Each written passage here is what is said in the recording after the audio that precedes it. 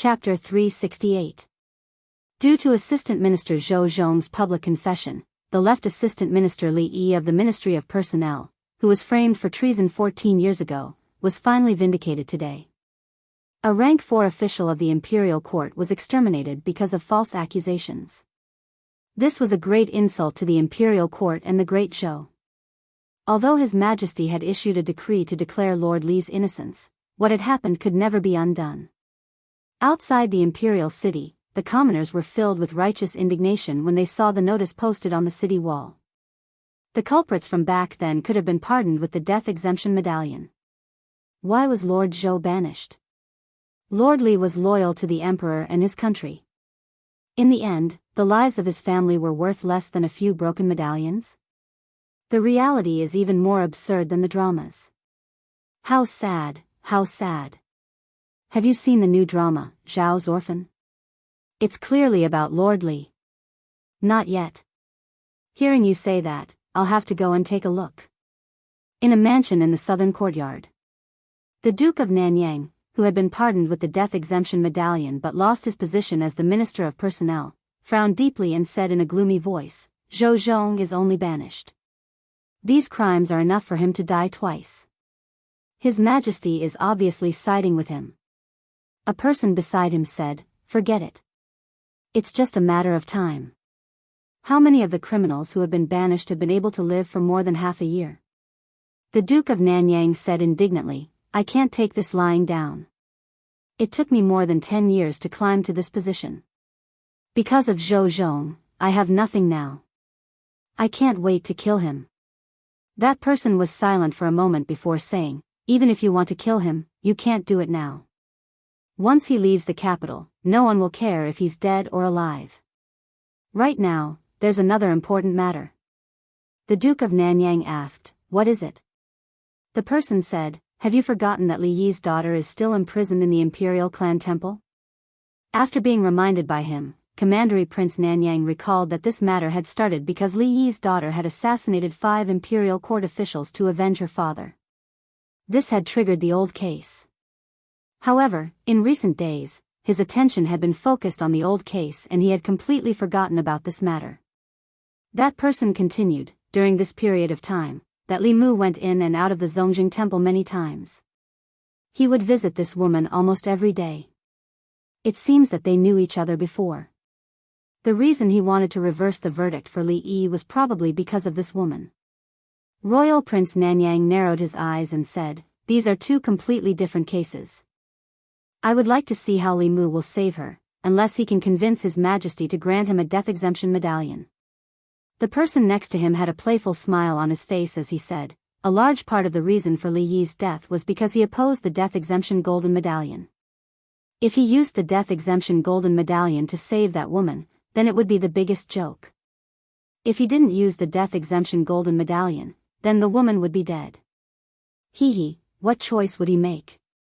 Royal Prince Nanyang asked, what if he really begs His Majesty to grant him the death exemption golden medallion? Bewitching the Son of Heaven, treacherous officials who will harm the country. Murderous intent appeared in that person's eyes as he said, clean up the emperor's subordinates and punish treacherous officials.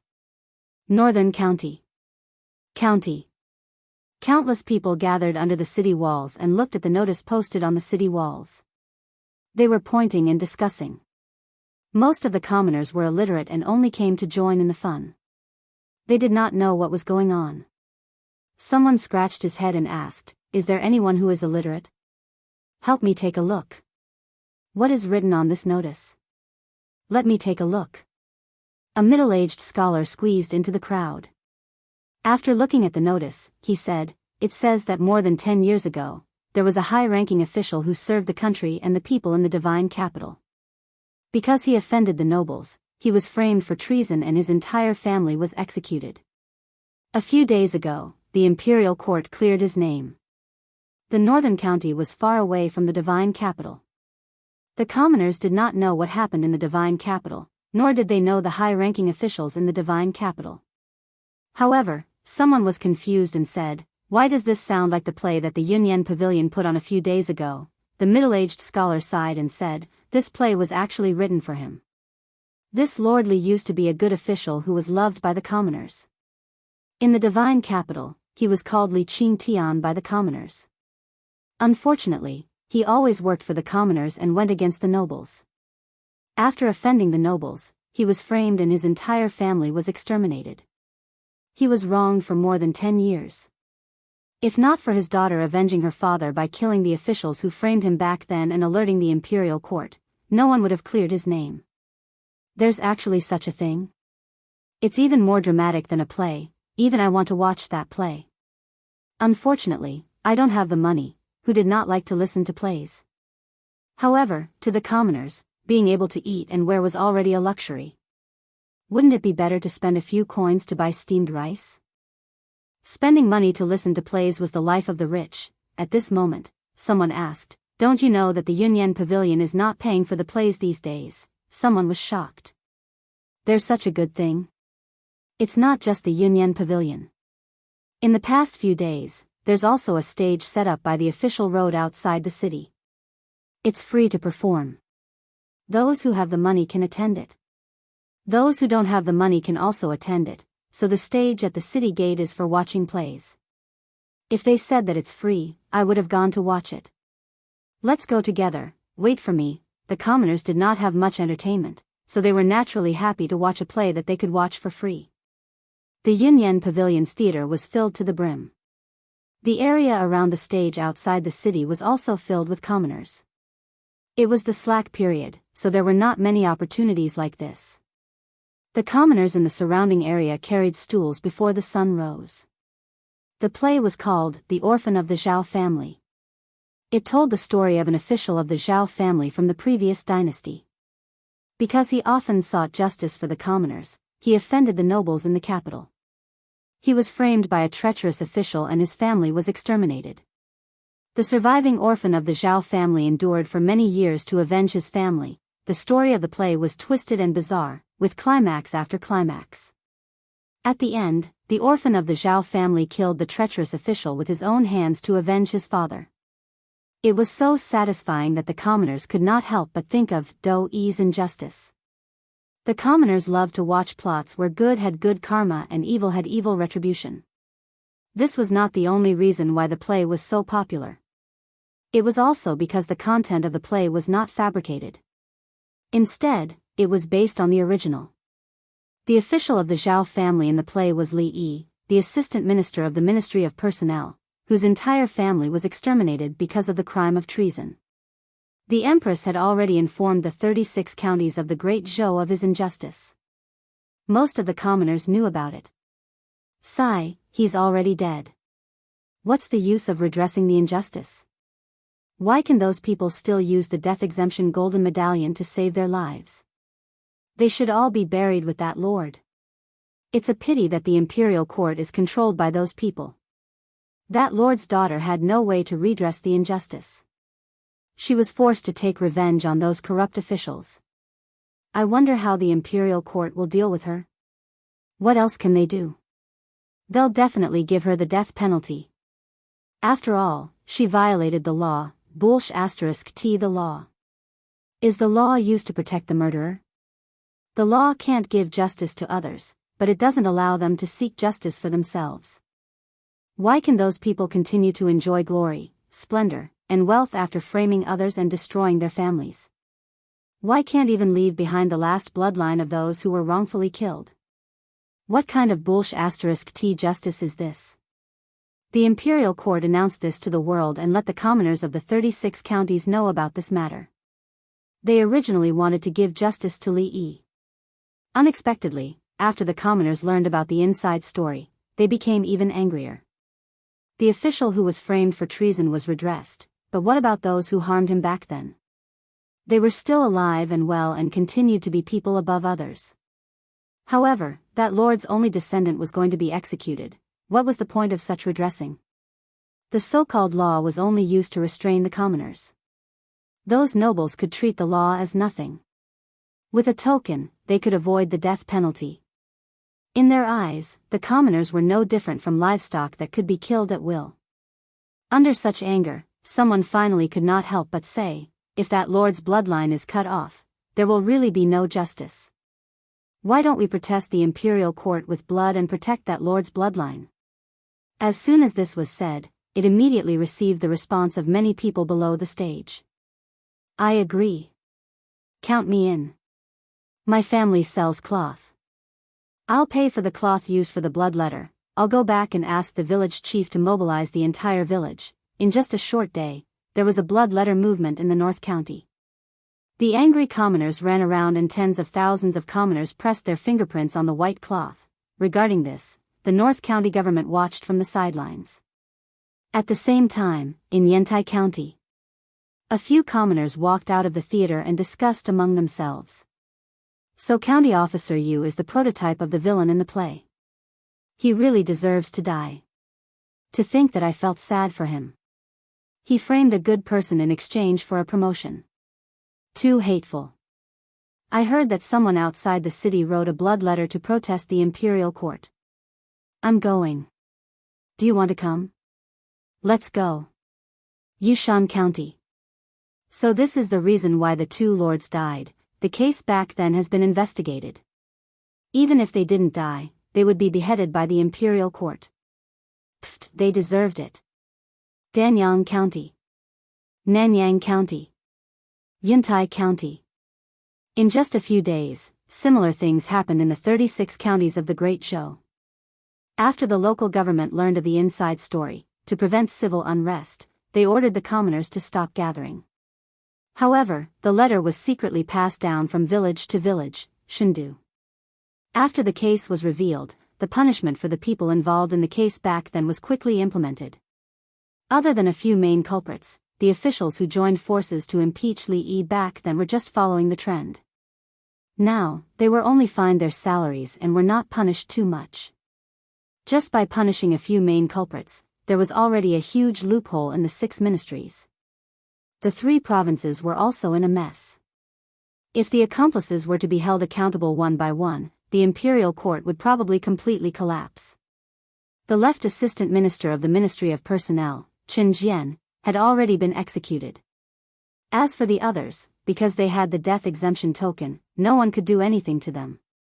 In the hall of the secretariat, Li Mu opened a letter. The contents of the letter were about an official urging the imperial court to quickly deal with the assassination of the 5 officials. Chapter 369. In fact, all the things that had happened in the divine capital these days revolved around the murder of several imperial court officials. The reason why few people mentioned this matter was that most people were attracted by Li Yi's old case. Now that the old case had been clarified, those who should be rehabilitated had been rehabilitated, and those who should be sentenced had been sentenced. The original case had been pushed to the forefront again. The headmaster had notified almost all the subsects to help Li Mu obtain the book of 10,000 people from the various counties. Based on the feedback from Mount Baiyun, the progress of this matter had been pushed forward by more than half. Now was not the time. Li Mu closed the memorial and put it aside. In the Commandery Prince mansion of Nanyang, Commandery Prince Nanyang looked at an official and asked, "Are you sure the memorial has been handed in? It has been 3 days. Why is there no news at all?"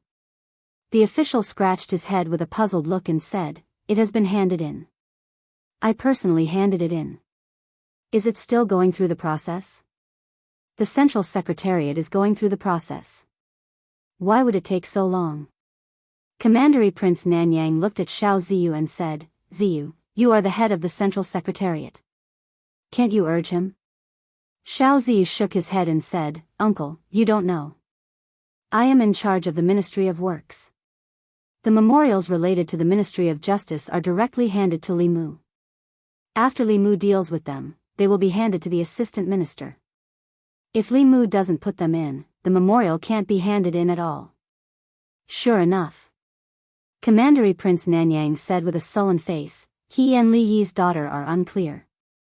He will definitely cover for her. The memorial can't be handed to the Central Secretariat.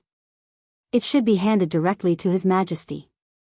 The official nodded and said, "I will try." Changle Palace. Li Mu opened a memorial. It was still asking the imperial court to deal with Li Qing. Whether it was the handwriting or the content, it was exactly the same as what he saw 3 days ago. This official was rather persistent.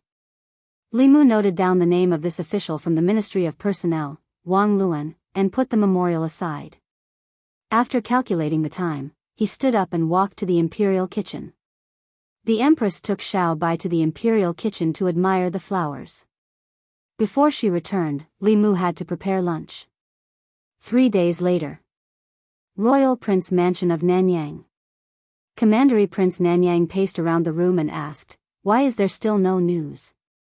The official was also puzzled and said, "I don't know either." At this moment, a servant walked in and whispered a few words into Duke Nanyang's ear. Commandery Prince Nanyang was taken aback and asked, "Book of 10,000 people?"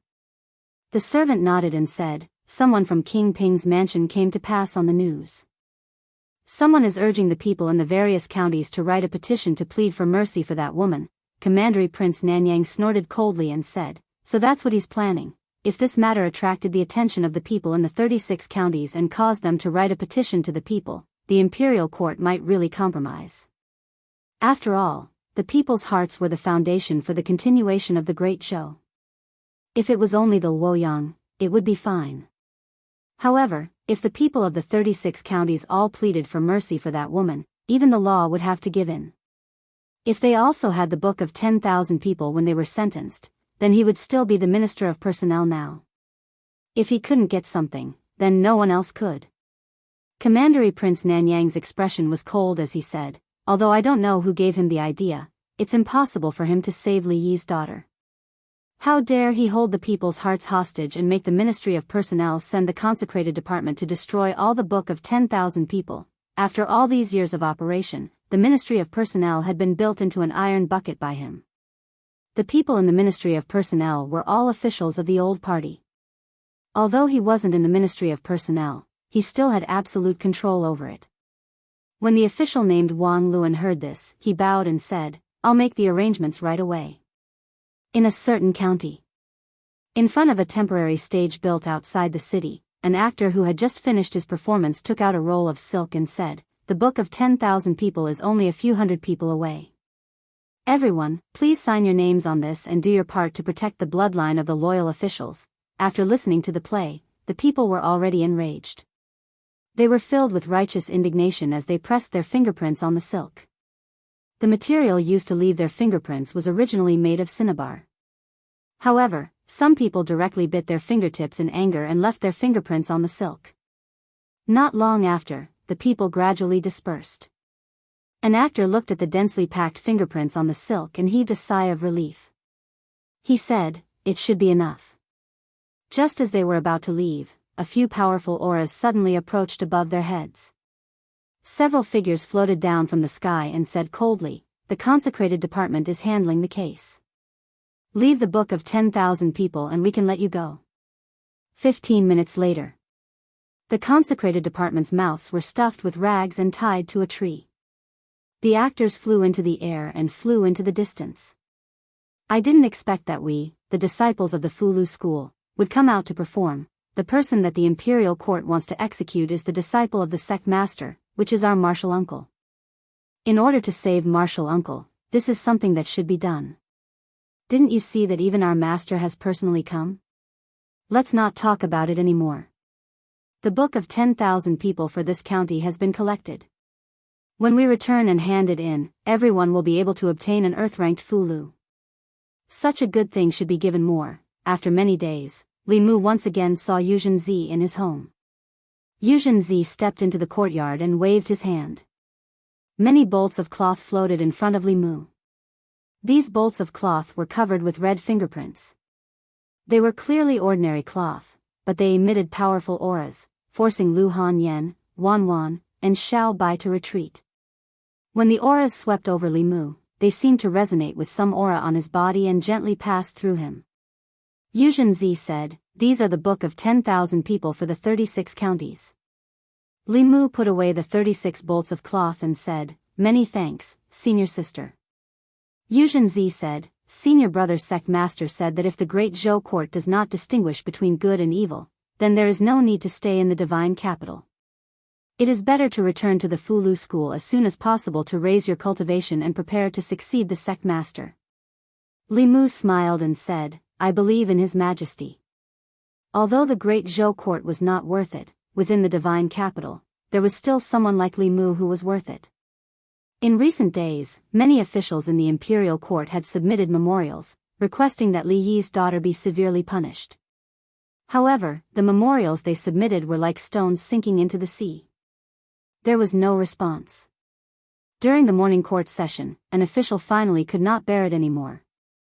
An official from the Ministry of Personnel stood up and said, reporting to His Majesty, under the circumstances of Li Yi's case being unclear, Li Yi's daughter assassinated 5 officials of the imperial court.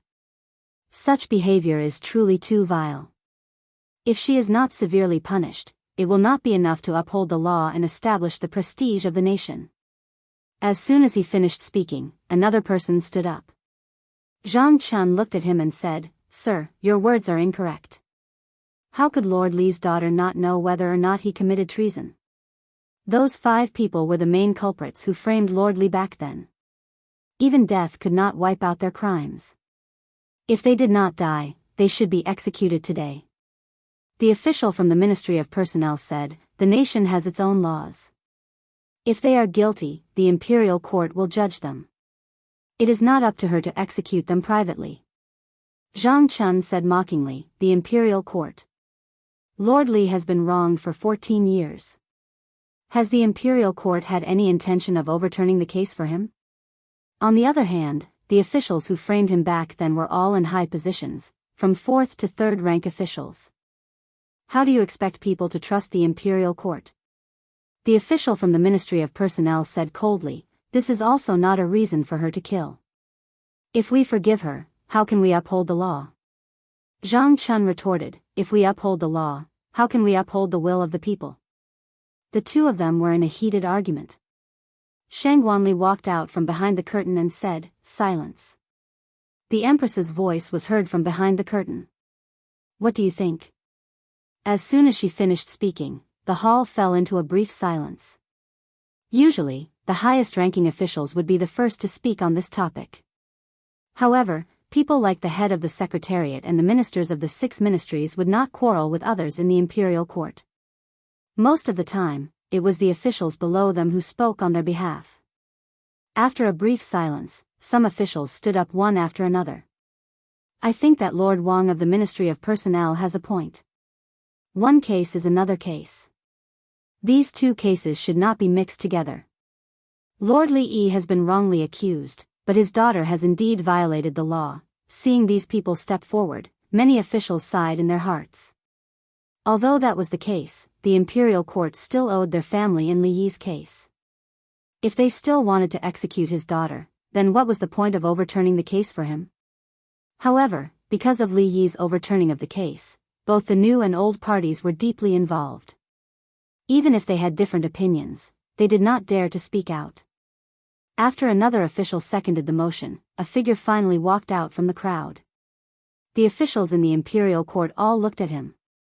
These days, everything that happened in the imperial court was caused by Li Mu alone. This time, he was probably one of the people who wanted to protect Li Yi's daughter.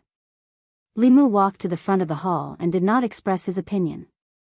He only said calmly, I would like your Majesty and all the officials to see something first. With a wave of his hand, a pile of things suddenly appeared in the crepe myrtle hall. There were a total of 36 pieces of what looked like cloth and silk. They slowly flew into the air, then connected together and slowly unfolded. A shocking scene appeared in everyone's eyes. The 36 pieces of cloth connected together formed a huge canvas that was 200 feet long. The canvas was densely covered with blood-red fingerprints. As the canvas unfolded, an extremely powerful aura suddenly spread out. Under the impact of this aura, the officials in the hall could not help but retreat. Some even fell on their buttocks. Only a small number of people were able to remain standing under the impact of this aura. Behind Li Mu, several officials who had just stood up and suggested that Li Qing be severely punished retreated more than 10 steps. One of them even directly withdrew from the crepe myrtle hall. An official looked at the huge canvas in front of him and saw the faint smell of blood on it. He murmured, a blood letter of the people, a blood letter of the people condensed from the power of faith of the people. Li Mu stood in front of the canvas and slowly said, Lord Li was loyal and patriotic, but because of a scoundrel's framing, his entire family died in vain. The imperial court owes the Li family too much. The people of 36 counties, 360,000 people, plead your majesty for mercy. Chapter 370. In the crepe myrtle palace, the 36 scrolls of the Book of the People floated in front of the officials. Although there were no words on the unfurled white cloth, the fingerprints and palm prints represented the wishes of the people. The will of the people could not be deceived, nor could it be defied. This was the foundation of the great show. Under the pressure of the Book of the People, the officials who had just stepped forward to request the execution of Li Yi's daughter found it difficult to speak again. They could no longer speak. After Li Mu took out the Book of the People, if they spoke again, the opposition would not be from Li Mu, but from the will of the people. For the imperial court, in the face of the will of the people, there was nothing that could not be compromised, including them. The noisy imperial court suddenly quieted down. After a long period of silence, a figure slowly stepped forward. Zhang Chun bowed and said loudly, "Your Majesty, please have mercy." His voice echoed in the crepe myrtle palace. Soon, another official took a deep breath and slowly stepped forward. He bowed and said, "Your Majesty, please have mercy. Your Majesty, please have mercy. Your Majesty, please have mercy. Your Majesty, please have mercy." One figure, two figures, three figures. In the hall filled with the will of the people, more and more officials stepped forward.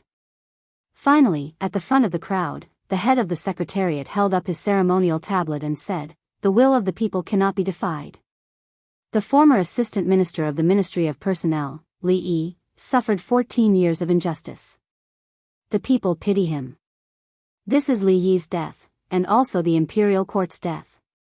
I implore your Majesty to comply with the will of the people and show mercy. The two attendants also sighed softly and stood out. Although Li Yi's daughter violated the law, but considering that her family was framed by treacherous officials and suffered great injustice, and the people she killed were all guilty officials, I implore your Majesty to show mercy. The will of the people cannot be defied. Your Majesty, please have mercy, the head of the secretariat and the attendants all pleaded. Finally, even the head of the officials, stepped forward and said slowly, "The will of the people is the most important. I implore your Majesty to comply with the will of the people and pardon Lord Li's daughter." Behind the curtain, the Empress's voice was majestic. "Since this is the will of the people of the 36 counties, and the ministers have pleaded for her, I can't be stubborn. After the court, the Secretariat will immediately draft a pardon. Imperial Ancestral Temple." Li Mu walked into the deepest part of the prison and said, "Open the door." The prison guard behind him immediately took out the key he had prepared and opened the cell door. Li Mu walked into the cell, reached out his hand to Li Qing and said, "Let's go home."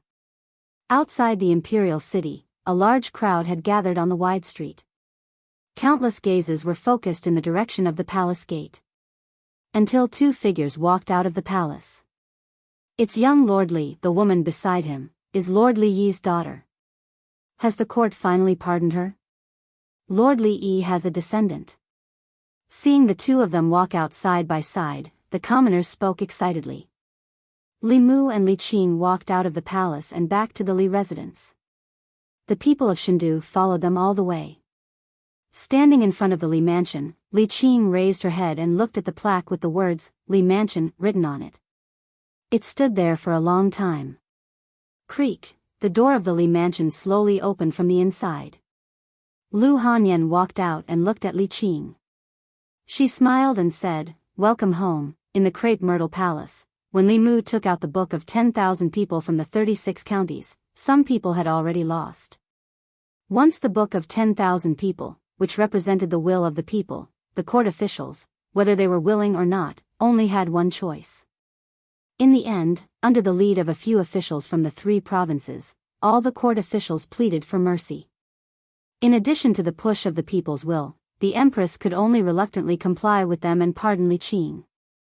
In the Li mansion, Li Mu sat cross-legged on the bed. The telekinesis in his body was almost full. When he walked out of the palace with Li Qing, the entire street was covered by telekinesis. He had just taken out the spiritual jade from the flask space. In just a moment, the spiritual energy in the spiritual jade would be completely absorbed.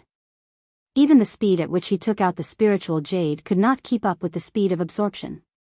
At this moment, in the North Court, with the Li Mansion as the center, a huge spiritual energy whirlpool had formed. The spiritual qi in the air of the entire divine capital was gathering towards the Li residence in the northern garden. In the divine capital, some of the more powerful cultivators had already noticed the abnormality. Especially those who lived in the North Court, they could clearly feel that the spiritual energy in the surroundings was becoming more and more abundant. However, when they tried to absorb it, they realized that they could not absorb any spiritual energy at all. The huge spiritual energy whirlpool in the North Court was violently absorbing all the spiritual energy in the surroundings. Someone is breaking through. What exactly is this person's cultivation? How could he cause such a huge commotion? Countless figures flew up from all directions and looked in the direction where the spiritual energy was gathering. That place is the Li Mansion. This familiar feeling. Could it be that Li Mu is also cultivating telekinesis? It's the same as Li Yi back then. No wonder his cultivation speed is so fast at such a young age.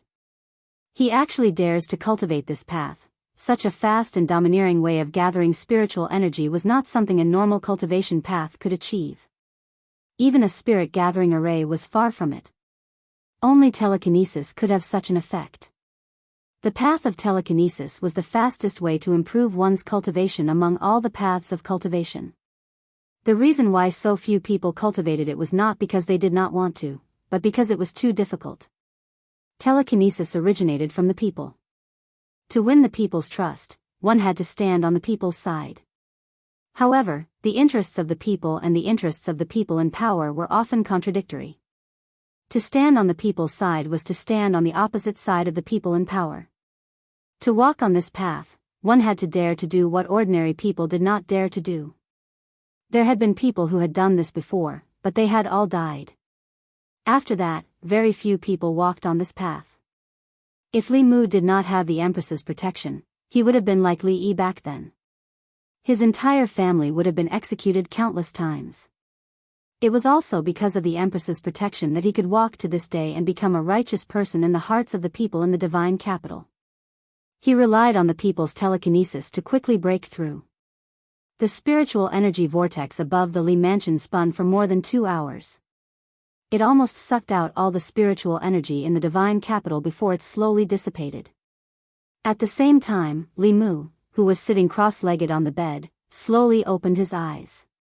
The divine light in his eyes was restrained. The aura on his body was also extremely obscure. In the past, he was a sharp sword. Now, he had hidden his edge. Saving Li Qing was something he had to do. It was also in accordance with the people's will. With this, the telekinesis of the people in his body reached its peak. It allowed him to break through to the 5th level in one go. It also allowed him to resolve one of his obsessions. Li Mu walked out of the room. Hyun Jinko stood in the courtyard and smiled. Congratulations, junior brother. Li Mu clasped his hands and bowed to the two of them. Thank you for your help these days, senior brother and senior sister. Hyun Jinko said, there's no need for thanks between fellow disciples.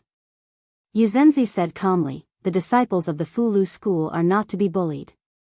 Hyun Jinko continued, junior brother, you just broke through. Your magic power is not stable yet. First stabilize your cultivation. As for other things, it won't be too late to talk about them later. Li Mu said, I'll stabilize it later. I still have something to do. I have to go out for a while. Outside the palace, Li Mu and Li Qing stood side by side as they watched Zhou Zhong walk out of the palace. His hands were shackled by iron chains and his dermic powers were also sealed. This chain would only be removed when he arrived at the place of exile. 2 Fifth Realm worshippers stood behind him.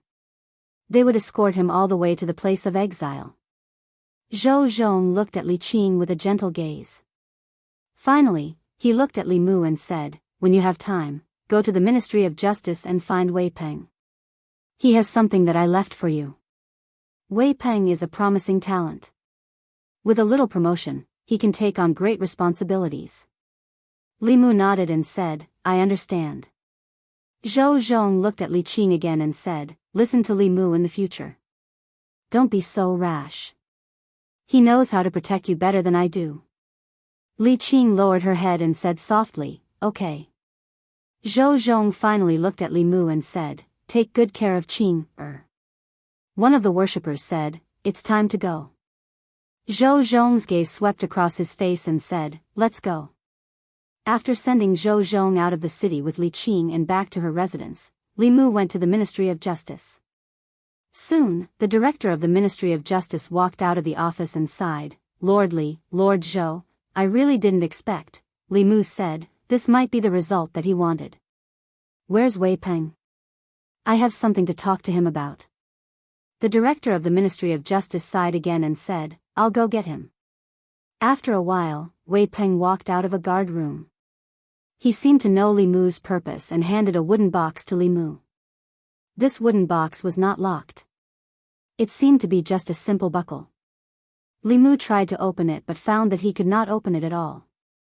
He channeled his magic power and used the art of great strength but still could not open it.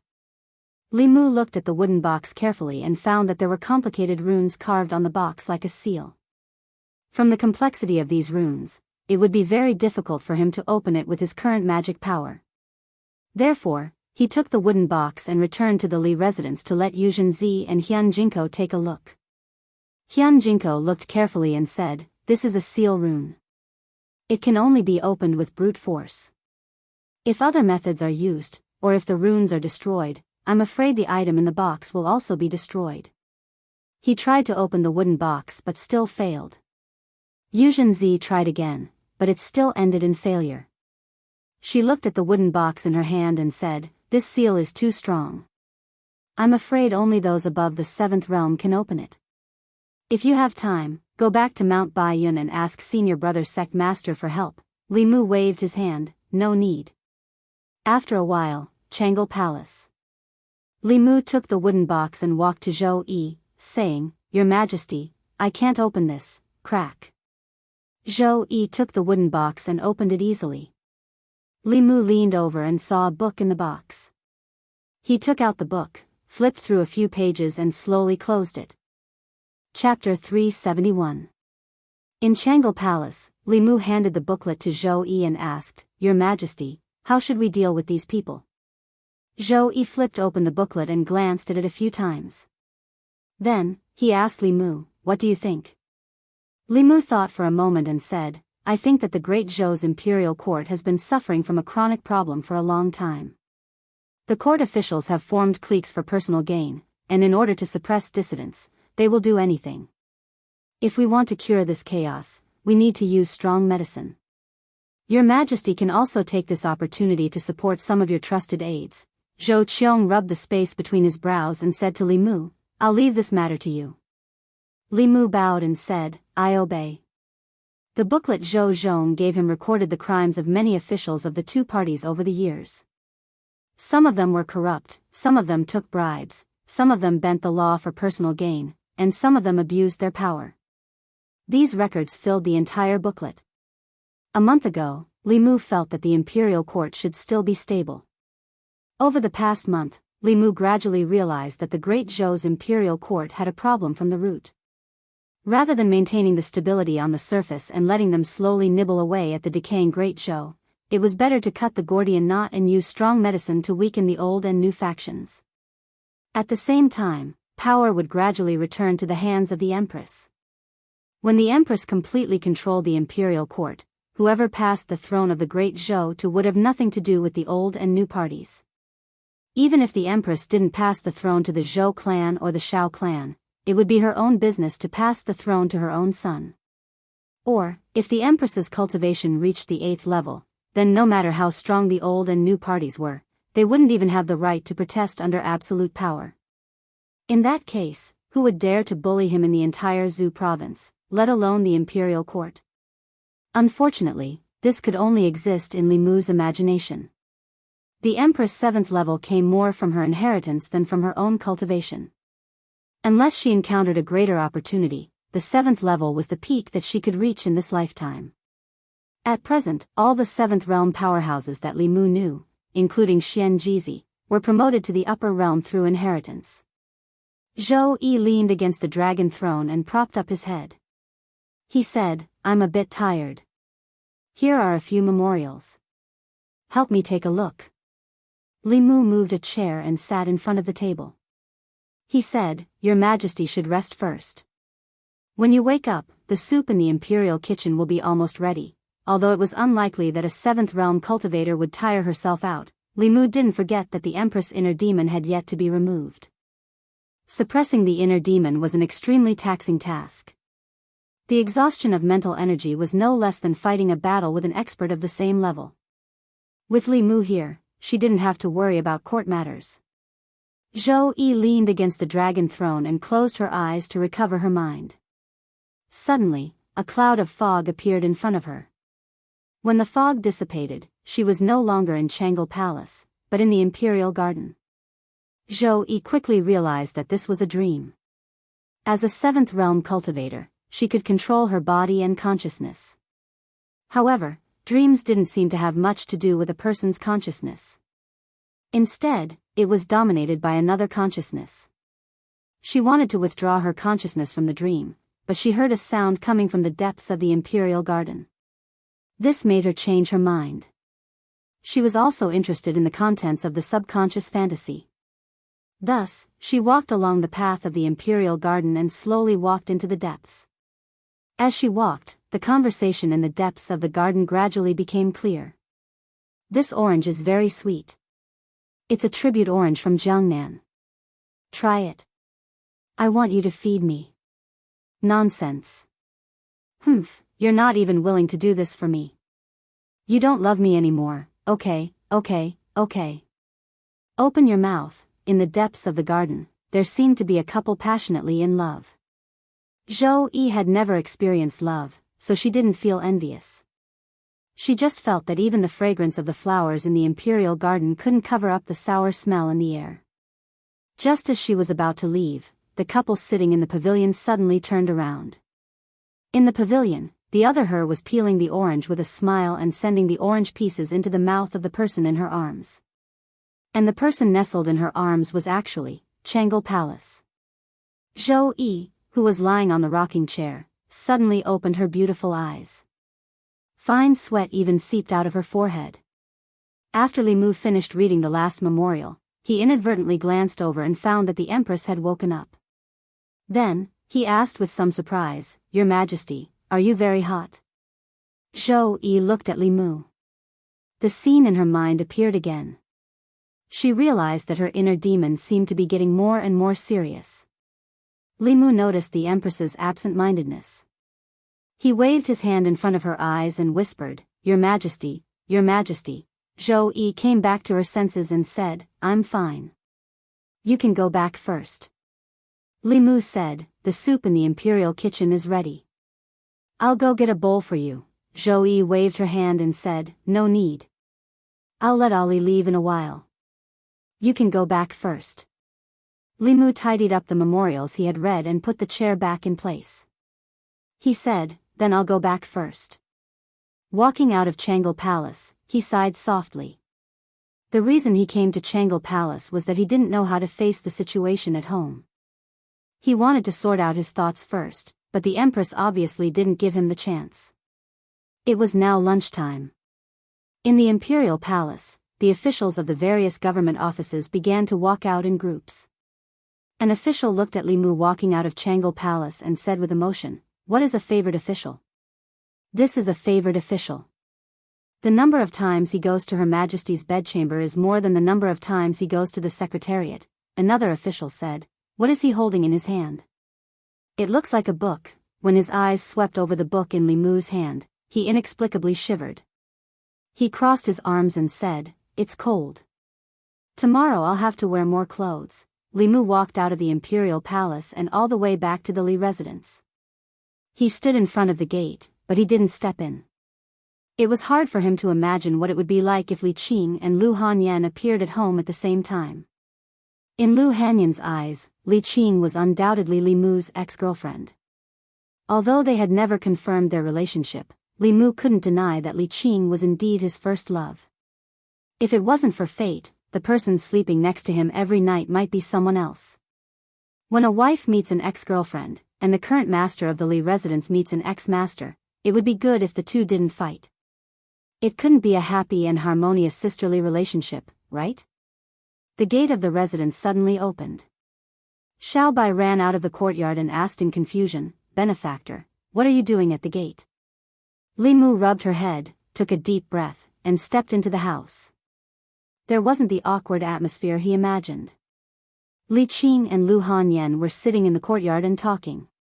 They were neither too enthusiastic nor too distant. Li Mu walked into the courtyard and said, "I'm back." No one paid attention to him.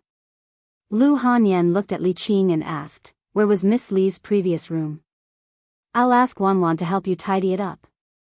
Li Qing said, "No need, I'll tidy it up myself." Lu Hanyan shook her head and said, "This used to be your home, and it will still be your home in the future. You don't have to be so polite in your own home." What Li Mu was worried about didn't happen. Lu Hanyan, who had always been stingy in relationships, was so magnanimous that he couldn't believe it.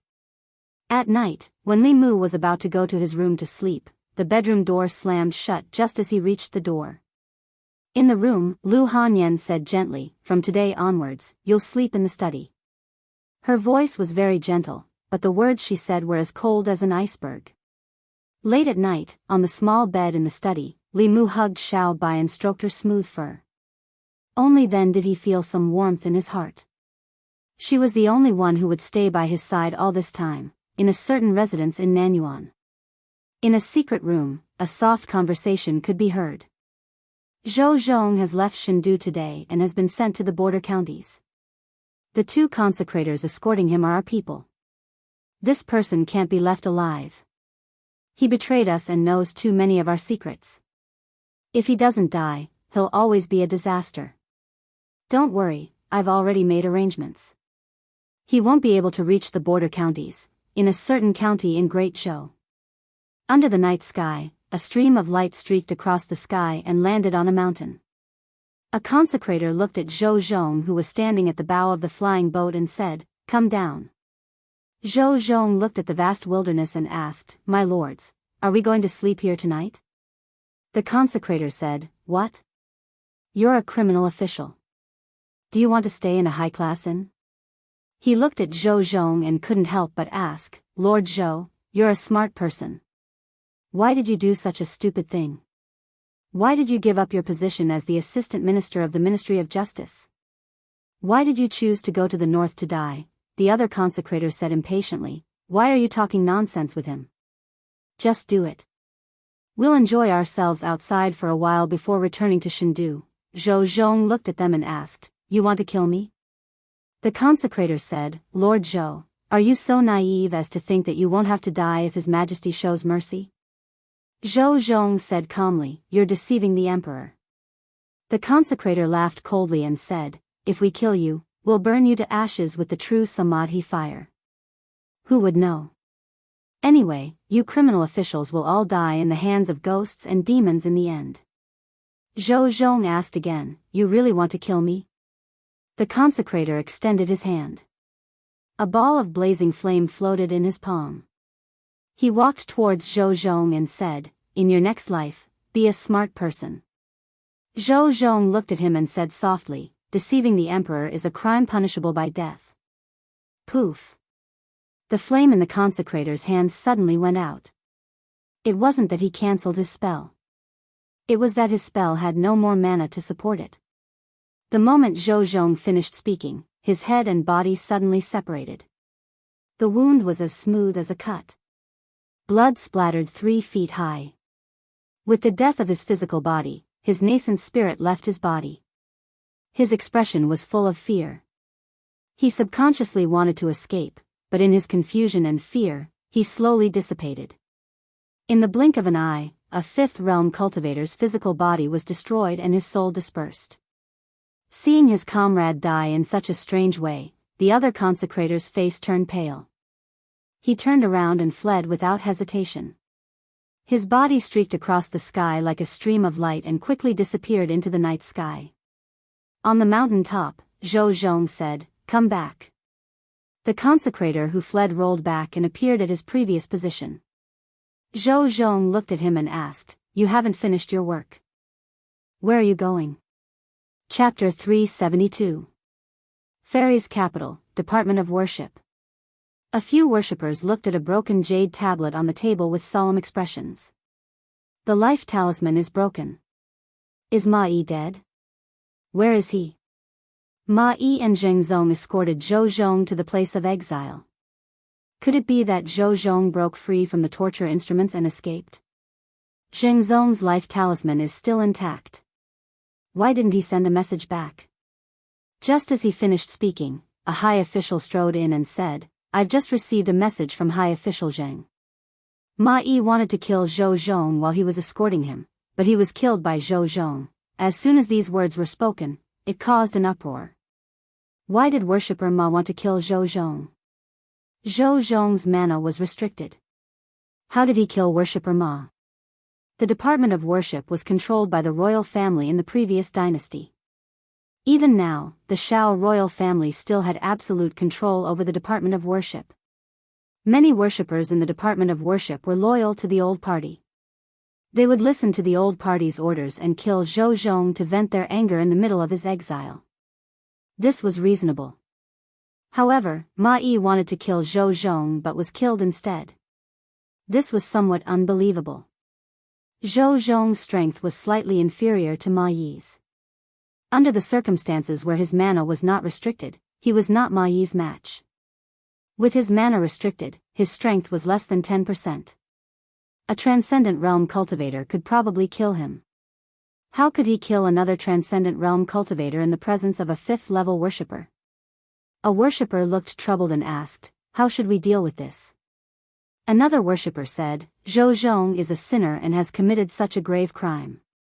If he is not killed, justice will not be served." Everyone looked at him and did not agree.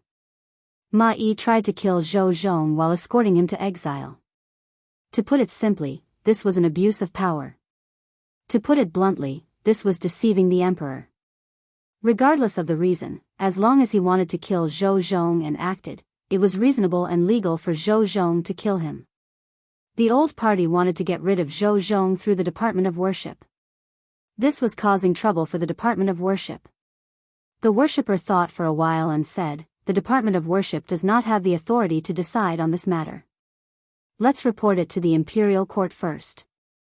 Today, when Li Mu was helping the empress deal with the reports, he learned that the worshipper escorting Zhou Zhong wanted to kill Zhou Zhong during his exile and was killed by Zhou Zhong instead. Although he knew that Zhou Zhong was stronger than him, he was still able to kill a 5th-level expert with his mana restricted. This was something only a transcendent realm cultivator. However, no matter how powerful Zhou Zhong was, he would not be at the 6th realm. Li Mu was certain of this. In Li Mu's mind, Zhou Zhong's of cultivation was a mystery. Of Zhou's also of Lord. If he had not secretly helped Mrs. Chu that time, Li Mu might have thought that he was just an ordinary cultivator in the Fate realm. According to the news sent back by the surviving consecrator, Zhou Zhong only said one sentence: "Deceiving the monarch, according to the law, should be executed." That consecrator Ma's body and head were separated from his body, and then his soul dispersed. This made Li Mu think of an unpopular cultivation school. Before the rise of Buddhism, there were all sorts of cultivation schools. There was the school of medicine, the school of military, the school of music, the school of legalism, and so on. These schools all had their own specialties.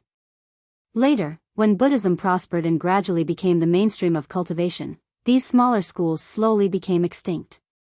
Of these schools, Li Mu had the deepest impression of the school of legalism. The cultivators of legalism did not cultivate abilities or Taoist techniques. Once they reached the peak of their cultivation, their words became law. Taoist techniques and abilities were useless before them. Even though this ability was not limitless, it still made Li Mu very envious. However, this was now the world of Buddhism. The cultivation methods of the school of legalism had long been extinct. Occasionally, a successor of the school of legalism would appear, but they were like a flash in the pan, quickly disappearing. From Zhou Zhong's actions and his identity, it was extremely likely that he cultivated the school of legalism. Throughout history, the successors of legalism would actively enter the court and push for legal reform. Perhaps their cultivation had something to do with this. The school of legalism did not cultivate dharmic powers. Their attacks were more like Daoist techniques. If Zhou Zhong cultivated both Daoist techniques and Daoist techniques, then his true strength might be extremely close to the sixth realm. If a fifth realm transcendent wanted to touch him, he would undoubtedly have kicked an iron plate. Through this incident, another problem was exposed. The Department of Worship was no longer the Department of Worship of Great Zhou, but the Department of Worship of the Old Party. The prefectures of Great Zhou had a high degree of autonomy. The Department of Worship's function was equivalent to the Great Zhou FBI. It specialized in dealing with matters that could not be dealt with locally. If it was controlled by someone, there would be very serious consequences. Xiao Yu's incident was one of them. Zhou Zhong's incident also explained the problem. Since they had decided to do something big, they might as well start with the Department of Worship. However, before that, there was an even more important matter that the Secretariat had to deal with immediately. After overturning the case for Li Qing's father, 2 ministers and 2 assistant ministers of the 6 ministries were removed from their positions. All of a sudden, there were 4 empty positions for officials above the 4th rank. The Ministry of Personnel was also without a leader. Without officials to replace them, the Yamen would not be able to continue operating. Regarding this, the Secretariat had been arguing for an entire morning. The Ministry of Personnel was the lifeblood of the Old Party. It was originally completely controlled by the Old Party. 1 minister and 2 assistant ministers were all members of the Old Party. The minister of the Ministry of Personnel was the Duke of Nanyang. Through the Ministry of Personnel, the Old Party controlled the assessment, appointment, and dismissal of most officials in Great Zhou. They also indirectly influenced the Department of Worship. It could be said that they had grasped the lifeline of the imperial court. In the process of overturning the case for Li Yi, Li Mu, and Zhou Zhong had cut off the lifeblood of the Old Party. It seemed that the Old Party had only lost 3 officials, but in reality, they had suffered heavy losses. The Old Party was the upper echelons of the government and could influence countless lower echelons of the government. Without the Ministry of Personnel, the Old Party would lose half of their authority in the imperial court. Therefore, they hated Zhou Zhong to the bone and wished that they could get rid of Zhou Zhong on the way to exile him. This time, the position of the Minister of the Ministry of Personnel was contested by Xiao Ziyu, who represented the royal Xiao family, and Zhou Xiong, who represented the Zhou family, for the entire morning. They argued until their faces were red and their necks were thick, but no one gave in to the other. It was impossible for them to give in. In terms of power, the Minister of the Ministry of Personnel was the most powerful among the 6 ministers. The Old Party wanted to take back the position that originally belonged to them, and the new party would not let go of this one and only opportunity. If they obtained the Ministry of Personnel, they would be able to suppress the Old Party. Compared to them, the others did not speak much. This important position did not belong to the Old Party, but to the new party. It could not fall to anyone else. As for the Minister of the Ministry of Personnel, the Secretariat could submit 7 candidates. In order to ensure that nothing went wrong, the Xiao family wanted to monopolize the 7 positions. Naturally, the Zhou family also wanted to monopolize it. Neither side would let the other have their way. As the 2 argued back and forth, Li Mu felt a headache coming on. Why don't you take a look and see if the person you nominated has any qualifications? My person doesn't have any qualifications, but your person does? At most, I'll give you 1. 7 positions, not 1 less. This position originally belonged to us. Li Mu finally could not take it anymore. He slammed the table and said, "The 2 of you, that's enough." He looked at Zhou Xiong and Xiao Ziyu and said, "The 2 of you have argued for 4 hours over a single position. Do you still have any respect for your colleagues? There are still 2 assistant ministers and 1 minister to recommend. Are you going to discuss this until next year? The other officials of the Secretariat agreed with Li Mu and spoke up. Yes, Lord Li is right. If the two of you continue like this, when will it end? Let's discuss and come up with a plan. After some thought, Li Mu said, how about this? Of the 7 positions, each of you can have 3. The last position can be left empty or someone else can be chosen. No. I don't agree. The two of them refused without hesitation. Whether it was the new party or the old party, they were both determined to obtain the position of Minister of Personnel. They did not want to give up even 1 position, much less 3. What right do you have to disagree? Li Mu's face darkened as he said, as officials of the Secretariat, are you more handsome than the other officials or have a higher cultivation? Why should the two of you decide on 7 positions? By allowing the two of you to discuss this, we are giving you face. If you don't want it, then we won't give it to you. For these 7 positions, the 6 officials of the Secretariat will each recommend 1 person, and the last one will be decided by Assistant Minister Lu. Are the two of you satisfied? Zhou Xiong and Xiao Ziyu were speechless. The other 3 officials of the Secretariat felt extremely satisfied. Li Mu's words had spoken out what they had been thinking for many years. There were 6 Imperial Secretariat officials in the Central Secretariat. Everyone had the same rank and status. Due to the influence of the old and new factions, they usually gave these 2 people more power to speak. If they continued to push their luck, then they would be asking for more face. Which of the officials of the Secretariat did not come from an illustrious clan? They were not inferior to the Shao clan or the Zhou clan.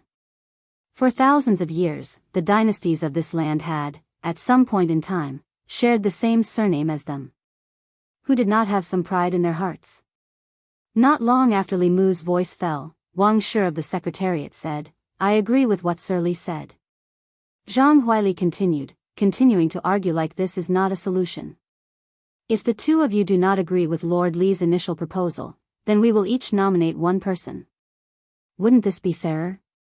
Song Liangyu looked at the two and asked, Lord Shao, Lord Zhou, what do you think? Xiao Ziyu and Zhou Xiong thought quickly. The second situation was naturally the one they did not want to see the most. If each of them could only nominate 1 person, then there was not even a 20% chance. If each of them nominated 3 people, then the chance was close to 50%. They were clear about this. The two of them looked at each other and said at the same time, then let's follow Lord Li's initial proposal. The two of them each wrote 3 names on the paper. Xiao Ziyu asked, the nomination of the last person, that is none of your business. Li Mu waved his hand and said, out of the 7 spots, the 2 of you have taken up 6. The 5 of us do not even have a chance to nominate 1 person? Zhou Xiong and Xiao Ziyu did not speak. The last person to nominate was just to make up the numbers. As long as it was not someone from the opposing faction, they had no objections. Zhou Xiong was still worried and added, the position of Minister of Personnel is very important. Zhang Chun does not have enough experience. If Lord Li wants to nominate him, I'm afraid it is against the rules. Do you think that I am like the two of you who only know how to suppress dissidents and appoint people based on favoritism? Li Mu looked at him with disdain and said, besides, even if it is a nomination, the final decision is made by His Majesty. Do you think that I can make the decision for the Minister of Personnel? Chapter 373. The position of Minister of Official Personnel Affairs was extremely important. Even if Li Mu was a favored official, the Empress would not let him make the decision. However, Xiao Ziyu was still worried. He asked, if I may ask, who would you like to nominate? Li Mu actually wanted to nominate Zhang Chun. After all, he owed old Zhang a lot of favors. If he became Minister of Official Personnel Affairs, he would have the right to apply for a 5-sectioned house from the imperial court. He would have servants and maids. However, the Minister of Official Personnel Affairs was a 3rd-rank official.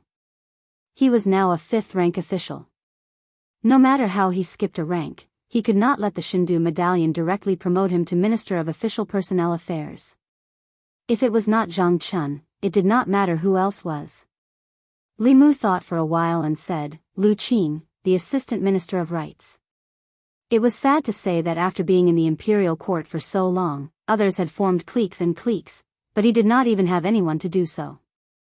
In fact, when it came to nominating for the position of Minister of Official Personnel Affairs, he could only think of Lu Qing, the Assistant Minister of Rights.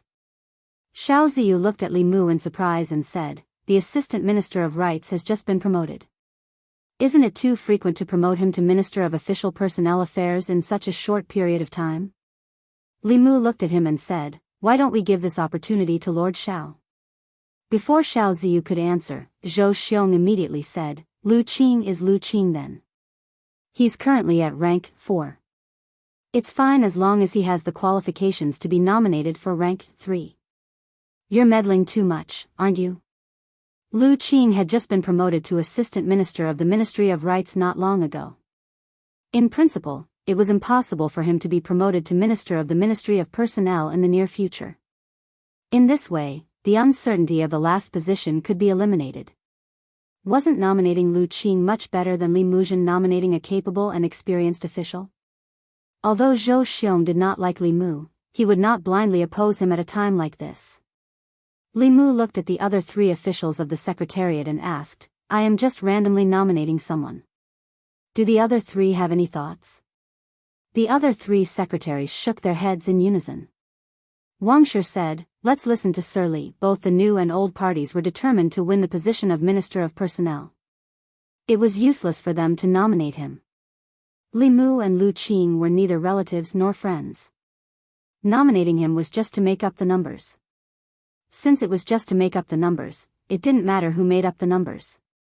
Under Li Mu's forceful intervention, Zhou Xiong and Xiao Ziyu made a compromise, and the candidate for the Minister of Personnel was finally decided.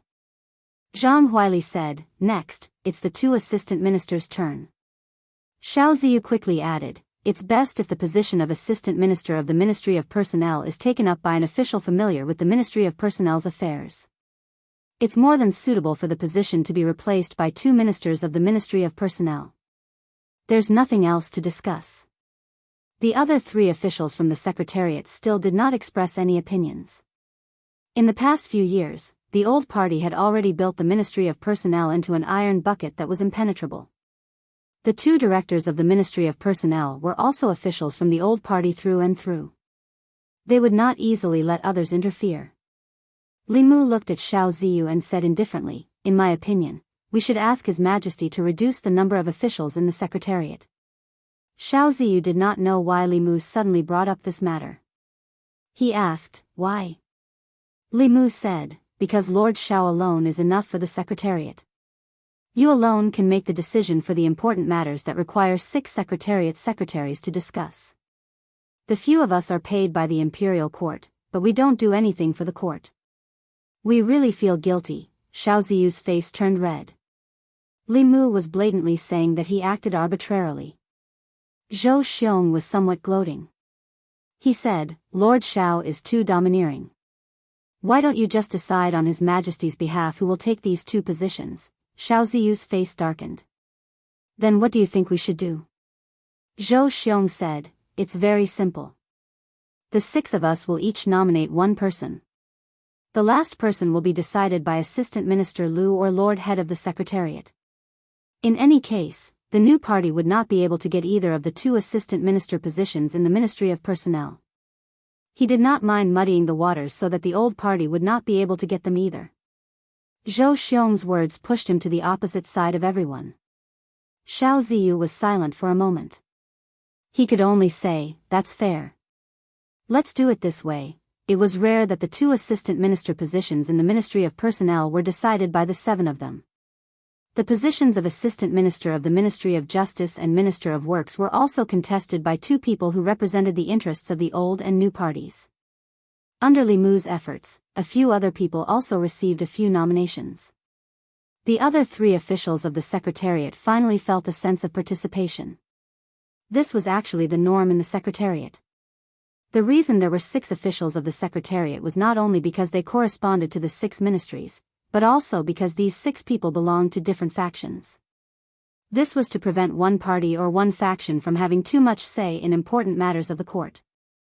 In the past few years, the court officials had taken sides, forming the old and new parties. They each occupied the court, and the structure of the secretariat was also affected. It was practically Zhou Xiong and Xiao Ziyu's opinions. This situation finally changed after Li Mu came to the secretariat. Under the protection of Her Majesty, the old and new parties could not do anything to him. After the 6 officials of the secretariat decided on the candidates for the positions, they handed them over to the assistant minister of the secretariat and the head of the secretariat. If the officials of the secretariat had no objections, they would send them to the Ministry of Martial Arts. After the Ministry of Martial Arts verified the candidates, they would hand them over to the Empress to decide on the final candidates. Among them, there were restrictions on the monarch's authority and also restrictions on the monarch's authority. For officials of this level, even the Empress could only choose from the people appointed by the Secretariat. The Secretariat only had the right to recommend but not the right to decide. Of course, the past emperors all had their own trusted aides in the Secretariat. This way, many things were still decided by the monarch. Li Mu tidied up the memorials and sent them to Changle Palace. He placed them on the table in front of Zhou Yi and said, "Your Majesty, these are the candidates for the Minister of Personnel, the Assistant Minister of the Ministry of Justice, and the Minister of Works. The Secretariat has already chosen them. Please take a look."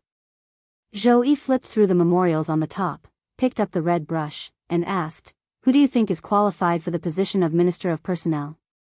Li Mu said, "This is a matter of great importance. Your subject does not dare to speak carelessly." Zhou Yi thought for a moment and was about to circle a name when Li Mu coughed softly. Zhou Yi paused. The tip of the brush brushed past that name and stopped above another name. Li Mu coughed again. The tip of the brush continued to slide down. Cough. Cough. Cough. After several coughs, when the tip of Zhou Yi's brush stopped at the last name, Li Mu finally stopped coughing. Zhou Yi circled the 2 words, Lu Qing. Li Mu smiled and said, "Your Majesty is wise. Although Lu Qing's qualifications are somewhat lacking, he does not form cliques and does not pursue personal interests. This can prevent one clique from controlling the court through the Ministry of Personnel and causing chaos in the court." After Zhou Yi circled Lu Qing's name, he handed the brush to Li Mu and said, "You can choose the rest." Li Mu took a step back and said, "Your Majesty, you cannot do this. If others know, they will think that your subject is taking advantage of your favor and interfering in the government. Your Majesty should choose." Zhou Yi glanced at him and said, "You are one of my people. Your thoughts are my thoughts.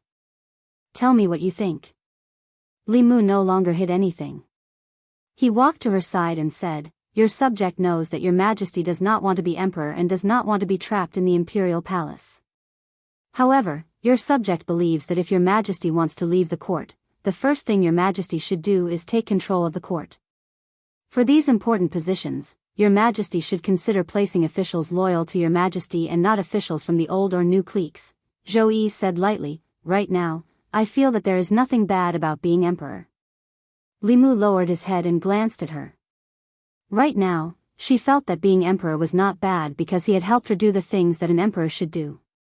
He had also helped her worry about the things that an emperor should worry about. Apart from showing her face at the morning court every 3 days, had she ever fulfilled any of the duties an emperor should have? Li Mu dared to complain about this in his heart. If he said it out loud, the Empress might come to find him in his dreams tonight. Li Mu cleared his throat and said, "As for these candidates, I can give your Majesty some suggestions. The Minister of Personnel is Lu Qing. As for the 2 assistant ministers, one can be given to the Wang family. As for the other, I recommend Zhang Chun. Sir Zhang has always kept himself clean and has never been associated with the old or new cliques. As long as your Majesty gives him a house with 5 courtyards and a few maids, he will work for your Majesty. As for the Assistant Minister of Justice, I recommend the former Minister of Justice, Yang Lin. Although he seems to be from the old clique, there is still room to rope him in. Letting him be the Assistant Minister of Justice can also appease the old clique and lessen their unbalanced mentality of losing the Ministry of Personnel. Finally, the Minister of Works. Although this position is not as important as the Minister of Personnel, it is best to have it in the hands of one of our own. For this position, I recommend the North County Governor, Chen Jingyuan. After Zhou Zhong's matter, the 6 important positions were empty. This affected the hearts of countless people in the imperial court. To quickly calm the hearts of the people, the Secretariat immediately recommended a batch of officials to become the candidates for those important positions. Amongst them, who the 3 officials of the Ministry of Personnel would end up in was something that both the old and new cliques cared about. The final result would affect which party would control the Ministry of Personnel in the future and influence the imperial court to the greatest extent. The Secretariat did not have to wait for long before the Changle Palace had a result. The current Assistant Minister of Rights, Lu Qing, was moved to the Minister of Personnel. Zhang Chun, Imperial Clan Temple Governor, was moved to the left Assistant Minister of Personnel. At the same time, he held the positions of Imperial Clan Temple Governor and Imperial Clan Temple Governor. Wang Xing was moved to the Ministry of Personnel as the right Assistant Minister. The Minister of Justice, Yang Lin, was promoted to Assistant Minister of Justice. The person who was chosen to be the Minister of Works was even more surprising. It was the North County Governor, Chen Jingyuan. Very few people in the imperial court knew this name. Apart from the selection of the Assistant Minister of the Ministry of Justice as expected, the final selection of the other important ministers were all shocking. The Secretariat. Looking at the name list that returned from Changle Palace, the names behind the few important positions were actually the officials that Li Mu used to make up the numbers. Xiao Ziyu and Zhou Xiong reacted at the same time. Not good. We fell into a trap again. Chapter 374. Xiao Ziyu and Zhou Xiong looked at each other. Only when they saw the name list did they realize that Li Mu had set a trap for them from the very beginning. He was best at hiding his true intentions. On the surface, he seemed to be doing it for the good of everyone, but behind his back, he had a secret that no one knew. When everyone was discussing the imperial examination system, Li Mu had made a huge contribution.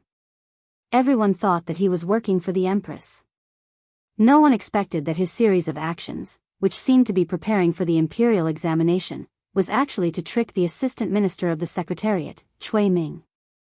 Judging from the result, Li Mu was not trying to mediate between the two at all. His true motive was to promote his people to high positions and weaken the power of the two parties at the same time. I was careless. I forgot. This little fox is cunning. How could he do such a thing without a motive? At this moment, the two of them, who belonged to different camps, felt a sense of sympathy for each other and shared a common hatred for the enemy. However, in the next moment, the two of them snorted coldly at the same time and walked out of the Secretariat. Not long after, in the southern park, Duke Manor of Nanyang. The veins on Duke Nanyang's forehead throbbed. He gritted his teeth and said, "That damned Li Mu. He won't let us have what he can't have." Xiao Ziyu thought for a while and said, "The most important thing is that the position of Minister of Personnel was not taken advantage of by the Zhou clan. Perhaps we can try to rope in Lu Qing. As far as I know, he hasn't been roped in by the Zhou clan. That's because the Zhou clan can't rope him in." Duke Nanyang said in a deep voice, "Do you think we haven't tried to rope in Lu Qing? When he was promoted to Assistant Minister of Rights, we tried to rope him in, but he ignored us. In the past 9 years in the imperial court, he has always been a loner and doesn't get close to anyone. He goes straight home after leaving the court. I invited him to banquets several times, but he rejected me."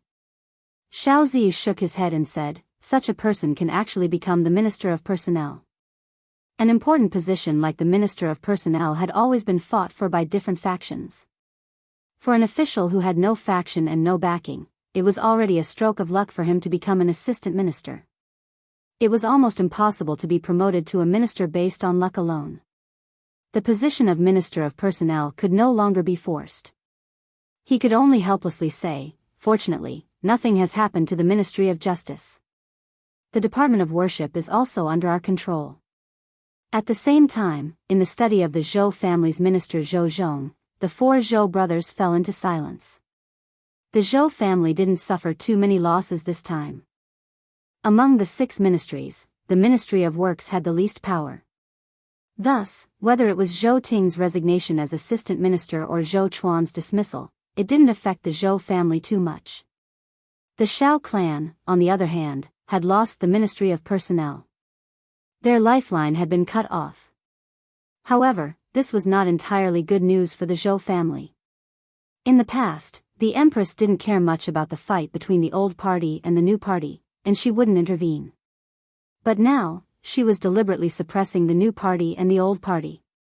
This time, she appointed several important official positions, avoiding the officials of the new party and the old party. She intended to cultivate her own forces, which was more significant than suppressing the other two parties. Could it be that she's really cultivating her own forces? Zhou Chuan's face was full of doubt. He asked, in the past, she only wanted to condense the next strand of Emperor's qi as soon as possible and pass down the throne. She didn't care much about the fight between the two parties. Could it be that her thinking has changed? Zhou Ting said indifferently, it's very possible. Ever since she began to favor Li Mu, she's changed more and more. Zhou Xiong said with incomparable certainty, I'm very sure that Li Mu must be behind Her Majesty's actions. This time, from the beginning to the end, was a trap set by him. I suspect that he wants to support his own party. No matter what, Li Mu must be taken seriously, the Ministry of Rights. In the assistant minister's office, Lu Qing was packing his things. From tomorrow onwards, he would take up his post at the Ministry of Personnel as Minister of Personnel. The Minister of Rights walked into the office and clasped his hands in greeting. Congratulations, Lord Lu. Lord Lu's promotion speed is really fast. Rather complicated emotions flowed in the depths of his eyes. In the short span of half a year, he had personally witnessed Lu Qing rise from a small minister counselor of the Ministry of Rights to a physician, assistant minister, and now, Lu Qing had become the Minister of Personnel. He held real power in his hands, and his status was firmly above his own. As Lu Qing's superior, he had mixed feelings. Lu Qing also sighed emotionally. Yes, I also didn't expect this place to rise so quickly, Northern Court. Li Mu stood at the entrance of his house, watching Zhang Chun move in. This time, not only had old Zhang been promoted, his residence had also been changed from 3 entrances to 4 entrances. In addition, the Empress had also rewarded his family with 2 servant girls and 2 servants. The distance between the Zhang residence and the Li residence had also become closer. At the housewarming banquet, he patted Li Mu on the shoulder and said, between us, there's no need to say anything unnecessary. Come, let's drink this cup. There weren't many people at the banquet. Other than Zhang Chun's family, there were also Zhang Shan, Li Si, Li Mu, and Li Qing. Since the last time he came to Luoyang, Zhang Shan hadn't gone back. He had never been to Luoyang before and was shocked by the prosperity of the streets. He had already asked Lu Hanyan for permission to open a branch here. Coincidentally, Lu Hanyan also had the same idea, so he stayed for the time being. After a few cups of wine, Zhang Shan looked at Li Qing and asked, Boss, what do you plan to do next? Will you continue to stay in Luoyang? Li Si kicked him under the table, but it was too late. Li Qing was silent for a moment, then said, in 2 days, I should return to Mount Baiyun. Li Si's lips moved slightly. He wanted to say something, but in the end, he didn't speak. He poured a cup of wine and said to Li Mu, here's to you. The wine cups clinked. He gave Li Mu a meaningful look and said, you guys have gone through a lot of trouble to get to where you are today. You must cherish the people in front of you. Zhang Shan raised his wine cup and said, that's right. You and the shopkeeper have gone through a lot of trouble to get together. You must cherish her in the future. Li Si poured another cup of wine and said to Li Qing, here's to you, boss. I hope you can think carefully before you make a decision in the future. Don't regret it in the future. Zhang Shan agreed and said, that's right. If you hadn't killed those corrupt officials, this matter would have been much simpler. You wouldn't have to stay in the Imperial Clan Temple. They would still be beheaded in the end. Ever since Li Qing came to the house, Li Mu had been sleeping in the study with Xiao Bai in his arms every day. Not only that, on the second day after Li Qing came to Luoyang, Lu Hanyan removed all the festive decorations inside and outside the Li residence, including the big red lanterns at the door. According to the customs of Luoyang, the lanterns with the word happiness on them had to be hung for 3 months for the wedding celebration. He knew what Lu Hanyan meant. She was taking care of Li Qing's feelings. Li Qing's family had just passed away. For Li Qing, she chose to sacrifice herself. At night, Li Mu was about to enter the study when he saw a figure standing outside the room.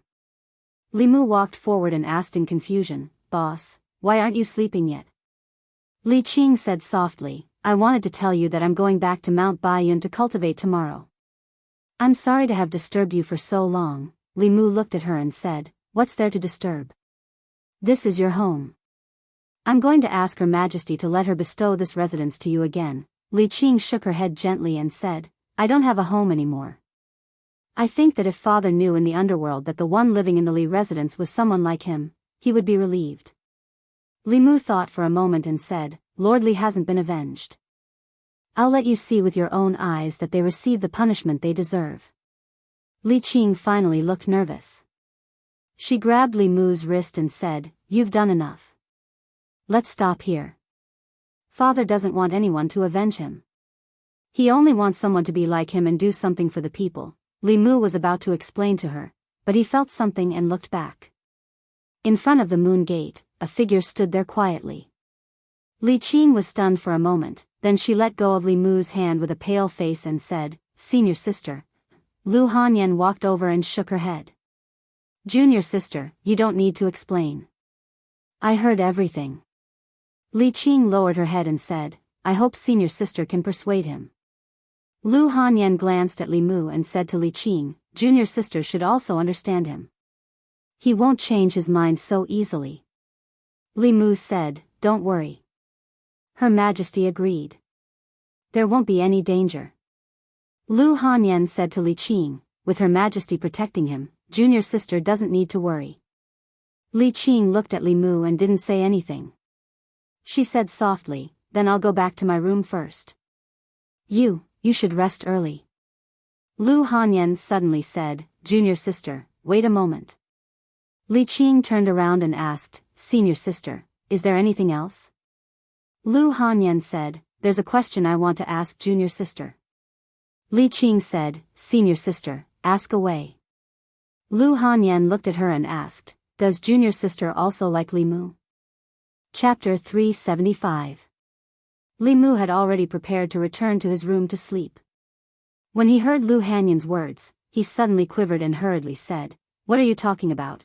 Lu Hanyan glanced at him and said, "Men shouldn't interrupt when women are talking." A trace of nervousness and panic flashed in the depths of Li Qing's eyes.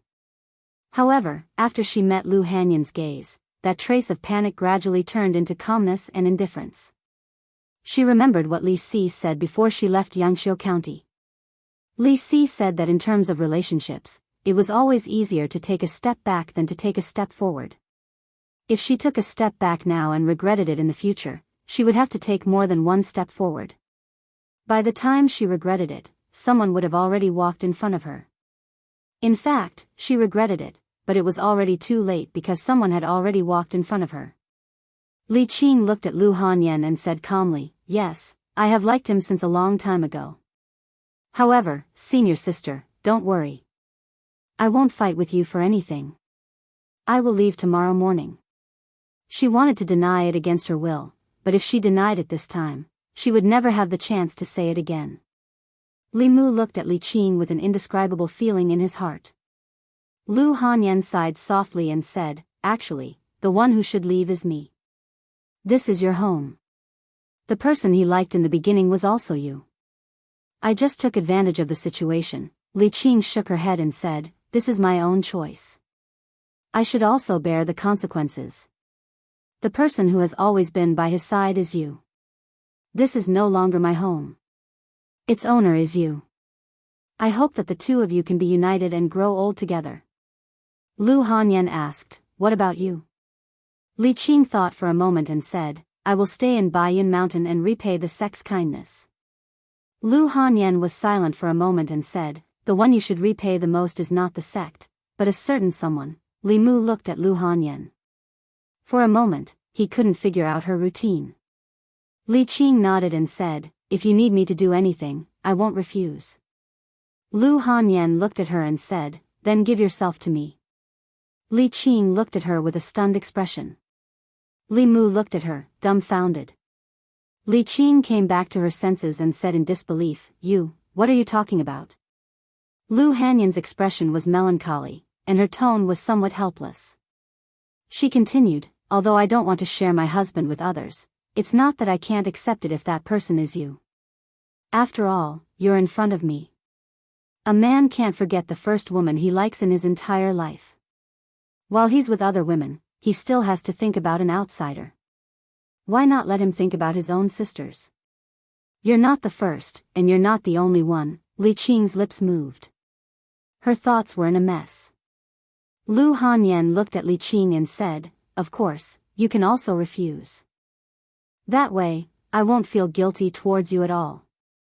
It's not that I stole your husband. It's you who didn't want him, and you didn't want him twice. In the future, don't go around telling people that I, Lu Hanyan, am not moral. After Li Qing came back to her senses, her pale face had turned red. She whispered, give me some time. After saying that, she quickly turned around and hurried into her room.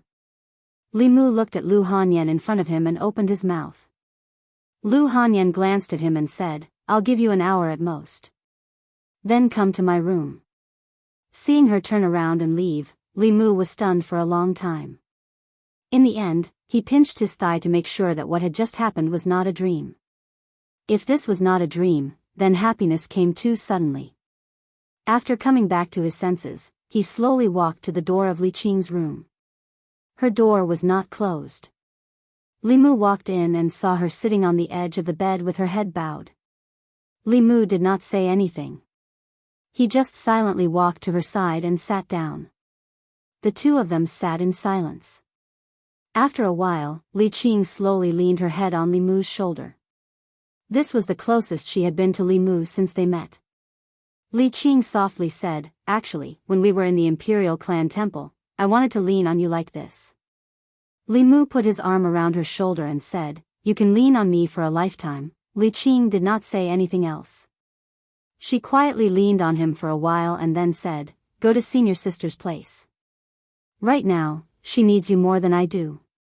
Li Mu nodded slightly and said, I'll watch you rest. Li Qing lay on the bed and covered herself with the quilt. She looked at Li Mu and said, go. Li Mu walked out of her room and helped her close the door. Li Qing, who was lying on the bed, slowly opened her beautiful eyes and softly said, Father, Mother, did you see that? Qing also has someone to rely on. Li Mu walked into Lu Hanyan's room. Lu Hanyan was sitting on the bed. She did not raise her head and asked, she agreed? Li Mu did not answer. He walked to her side and asked, why did you? Lu Hanyan unhappily said, if I don't ask her, should I wait for you to ask her? At that time, the one who will be angry will be me. So why don't I ask her myself? Li Mu said, what I mean is, why did you suddenly do this? Lu Hanyan looked at him and said, it's not sudden. From the day she appeared in Chengdu, I thought about it. Your feelings for her are not something I can compare to. If you run away with her one day, what should I do? Li Mu said indignantly, what are you talking about? You are my legal wife. How can I run away with someone else? Lu Hanyan asked, so, if you had to choose between her and me, who would you choose? Li Mu thought for a while and asked tentatively, can I have them both? Hey, don't bite me. After a long time, Lu Hanyan leaned into Li Mu's arms and said, anyway, I already have Wan Wan and Xiao Bai. It doesn't matter if she has one more. If it was someone else, she could forget about marrying into the Li family. But she is Li Qing. She buried her head in Li Mu's chest and said, let me tell you, I have already married Li Qing for you. You can't abandon me for any reason in the future, As she spoke, her voice became softer. The calmness and confidence she had when facing Li Qing just now had disappeared. Li Mu's clothes were wet from her tears. At this moment, Li Mu finally understood what she had been worried about these days. The experience of being abandoned by her parents when she was young had caused her trauma. Even now, it had not healed. Li Mu hugged her tightly and said seriously, I will never abandon you, never, Changle Palace. Zhou Yi read several memorials. Suddenly, she raised her head and asked, where is Li Mu? Didn't he go to the minister's department today? I didn't see him in the morning court. Mr. Mei said, I really didn't see him today. Zhou Yi thought for a while and put down her brush. She said, he didn't go to court for no reason. I want to see what he is doing. She flicked her finger and a picture appeared in front of her. In the picture, it seemed to be a street in Chengdu. The street was full of people. There was a beautiful woman on each side of Li Mu. He was holding the woman on the left and the woman on the right. Mr. Mei looked at the picture in front of him and said in surprise, isn't that woman Li Yi's daughter? He and Li Mu, Zhou Yi snorted and said, I knew it. Their relationship is not that simple. He goes to Zongjing Temple every day more frequently than he comes to Changle Palace. He didn't want the palace maids I gave him before. I thought he didn't like women. Now it seems that all men in the world are the same, Mr. Mei said awkwardly, he is so outstanding. Naturally, there are more people who like him. It's understandable that both parties are willing. Zhou Yi waved her hand to disperse the picture. She was a little annoyed. Li Mu had another wife. This meant that he would come to Changle Palace less often. It was only the first day, and he didn't even go to court. On the streets of Chengdu the people looked at the three figures in front of them and whispered. Isn't that Li Yi? Who is he with? The one on Li Yi's left is Madame Li. The one on the right seems to be Li Yi's daughter.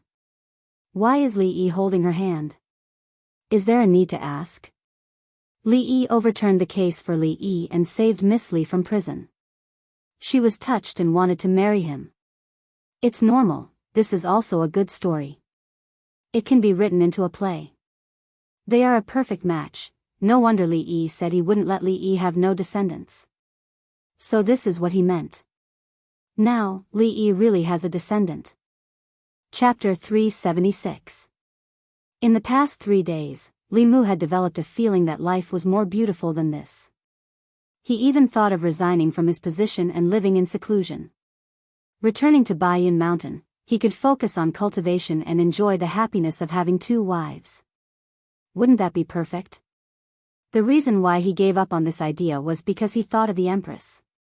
Even if he were to leave, it would be after helping the Empress clear all obstacles and repaying her for recognizing his worth.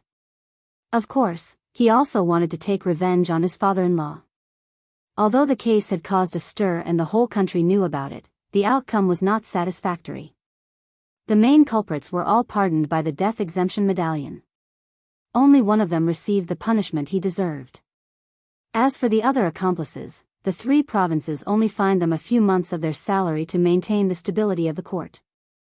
It seemed that the price of framing a 4th-rank official was only a few months of salary. As far as they were concerned, this matter was already over. But for Li Mu, it was just the beginning. He stretched out his hand. The ring on his finger flashed and a booklet appeared in his hand. It was the evidence of the crimes of some of the officials of the old party that Zhou Zhong had collected over the years. Most of these people were the ones who joined forces to frame Li Yi. As the assistant minister of the Ministry of Justice and deeply trusted by the old party, it was easy for him to use his position to collect the evidence. The crimes of these people varied. Li Mu took out a piece of paper and wrote down a series of names. After thinking for a while, he circled one of them. Wang Luan, who was the minister of the Ministry of Personnel at that time, was the one who submitted many memorials asking for Li Qing to be severely punished. Li Mu was not holding a grudge, but there were so many people that he had to start with. He left the secretariat, walked out of the palace gate, and walked toward the Ministry of Justice. In the assistant minister's office of the Ministry of Justice, Yang Lin leaned comfortably on a chair and sighed in his heart. He had thought that he would have to endure for many more years to reach the position of assistant minister before he retired. But who would have thought that the Ministry of Justice would undergo such a great change? Countless people were eyeing the position, but in the end, he took advantage of it. Yang Lin's gaze inadvertently looked out of the window. A figure flashed by outside the window. Yang Lin immediately stood up from his chair and walked to the door. Lord Li, do you have any instructions for the Ministry of Justice? Although his rank was already higher than Li Mu's, in the imperial court, rank did not represent everything. In front of Li Mu, he still maintained his respect and humility. Li Mu handed him a document and said, "There is a case here. The Ministry of Justice should deal with it as soon as possible." The Central Secretariat had to do with national policies or important decisions. They needed to be reviewed by the Minister of Ceremonies and the Minister of Ceremonies to guide the 6 ministries in their implementation. For such small matters, the Central Secretariat officials had the power to directly order the Ministry of Justice. Yang Lin took the document. After reading it, he said in shock, "This is the Ministry of Personnel's physician, Lord Wang Luan." Li Mu looked at him and asked, "Why? Does the Ministry of Justice's handling of cases vary from person to person?" Yang Lin quickly replied, "Of course not." Li Mu said, "I believe that Lord Yang will be a good official. Otherwise, I wouldn't have urged His Majesty to let you be the Assistant Minister of the Ministry of Justice." Yang Lin was stunned. He had thought that his appointment as the Assistant Minister of the Ministry of Justice was due to the efforts of the old faction. He was still puzzled as to why the old faction did not get a single official position in the Ministry of Personnel, but he succeeded in the Ministry of Justice. Only now did he know that his promotion was not because of the old faction, but because of Li Mu. He immediately clasped his hands and said, "Thank you, Lord Li." Li Mu waved his hand and said, "No need to thank me. His Majesty felt that Lord Yang was not too far off the path and wanted to give you a chance." Yang Lin stood where he was. His gaze gradually became hesitant. He knew that at this moment, he was faced with an important choice in his life. Should he continue to work for the old faction, or should he completely side with Li Mu? The old faction was controlled by the Shao clan, and the Shao clan was the legitimate royal family of Great Zhou. Even though the Zhou clan was extremely powerful, they were not the legitimate royal family. Many officials in the court and the people of Great Zhou were inclined towards the Empress returning the throne to the Zhou clan. Therefore, even though the old faction had been suppressed by the new faction in recent years, they were still powerful and did not lack supporters. He worked for the old faction because he believed that the Shao clan would regain power sooner or later. However, what reason did he have to work for Li Mu? His Majesty could not pass the throne to Li Mu, or Li Mu's children. Yang Lin did not dare to make a rash decision when it concerned his future and even his life. He looked at Li Mu and probed, "Lord Li, may I ask if His Majesty intends to pass the throne to the Zhou clan in the future?" Li Mu glanced at him and asked, "Is this something that you and I, as subjects, can discuss?" Yang Lin looked troubled. Li Mu knew what he was worried about. He said, "Are you afraid that the Shao clan will come after you if His Majesty passes the throne to the Shao clan?" Yang Lin said, "Lord Li, I have elders and children to take care of. I cannot afford to gamble. If I gamble wrongly, the lives of my family." Li Mu asked, "When do you think His Majesty will pass the throne to the Shao clan?" Yang Lin shook his head and said, "I don't know." Li Mu said slowly, "His Majesty is a powerhouse of the 7th realm. He can live for at least 3 decades. She is in her prime now. Even if the throne is to be passed, it will be decades or even centuries later. Do you think you can live until then?" Yang Lin thought for a moment and felt that Li Mu's words seemed to make sense. By that time, he would have retired and returned to his hometown to enjoy the rest of his life. It would have nothing to do with him who would inherit the throne. However, he still did not dare to gamble. He asked Li Mu nervously, "His Majesty won't pass the throne early, right?" Li Mu glanced at him and said, "Do you think His Majesty will suddenly pass the throne?" Yang Lin looked at Li Mu in a daze, seeming to understand something. If it was said that His Majesty had such thoughts in the past, he would not find it strange. In the past, His Majesty did not care about the court at all. He did not care about the struggles between the old and new parties. He let nature take its course. However, the appointments of the officials from the Ministry of Personnel and the Ministry of Justice showed that His Majesty was already deliberately suppressing the old and new parties and taking back power. Could it be that His Majesty had other thoughts? Li Mu looked at him and said, "I know that it is very difficult for Lord Yang to make a decision.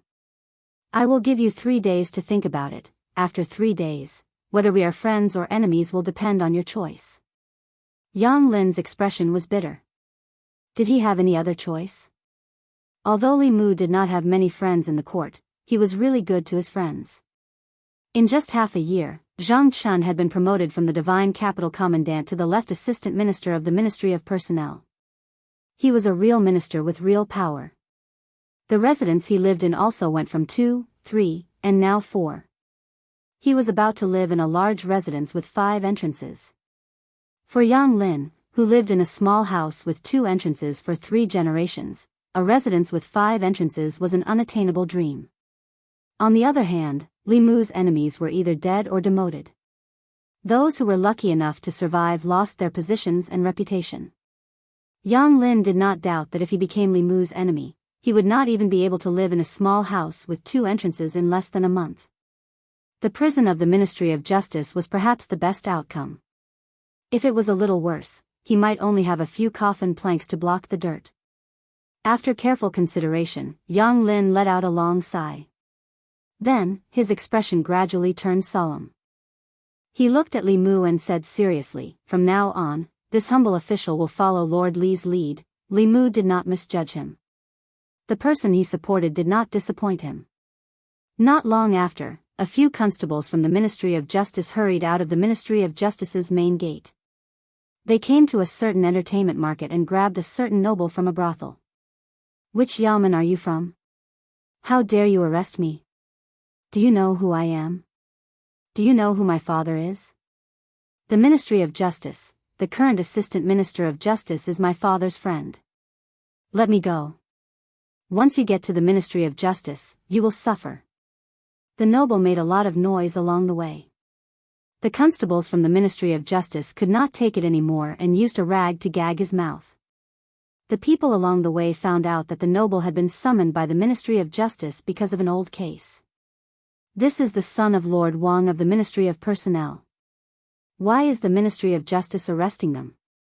Aren't the Ministry of Personnel and the Ministry of Justice on the same side?" That was in the past. Now, the Minister and Assistant Minister of the Ministry of Personnel have changed. The Ministry of Personnel's Assistant Minister hasn't changed. He has some ties with the current Assistant Minister of Justice. Could it be that their relationship has broken? The people always like to watch the drama between officials and nobles. They followed along the way. Ministry of Personnel. It was lunchtime. A few officials from the Ministry of Personnel walked out together and prepared to eat at a restaurant.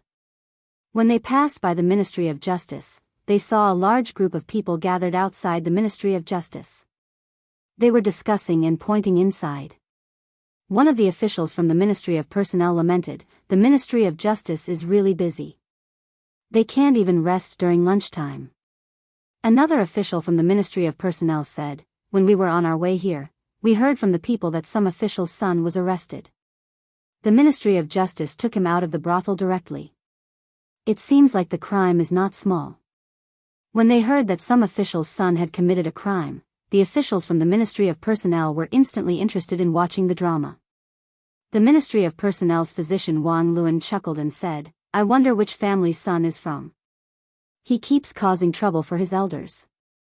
It's time to teach him a lesson." He looked into the Ministry of Justice's main hall and saw a figure kneeling in the hall. The figure looked so familiar.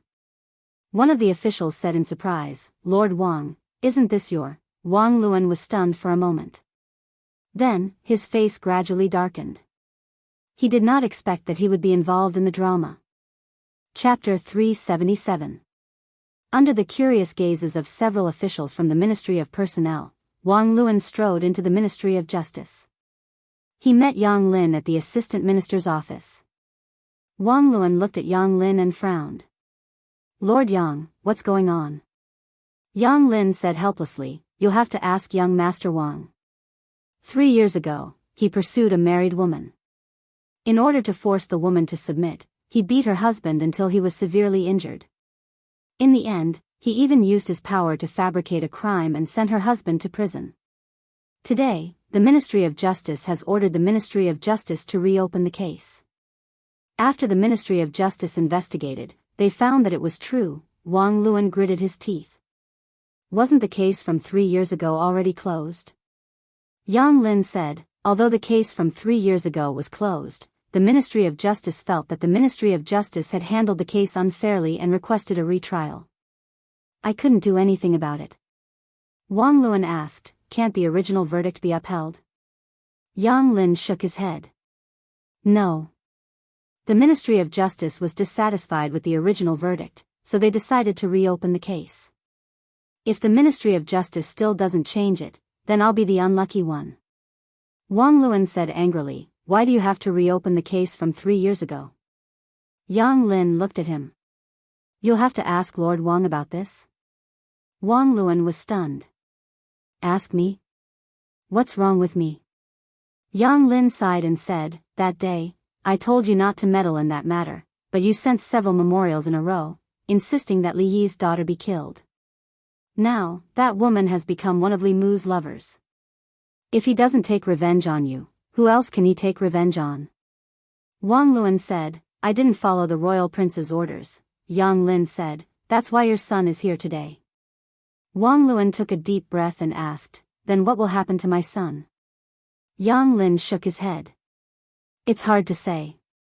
He caused serious injuries, slandered and framed innocent people, and sent them to prison. He'll be punished for several crimes. Your Wang family might have to pay a lot of money.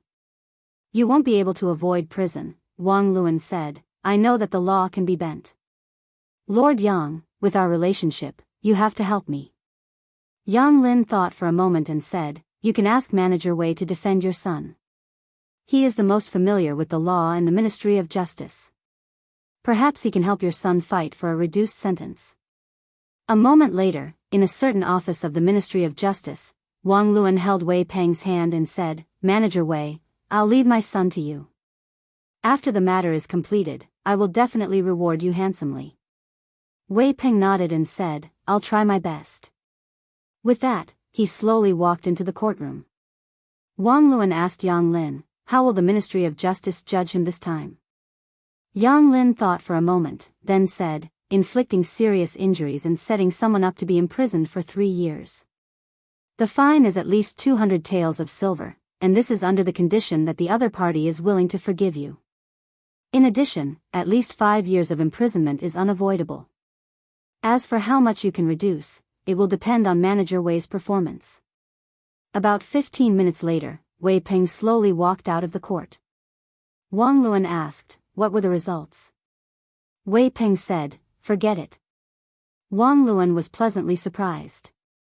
His sentence has been waived. Wei Peng said, the fine is waived. He was only sentenced to 20 years of imprisonment. Wang Luan was stunned for a moment. When he came to his senses, he grabbed Wei Peng's collar and said through clenched teeth, what did you say? Just how did you argue? Yang Lin hurriedly said, Lord Wang, watch your actions. Your actions. He had just finished speaking when several figures walked into the Ministry of Justice. They looked at Wang Luan and asked, are you the director of the Ministry of Personnel, Wang Luan? Wang Luan was furious. He said unhappily, I am. Who are you people? Crack. 2 of them pressed down on Wang Luan's arms. Another person put shackles on his wrists and said, the Imperial Clan Temple has investigated. In the past few years, you have abused your power for personal gain many times. When evaluating officials, you were severely unfair. In addition, in order to get your son off the hook, you used your position as the director of the Ministry of Personnel to put pressure on the Ministry of Justice. This is also a serious violation of the law. Come with us to the Imperial Clan Temple. Wang Luan said in horror, what are you saying? I am an official of the Imperial Court. You have no right to do this. You still know that you are an official of the Imperial Court? The official from the Imperial Clan Temple glanced at him. He waved his hand and said, knowingly breaking the law. This is an additional charge. Take him away. Seeing Wang Luan being taken away, Yang Lin sighed and said, I told you long ago not to stand up for others when you shouldn't. You just wouldn't listen. Outside the Ministry of Justice, the officials from the Ministry of Personnel were dumbfounded. Everything was fine in the morning. They had just come out for lunch and the director was taken away. The onlooking commoners were also discussing. This family, both the father and son, were arrested. What a sin! The father committed a sin, and the son committed an even greater sin. They could have been released after a few years as compensation. Now, they have been locked up for 20 years. When will they be released? Manager Wei's defense is really amazing. This is nothing. Just last month, there was a murderer who was sentenced to be banished to the army. His family spent a lot of money to hire Manager Wei to defend him. Guess what happened? What happened? He was just executed yesterday. In a room on duty in the Ministry of Justice, Wei Peng was writing a file. Yang Lin stood in front of the table and asked, "You have a grudge with Wang Luan's son, right?" Wei Peng nodded and said, "We had a conflict before." Yang Lin said, "Be careful in the future. It's best not to bring personal grudges into official matters." Wei Peng said, "This official understands." Yang Lin shook his head and left. Because of the delay just now, the brush in Wei Peng's hand had been suspended in the air for too long. A drop of ink fell onto the half-finished file and quickly dyed it red, leaving behind a blob of ink. Wei Peng looked at the blob of ink and said in a low voice, "Come back." The blob of ink on the file quickly shrank and formed a blob of ink. It floated in the air and landed back on the brush. The paper was as clean as new. Compared to the demotion of the Minister of Personnel and the left and right assistant ministers, the imprisonment of a mere director of the Ministry of Personnel did not attract much attention. However, to the officials of the old party, this matter was worth paying attention to. Times had changed. In the past, they were in charge of the Ministry of Personnel. However, the director of the Ministry of Personnel was now the highest-ranking official in the Ministry of Personnel. Losing one of the two directors of the Ministry of Personnel was a great loss to them. In a certain residence in the southern courtyard, a secret meeting was taking place.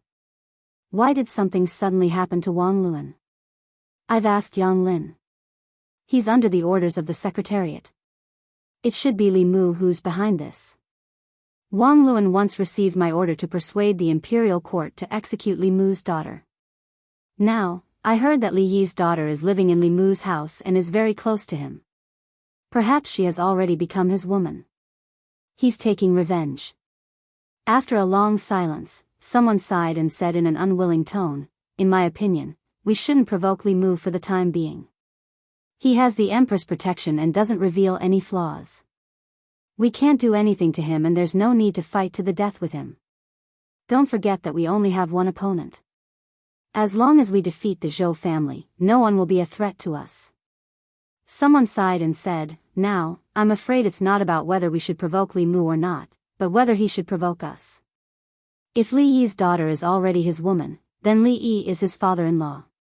It's very likely that he wants to avenge Li Yi. Hasn't he already overturned the verdict for Li Yi? Overturning the verdict is not revenge. Judging from Wang Luan's case, this person will seek revenge for the smallest grievance. Since he took action against Wang Luan so quickly, I'm afraid he won't let the others off easily." As soon as he finished speaking, someone knocked on the door from outside. He walked over and opened the door. A servant whispered a few words to him. When he walked into the room, his face was very gloomy. He said, "In addition to the left physician of the Ministry of Personnel, Wang Luan, the right physician of the Ministry of Personnel, Shui Yan, was also taken away by the people of the Imperial Clan Temple, Pa. Preposterous." Commandery Prince Nanyang slapped the table and stood up abruptly. He said angrily, "What is he trying to do?" In the Li residence, Li Mu held Li Qing's hand and said, "Those people from back then, don't even think about escaping." Lu Hanyan glanced at Li Mu and coughed softly. Li Qing let go of Li Mu's hand in a panic. Although the three of them had reached a tacit understanding on some matters, she was much more thin-skinned. In a situation where there was a third person present, she was still not used to being intimate with Li Mu. Li Mu held Li Qing's hand in his left hand and Lu Hanyan's hand in his right. It was not easy to enjoy the happiness of having two wives. If they could not be impartial, it was only a matter of time before the harem caught fire. Lu Hanyan looked at Li Qing and asked Li Mu, "When do you plan to officially welcome her into the Li residence?" We have to prepare in advance. Li Qing shook her head and said, there's no need to go through so much trouble. Although Lu Hanyan and Li Qing were both women, their understanding of marriage was completely different. Lu Hanyan's heart was still that of a secular woman. She hoped to have a romantic and ritualistic wedding. Li Qing entered the Fulu school when she was very young. She had the carefree and casual nature of a cultivator. When cultivators practiced dual cultivation, as long as the two of them were willing, they could enter the bridal chamber at that time and skip all the tedious procedures. Lu Hanyan shook her head and said, that won't do. If others know, they will think that I have mistreated you. Li Qing insisted, there's really no need. As long as the three of us can be together forever, that's enough. 3. Lu Hanyan looked at Li Qing and seemed to realize something. She looked at her with a strange expression and asked, Junior sister, you don't think that Wan Wan and Xiao Bai are just our maids, do you? Chapter 378. Li Qing went back to her room alone to calm down. Lu Hanyan had a gloating expression on her face. Li Mu smacked her butt and said, you did it on purpose, didn't you? Lu Hanyan smiled and said, I just wanted her to experience my feelings. Besides, she will find out sooner or later. If I don't tell her, will you tell her yourself? The eldest madam of the Li family did it for revenge. Because of Li Qing, she had cried a lot in the past. Li Qing had wronged her, so she wanted to use Wan Wan and Xiao Bai to take revenge. She was still the petty Lu Hanyan.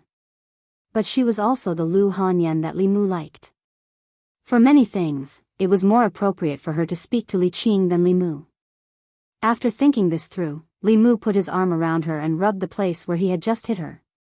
He said, does it hurt? Lu Hanyan blushed and slapped his hand away. She said, behave yourself. Wan Wan and Xiao Bai are still over there. Li Mu looked over. The two girls who were sitting together on the swing immediately covered their faces with their hands. Their eyes peeked through the gaps between their fingers. Li Mu moved his hand away and said angrily, children shouldn't poke their noses into adult affairs. I'm not a child anymore. I'm not a child anymore. Wan Wan and Xiao Bai tried to defend themselves. Li Mu waved his hand and said, go back to your room to play. Although they were not young in some areas, they were still under 18 years old. As long as they were not over 18 years old, in Li Mu's eyes, they were different from Lu Hanyan and Li Qing. Li Mu could hold Xiao Bai's original body, but as long as she transformed, he would feel guilty. Wan Wan was the same. She had not changed much in the past 2 years. She was still greedy and playful. The only change was that her eyes were more seductive. As long as one looked into her eyes, one's soul would be sucked in. Little White and Wan Wan were soul seducers and soul catchers respectively. When the two beauties worked together, even Li Mu could not withstand them sometimes. Li Qing was alone in the room. Lu Hanyan was full of satisfaction after getting her revenge. She went to the great music bar to find her friends. She planned to buy the whole place and was discussing the price with the owner. Li Mu had nothing to do, so he watched Wan Wan and Xiao Bai play aeroplane chess in the courtyard. Before the game, they had agreed that the loser would have to warm the bed next time Li Mu slept in the study. Li Mu watched for almost an hour. They were still playing aeroplane chess. While he was bored to death, something in the space of the flask heavens suddenly moved. Li Mu stretched out his hand, and the spiritual snail appeared in his hand. Come to the Changle Palace. Only this sentence came from the spiritual snail, and then there was no more sound. In the past few days, he couldn't even take care of his family. He was immersed in his women and completely forgot about the Empress. 15 minutes later, Li Mu appeared in the Changle Palace. He bowed and asked, Your Majesty, what are your orders? The Empress threw him a token and said, From now on, you are the Deputy Commander of the Bamboo Guards. You will be in charge of the Bamboo Guards together with Ali. The Empress had 4 internal guards. Their names were Mei, Lan, Zhu, and Zhu. The 4 guards had different names, and their functions were also different. The Mei guards were in Shendu. They were in charge of monitoring the officials. The commander was Mr. Mei. The Lan guards were scattered in various counties. Their job was to monitor the local officials. Li Mu had never seen their commander before. The Bamboo Guards were a special operation organization. They were in charge of carrying out special tasks, such as investigating rebels under the Empress orders. The commander was Shengguan Li. The Jew Guards were the most mysterious of the 4 guards. It was said that they were in charge of intelligence. They had spies in the Demon Nation, the Ghost Realm, and even the Demon Sect. Li Mu took the token and didn't waste any time. He said, "Yes, Your Majesty." He was very clear about his position. He was a brick. He would be wherever the Empress wanted him to be. However, the Empress had inexplicably summoned him here and only gave him a token. After that, there was nothing else. She could have asked Lord May to pass this token to him. There was no need for her to make a special trip. After taking the token, Li Mu didn't stay for long. He walked out of Changle Palace and said to Shengguan Li, "Commander Shengguan, I have other things to do during this time. I'll need you to take care of the Bamboo Guards." Shengguan Li said lightly, "When you're not here, I'm the only one in charge of the Bamboo Guards." Since Shengguan Li didn't have any objections, Li Mu could focus on his own matters. After leaving Changle Palace, he went straight back to Changle Palace. Zhou Yi looked at the pile of memorials on the table and said, "Look, there's only one more woman by their side, and they don't even care about national affairs. They don't go to the imperial kitchen, and they don't come to Changle Palace. I should forbid them from taking concubines." Seeing that the Empress's attitude towards Li Mu was becoming more and more strange, Mr. May's face was bitter, but he couldn't say anything. In the Imperial Secretariat, Li Mu sneezed for no reason and crossed out 2 names on the list on the table. Lu Yi walked in from outside and put a few oranges on the table in front of Li Mu. He smiled and said, "Sir Li, these are oranges from my hometown. Although they're not as sweet and delicious as the tribute oranges, they still taste pretty good. You can take them back and try them." Zhongjuan didn't produce oranges. In the past, there were people who transplanted them and used their mana to carefully cultivate them. However, the fruit was small and bitter, so no one tried it again. This kind of fruit was usually transported from the southern counties. The price was ridiculously high, and it wasn't something that ordinary people could afford. Li Mu smiled and said, "Thank you, Sir Lu." Lu Yi had eaten Li Mu's tribute oranges before, so he only came to return the favor. He said, "You're welcome." He was about to leave when he saw a piece of paper on Li Mu's table. He asked, "What's this?" Li Mu said casually, "Oh, this. I have nothing to do, so I practice writing. Sir Li is really elegant." Lu Yi smiled and complimented him. He left Li Mu's office, but he couldn't help but be curious. Who would practice writing using a person's name? Wang Luan, Qian Long, seemed to be the left and right doctors of the Ministry of Rights. The names after that, Ai Tong, Wu Sheng, Chen Guang, sounded familiar. They seemed to be the officials of the Imperial Court, Morning Court. A few days ago, the Imperial Court was in turmoil, and there was a big change that hadn't been seen for many years. Today, the change that affected countless officials finally calmed down. The Morning Court regained its tranquility. But soon, some officials found that the court today seemed to be too quiet, as if there were suddenly a lot of people missing. Some of the officials looked around and saw that there were indeed some empty seats in front, behind, left, and right. In the Ziwei Palace, the positions of the officials were fixed. The 3 provinces, 6 ministries, and 9 temples.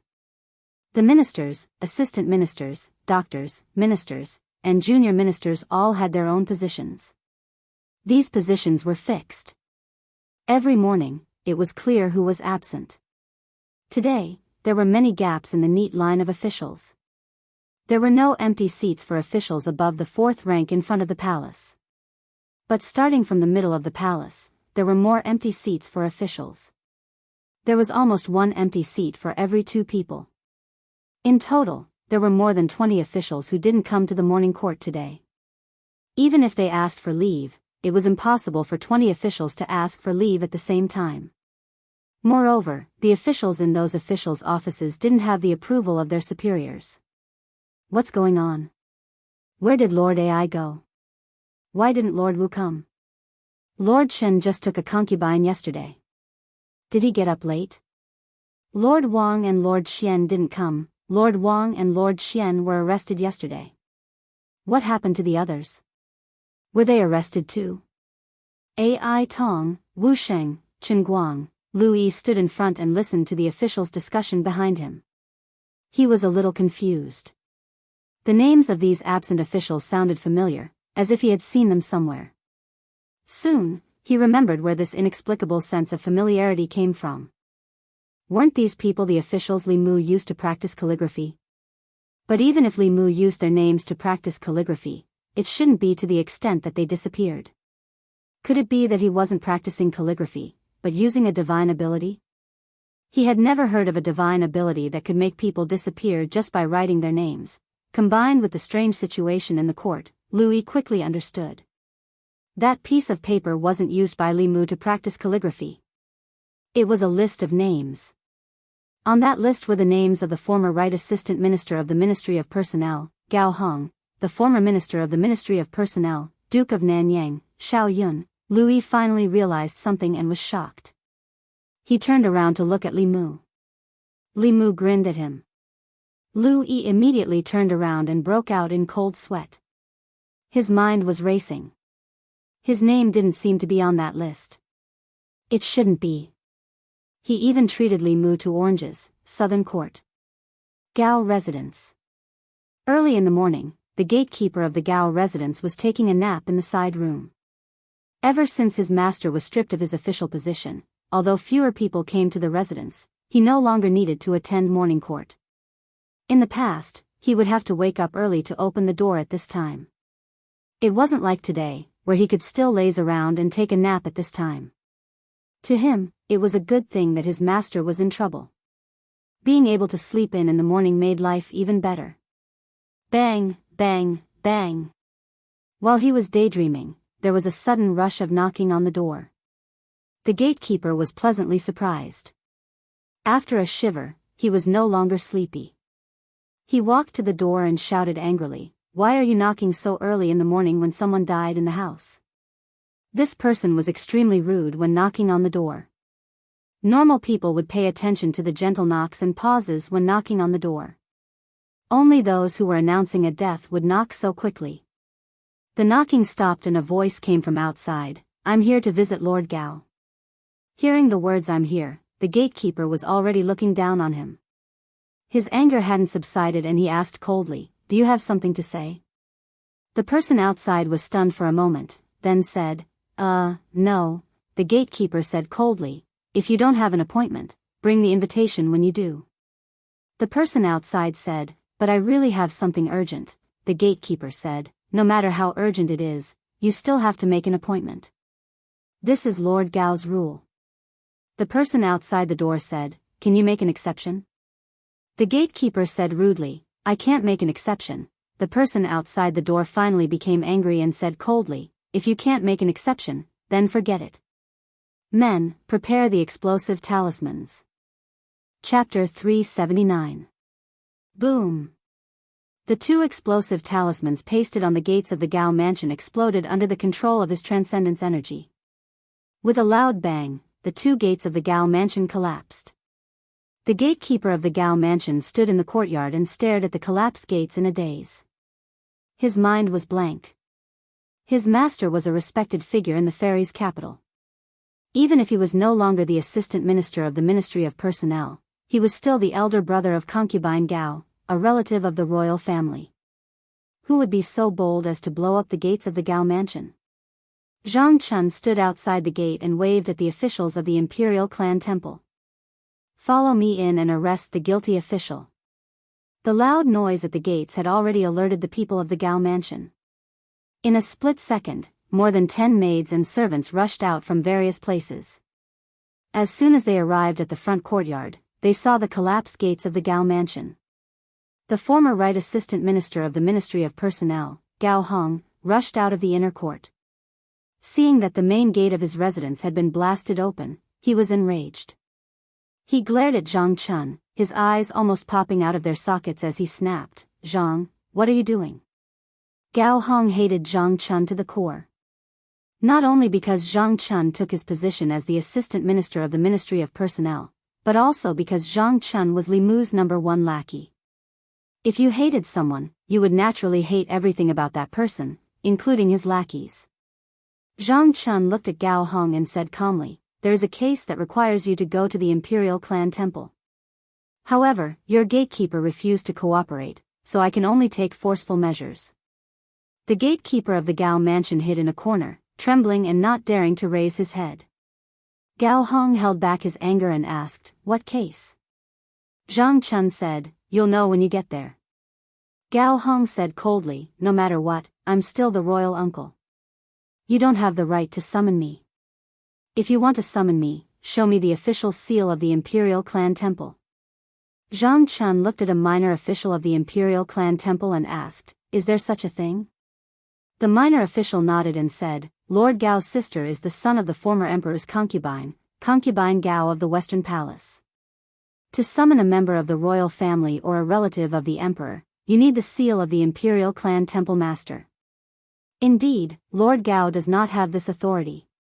Zhang Chun looked at Gao Hong and said, "You want the abbot's seal, right? Wait a moment. I'll be right back." Gao Hong's face darkened as he watched Zhang Chun leave with his men. Since Zhang Chun dared to come knocking on his door, he must have gotten hold of something that could be used against him. He couldn't figure it out at the moment. As he walked out of the main gate of the Gao mansion, Zhang Chun looked back and said, "Before I return, you are not allowed to go anywhere. If you leave the Gao mansion by 10 feet, you will be considered a fugitive. The Imperial Clan Court can arrest you or execute you." Gao Hong's face darkened, but he still retracted his foot. He walked back to the Gao mansion and said to a servant, "Go to the royal prince's mansion of Nanyang and inform the royal prince of this." On the way back to the Zongjing temple, Zhang Chun muttered, "The Gao manor doesn't look small. There should be 5 entrances, right?" A minor official beside him said, "The Gao residence is a standard 7-section mansion." 7. Zhang Chun thought about how his mansion only had 4 entrances, and there were only 2 maids and 2 servants. Just now in the Gao residence, there were almost 20 maids and servants who rushed out in an instant. Zhang Chun's heart was filled with envy. At this moment, the minor official continued, "That's nothing. The royal prince of Nanyang's mansion is the bigger one. It has 10 entrances and 10 entrances. He has 13 wives and concubines, and each of them has their own independent courtyard. Each of them has a senior maid and 4 junior maids. There are artificial mountains, ponds, and beautiful pavilions in the mansion." Zhang Chun thought about his dream of living in a 5-section mansion before he retired. He shook his head and said, "The layout is too small." The group walked through the palace gates and returned to the Zongjing temple. They didn't know that the imperial court was in an uproar. The number of officials in the imperial court was mysteriously reduced by more than 20. The morning court could no longer be held. Some officials even guessed that the powerhouses of the demon sect had sneaked into the fairies' capital and killed these officials to create chaos in the imperial court. After that, Mr. May clarified that the demon sect had nothing to do with this. Last night, it was the Zongjing Temple's deputy minister, Zhang Chun, who led the Zongjing Temple's people to arrest the guilty officials. He told the officials not to worry. It would have been better if Mr. May didn't clarify. After he did, the officials became even more worried. What? These officials were all arrested? More than 20 people were all arrested and sent to the Zongjing Temple? What's going on? Are we in trouble too? 20 officials of the imperial court had been arrested in one night. Without knowing the reason, all the officials in the Great Hall felt threatened, especially those who were close to these 2. They were even more frightened. At some point, an official seemed to realize something. He mumbled, these people are all accomplices in Li Yi's case." His words woke everyone up. The officials counted the people who were absent today and were shocked to find that all of them were related to Li Yi's case. A few days ago, when Li Mu overturned Li Yi's case, they were accomplices. However, they didn't receive any heavy punishment. They were only fined a few months to a year's salary. Everyone thought that it was the end. They didn't expect that it was just the beginning. Without any warning, those officials were all caught in one fell swoop overnight. Zhang Chun, the left assistant minister of the Ministry of Personnel, who was also the Zongjing Temple's deputy minister, did it himself. There was no need to guess who was behind this. Zhang Chun was Li Mu's #1 henchman. He always fought for Li Mu in the imperial court. He must have been allowed to do this by Li Mu. Obviously, Li Mu didn't just want to overturn Li Yi's case. He also wanted to avenge Li Yi. As for the reason, everyone knew very well. Everyone in Fairy's capital knew that Li Yi's daughter was one of Li Mu's lovers. Not only did she live in his house, but they often walked hand in hand when they went out. They were very close. Li Mu overturned Li Yi's case because Li Yi was wronged and died. He wanted to avenge Li Yi because Li Yi was his father-in-law. Everyone's gaze shifted to where Li Mu was, only to find that there was no one there. Li Mu didn't even come to the imperial court today. Nonsense, this is simply nonsense. The left servant walked out and said in a deep voice, "What is the imperial court trying to do by arresting more than 20 officials for no reason?" Many people looked at Prince Shou in front. Prince Shou shook his head and said, "Don't look at me. I don't know anything." Some people in the imperial court shook their heads and sighed. Prince Shou was a prince and the head of the imperial court. He couldn't even control a minister. He was useless, Mr. Mei said. Yesterday, before Zhang Chun brought people to arrest them, he said that the imperial court has enough evidence. The left servant said with a dark face, "What evidence does he have to arrest more than 20 officials?" Mr. Mei said faintly, "The inner guards don't interfere with the imperial court. If you want to know, you just have to summon Zhang Chun to the imperial court." He turned to look at Sheng Guanli. Sheng Guanli walked to the curtain and came out after a while. She said, "Summon Zhang Chun." Crepe Myrtle Palace was only a few hundred steps away from the imperial court. He quickly walked into the imperial court in half a cup of tea's time. Mr. Mei looked at the left servant and said, "If you have any questions, you can ask Lord Zhang directly." The left servant looked at Zhang Chun and asked coldly, "Assistant Minister Zhang, you arrested more than 20 officials in the middle of the night and caused chaos in the imperial court. Shouldn't you give His Majesty and the imperial court an explanation?" Zhang Chun said, "The imperial court has evidence to arrest people. May I ask what explanation you want?" The left servant said in a low voice, "What crime did the minister-counselor of the Ministry of Revenue, Ai Tong, commit that you want to arrest him?" Zhang Chun said, "The minister-counselor of the Ministry of Revenue, Ai Tong, took advantage of his position to embezzle taxes from the imperial treasury. What's wrong with me arresting him?" The left servant was shocked. He asked, "Do you have evidence?" Zhang Chun said, "The evidence is conclusive." The left servant said, "Minister of Imperial Treasury, Wu Sheng." Zhang Chun said, "Minister of Imperial Treasury, Wu Sheng, used his power to threaten and sleep with young girls. The youngest of those girls was only 8 years old. Shouldn't he be arrested?" The left servant moved his lips and said, "Then the Minister of Imperial Treasury, Chen Guang."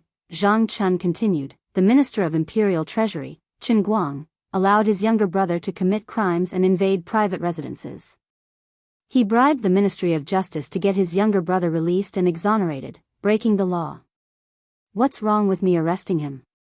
He looked at the left servant and said loudly, "There's also Wei Chong from the Taichang Temple, Wang Ning from the Taichang Temple, and Zhuo Xian from the Ceremonies Department. As officials of the Great Zhou, these people acted as a protective umbrella for criminals who trafficked women and children. Shouldn't they be arrested?" He listed the crimes of these more than 20 people one by one. The officials in the court were shocked. They had never heard of such things before. Since Zhang Chun dared to arrest them, then the Imperial Clan Temple might really have evidence of the crimes of so many officials. But how did they find out about these hidden things? Among the officials, some of them realized something. They lowered their heads and squeezed out 2 words from between their teeth, Zhou Zhong. Chapter 380. In the Imperial Kitchen. Ever since Lu Hanyan and Li Qing opened their hearts to each other, Li Mu didn't want to go home. He didn't want to leave home. Of course, because of this, he came to the palace less often, and he hadn't been to the imperial kitchen for a long time. When it was only Lu Hanyan and the Empress, Li Mu could still take care of them. But when Lu Hanyan came to Shen, Du and Li Qing moved in, the number of people who needed to be with him increased from 1 to 3. Li Mu was a little busy. This made him realize that he still had a lot of shortcomings in terms of time management. Mr. Lu Sun once said that time was like water in a sponge. If he could make use of the time he spent standing in a daze in the morning court, he could at least cook a bowl of piping hot noodles for the Empress after the morning court. Mr. May once mentioned by accident that the Empress liked to sleep in, so she often didn't eat breakfast in the morning. After the court, it was still early before breakfast time, so she might as well eat something to fill her stomach. Li Mu knew why the Empress liked to sleep in. It was because she couldn't fall asleep at night, so she would cook conch porridge with Li Mu in the middle of the night, or enter his dreams to teach him how to cultivate. As a cultivator in the upper 3 realms, she wouldn't feel tired even if she didn't sleep for a month. But cultivators were still people, and nothing could replace the joy and happiness brought by sleeping. Of course, that was in the past. At that time, Li Mu and she were both single. Now, Li Mu had his wife in his arms every night. Unlike the Empress, who had nothing to do during the long nights, he couldn't sleep beside Lu Hanyan and talk to another woman all night, even if that woman was Lu Hanyan's idol. While he was cooking the noodles, several imperial chefs were watching. Finally, one of them couldn't help but ask, "Lord Li, is there some secret to your cooking? Why can't we use the same ingredients and the same steps to make your dish taste the same?" Regarding this point, Li Mu also did not know. With the same ingredients and steps, the food made by these imperial chefs would definitely be better than his. Perhaps the Empress was used to eating the food and liked his taste. After cooking the noodles, Li Mu calculated the time and arrived at Changle Palace just as the morning court session was about to end. Soon, a figure walked out from the back of the hall. Zhou Yi looked at Li Mu and said, "Is it because I spoil you too much that you are becoming more and more unruly? You even dare to sneak out of the morning court. What's that smell?" Her throat moved, and her tone instantly softened as she asked, "Did you cook noodles?" Li Mu said, "I guess that your Majesty probably didn't eat breakfast today, so I went to the imperial kitchen to cook a bowl of noodles." Zhou Yi slowly sat down, thought for a moment, and said, "You are the deputy commander of the bamboo guards and also responsible for internal affairs. If there is an emergency in the morning court session, you can leave first. I won't blame you. Okay, give me the chopsticks." Watching the Empress eat the noodles in small bites, Li Mu asked, "Your Majesty, how is the situation in the court?" Zhou Yi slowly finished a mouthful of noodles, and then said, "You don't know what the result of the trouble you caused will be. The court officials are all in danger, and the court is in chaos. The trouble was caused by you, so you are responsible for pacifying it." Li Mu said, "These more than 20 guilty officials deserve to be punished. Although it will cause chaos for a short period of time, as long as it's properly arranged, it won't affect the court too much. Your Majesty, you can quickly promote some experienced officials without any background to replace their original positions in the departments of those guilty officials. This way, the impact can be minimized and the normal operation of the Yamen can be maintained. At the same time, Your Majesty can also publicize the crimes of these officials, and use this to win over the people. After Lord Li Yi overturned the case, the people of the 36 counties will greatly increase. After punishing these corrupt officials, Your Majesty's reputation will reach the peak, and you will not be inferior to the previous wise emperors of Great Zhou. It will only be a matter of time before you surpass Emperor Wen." Zhou Qiong didn't seem to be interested in Li Mu's pancake at all. Her mind was completely focused on the bowl of noodles in front of her. She was puzzled. The same noodles and the same side dishes. Why was it that the imperial chef's dish didn't taste as good as Li Mu's? She waved her hand and said, "Just do as you said. Go and arrange it." Walking out of Changle Palace, Li Mu's heart was slightly heavy. He was a little worried. If the Empress favored him so much and let him make all the decisions, the court officials might be jealous and label him as a favored official who caused chaos. They might band together and get rid of him. No, he had to go back and fix the law bell as soon as possible. If the worst happened, the safety of his family would be guaranteed. When the time came, as long as the law bell covered the Li residence, there would be time to slowly shake people off. Li Mu returned to the secretariat. Lu Yi was about to leave the assistant minister's office, but when she looked up and saw him, she subconsciously retracted her foot. At the same time, in the Zongjing temple not far from the secretariat, Zhang Chun looked at Prince Shou and said, "Prince, without your seal, it won't be easy for me to catch people." Prince Shou shook his head and said, "If I give you my seal and let you catch our people, wouldn't I be in a difficult position?" Zhang Chun said, "According to the law, Gao Hong should be arrested." Prince Shou shook his head and said, "Whoever wants to arrest him can do it. In any case, I'm not arresting him." Zhang Chun gritted his teeth and said, "Then you are bending the law for personal gain. The next time I go to the imperial court, I will report you in the Golden Palace. As an official of the Zongjing Temple, you are bending the law for personal gain and shielding your accomplices. Your crime is not light." Prince Shou said angrily, "Are you threatening me?" Zhang Chun said indifferently, "This is persuasion." Prince Shou suddenly sighed and said, "You are threatening me with impeachment. If I arrest Gao Hong, they can't blame me. Show me the official document and my seal." Not long after, Zhang Chun brought people out of the Zongjing Temple and came to the southern courtyard, in front of the Gao residence. The morning court had already ended, and Gao Hong had already received news that Zhang Chun was not targeting him. Last night, more than 20 officials in the imperial court were arrested by the Zongjing Temple. Without exception, these 20 people were all officials of the old party. Gao Hong found it hard to believe that the Zongjing Temple had something on all of them. Even the Empress's internal guards did not have this ability. There was no doubt that there was a traitor among them.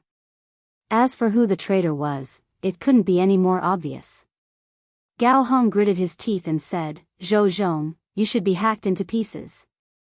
As the assistant minister of the Ministry of Justice, Zhou Zhong had gained their trust over the years. The Ministry of Justice had also become a shelter for the old party officials. No matter what crimes they committed, they could be cleared of any crimes through the Ministry of Justice. Zhou Zhong had helped the old party officials time and time again, and his status in the old party had also risen. At the same time, Zhou Zhong also had many things on them. Facts had proven that the more they valued someone, the deeper they were hurt. In just a month, Zhou Zhong had betrayed them twice.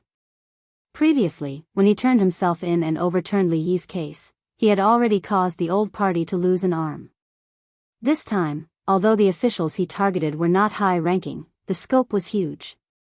The old party would probably suffer another blow. However, this was not necessarily a bad thing. After this, the higher-ups would probably not tolerate Li Mu anymore. Even if it went against the emperor's will, they would resolutely get rid of him. Before that, he just needed to wait for news. Gao Hong did not receive any news, but Zhang Chun did. Looking at the official seal of the Imperial Clan Temple, Gao Hong said in disbelief, "You stole His Highness's seal." "Bullshit." Zhang Chun glared at him and said, "Do I need to steal it? I just need to tell him that you, Gao Hong, are guilty." If he didn't seal it, he would be bending the law for favoritism and covering up for his accomplice. "I will have the Imperial Court impeach him, and he will confess everything." Gao Hong's lungs were about to explode. He gritted his teeth and said, "Coward."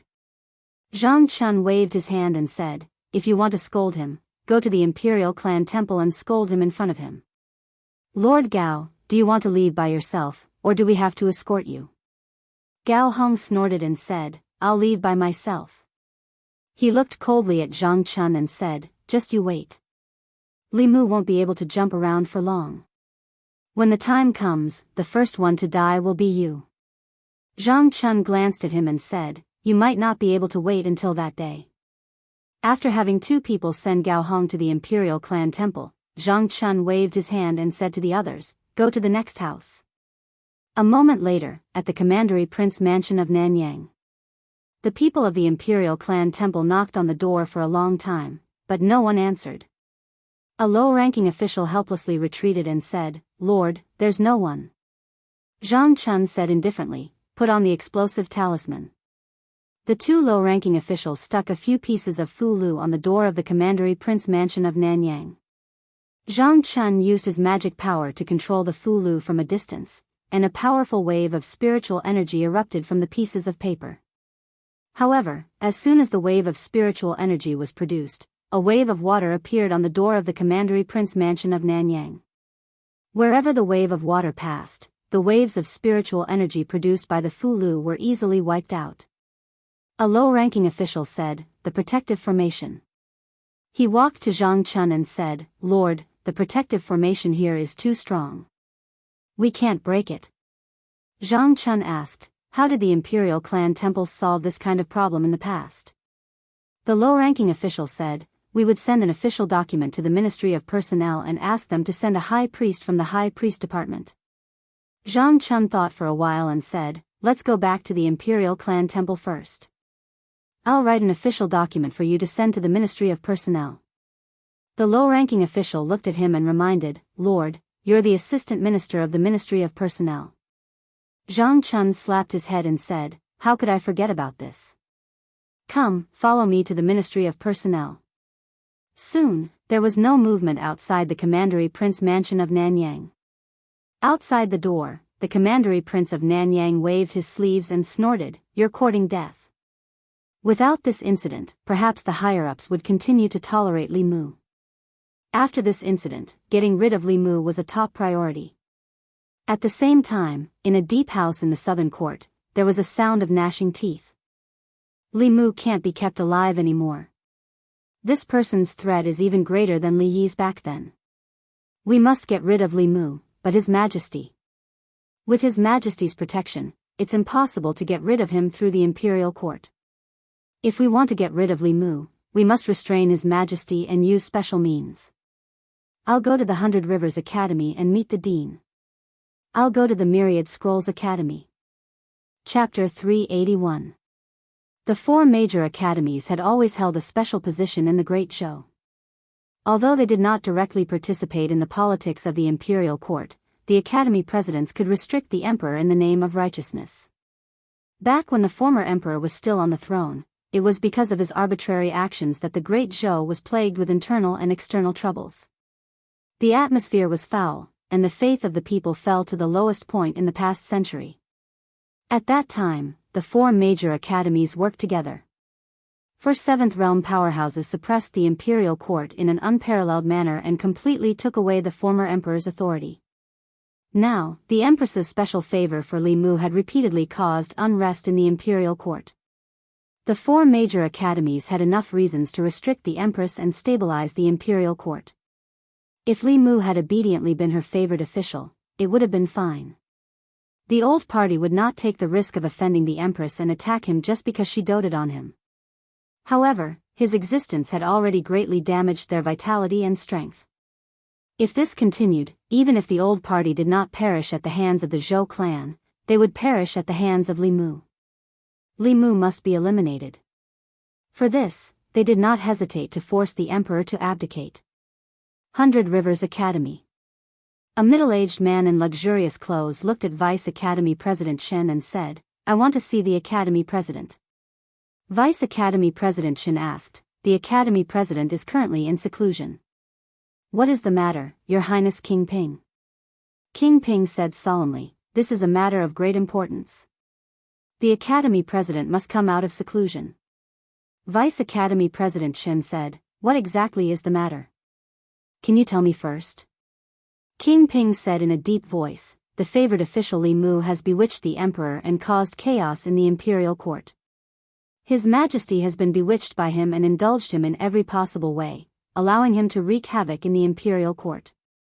If this continues, the consequences will be unimaginable. I would like to ask the Academy presidents to persuade His Majesty to punish the demonic official Li Mu and return peace to the imperial court." Vice Academy President Chen glanced at him and shook his head. However, what the Academy sees is not so.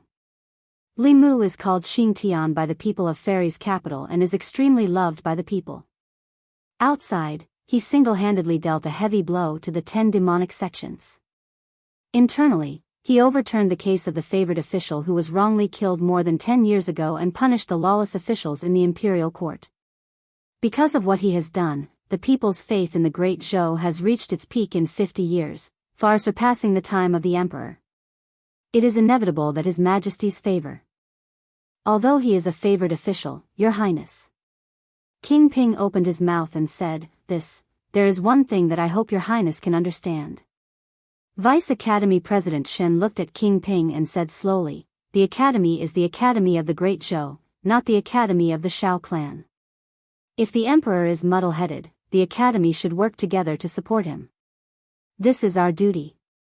If the Emperor is wise, the Academy should do its best to assist him. This is also our duty.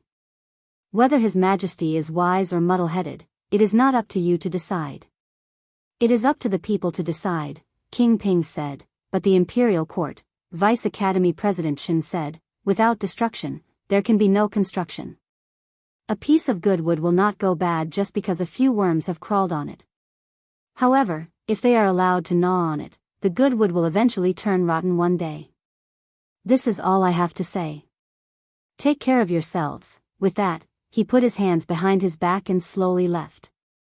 King Ping stood where he was and his expression changed for a while. Finally, he revealed a helpless expression. After a while, he left the 100 Rivers Academy and returned to King Ping's residence. Several people who were waiting in the residence immediately came up to him and spoke. How was it? What did the dean say? Brother Wang, say something. King Ping looked at everyone and sighed.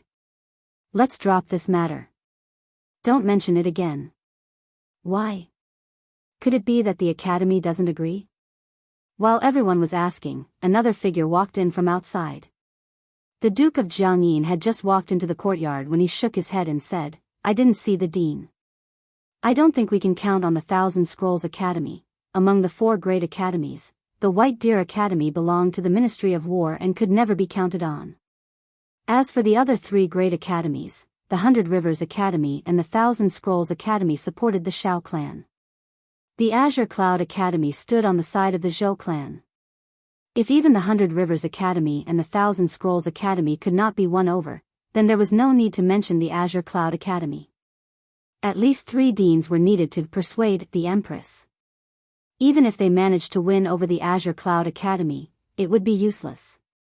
One of them looked at the Duke of Jiangyin and asked, what did the Thousand Scrolls Academy say? The Duke of Jiangyin shook his head and said, they said that the Academy is not a tool for us to fight for power. They only want to ensure the continuation of the Shao clan's royal family. If the Empress wants to pass the throne to a disciple of the Zhou clan, they will do their best to stop it. Apart from that, the Academy will not participate in any court battles. After saying that, he looked at King Ping and asked, what did the 100 Rivers Academy say? King Ping said, they told us to take care of ourselves. No one spoke again. The courtyard fell into a long silence. The meaning of take care of ourselves was that the 100 Rivers Academy would not help them this time. All along, they had thought that the Zhou clan only had one advantage over the Shao clan, and that was that the Empress's surname was Zhou. Regardless of whether it was the control of the imperial court, the local area, or the number of academies behind them, they were stronger than the Zhou clan's new faction. In fact, if it was not for the former emperor's incompetence that caused the wrath of the people and made the Azure Cloud Academy's dean extremely disappointed in the Shao clan, there might be 3 or even 4 academies behind the Shao clan. It was only now that they realized that although the 2 academies behind them were inclined to let the Shao clan return to the orthodox lineage in the future, that was a matter for the future. At present, they still acknowledged the Empress. In fact, it was not just the academies. Even everyone present was convinced by the current Empress. She had shown great talent in cultivation since she was young. Otherwise, she would not have been valued by the former emperor and become the crown princess and empress. The fact that she could be acknowledged by the emperor's qi and successfully advance to the 7th realm proved this point. At that time, no one in the Shao clan could withstand the emperor's qi and forcefully break through. The royal clan would not have an additional 7th realm powerhouse, but a useless person whose foundation was destroyed. One had to know that she was only 25 years old back then. Since ancient times, no one in the Shao clan had been able to inherit the emperor's qi and advance to the 7th realm at the age of 25. Obviously, the academies would not stand against the empress for this matter. The Duke of Jiangyin asked, "What do we do now?" After a long silence, King Ping shook his head and said tiredly, "Let's leave it at that." Although he did not say much, everyone could hear the intention to retreat from his words. The Shao royal clan did not retreat when facing the new faction that was at the peak of their power. Now that they were facing a lone official, they had the intention to retreat. After failing to defeat Li Mu after using countless methods openly and secretly, they chose to avoid him. The Li residence. Li Mu had just learned from Zhang Chun that the Duke of Nanyang's residence was covered by a powerful formation and the officials of the ancestral temple could not enter. As the assistant minister of the Ministry of Personnel, he mobilized the consecrated department to help, but was rejected by the consecrated department. The consecrated department was a special department in the imperial court. It was not an official office. The consecrators in it were powerhouses recruited from all over the country at great cost by the imperial court. Their relationship with the imperial court was a cooperative relationship, not a subordinate one. The consecrated department existed in the previous dynasty and had always been under the control of the old faction. Ever since someone tried to assassinate Zhou Zhong in the consecrated department, Li Mu decided to find an opportunity to reorganize the department. However, he had been busy with other things these days and delayed this matter. Now, he was almost done with the matters at hand and could start to clean up the consecrated department. Before that, he had to help Zhang Chun solve the current problem. There were not many powerhouses in the ancestral temple. They could not be compared to the consecrated department and could not break the formation of the Duke of Nanyang's residence. Li Mu walked out of the residence and said, "Let's go. I'll go with you to take a look." The Duke of Nanyang's residence. The Duke of Nanyang observed the situation outside the door through a mirror. Several officials of the ancestral temple stood there, but Zhang Chun had disappeared. This time, Li Mu suddenly went crazy and let Zhang Chun capture so many officials of the old faction. This really surprised the Duke of Nanyang. After the surprise, he was delighted. The reason why the higher-ups tolerated Li Mu was that although Li Mu had damaged the interests of the old faction, it was not to the extent that they would completely fall out with the Empress and get rid of Li Mu at all costs. Now it was time. Because Li Mu's actions had shaken the foundation of the old faction in the imperial court. The entire old faction did not hesitate to ask the academy for help and restrain the Empress in order to get rid of Li Mu, a thorn in their flesh. In the end, Li Mu was killed by his arrogance. What the Duke of Nanyang had to do was wait. He was waiting for the higher-ups to make a move. When Li Mu died, Zhang Chun and the others would be like chickens and pottery dogs, unable to withstand a single blow. While the Duke of Nanyang was waiting, he saw the figures of Zhang Chun and Li Mu appear in the mirror. When he saw Li Mu, a trace of impatience appeared on his face. He gritted his teeth and said, "Why haven't you made a move yet?" Then, he saw Li Mu and Zhang Chun outside, trying all kinds of methods to break the array of the Duke of Nanyang's residence. The Duke of Nanyang sneered. This array was set up by the array masters of the Spirit Array sect. Even a 6th realm expert would have to spend some effort to break it. Li Mu and Zhang Chun were overestimating themselves. Outside the Duke of Nanyang's residence, Li Mu also discovered the extraordinariness of this array. This array could absorb attacks from the outside world and even turn the attacks or the spirit qi in the Fulu into one's own. It was not an ordinary defensive array. It might have been set up by an array master.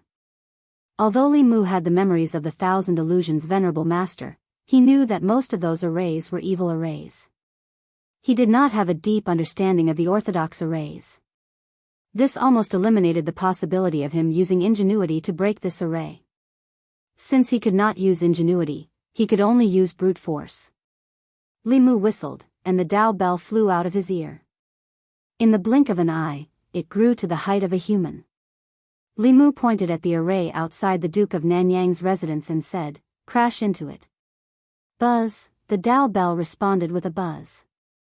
Then, it flew high into the air and swooped down, crashing heavily into the defensive array. A burst of light flowed on the array. It resisted stubbornly for a few breaths before the light on it quickly dimmed. Zhang Chun strode forward and slammed the door a few times. He shouted, "Xiao Yun, Duke of Nanyang, the Imperial Clan Temple is handling a case. Hurry up and open the door. Don't hide inside. I know you're at home. Hurry up and open the door." Chapter 382. Zhang Chun pounded on the door like he was announcing a funeral, but no one responded. He channeled his mana into his palms and slammed them down. The two doors collapsed inwards, and Xiao Yun, the Duke of Nanyang, appeared in front of him with a gloomy face. Zhang Chun stared at the Duke of Nanyang unhappily and asked, "The Imperial Ancestral Temple has summoned you to close your residence. Are you resisting arrest?" The Duke of Nanyang, the former Minister of Personnel, had fallen to the point where his residence was broken down and humiliated. The Duke of Nanyang could no longer suppress the anger in his heart. He wanted nothing more than to kill Li Mu and Zhang Chun. Thinking that the two of them would not last long, he forcefully used his mana to suppress his anger. He looked at Zhang Chun and said coldly, "Why would the Imperial Ancestral Temple come to my residence for no reason? I thought it was a bold bandit who attacked my residence." Zhang Chun said indifferently, "Whether it is for no reason or not, you will know once you follow me to the Imperial Ancestral Temple." The Duke of Nanyang said, "Do you have the official document from the Imperial Ancestral Temple?" Zhang Chun took out the official document with the seal of the Imperial Ancestral Temple and waved it in front of him. He asked, "Is this enough?" The Duke of Nanyang said calmly, "If that is the case, let's go." Even as a duke, he could not openly resist the Imperial Ancestral Temple, because it was equivalent to resisting the Imperial Court. However, this did not mean that he would submit to Zhang Chun and Li Mu. King Ping and the others had already gone to the academy to discuss with the dean. Eliminating Li Mu was already the top priority of the Shao clan. Perhaps at this moment, Baichuan and the two deans of the Myriad Scroll Academy had already taken action to restrain the Empress.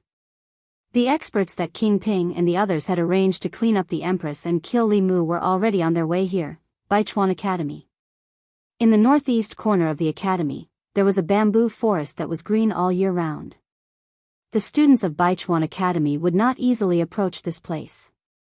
Everyone knew that this was the place where the dean cultivated. The dean of the academy was one of the few experts in the Great Zhou. He was deeply respected and loved by the students, and no one would disturb his cultivation place. In the depths of the bamboo forest, in front of a bamboo house, a hearty laughter could be heard. Beside the stone table in front of the bamboo hut, the man in white put down a word and said with a smile, "Zhao Qingsong, I haven't seen you in 2 years. Your chess skills are getting worse." The middle-aged man opposite him waved his hand, and the black and white chess pieces on the chessboard quickly flew up and returned to their respective baskets. He looked at the man in white and said, "What is there to show off? I was just careless and distracted. Otherwise, you would have lost 15 minutes ago." The man in white asked, "What can distract you?" The middle-aged man said, "I don't know if this change in the Imperial Court is good or bad." The man in white thought for a moment and said, "You mean that young man named Li Mu?" The middle-aged man said, "Who else could it be?" The man in white nodded and said, "Indeed. At such a young age, he has such a natural disposition. He has gathered the faith of the people in Shindu, can communicate with the heavens and earth, and can achieve the Tao with his words. He is also extremely talented in the Fulu Tao, and made the Fulu school bet its future on him. He can be said to be a hero of his generation. What kind of people are the Shao clan that you support? Why do they have to go against him instead of keeping the Zhou clan in check?" The middle-aged man looked at him and said, "The Zhou clan that you support is not much better than the Shao clan." The man in white crossed his arms and said calmly, "I just can't stand Xiao Jing's actions.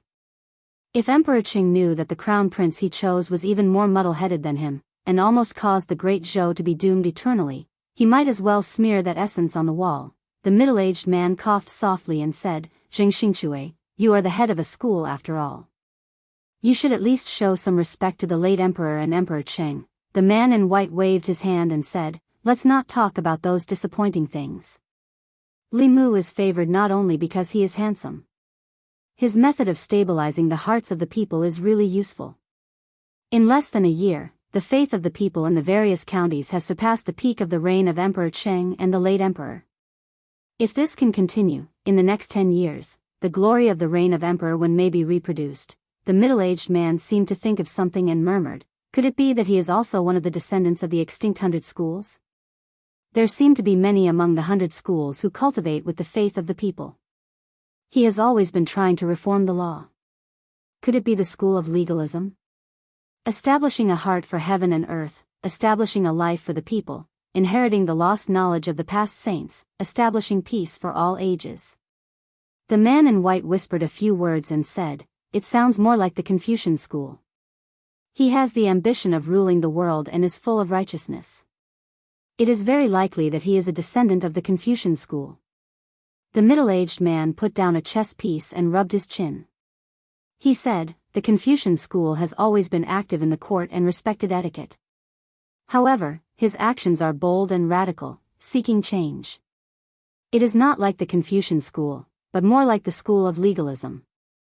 The man in white put down another chess piece and said, "Whether it is the Confucian school or the school of legalism, those who can rule the country are righteous. Let him be, the Zongjing Temple." The prison of the Zongjing Temple, which had always been cold and cheerless, was especially lively today. More than 20 court officials were locked together, all frowning. Most of them had been brought from their homes by the people of the Zongjing Temple last night. Some of the officials had their doors blown up by Zhang Chun while they were eating dinner. Some of them had been pulled out of their beds while they were being intimate with their concubines. At first, everyone was panic-stricken, but after arriving at the Zongjing Temple and seeing so many familiar colleagues, they slowly calmed down. When they saw the former Assistant Minister of Personnel Gao Hong and the Duke of Nanyang being arrested, they were even more reassured. Of the two of them, one was a relative of the imperial family and the other was a member of the imperial clan. The higher-ups would definitely not let them stay in the Zongjing Temple. When the time came, they would be able to save them along the way. After calming down, they began to curse the main culprit. "This damned Zhou Zhong. I've really misjudged him all these years. He doesn't have many days left and he still wants to drag us down with him." Gao Hong did not curse like the others. He knew very well that Zhou Zhong had been sitting in the position of the Assistant Minister of the Ministry of Justice all these years and had a lot of information on them. He no longer had the golden ticket of exemption from death and was no longer the Assistant Minister of Personnel. Once those crimes were confirmed, it was enough for him to die several times. In the cell next door, the Duke of Nanyang was meditating with his eyes closed. At a certain moment, he opened his eyes and glanced at Gao Hong. He said indifferently, "Why are you panicking?" Gao Hong strode over and asked, "Duke, are you sure that the higher-ups will make a move on Li Mu?" The Duke of Nanyang said, "Li Mu has already forced them into this situation. Do you think they will continue to tolerate it?" Gao Hong said uneasily, "But it's been so long. Why hasn't there been any movement at all?" The Duke of Nanyang said indifferently, "What's the hurry? Perhaps they are already on their way." Gao Hong was still worried.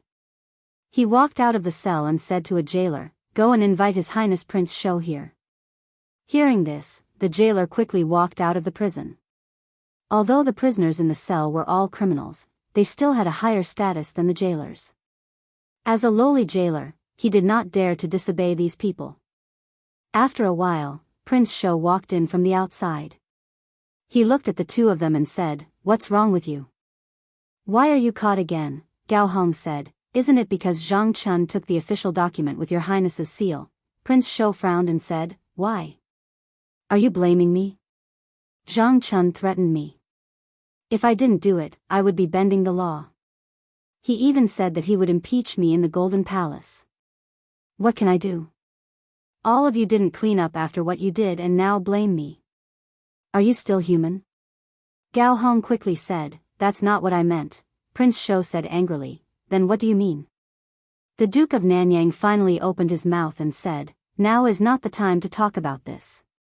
We want to ask Your Highness Prince Shou to go out of the palace and ask about the situation. Why haven't they made a move on Li Mu?" Prince Shou glanced at them and said, "Wait here. I'll go and ask." Half an hour later, in the southern court, Prince Ping's residence.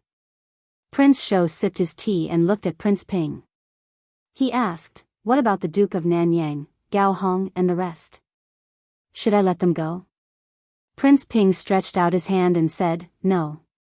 Prince Shou was stunned and asked, "Then what should I do?" Prince Ping took a deep breath and said, "According to the law, those who should be demoted will be demoted and those who should be killed will be killed." Prince Shou spat out his tea and wiped his mouth with his sleeve. He asked, "Then what about the Duke of Nanyang?" Prince Ping shook his head and said, "Without the death exemption token, he can't be saved." Prince Shou was stunned and said, "Aren't you going to join forces with the academy to make a move on Limu?" Prince Ping said, "Limu is not our enemy. The Zhou family is. There's no need to take the risk." Prince Shou said, "But that's not right. If Limu makes a move, Xiao Yun will die." Prince Ping leaned on the chair and slowly let out a sigh of relief. He said, "He asked for it. 36 dukes. Even if one is gone, there are still 35, smack." Prince Shou stood up abruptly and pointed at Prince Ping. He said angrily, "How can you do this? Do you have any humanity left?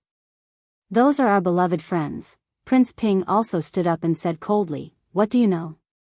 We're looking at the big picture." Prince Shou stared at him for a long time and finally sat back down. He leaned weakly on the chair and said, "The blood flowing in his body is the same as ours." Prince Ping said, "It's because the blood flowing in his body is the blood of the Xiao family. When necessary, he should sacrifice himself for the Xiao family, ancestral temple." After 2 hours, Prince Shou reappeared in the heavenly prison. Gao Hong and the Duke of Nanyang were already anxious from waiting. The Duke of Nanyang was still able to maintain his calm while Gao Hong grabbed the bars of the cell and looked in a certain direction. When he finally saw the chubby figure of Prince Shou, he asked anxiously without waiting for Prince Shou to come closer, "Your Highness, how is it?" Prince Shou patted his shoulder and said, "Don't worry, it's fine." Gao Hong let out a long sigh of relief. Then, excitement appeared on his face as he asked, "When will Limu die?" Prince Shou let out a sigh of relief and said, "When I save you." Gao Hong finally relaxed and sat down slowly. He leaned against the wall and said, "I can't wait any longer." Prince Shou was silent for a moment. Suddenly, he looked at the two of them and said, "Are you hungry? What do you want to eat? I'll get someone to send it in." Chapter 383. The officials who were locked up in the Zongjing Temple lived a life of luxury at home. Naturally, they weren't used to the food of the Zongjing Temple. As the head of the Zongjing Temple, Prince Shou took this into consideration and sent them food from the restaurant outside the palace. In the prison, the officials were eating heartily. "This pork shoulder is from the Wafting Fragrance restaurant. It's definitely from the Wafting Fragrance restaurant.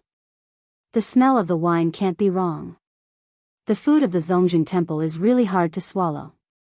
The Wafting Fragrance restaurant is the best. Thank you, Your Highness." Prince Shou. Other than having their freedom restricted, the 20 officials didn't suffer much in the Zongjing Temple. Prince Shou arranged a single cell for each of them and changed the bed sheets. In order to protect their privacy, he even had people separate the cells with curtains.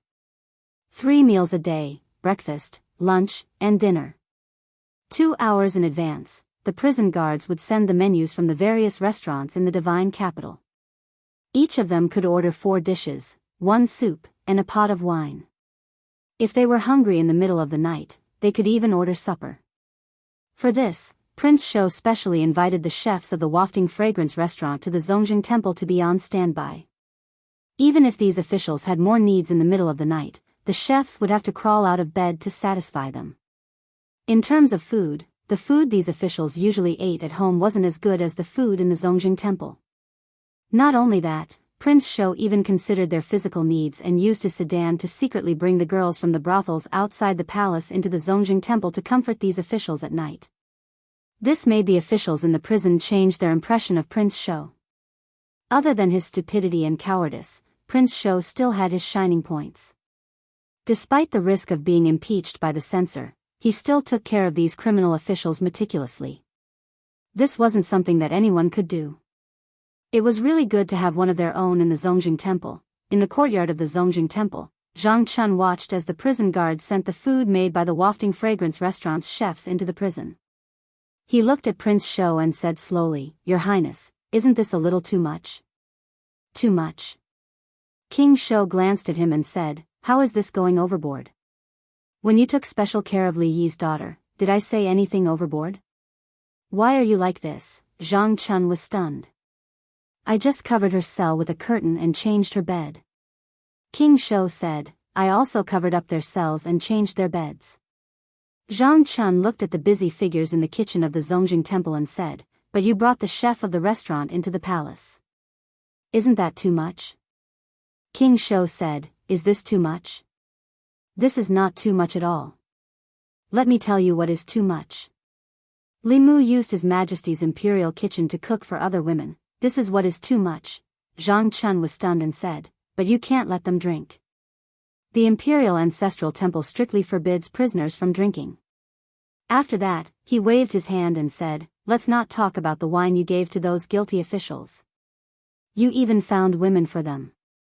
What do you think the Zongjing Temple is? A restaurant or a brothel?"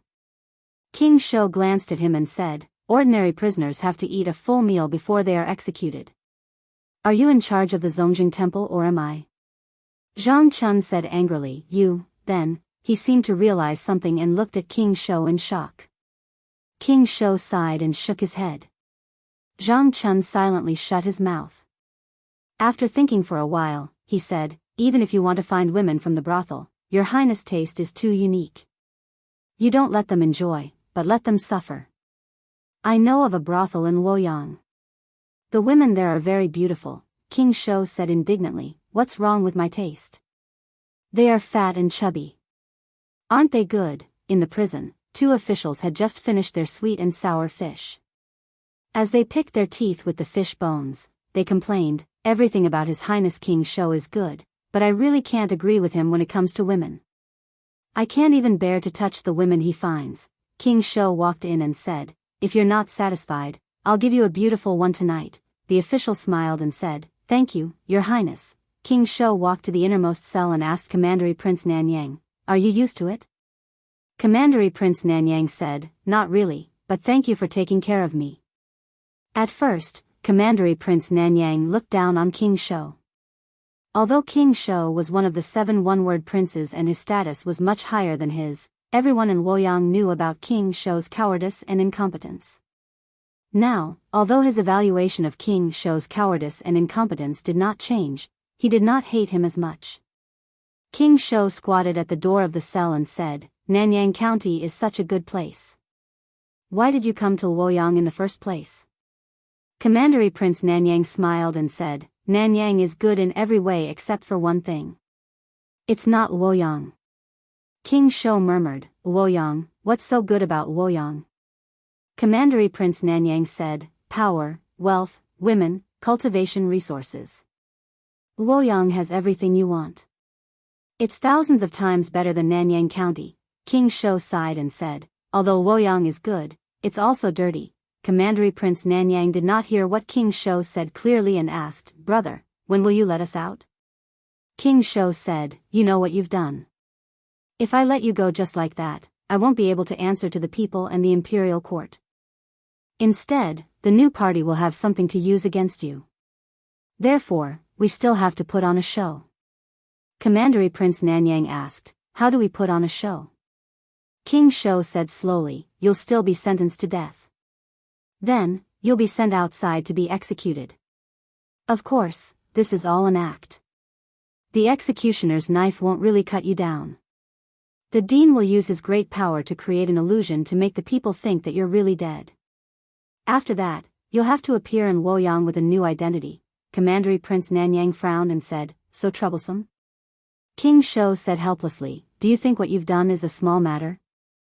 According to the crimes that Zhou Zhong has confessed, each and every one of you will be beheaded. This is the only way to save your lives. From today onwards, Commandery Prince Nanyang is dead. You'll have a new identity. At that time, we'll find a way to let you enter the imperial court again. After that, you'll get back everything you've lost." Commandery Prince Nanyang had a thoughtful expression as he carefully considered King Shou's words. Indeed, since Li Yi's case was overturned, Commandery Prince Xiao Yun was no different from a dead man in the Great Zhou. His official position was revoked and he would never be employed by the imperial court again. Instead of using the useless identity of Commandery Prince Nanyang, he might as well change his appearance and start a new life. If King Shou really let him go so easily, Commandery Prince Nanyang would be suspicious. Li Mu and the Zhou clan were watching. If he let them go, King Shou wouldn't be able to bear the consequences.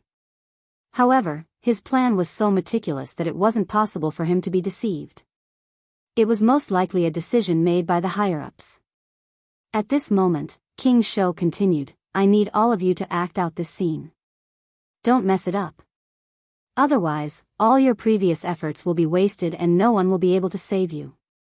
Commandery Prince Nanyang no longer had any doubts. He nodded and said, "I understand." King Shou patted him on the shoulder and said, "Remember, even if a knife is placed on your neck, you must remain calm. This is because the executioners this time are all our people. Oh right, remember to tell the others. Otherwise, if they mess it up, everyone will be implicated and Li Mu won't be able to get rid of them." Commandery Prince Nanyang said, "Don't worry. If anyone dares to mess it up, I'll take their life." In the court of the Zongjing Temple, Zhang Chun looked at the few guilty officials kneeling before him. He picked up a document and read it aloud. Minister Councillor Ai Tong of the Ministry of Revenue. During his reign, he coveted a huge amount of tax from the national treasury. According to the law of the Great Zhou, he is sentenced to death by beheading. Minister Wu Xing of Guanglu Temple. According to the law of the Great Zhou, he is sentenced to death by beheading. Wei Chong, Wang Ning, and Zhuo Xian. As officials of the Great Zhou, they participated in the trafficking of women and children and acted as a shield for evil forces. They are sentenced to death by beheading. Minister Chen Guang. They are sentenced to death by beheading. When Zhang Chun announced the sentence, there was no fear on the faces of the officials in the court. Some of them even looked at each other and laughed. It wasn't that they weren't afraid of death. It was just that King Shou had already made it clear to them that this was just an act. When the time came, not only would they not die, but they would also usher in a more glorious life with a new identity. The death penalty documents of these officials had already been reviewed multiple times. After Zhang Chun announced the sentence in the court, more than 20 people were escorted to the execution ground. King Shou stood outside the Zongjing Temple and nodded at all the guilty officials who walked out of the temple. After receiving that hint from King Shou, everyone felt more at ease. They rushed to the execution ground without any fear, looking quite resolute.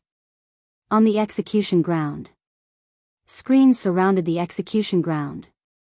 The people below the execution ground couldn't see the specific situation on the execution ground. This time, those who were to be executed were all officials of the imperial court.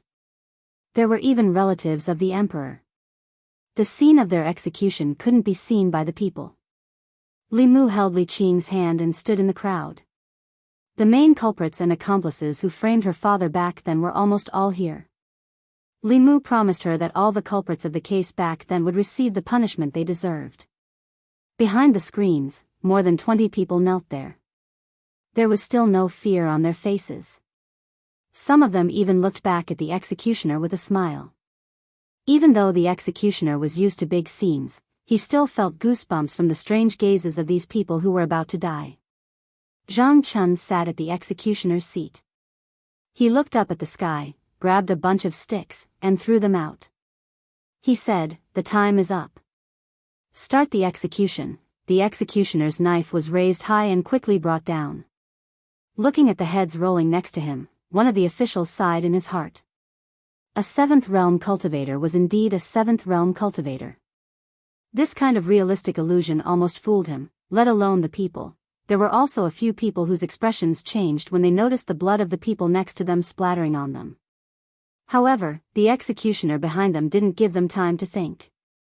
With a slash of the knife, the heads were separated from the bodies and their souls scattered.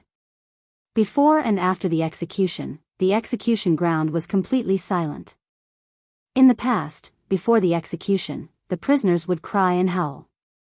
This was probably the quietest execution that the people of the fairies' capital had ever seen. King Shou stood outside the execution ground and sighed deeply. He muttered, "In your next life, be a good person." Chapter 384. The execution was very strange. Even the people outside the execution ground could tell that something was wrong. They had seen executions in the past. It was normal for the prisoners to cry and scream before they died. There were also many who yelled and cursed. However, this time, there were no cries and no cursing. The execution platform surrounded by screens was silent. More than 20 people were calmly going to their deaths. It was so quiet that it was eerie. Soon, the cheers of the people drowned out the silence. Good execution. They are all criminals who wronged Lord Li back then. These people deserve to die. Lord Li can rest in peace now. At the front of the crowd, Li Qing held Li Mu's hand tightly and said, "Let's go." The two of them turned around. The people took the initiative to open a path for them. They walked slowly. The people behind them watched them leave. They clasped their fists and said, "I wish Lord Li and Miss Li a long and happy life together, grow old together, may you have a child." More than 20 guilty officials were beheaded, and the people all clapped their hands in joy. These people were not only accomplices in framing Lord Li Yi, but they themselves were also guilty of many crimes. Their death was a good thing for the country and the people. After the execution, some of the commoners even spat on the execution platform as they left, their faces filled with joy. King Shou sighed and said to a servant beside him, "Don't remove the screens yet. Inform their families to come and collect the bodies." The servant nodded and said, "Yes." King Shou put his hands behind his back and shook his head as he walked away. He said softly, "It's good that they're dead. There's no more trouble after they die." Zhang Chun walked behind him and said, "These people have committed countless crimes. It's too easy for them to die like this." Although these criminals were dead, they still thought that it was a trap. After today, they would reappear in the divine capital with a new identity. Although they died in the end, at least they didn't feel fear or pain before they died. King Shou said casually, "In life, there are some things that shouldn't be taken too seriously. It's fine if it's not too bad." The news that more than 20 officials from the old party, including Commandery Prince Nanyang and the elder brother of the concubine dowager, had been beheaded at the street corner quickly swept through Luoyang and shocked countless people. Are they really dead? No one saved them? The Shao clan hasn't done anything. Are they just going to be abandoned like that? What are they afraid of, and what are they afraid of? You still don't understand. They're obviously afraid of Li Mu. At the Zhou family's banquet, Zhou Chuan's face was pale. Qin Jian was dead, Gao Hong was dead, and the Duke of Nanyang, Xiao Yun was dead. Of the 7 main culprits back then, only he, the Duke of Zhongyong, and the Duke of Peace and Peace were left. Li Mu didn't even spare the accomplices, so how could he spare the main culprits? In particular, the death of the Duke of Nanyang had made him even more terrified. Even the Shao royal family could not escape Li Mu's punishment, let alone him. Zhou Chen lowered his head to eat, but his forehead was full of cold sweat. He knew what his father was worried about. The Duke of Nanyang and those people were dead. Perhaps his father would be his next target. More than half a year ago, Li Mu was still a small official in a remote county. Unexpectedly, in just half a year, he had grown into an existence that even the old party did not dare to provoke. The Shao royal family was not as fearful of the Zhou family as they were of Li Mu. Just before he came to Luoyang, Zhou Chen had tried to send an assassin to finish him off, but it had ended in failure. If Li Mu knew that he was the one who sent that assassin, wouldn't he be reduced to the same fate as those people this morning? In the Zhou family, while Zhou Chuan and his son were in shock, Li Mu was also hesitating in the Li residence. Until today, most of the people involved in the case back then had received the punishment they deserved. No accomplices had escaped, and there were still 4 main culprits in Luoyang. These 4 people were the Marquis of Zhongyong, the Earl of Ping'an, the Marquis of Yongding, and Zhou Chuan of the Zhou family. The first 3 bigwigs of Luoyang were involved in Zhou Zhong's scheme. They had no enmity with Li Yi. Zhou Zhong knew that he could not change the overall situation, so he deliberately lured them into the trap in order to get the 3 death exemption tokens in their hands.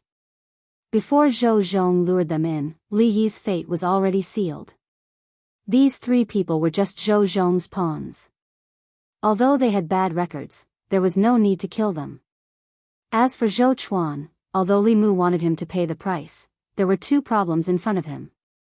First, the booklet that Zhou Zhong gave him contained evidence of the crimes of the old party officials. There was nothing about Zhou Chuan, so Li Mu could not overthrow him through the law. Second, Zhou Chuan was the Empress's uncle. Li Mu had already killed one of her younger brothers. He did not know how the Empress would feel if he killed another of her uncles. Even though she had left the Zhou family, the blood that flowed in her body was the same as the blood of the Zhou family. The Empress cared about him so much, so Li Mu could not ignore her feelings at all. He pondered for a long time and walked into the courtyard.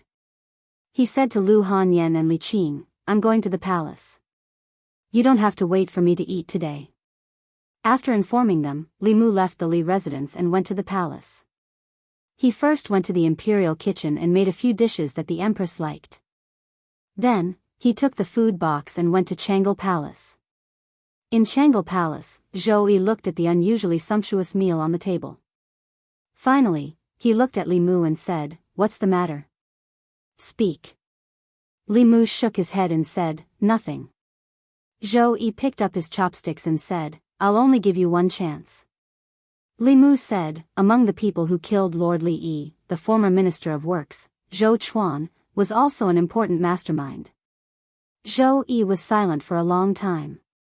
Then, he said lightly, "If you have evidence of his crimes, you can punish him according to the law. I will not protect him just because he is my uncle.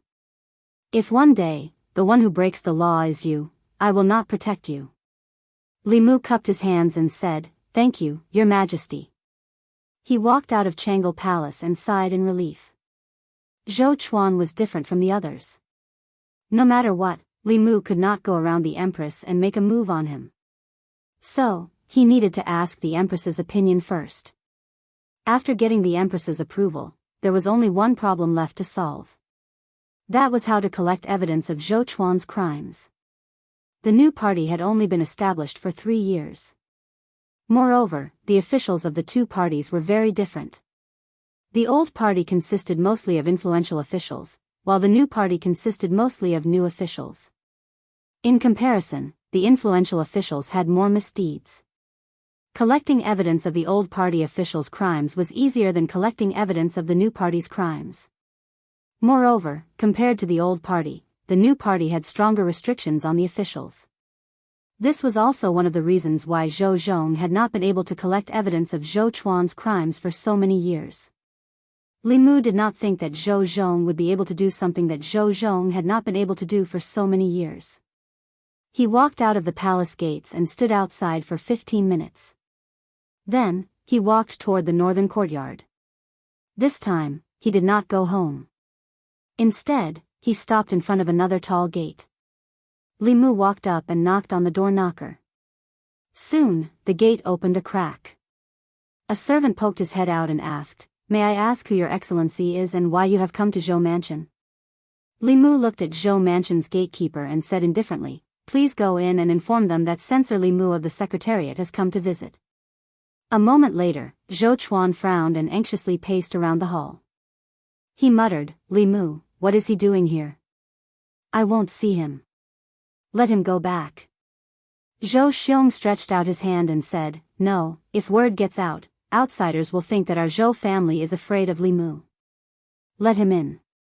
Zhou Chuan said, "Second brother, but it's fine. Let's see what he wants first." Zhou Xiong waved his hand and said, "His target might be you. Third brother, you should leave for now." After Zhou Chuan left, Zhou Ting said, "I'll leave as well." His only son had died at the hands of Li Mu. He could not face Li Mu calmly. A moment later, under the guidance of a servant, Li Mu passed through 2 doors, walked through several corridors, and arrived at a hall. Zhou Xiong was the only one in the hall. Li Mu walked into the hall. Zhou Xiong said indifferently, Lord Li, please take a seat. There's no need for that, Li Mu shook his head and said, I'm here today to tell you one thing. Zhou Xiong picked up his teacup and asked, what is it? Li Mu said, Zhou Chuan of the Zhou family was one of the main culprits who framed my father-in-law. Zhou Xiong said in a deep voice, that case is over. Li Mu said, that's what Duke Nanyang and Gao Hong thought too. Duke Nanyang and Gao Hong had just been executed. This was a blatant threat. Zhou Xiong slammed his teacup on the table and said loudly, Li Mu, what are you trying to say? Li Mu said indifferently, let Zhou Chuan ask to be exiled and this matter will end here. Zhou Xiong was stunned for a moment before he became furious. He stood up and gritted his teeth, you're dreaming. Li Mu shook his head and said, if it weren't for His Majesty, I would do it myself. At that time, it won't be as simple as being exiled. Don't force me. Zhou Xiong wanted to throw his teacup at Li Mu's face. He came to the Zhou family and asked the Zhou family to ask to be exiled. Who was the one forcing who? Zhou Xiong said angrily, what right do you have to say that?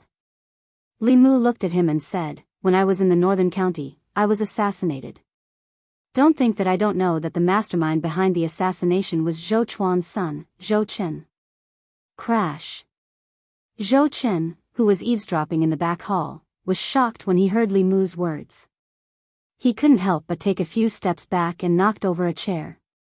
He picked up the chair with a pale face and his body trembled slightly. In the front hall, Zhou Xiong said flatly, you're slandering me. Li Mu smiled and said, whether it's slander or not, you'll know when you get to the Imperial Clan Temple. I still have a lot of evidence of your Zhou family's crimes. At that time, it won't just be Zhou Chen's case. Zhou Chuan, Zhou Ting, and the other officials of your new party won't be able to escape. The fate of those officials on the execution ground today will be your fate. Zhou Xiong's face turned red. He pointed at him and said angrily, you. Li Mu looked at Zhou Xiong and said calmly, Chen Jian's grave is already covered in grass. Gao Hong and Prince Nanyang's bodies have just turned cold. I only asked Zhou Chuan to be exiled because of His Majesty. I have no interest in the fight between the old and new parties. However, if I don't punish Zhou Chuan and avenge my father-in-law, I won't be able to answer to my wife. Zhou Chuan's request to be exiled is my limit. I'll give you 3 days to think about it. Chapter 385. After saying those words, Li Mu turned and left the Zhou family. After he left, a few figures walked out from the back hall. Zhou Xiong looked coldly at Zhou Chen and asked, is what Li Mu said true? Zhou Chen nodded and said fearfully, but back then, when I hired the assassin, I did not reveal any of my identity. Zhou Xiong sat in his chair and said weakly, how much leverage does he have on the Zhou family? Most of the conflicts in the imperial court could not be seen in the open. These conflicts in the dark were filled with blood and filth, and could not be shown in front of others. With the Shao clan's existence, the Zhou family could not avoid such filthy matters. Once they were exposed and seriously investigated, there was no doubt that the fate of the old party officials would be the fate of some of the new party members. Zhou Chuan said, I'm guessing that Li Mu is lying to us. Even the old party does not have any evidence. How would Li Mu know? Zhou Xiong looked at him and asked, what if? He looked at Zhou Chuan and said, even if he does not have more leverage, just the crime of assassination is enough to send your son to his death. Zhou Chen trembled and hugged Zhou Chuan's thigh. He said fearfully, Father, I don't want to die. I'm your son. You have to save me, Pa. Zhou Chuan slapped him away with a gloomy face and did not say a word. Li Mu's request for Zhou Chen and the other members of the new party to be spared was that Zhou Chuan himself had to request to be banished to the army. The place of banishment was either the demon nation or the ghost realm. Any sinner who went to such a place would have a slim chance of surviving. Some would even die 10 times out of 10. This unfilial son wanted him dead. At that moment, Zhou Chuan regretted giving birth to this son for the first time. At that moment, a figure slowly walked in from outside. Zhou Xiong stood up and said, Big brother. Zhou Jing said, I know. Zhou Xiong thought for a moment and asked, Big brother, can you divine if Li Mu is bluffing? Does he really have leverage on us? Zhou Jing shook his head and said, he has a magic treasure that can shield him from the heavenly secrets. I can't calculate anything related to him. Even if I didn't have that item, I might not be able to calculate these things.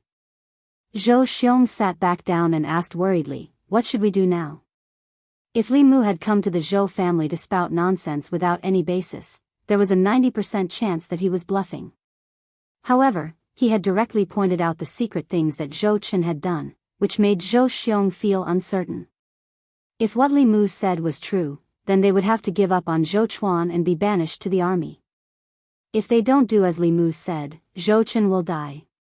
Not only that, there is a certain possibility that the other officials of the new party will also be implicated. If Li Mu really has something on them, within the scope of the law, Li Mu could do whatever he wanted. This was something that everyone in Luoyang was aware of. How arrogant was the Shao royal family? They were even capable of doing things like forcing the emperor to abdicate the throne. However, in the end, they still had to watch the heads of over 20 officials from the old faction fall to the ground. Even the Duke of Nanyang could not be saved. Once Li Mu made public the evidence in his hands, the new party would probably follow in the footsteps of the old party. If Zhou Chuan did not leave, Zhou Chen would definitely die. Perhaps even more people would die. If Zhou Chuan asked to be banished, only 3 of the 4 brothers of the Zhou family would be left. This was a dilemma that only the head of the family, Zhou Jing, had the right to make. In the hall, everyone's gaze was on Zhou Jing. Zhou Chuan could not help but say, even if Li Mu really has something on us, can we trust what he says? What if he goes back on his words? Zhou Jing looked at him and said, no matter what decision you make, the Zhou family will agree. Zhou Chuan's voice gradually became softer as a bitter smile appeared on his face. If his eldest brother was not threatened by Li Mu, he would have clearly told him that the Zhou family would not be threatened and would not agree to Li Mu's request. Other than that, any decision he made would actually lead to another choice. Sacrificing him in exchange for the stability of the Zhou family and the new party. It turned out that he had been abandoned like the commandery prince of Nanyang. Zhou Chuan took a deep breath and said, let's do as Li Mu says. For the Zhou family, for the new party, and for our great cause. Zhou Jing was silent for a moment before he said, the family will prepare some things for you so that you can protect yourself. When the time is right, you can return to Luoyang. Zhou Chuan cupped his fists and said in a deep voice, thank you, eldest brother. The third of the 4 brothers of the Zhou family, the former Minister of Works, Zhou Chuan, felt guilty for framing Li Yi. Although he had been pardoned by the death exemption medallion, he still asked to be sent to prison and left Luoyang. This became another eye-catching event after the execution of the commandery prince of Nanyang and the others. Back when they framed Li Yi, they were all sentenced to death. Later, they were all pardoned by the death exemption medallion. The common people thought that this would be the end. They did not expect that it was only the beginning. After the commandery prince of Nanyang, Xiao Yun, and old concubine Gao's elder brother, Gao Hong, were pardoned by the death exemption medallion, they were sent to the execution ground for other crimes. In the end, they could not escape death. Although Zhou Chuan did not die, the crime of being sent to prison was not much different from delaying the execution of the death penalty. It was just that he would die a little later. At this point, all the main culprits and accomplices in Li Yi's case had paid the price with their lives. The other 3 fish that escaped the net, the Marquis of Zhongyong, the Earl of Pinghan, and the Marquis of Yongding, disappeared from Luoyang overnight after hearing and witnessing these things. Someone saw them leave Luoyang with their family the night before the execution of the commandery prince of Nanyang. Li residence. After Li Mu heard these things, he heaved a long sigh of relief. He pulled Li Qing into his arms and whispered in her ear, it's all over. Li Qing was silent.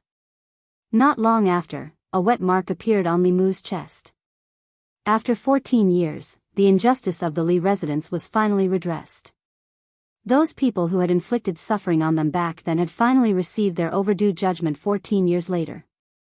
Li Qing could only completely let go of certain things that she had been carrying in her heart at this moment. Li Mu hugged her. After a while, when he lowered his head, he realized that Li Qing had fallen asleep in his arms. He carefully carried her back to her room and placed her on the bed. He kissed her forehead gently and left the room. Zhou Chuan had volunteered to be banished. Li Mu had no intention of continuing to fight the Zhou family to the death. Firstly, he did not have anything on the Zhou family. He could trick them once, but he might not be able to trick them a second time. Secondly, 2 of the 4 brothers of the Zhou family had already died at the hands of Li Mu. Zhou Chu had even died at his hands. If he continued to be aggressive, he might be driven into a corner. Most importantly, he had to consider the Empress. After all, that was the family that had raised her. Even if this family had betrayed her and made her watch helplessly as the Zhou family was destroyed at the hands of Li Mu, it was still a form of torture for her. He had used less than a year to go from a nameless minor official to a person that both the new and old parties feared. In less than a year, too many changes had happened in Luoyang. As Li Mu walked on the streets, he no longer saw numb faces. The people's backs were straight, their eyes were bright, and they smiled from the bottom of their hearts. All of this showed that the Luoyang of today was no longer the Luoyang of the past. An old woman with a walking stick was walking on the street. She accidentally fell. A young man and a young woman passed by, quickly helped her up and helped her to the side of the road to rest. The old woman rested for a while, then leaned on her walking stick and slowly walked on the street. When she reached the corner of the street, she saw a beggar in ragged clothes. She thought for a moment, then took out a few copper coins from her sleeve and threw them into the beggar's bowl. The beggar kowtowed in gratitude. He took 2 copper coins and bought a bun from a bun shop by the street. He saw the shop assistant from the shop next door struggling to carry a box onto the carriage. He held the bun in his mouth and went forward to help carry the box onto the carriage. The shop assistant took a deep breath. Just as he was about to thank the beggar, he realized that there was no one behind the box. At this moment, a man in green walked over and asked, "Brother, may I ask where Restaurant Rui is?" The shop assistant smiled and said, "I happen to have something to do near Restaurant Rui. Follow me." The man thanked him and followed the shop assistant to Restaurant Rui. He happened to see a young man and a young woman's kite hanging on a tree. The 2 of them stood under the tree and waited. The man leaped up and easily plucked the kite. He smiled and handed it to the young man and the young woman. He said, "Go over there and fly it in an empty place." Li Mu was greeted by the people along the way. He could clearly feel the changes in Luoyang half a year ago. Li Mu was not the only one who could feel the changes. The people of Luoyang could feel it too. In the past, there was no good or evil in Luoyang. There was no right or wrong. It was chaotic and dark. Until half a year ago, a ray of light shone through the darkness. From then on, good and evil were separated in Luoyang. The officials and nobles who broke the law were punished the same as the common people.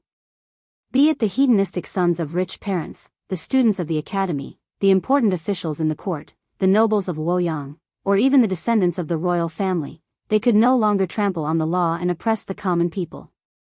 This ray of light allowed the common people to walk out from the darkness and into the sunlight. Looking at the figure walking slowly on the street, countless people had reverence in their eyes. That was the light in all of their hearts. Chapter 386. Walking on the streets of Chengdu, Li Mu found that he seemed to be more and more fond of the human world. Especially after witnessing the changes in the people in the past half a year, the achievements and joy he got from it were far from what he got from cultivation. In this state of mind, his heart was empty. Even without the clear heart technique, he could still maintain absolute peace in his heart. Somehow, he even had a kind of enlightenment. Establishing a heart for the heavens and earth, establishing a life for the people. As long as he could practice these 2 words with himself, one day, he could rely on the hundreds of millions of people in the Great Zhou to advance to the upper realm. Now, he didn't have to do anything deliberately and could continue to absorb psychic power from the people. He was like a walking temple. He walked slowly on the street. What he saw and what he heard was the ecology of Chengdu, only a duck-like voice was mixed in it, which seemed a little out of place. Fortune-telling, fortune-telling, infertility treatment, ensuring the birth of a fat baby. You're not allowed to be free, you're not allowed to be free. This voice was a little familiar. Li Mu looked in the direction of the voice and saw a sloppy Taoist priest squatting at a corner of the street. In front of him was a Bagua diagram, and beside him was a flag with the words, Divine Strategy, written on it. The Taoist priest's spiritual sense was very sharp. The moment Li Mu looked over, the Taoist priest raised his head and looked at him. When he saw Li Mu, the Taoist priest was stunned for a moment. Then, he jumped up from the ground and said in amazement, "Why is it you again?" Li Mu walked over, smiled at him, and said, "Senior, we meet again." The Taoist priest scratched his head and said, "Why do I always run into you wherever I go?" That's not right." As he spoke, his tone suddenly changed. He grabbed Li Mu's wrist and said in shock, You have a good fortune." Li Mu said, "In the past few months, I encountered some opportunities." The old man let go of his hand and muttered, "Bullshit opportunity. Why can't I encounter such an opportunity?" Thinking back to more than a year ago, when he first met the young man in front of him, he was just a mortal who had lost his 7 souls and didn't have long to live. When he saw him for the second time, he was already in the omnipotent realm. Only half a year had passed, and when he saw him again, he was already in the creation realm. This made the scruffy Taoist priest doubt his life. At this rate, in another year or so, wouldn't he be inferior to him? He returned to his original position and waved his hand at Li Mu. Go. Let this old man be alone." Li Mu glanced at him and then turned to leave. When he met an old friend, he only went up to greet him out of politeness. To Li Mu a year ago, peak 6th realm cultivators were unreachable. But now, he was in close contact with 7th realm cultivators every day. In his eyes, 6th realm cultivators were just so. It wasn't until Li Mu's figure disappeared that the scruffy Taoist priest raised his head and looked in the direction he left. His heart was bitter and indescribable. He muttered, "Thief. God, this is not fair, not fair." Li Mu quickly forgot about the scruffy Taoist priest. Although he had avenged Li Qing, there were still some leftover problems. As the Great Zhou FBI, some of the priests in the Department of Worship enjoyed the cultivation resources provided by the Imperial Court, but they didn't do anything for the Imperial Court and didn't listen to the orders of the Ministry of Personnel. They even became the private soldiers of the old party, disobeying imperial orders and doing whatever they wanted. Li Mu had thought of cleaning up the Department of Worship a long time ago. The Department of Worship was nominally under the command of the Ministry of Personnel, but it wasn't an office under the Ministry of Personnel. Before the Empress ascended the throne, the Department of Worship was directly responsible to the Empress. After the Empress ascended the throne, because she couldn't subdue the Department of Worship controlled by the old party, she established the internal guards. The bamboo guards of the plum, orchid, bamboo, and chrysanthemum guards were used to replace the Department of Worship. Of course, whether it was strength or resources, the internal guards were far inferior to the Department of Worship. The Department of Worship was supported by the Great Zhou's national treasury. Every year, large amounts of spiritual jade, fulu, talismans, and other cultivation resources were allocated from the national treasury. The internal guards were subsidized by the Empress herself. The highest cultivation of the internal guards was only 5th realm. In the Department of Worship, there were 2 great priests who were both 6th realm cultivators. There were also dozens of 5th realm priests. In Changle Palace, when he was eating with the Empress, Li Mu told her about cleaning up the Department of Worship, but the Empress was a little absent-minded. Zhou Yi didn't answer Li Mu's question. Instead, she asked, "Tell me, what's so good about being the Empress? Why can they disregard other people's lives and even their own for this position?" Zhou Chuan had already been sent away from the Immortals' capital today. Li Mu wasn't surprised that the Empress would feel this way. To the Empress, there was indeed nothing good about being the Empress. She wasn't keen on power, nor was she greedy for beauty. She didn't have anyone in her harem, and she didn't want to review memorials. To her, this position was a prison. But to others, controlling the life and death of hundreds of millions of people and becoming the ruler of the most powerful country in Zhou province was already a fatal temptation. Moreover, after becoming the empress, she could legitimately replenish her harem. If Li Mu was the empress, he could legitimately make Lu Hanyan empress and Li Qing noble consort. Wan Wan and Xiao Bai would be fair consort and virtuous consort. No one would have to be jealous of anyone. It was only natural for the empress to take in concubines. Just thinking about it made one feel that it was wonderful. There would no longer be a fire in the harem or an azura field. Zhou Yi glanced at Li Mu and said, "I'm asking you a question." "What are you laughing at?" Li Mu no longer fantasized. He withdrew his smile and said, "Your Majesty, not everyone is like Your Majesty who doesn't like power.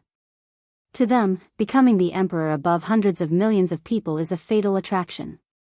Zhou Yi asked, "You too?" Li Mu shook his head and said, "This isn't my dream." Zhou Yi continued to ask, "Then what is your dream?"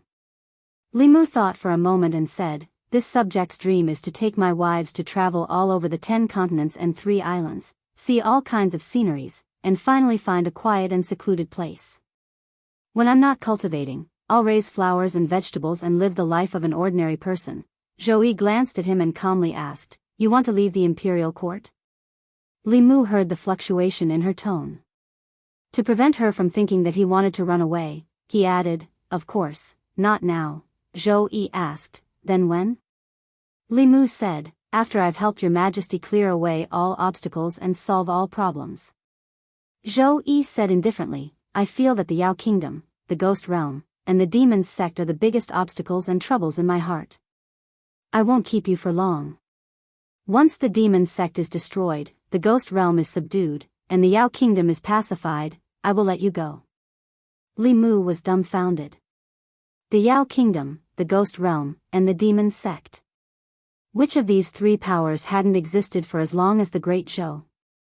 Even if the Great Zhou perished, they might not necessarily perish.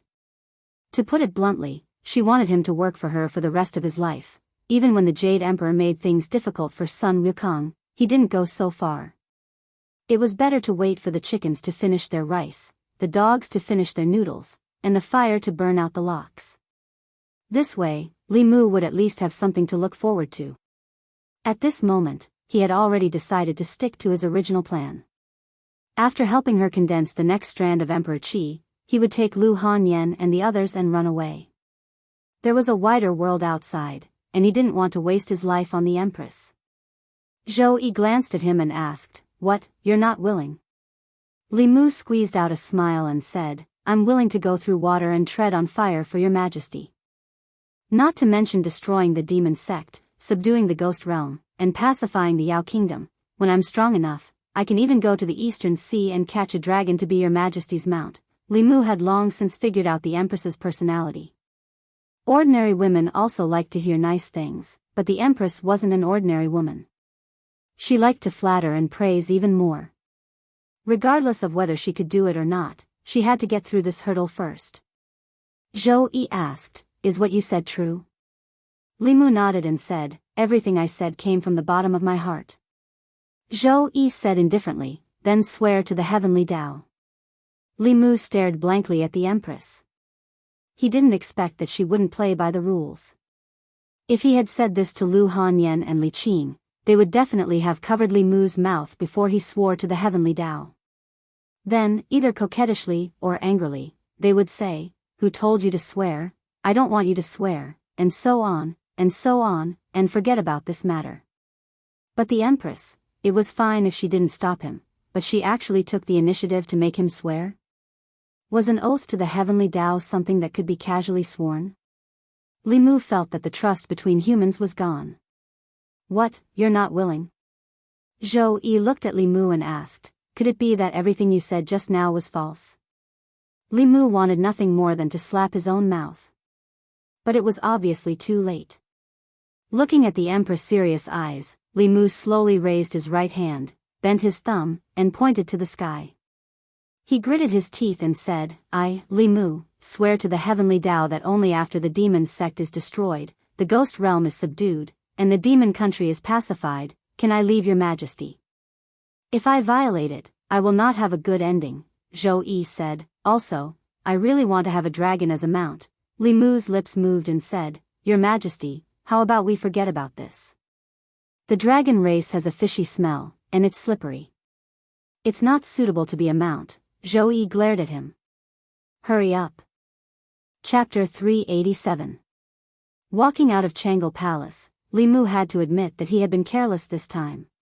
He had been forced by the Empress to swear an oath to the heavens that he would only leave her after helping her destroy the demon sect, subdue the ghost realm, and pacify the Yao kingdom.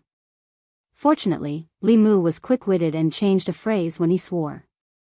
He said that he would not leave her until he finished these things, and not Shendu or Great Zhou. If he could abduct the Empress, then it would not be considered leaving her. Whether or not the Great Zhou could destroy the demon sect, subdue the ghost realm, and pacify the Yao kingdom was a matter for the Great Zhou court. In any case, Li Mu had fulfilled his oath to the Empress. Didn't she like to plant flowers? When the time came, he would open a garden for her next door to where he, Lu Hanyan, and Li Qing lived in seclusion. As long as she did not feel bored, she could plant flowers for the rest of her life. Li Mu looked back and twitched the corner of his mouth. If she wanted to trick him, she would have to cultivate for a few more years. After swearing the oath, he once again brought up the matter of purging the office of consecration. What made Li Mu feel helpless was that, at some point in time, the Empress had handed over all the things that should have been done by her to him. She did not even hand it over to Li Mu. Instead, it was Li Mu who raised the problem and solved it himself. Now, she wanted Li Mu to be her slave for the rest of his life. If she had not given him so much and treated him so well, Li Mu might have gone back to inherit the Fulu school long ago. What really made Li Mu feel that he owed her was that the Empress had always stood by his side when facing the Zhou family and himself. She had also given him the greatest trust and the greatest freedom to reverse the verdict and take revenge for Li Qing's father. If he ran away like this, it would be too heartless. For a woman to treat him like this, even if Li Mu could not repay her with his body, he could not be so heartless. Consecrated office. Lord May of the Inner Guards had just arrived. He left behind an imperial edict and then floated away. The contents of the imperial edict made countless consecrators angry and dissatisfied. From today onwards, the consecration department would be under the management of the Bamboo Guards. Although they did not need to be merged into the Bamboo Guards, the Bamboo Guards Vice Commander Li Mu would be in charge of the consecration department. The Department of Offerings had always been a special existence in the imperial court. They were not from the academy, nor were they officials of the imperial court. Their relationship with the Great Zhou court was more like cooperation than subordination. The imperial court provided the consecrators with cultivation resources, while the consecrators worked for the imperial court. Both sides took what they needed. The Department of Consecration had always been an independent department, never under the jurisdiction of an official of the court. Even the Ministry of Official Personnel Affairs could only request for a consecrator and not order them to do so. This imperial edict shook the position of the consecrated division. For cultivators, a country was already a vague concept to them. What cultivators pursued their entire lives was supreme strength and the ethereal heavenly path. Most cultivators despised becoming a lackey of the imperial court, or rather, a lackey. However, the path of cultivation was not something that could be achieved by one person alone. Cultivation required resources, and cultivation resources were not easy to obtain for most cultivators without any background. In order to obtain cultivation resources like spiritual jades more easily, some cultivators with some strength would put down their pride and choose to become a consecrator of the imperial court. But this did not mean that they were willing to be under the jurisdiction of the imperial court. After becoming a consecrator, these people were still more unruly than the officials of the imperial court. They would submit to the strong, but would not submit to official rank. What is the Empress thinking? She actually let a brat control us? Although his talent is not bad, his cultivation has only just reached the 5th realm. What right does he have to command us? He killed more than 20 people from the old faction and forced Li Mu to ask for exile. Has Li Mu's hand finally reached the Department of Offerings? I don't know if you can tolerate it, but I can't. We must express our stance in protest. Everyone, don't come to the Department of Offerings tomorrow. Doesn't he want to be the master of the Department of Offerings? Just let him be the master of the Department of Offerings. Most of the consecrators in the Department of Offerings were opposed to this matter. If the Empress let a sixth realm cultivator take charge of the Department of Offerings, it would be fine. But Li Mu was only at the fifth realm, and had just reached the fifth realm. Any random consecrator here was stronger than him. To make them listen to the orders of a weakling was something that was very difficult to accept. Of course, among them, there was also a large portion who had long been bribed by the benefits of the old faction and harbored enmity towards Li Mu. Under this enmity, there were very quickly people who began to incite the other consecrators to take Li Mu down a notch. A group of people noisily left the Department of Offerings. Two elders with similar appearances stood in the courtyard with their hands behind their backs. The elder on the left said, "What do you think?" The elder on the right thought for a moment and said, "Killing him a little is good for his spirit. We have to let him know that the Department of Offerings is not a place where he can behave atrociously." The Empress temporarily placed the Department of Offerings under the Bamboo Guards. As the deputy commander of the Bamboo Guards, Li Mu naturally became the direct superior of the Department of Offerings. A few days ago, he had done a detailed search for information on the Department of Offerings. Currently, there were two sixth realm cultivators in the Department of Offerings. Both of them had just reached the sixth realm several years ago, and they were a pair of twin brothers. For the imperial court, fifth realm consecrators were easy to recruit, but sixth realm high consecrators were very difficult to recruit. When one's cultivation reached this level, they could already be considered one of the few powerful cultivators in the world. Whether it was out of dignity or the pursuit of a higher realm, they would not be willing to be the imperial court's lackeys. This also led to the imperial court having to pay a huge price every time they recruited a sixth realm cultivator. Not only did the imperial court have to provide them with large amounts of spiritual jades every year, but they also had to satisfy their various requests. After Li Mu saw the benefits of the two high consecrators, even he wanted to become a high consecrator himself. Li Mu could do what they could do, and Li Mu could do what they could not. He could guarantee that it would be worth more than the cost. If the imperial court gave him the resources given to these two people, Li Mu could guarantee that he would be able to create even greater value for the imperial court than them. Most importantly, these two people did not make much of a contribution every year. Li Mu even killed several dozen elders of the demon sect.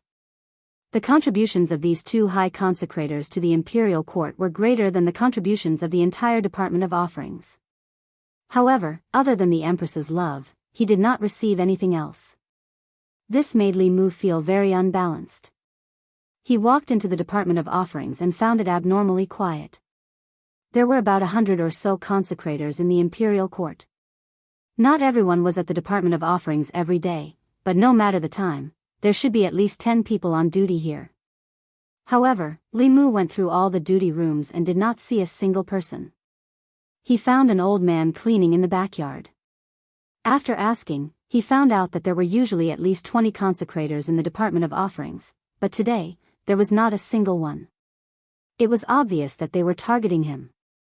The entire Department of Offerings was more united than Li Mu had imagined. There was no one in the Department of Offerings, so there was no point for Li Mu to stay here. He said to the old man cleaning, "Tell them that in 3 days, all the consecrators in the divine capital must report to the Department of Offerings. Those who do not make it in 3 days will be expelled from the Department of Offerings." Before leaving the Department of Offerings, Li Mu took a list of consecrators with him. On the list, it was clearly written which consecrators were out on missions and which ones did not have missions to stay in the divine capital. It was also very simple to inform them. The consecrators were treated very well. There was an entire square in the divine capital dedicated to consecrators. Among them, only Realm 4 consecrators could be allocated a courtyard with 2 entrances. Realm 5 consecrators lived in residences with at least 3 entrances and 3 entrances. The 2 great consecrators' residences both had 5 entrances and were fully staffed with servant girls and servants. When he learned of this news, Li Mu even cried out on behalf of old Zhang for a while. In truth, when he had first arrived in the divine capital, he would not have had to work so hard if he wanted to live in a larger residence. He only needed to resign his official position and join the Department of Offerings, and he would immediately be given a courtyard with 2 entrances or even 3 entrances. The imperial court treated these outsiders much better than the officials. Li Mu's request that all the consecrators in the Department of Offerings must report to the Department of Offerings within 3 days was quickly made known to all the consecrators. What does this mean? If we're expelled from the Department of Offerings within 3 days, can he expel everyone if none of us go? I'd like to see what he'll do when he's the only one left in the Department of Offerings. That's not good. Li Mu is not to be trifled with. Look at all the things he's done in the past. Which one of them wasn't serious? What if he really expels all of us? Heh, would a Department of Offerings with only him still be called a Department of Offerings? When the time comes, the one to be expelled will only be Li Mu. He'll have to invite us back in the same way he expelled us. Since that's the case, let's not go. After leaving the yamen, Li Mu passed by the Department of Offerings on his way home and swept his gaze over it. Tomorrow was the 3-day deadline. He wasn't sure what the outcome would be tomorrow. But he was clear that a new official would make 3 sweeping fires. The first fire had to burn brighter. If he couldn't establish his authority, he wouldn't be able to mingle in the Department of Offerings in the future. The current problem was that the Department of Offerings had as many experts as there were clouds. That place was not the imperial court, and the offerings were not officials of either party. Any sort of open or secret schemes were useless. In that place, absolute strength was the only thing that mattered. Unfortunately, Li Mu's own strength was not great, and he was also a commander without any reliable helpers. Just by himself, how could he contend against a group of experts of the same level? Fortune-telling, treating infertility, guaranteeing the birth of a fat child. As he walked down the street, a familiar voice once more sounded by his ear. Li Mu looked in a certain direction and suddenly thought of a plan. At the corner of the street, the slovenly Taoist priest was currently soliciting customers. In front of his divination stall, a shadow suddenly appeared. He raised his head and glanced at Li Mu, then waved his hand as if he was swatting away a fly. Quickly leave. This old man doesn't want to see you. This time, Li Mu did not leave. Looking at the Taoist priest, he said, "Senior's cultivation is so high. To be a fortune teller is a waste of talent. I don't know if Senior wants to become a offerings in the imperial court, offerings?"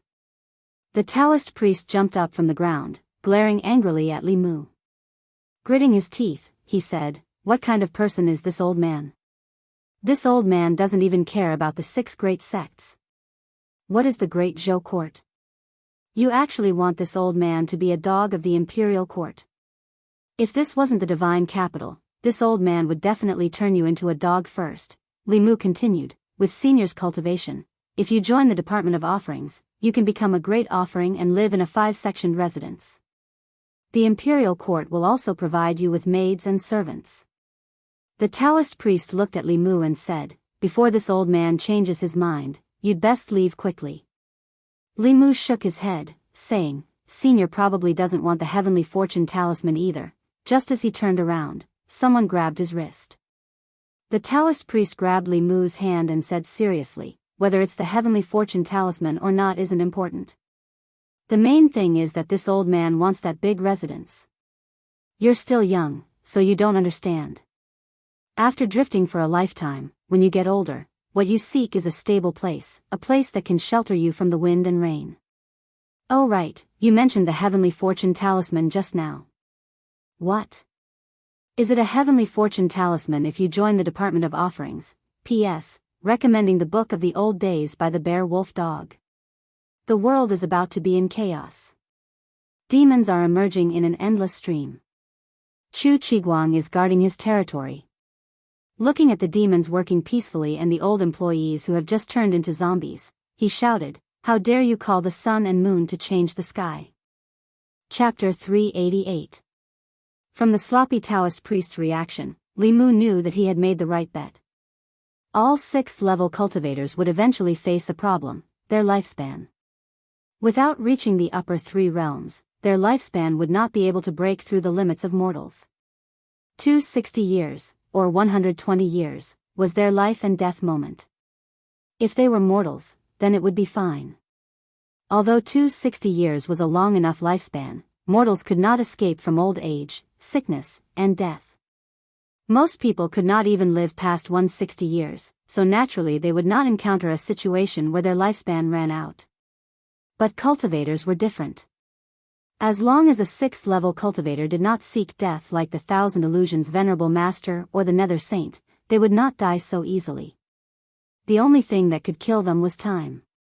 A heavenly secret talisman could buy them 10 years of lifespan. In these 10 years, as long as they broke through to the 7th level, they would immediately gain another 60 years of lifespan. Thus, there was no need to be envious of these 6th-level cultivators, especially those at the peak of the 6th level. Although they were incomparably prominent in front of others, they might not have many years left in their lifespan. Although their cultivation was not as high as theirs, from now on, they could live longer than them. Li Mu looked at the sloppy Taoist priest and said, "The imperial court has always been generous to the offerings. As long as Senior joins the offerings department, I guarantee that you will receive a heavenly secret talisman within a year." Although the materials for the heavenly secret talisman were precious, if the imperial court wanted to gather them, they could also gather a few sets. After the excitement just now, the old man had already calmed down. He glanced at Li Mu and said, "Kid, don't try to trick me. The heavenly secret talisman is a saint-level Fulu. Even those old fellows in the Fulu school could not draw it. Who in the great Zhou court can draw a saint-level talisman?" Seeing was believing. Li Mu stretched out his hand and swiped at the air in front of him. An illusory image of a Fulu covered in mysterious runes appeared before the Taoist priest's eyes. He could easily reproduce the Fulu that he had once drawn. Taoist priest looked at Fulu on the screen, and his eyes lit up. "Saint level, it's really a saint level."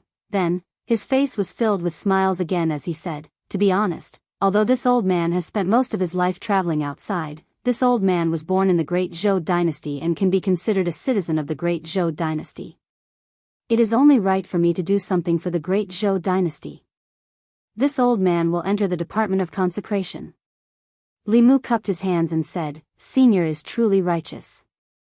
Tomorrow morning, you can directly report to the Veneration Department." After bidding farewell to the Taoist priest, Li Mu finally felt at ease. In the end, the consecrated office was a place where strength spoke. Without a super powerhouse holding down the fort, Li Mu did not have the confidence to speak. Speaking of which, exchanging a divine secret talisman for a powerhouse at the peak of the 6th realm was a very good deal. Unfortunately, the materials needed for the saint-level Fulu were very precious, and this talisman could not be mass-produced. Otherwise, as long as the Empress announced to the world that she would give a divine secret talisman to any 6th realm powerhouse who joined the consecrated office, the Department of Consecrated Office of the Great Zhou would be the most powerful force in the 10 continents and 3 islands. What 6 schools and 4 sects? Even the demonic path would not be able to compete with them. The divine secret talisman was not only useful for 6th realm powerhouses, but also for 7th realm powerhouses.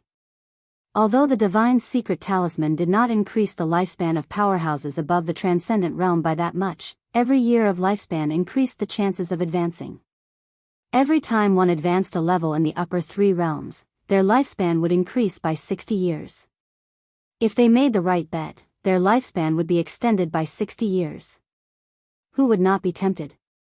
As long as there were enough materials, he could let the Empress visit him every few days. With the help of her talisman, Li Mu was confident that he could turn the consecrated office into a retirement home for the super powerhouses of the continent.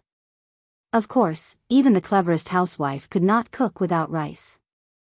This plan, at present, could only be imagined by Li Mu. Early the next morning, Li Mu arrived at the consecrated office a quarter of an hour later than the usual time. Inside the consecrated office, it was quiet. Apart from the old man sweeping the floor, there was no one else in the entire consecrated office. Li Mu moved a chair and sat in the courtyard of the consecrated office.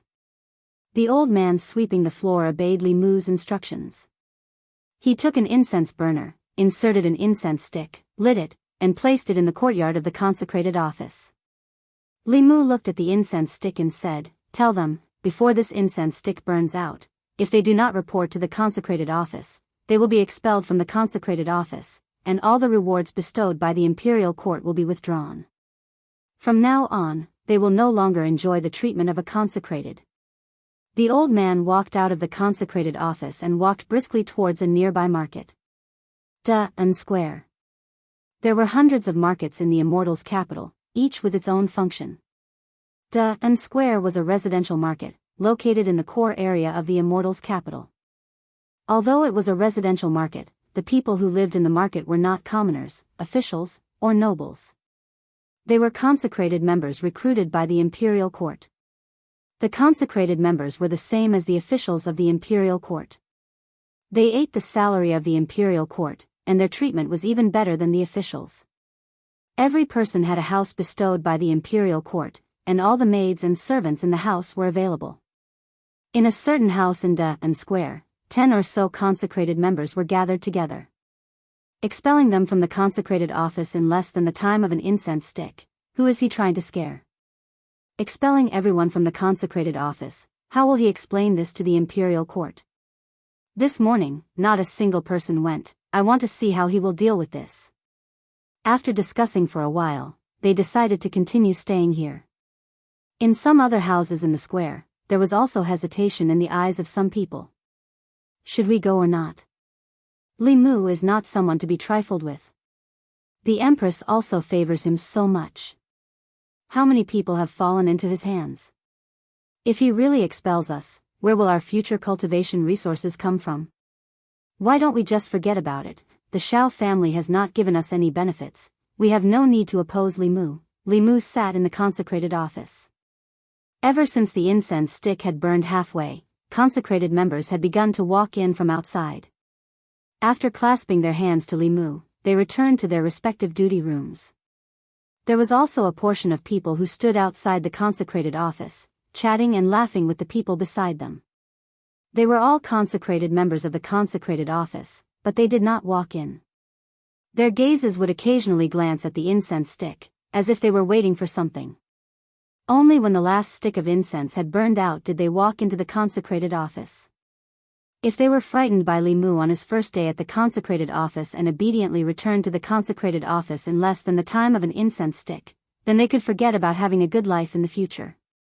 The reason they had waited until the incense stick had burned out before walking into the consecrated office was to give Li Mu a show of strength. They had to let Li Mu know that the consecrated office was not the same as the imperial court. However, when the incense stick had burned out and the first person outside the door wanted to walk into the consecrated office, a figure blocked their way. That fifth realm consecrated looked at Li Mu, raised his eyebrows, and asked, "Lord Li, what are you doing?" Li Mu said indifferently, "This is the consecrated office." That consecrated said, "Could it be that we consecrated members cannot enter the consecrated office?" Li Mu said, "In the past, yes, but not now. Before the incense stick has burned out, everyone who did not report to the consecrated office has already been expelled from the consecrated office. I will give you all 1 day to move out of and Square, and henceforth do not act in the name of consecrated members of the Great Show." That consecrated did not expect that Li Mu would actually dare to do this. His face darkened as he said, "Lord Li, this is your first day at the consecrated office. Are you going to be so ruthless?" As he spoke, a fierce aura emanated from his body. The consecrated behind him also had an invisible aura rising from his body. Under the pressure of this aura, a few strands of hair by Li Mu's ears were blown up, and his clothes also fluttered loudly. A piece of the green brick under his feet was crushed by his foot. The next moment, Li Mu took a step forward. Boom! An even more powerful aura erupted from his body. The dozen or so consecrated at the entrance of the consecrated office retreated several steps under this aura. The fifth realm consecrated could still barely hold on, but several fourth realm cultivators directly fainted under the impact of that aura. Li Mu looked at them and said indifferently, "From now on, you are no longer consecrated members of the imperial court. The consecrated office is an important place of the imperial court. Those who trespass into the consecrated office without permission will be expelled, and those who trespass repeatedly will be killed without mercy." Several fifth realm consecrated members struggled to resist Li Mu's aura pressure, their hearts extremely shocked. They did not expect Li Mu to be able to release such an aura when he had just advanced. In that instant, they even felt as if they were facing a sixth realm cultivator. Li Mu's strength was far stronger than they had imagined. They originally wanted to show him their strength, but now they were the ones who could not step down. Just as these people did not know how to deal with it, a gentle force swept over them. The aura emanating from Li Mu collided with this gentle force and cancelled each other out. Two elders with similar appearances slowly walked to the entrance of the consecrated office. The head consecrated is here. Greetings, head consecrated. Seeing the two old men, the crowd seemed to have found their backbone and bowed to greet them. The elder on the left glanced at them and said, "What are you all standing here for? Hurry up and go in." The head consecrated spoke, and these people heaved a sigh of relief. The leader was about to enter, but just as he took a step into the consecrated office, he was suddenly hit in the chest by a golden light, and his entire body was sent flying. After sending one person flying, the Tao bell shrunk to the size of a palm and floated on Li Mu's shoulder. Seeing this, the few consecrated who were about to enter immediately stopped in their tracks. They never would have thought that Li Mu would not even give face to the head consecrated. The elder who had spoken just now had a dark expression and asked, "Lord Li, what is the meaning of this?" "Nothing." Li Mu looked at him and said calmly, "I have said before that those who do not last 5 minutes will be expelled from the consecrated office. These people are standing outside the consecrated office and dragging their feet until the incense burns out. Clearly, they do not want to be consecrated anymore.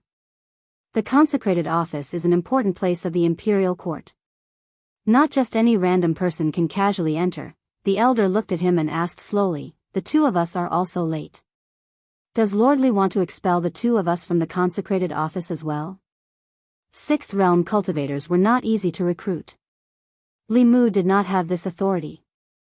Although Li Mu really wanted to expel them to save resources for the imperial court, if he really did expel them, the imperial court would probably also put pressure on the empress. Li Mu looked at him and said, "Seeing that you are the head consecrated, I can make an exception this time. There will not be a next time. There is no need to wait for a next time."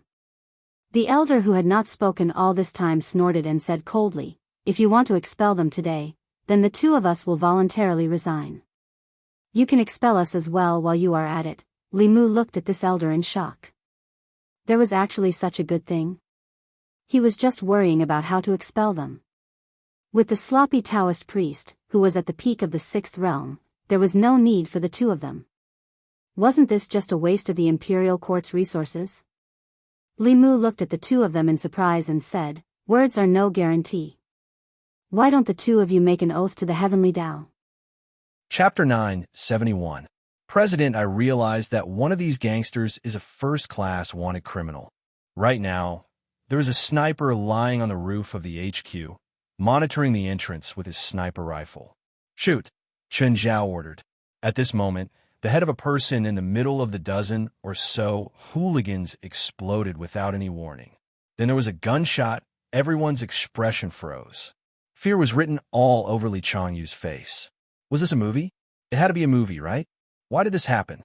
The headless corpse fell backwards in front of Li Changyu. "Run! If you dare to move, you'll be turned into a beehive." Chen Zhao looked at the gangsters with a demonic smile.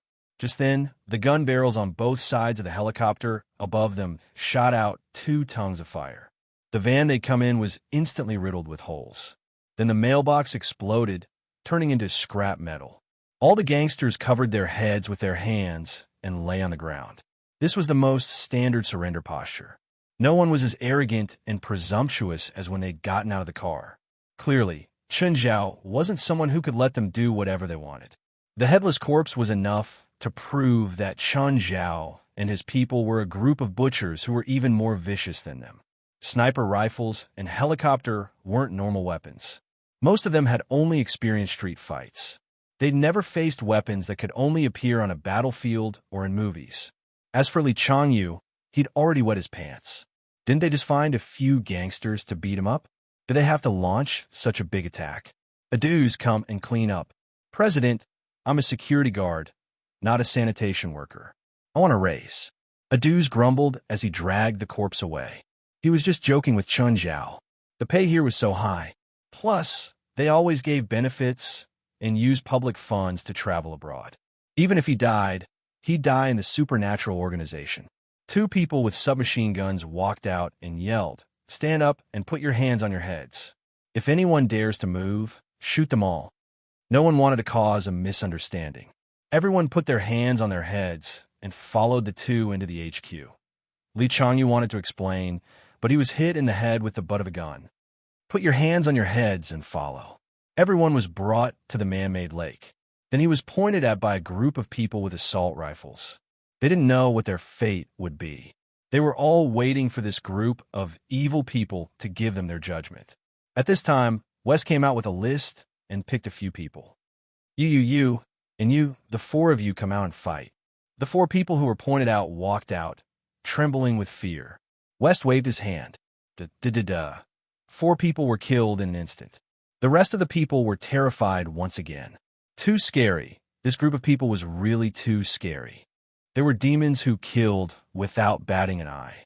Bang, bang. All of you shut up. Quiet down. Klaus fired 2 shots into the air. Anyone who speaks without orders will be executed on the spot. Li Changyu wanted to cry. He didn't expect Chen Zhao to be so terrifying. This was even scarier than the gangs he knew. What kind of organization was this? Aduz moved a chair for Chen Zhao. Chen Zhao sat on it and crossed his legs. "President, what should we do with these corpses?" "Who wants them?" Chen Zhao asked. "Some spells might use corpses, so," Chen Zhao asked. "No one wants them." "Then burn them. Burn them far away and not too close," Chen Zhao said. "Oh, set up a frame here and hang him above the lake." Chen Zhao pointed at Li Changyu. Li Changyu cried, "Don't kill me, don't kill me. I know Master Mo. I know Master Mo." "Who's Master Mo?" "The leader of the Chinese gang in L," Wes said, glancing at Chen Zhao. "Oh, I don't know him," Chen Zhao said calmly. Then he looked at the remaining hoodlums. "Whose subordinates are you?" "We're Seely Decker's subordinates." "Let me think. Seely Decker. I remember now. I know him." "President, is he your friend?" "No, he threatened me once." "Since it's the second time, who's going to bring him here?" Chen Zhao asked. "President, I'll go," Klaus said without thinking. "Okay, you go." Chen Zhao nodded. Seely Decker waited for a long time, but his subordinates didn't come back. These Astor souls, why aren't they back yet? Seely Dirk started to get impatient when he couldn't get through the phone. He didn't like this situation. He liked to control everything. Just then, there was a knock on the door. "Come in," Seely Dirk called. But it was a stranger. "Who are you?" Seely asked. "My boss wants you to come," Klaus said. Seely's eyelid twitched. He realized that things were bad. "Don't do anything unnecessary to avoid getting hurt," Klaus said indifferently. "After all, I've been fighting my way here. I'm very nervous. I don't want to kill the 18th person." Seely's expression changed. There were more than 10 people outside his house. Could it be that this fellow had killed all his subordinates? "Sir, who's your boss?" "You'll know when you get there," Klaus said. Seely could only follow behind Klaus and get into his car. Klaus held the steering wheel with both hands. Seely's eyes kept darting around. "Don't try to resist. You can't beat me." Klaus seemed to see through Seely's thoughts. "Hey, brother, how much does your boss pay you? I can pay you double. Even if you pay my boss 10 times, it's useless. I don't want to be hunted down by him." Klaus really didn't dare to betray Chen Zhao. Chen Zhao was always smiling. But once he got angry, it would really be like the end of the world. Unless he took the money and hid in some chaotic country in Africa, Chen Zhao might not chase him. But if he found him, it might be more terrifying than hell. 20 times. Seely felt that he could buy everyone in the world. 30 times? 50 times? "We're here. Let's get out." Klaus wasn't interested in talking to Seely at all. He didn't understand what he was going to face and who he was going to face. Chapter 972. Just then, an old man walked past Seely with some sympathy in his eyes. His eyes were filled with sympathy. Seeing this, Seely immediately yelled, "What are you looking at? Do you want to die?" Aduz ignored Seely's yelling. This wasn't a place where he could be arrogant. This was the supernatural organization. There was only one boss here. He could only accept one person yelling here. "Klaus, help me tell our president," Aduz said. "He was being mean to me just now. He wanted to kill me." Seely glared at Aduz. You're asking for it. Klaus stared at Seely. Did he not know what situation he was in? Did he think that he still had the capital to bargain with? Seely Dirk saw Chun Zhao and his men from afar. "Hi, Mr. Chun." Seely acted as if nothing had happened. "Hi, Mr. Seely, you're here." Chun Zhao also acted like nothing had happened. "Why did you call me here?" Seely asked, smiling. "I've been watching some gangster movies recently. I realized that as a gang leader, I lack a symbol." Mr. Chun, are you planning on doing this?" Seely chuckled. "Yes." Chun Zhao nodded seriously. "Then, what did Mr. Chun say is missing?" "Come, bring it here," Chun Zhao said. Gaia, push a machine before them. "Let me introduce it to you. This is a BG-85 mincing machine. It costs $735 and can mince 100 kilograms of meat." Chun Zhao patted the mincing machine. "The gangsters in the movies all have a machine like this. They can stuff their enemies into the mincing machine." Seely and his subordinates all had unnatural expressions. "Huh, Mr. Chun, you really like to joke." Chun Zhao chuckled, his tone extremely gentle. "Do I look like I'm joking with you?" "Mr. Chun, I admit that I offended you earlier. I apologize." Seely had to admit his mistake. He lowered his head and admitted his mistake. Regardless of whether Chun Zhao really wanted to stuff him into the meat grinder or not, he didn't want to lose his life. "No need to apologize." Chun Zhao turned on the mincing machine. The meat grinder roared, and everyone's scalp went numb. Chun Zhao pulled Seely over. This time, Seely realized that Chun Zhao was serious. He was so scared that his legs turned to jelly. "Mr. Chun, let me explain." Chun Zhao dragged his right hand and pressed it against the entrance of the mincing machine. "Chun!" Blood mist and minced meat sprayed out of the meat grinder's exit. All of it splashed onto the hoodlums and scoundrels in front of him. Chun Zhao let go of Seely. "Continue. I'm going to the bathroom." Damn, this cruel punishment was even more disgusting than he had imagined. It wasn't that Chun Zhao hadn't killed before, but even smashing someone's head wasn't as disgusting as using a meat grinder. Everyone else's expressions were ugly too. Even Klaus and the others had similar expressions. Seely clutched his right arm and fell to the ground, screaming in pain. His subordinates were so scared that their faces were drained of blood. 5 minutes later, Chun Zhao walked out again. "Bury him along with the meat grinder." Chun Zhao waved his hand. He wasn't interested in stuffing Seely into the meat grinder. He didn't plan on doing it for the rest of his life. This thing was really too disgusting. "What do we do with these people?" West asked, pointing at the hoodlums. "All of them stay. Everyone wear a bomb collar." "Oh, pick someone to show them what a bomb collar is." The bomb collar was completely inspired by Jollik from the movies. It was a collar that would explode. With a press of the remote, the collar would explode and send the person's head into the sky. "What about him?" West asked, pointing at Li Changyu. Chun Zhao thought about it. Li Changyu didn't plan on killing him. He just wanted to teach him a lesson. Besides, Li Changyu was different from Seely Dirk and his men. Li Changyu was just an ordinary businessman, and Chun Zhao was from the same hometown. "Forget it. Let him go," Chun Zhao said, waving his hand. It was enough to teach him a lesson. The lesson wasn't just physical damage. It was also psychological damage. Wang He went to the hotel garage and was about to go shopping. Suddenly, a car stopped in front of him. Then he saw Chun Zhao get out of the car and throw Li Changyu to the ground. Wang He was shocked. He wanted to pretend that he didn't see anything. But Chun Zhao ignored him. Instead, he squatted before Li Changyu. "Mr. Li, you know what to say and what not to say, right?" Li Changyu curled up into a ball and looked at Chun Zhao in fear. He nodded hurriedly. He'd experienced too many things in the past day. Now, he really regretted provoking Chun Zhao. Who would have thought that a Chinese would be an out-and-out butcher here? He even had a group of vicious thugs under his command. Chun Zhao glanced at Wang He, then got into the car and left. Seeing Chun Zhao leave, Wang He dared to go forward. "Mr. Li, are you okay?" Li Changyu had been curled up into a ball and trembling. Mr. Li, Li Changyu's condition was clearly not right. He was wet and trembling.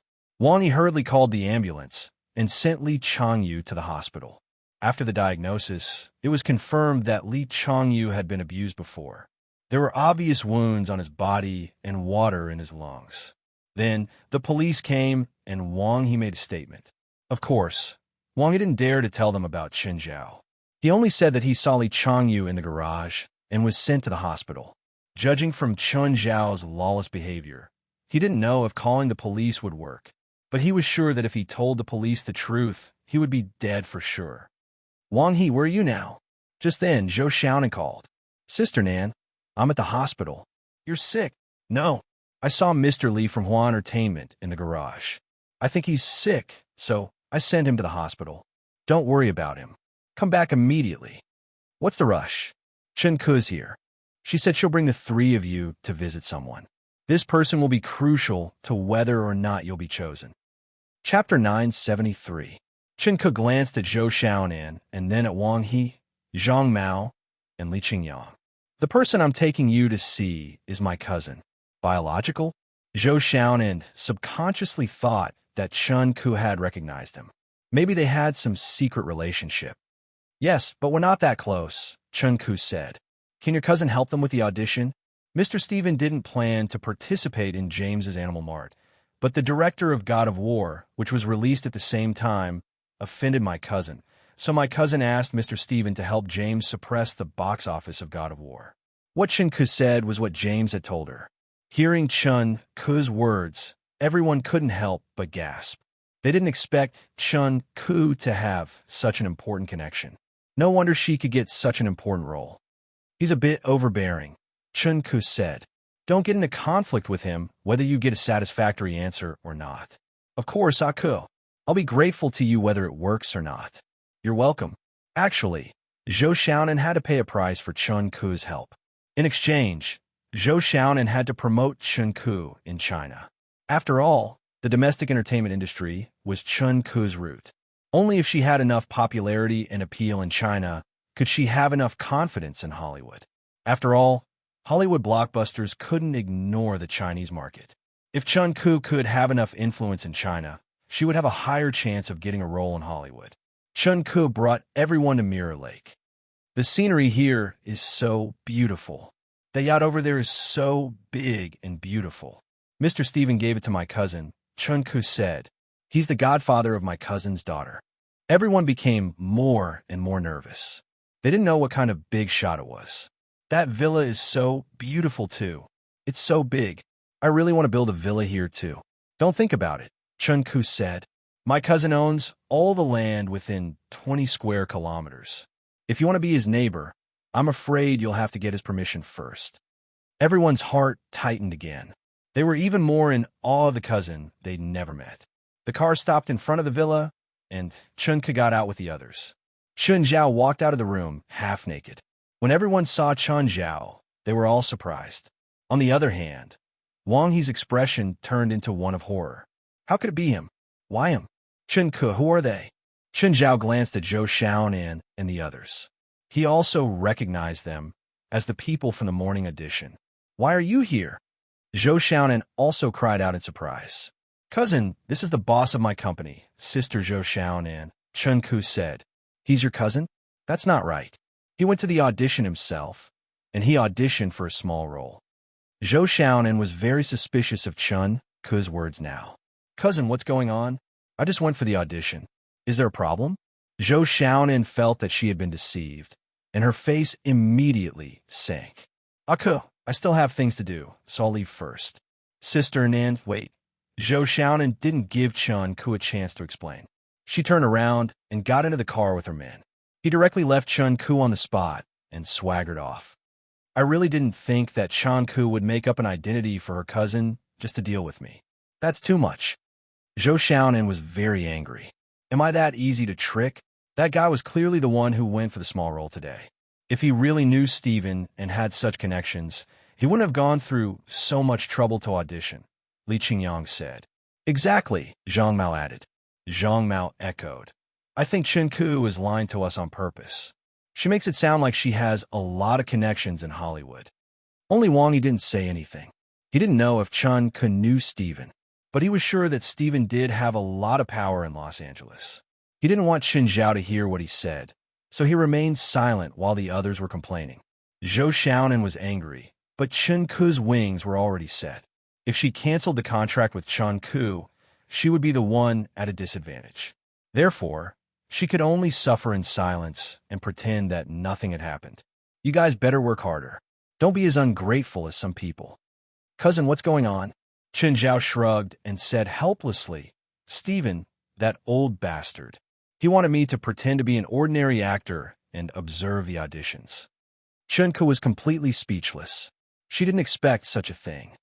Don't tell anyone, Chen Zhao warned. If you do, you can forget about your role. After all, it was a movie he'd invested in. Chen Zhao didn't want to mess it up. They're all from your company? Yes. They're all local actors? Yes. Look at them. Which one is suitable for the role? Chen Ku glanced at Chen Zhao. If I tell you, you won't remove me from the role, right? Do I look that unreasonable? Yes. All three of them have their own strengths. Li Qingyang is 28 years old. He has both acting skills and popularity. Wang He is 27 years old. His acting skills are a little lacking, but he's extremely popular. Zhang Mao is 26 years old. He graduated from an acting school, and his acting skills are the best. He has won a domestic award for Best Supporting Actor, but his domestic popularity is a little lacking. I think Wang He is the most suitable, Chen Zhao said. Why? He's the most handsome and most like me. If I roll my eyes now, will I lose my role? It was time for the third audition. Today, there were not only auditions, but also many reporters. They all wanted to know the results as soon as possible. Of course, it was impossible for the reporters to enter the audition studio. How are your preparations? Zhou Xiaonan asked. Sister Nan, I'm ready. Me too. Me too. I've been memorizing lines for the past 3 days. I haven't even left the hotel. It wasn't that Wang He didn't want to go out, but he didn't dare to. He'd studied in LA before, but he'd never felt that America was so dangerous. Today's main examiner is Mr. Stephen and Mr. Rasfa, the president of PLM, one of the big six. You guys have to give your best. Don't embarrass me. By the time they entered the audition studio, it was already filled with actors who were auditioning. They were all looking forward to performing in front of Stephen. Of course, most of them were nervous. A while later, Stephen and Rasfa arrived. The crowd immediately became restless. But the audition didn't start, which made the auditions even more restless. Why isn't it starting? Chapter 974. Bang kept looking at the time. He had been wondering why Chen Zhao wasn't here yet.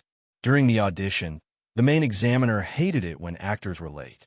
This would give the main examiner a very bad impression, because the main examiner thought that such people would also be late on set. This was the case for famous actors, and even more so for small actors. Therefore, if an actor was late for the audition, he or she would most likely be eliminated. However, an hour had passed, and the audition still hadn't started. Sister Nan, what's going on? Why are the Americans so slow? Zhou Xiaonan was also somewhat impatient, but she had to wait no matter what. Just then, one of the actors finally couldn't sit still anymore. He stood up and asked loudly, Mr. Stephen, when can we start the audition? Stephen lifted his eyelids, glanced at the actor, and picked up the microphone. The most important thing for an actor is patience. Today is just an audition. After the movie starts, you might not have any scenes for the whole day, but I still want you to wait on the set. Can you persevere?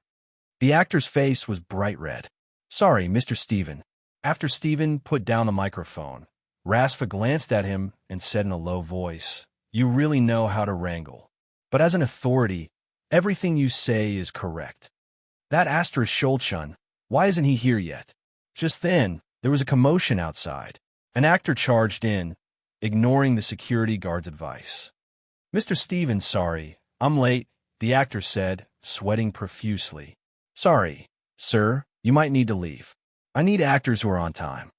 Stephen didn't even give the actor a chance to explain. He waved at the security guard behind him. All the actors in the audition looked cold and reserved. As a world-class director, he indeed had the dignity of one.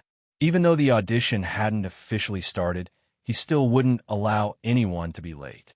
This should be Mr. Stephen's test, Zhou Xiaonan whispered to the 3 actors beside her.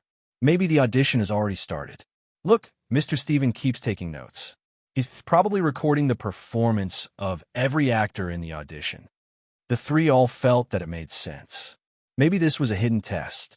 The three of them sat upright and still, no longer whispering to each other. After about 10 minutes, another person came in from outside. When the audition actors saw this person, they were all a little surprised. Wasn't he not allowed to come in? Why did another person come in? Zhou Xiaonan, Wang He, Li Qingyang, and Zhang Mao were a little surprised. How could it be this man? How did he get in here? Did he force his way in? Seeing Chun Zhao, Ban Ku had a complicated expression. He was worried that Chun Zhao would be expelled on the spot. However, Chun Zhao didn't walk toward him. Instead, he walked toward the judges. What is he going to do? Zhou Xiaonan muttered in confusion. Is he trying to plead with Mr. Stephen? Just then, Chun Zhao said, "Sorry, I'm late." Zhou Xiaonan rolled her eyes. Someone in front of her had already been chased out. Did this person think that he could get away with it with just a ha-ha? Everyone at the scene had the same thought. They were all waiting for Chun Zhao to be kicked out. "Fuck, you bastard. Don't you know the time?" Rasfa cursed. Everyone was waiting to watch a good show. Who was Rasfa? He may not be as famous as Stephen, but he wasn't a small figure either. He was the president of PLM, one of the big six. He stood at the top of the Hollywood pyramid. Offending Rasfa was equivalent to offending the entire Hollywood. Even A-list celebrities didn't dare to offend Rasfa. But now this man was so late. He definitely couldn't stay in Hollywood anymore. "We said 9 in the morning," Stephen said with a dark expression. "It's almost 10 now. Can't you be a little more punctual?" Chun Zhao took out a bottle of wine. "Do you want some wine during the audition?" "Fuck." Stephen and Rasfa gave Chun Zhao the middle finger at the same time. Chun Zhao sat down beside them, on the third empty seat. Everyone at the scene was in an uproar. Wait, why did he sit in that seat? Wasn't he supposed to be kicked out? Ban Ke stared at Chun Zhao in disbelief. Wouldn't he be kicked out if he sat there? No matter where he sat, he should be kicked out. Zhou Xiaonan, Wang He, Li Qingyang, and Zhang Mao were all in disbelief. Just then, Stephen picked up the microphone and said, "Sir, the audition officially begins." But someone was unconvinced. "Mr. Stephen, why can he be late?" Stephen glanced at the man. "Because I set the rules. I want my actors to be punctual, but he's not an actor. He's your judge, and you'd better respect him. After all, he's a narrow-minded person." "Fuck, Stephen, I'm not that petty." The crowd was in an uproar. A stranger had become their judge and examiner? Ban Ke was in disbelief. Why did the fellow who had been with him a few days ago suddenly become the chief examiner of this audition? Anyone would find it hard to accept that a candidate had become the main examiner. The faces of Zhou Xiaonan and her three artists were filled with disbelief. Did this person really know Stephen? Just then, Stephen said, "Some of you might know him. He also participated in the previous 2 auditions, but I asked him to mix in with you and secretly test you. He's Rasfa's and my most trusted friend, so his evaluation of each of you is very important. If you pass my test, but don't pass his, you'll be passed too." Everyone was in an uproar. No one had expected such an outcome. Zhou Xiaonan, Wang He, Zhang Mao, and Li Qingyang's expressions froze. Especially Zhou Xiaonan. She was extremely regretful. Chun Ku had brought them to see Chun Zhao before, but she thought that Chun Ku was lying to her. So she just left. Chun Ku hadn't lied. Not only did this person know Stephen, but he also knew Rasfa. In fact, he really had the final say in this audition. If she'd been more polite back then, perhaps today's audition would be easier and smoother. But now, Zhou Xiaonan started to worry for her artists. Chapter 975. "The three of us are sitting here, so we don't want to hear any objections," Stephen said in a calm tone. "You can call me a tyrant, or you can call me a dictator. Since you're standing here, it means that you've accepted this rule." Chun Zhao picked up the microphone and said with a smile, "Don't listen to this old bastard. I'm actually not that petty." Perhaps some people present would believe Chun Zhao, but Wang He definitely did not. That day, Li Changyu had offended Chun Zhao at the audition and was still lying in the hospital. "Okay, the audition begins now," Chun Zhao said. He picked up the list and glanced at it. "Mr. Ban Ke, please come up." Hearing Chun Zhao call his name, Ban Ke immediately panicked. He'd made ample preparations, but after Chun Zhao sat down, he was completely flustered. He was in a mess. Chen Zhao saw that Ban Ku was panicking. Do I need to arrange you later? Or give you more time to prepare? Chen Zhao asked. Everyone could feel that Chen Zhao was taking care of Ban Ku. Zhou Xiaonan and the others all had complicated expressions. If they could build a good relationship with Chen Zhao, they might be able to receive his care. Unfortunately, they'd missed such a good opportunity just like that. Zhou Xiaonan was very annoyed, but it was too late now. She could only hope that Chen Zhao wouldn't make things difficult for her during the audition. Right now, Zhou Xiaonan really wanted to call Chen Ku and ask her to be more understanding. However, Zhou Xiaonan had also offended Chen Ku that day. She hadn't given Chen Ku any face at all, although it was all a misunderstanding. Chen Ku had brought them to see Chen Zhao out of goodwill. However, Zhou Xiaonan had given her a cold shoulder. In the next few days, Chen Ku hadn't called at all. Ban Ku sorted out his emotions and shook his head. No need, teacher. I'm already prepared. No need to call me teacher, Chen Zhao said. You can call me whatever you want, Chen Zhao said. We know each other. There's no need to avoid it. Ban Ku was touched. Stephen said with a smile. Vincent was recommended by Chen. Although he's not a professional, he has a good eye. You can see it from Vincent's performance, so we trust Chen's judgment.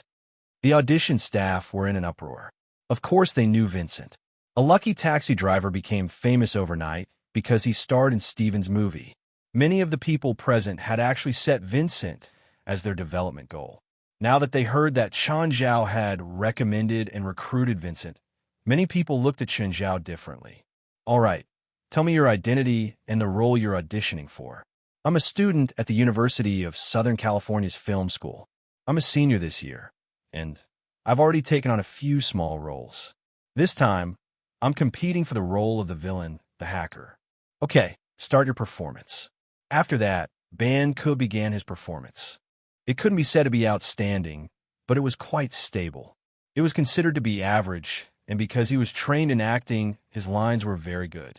In addition, his appearance was very compatible with the character. Chen Zhao, Stephen, and Rasfa started discussing in low voices. Stephen, if he can't do it, you don't have to take care of my feelings. You're still in charge of this audition. Rasfa and I are just here for fun. He's very good, and his performance is above the passing mark. He can sign the role, Stephen said. Also, since he's been approved by Chen, there's no need to hesitate. The role is his. Kid, do you have a manager? No. You need to find a management company and have them arrange a manager for you. It can save you a lot of trouble, especially after you act in my movie. This is my advice to you. My studio's legal department will discuss the contract with you. You can go now. The crowd was in an uproar again. Ban Ku's role wasn't number 1 or number 2, but it was very eye-catching. There were many special scenes. After all, a hacker in a movie would usually leave a deep impression. Moreover, this role was a hacker in Stephen's movie.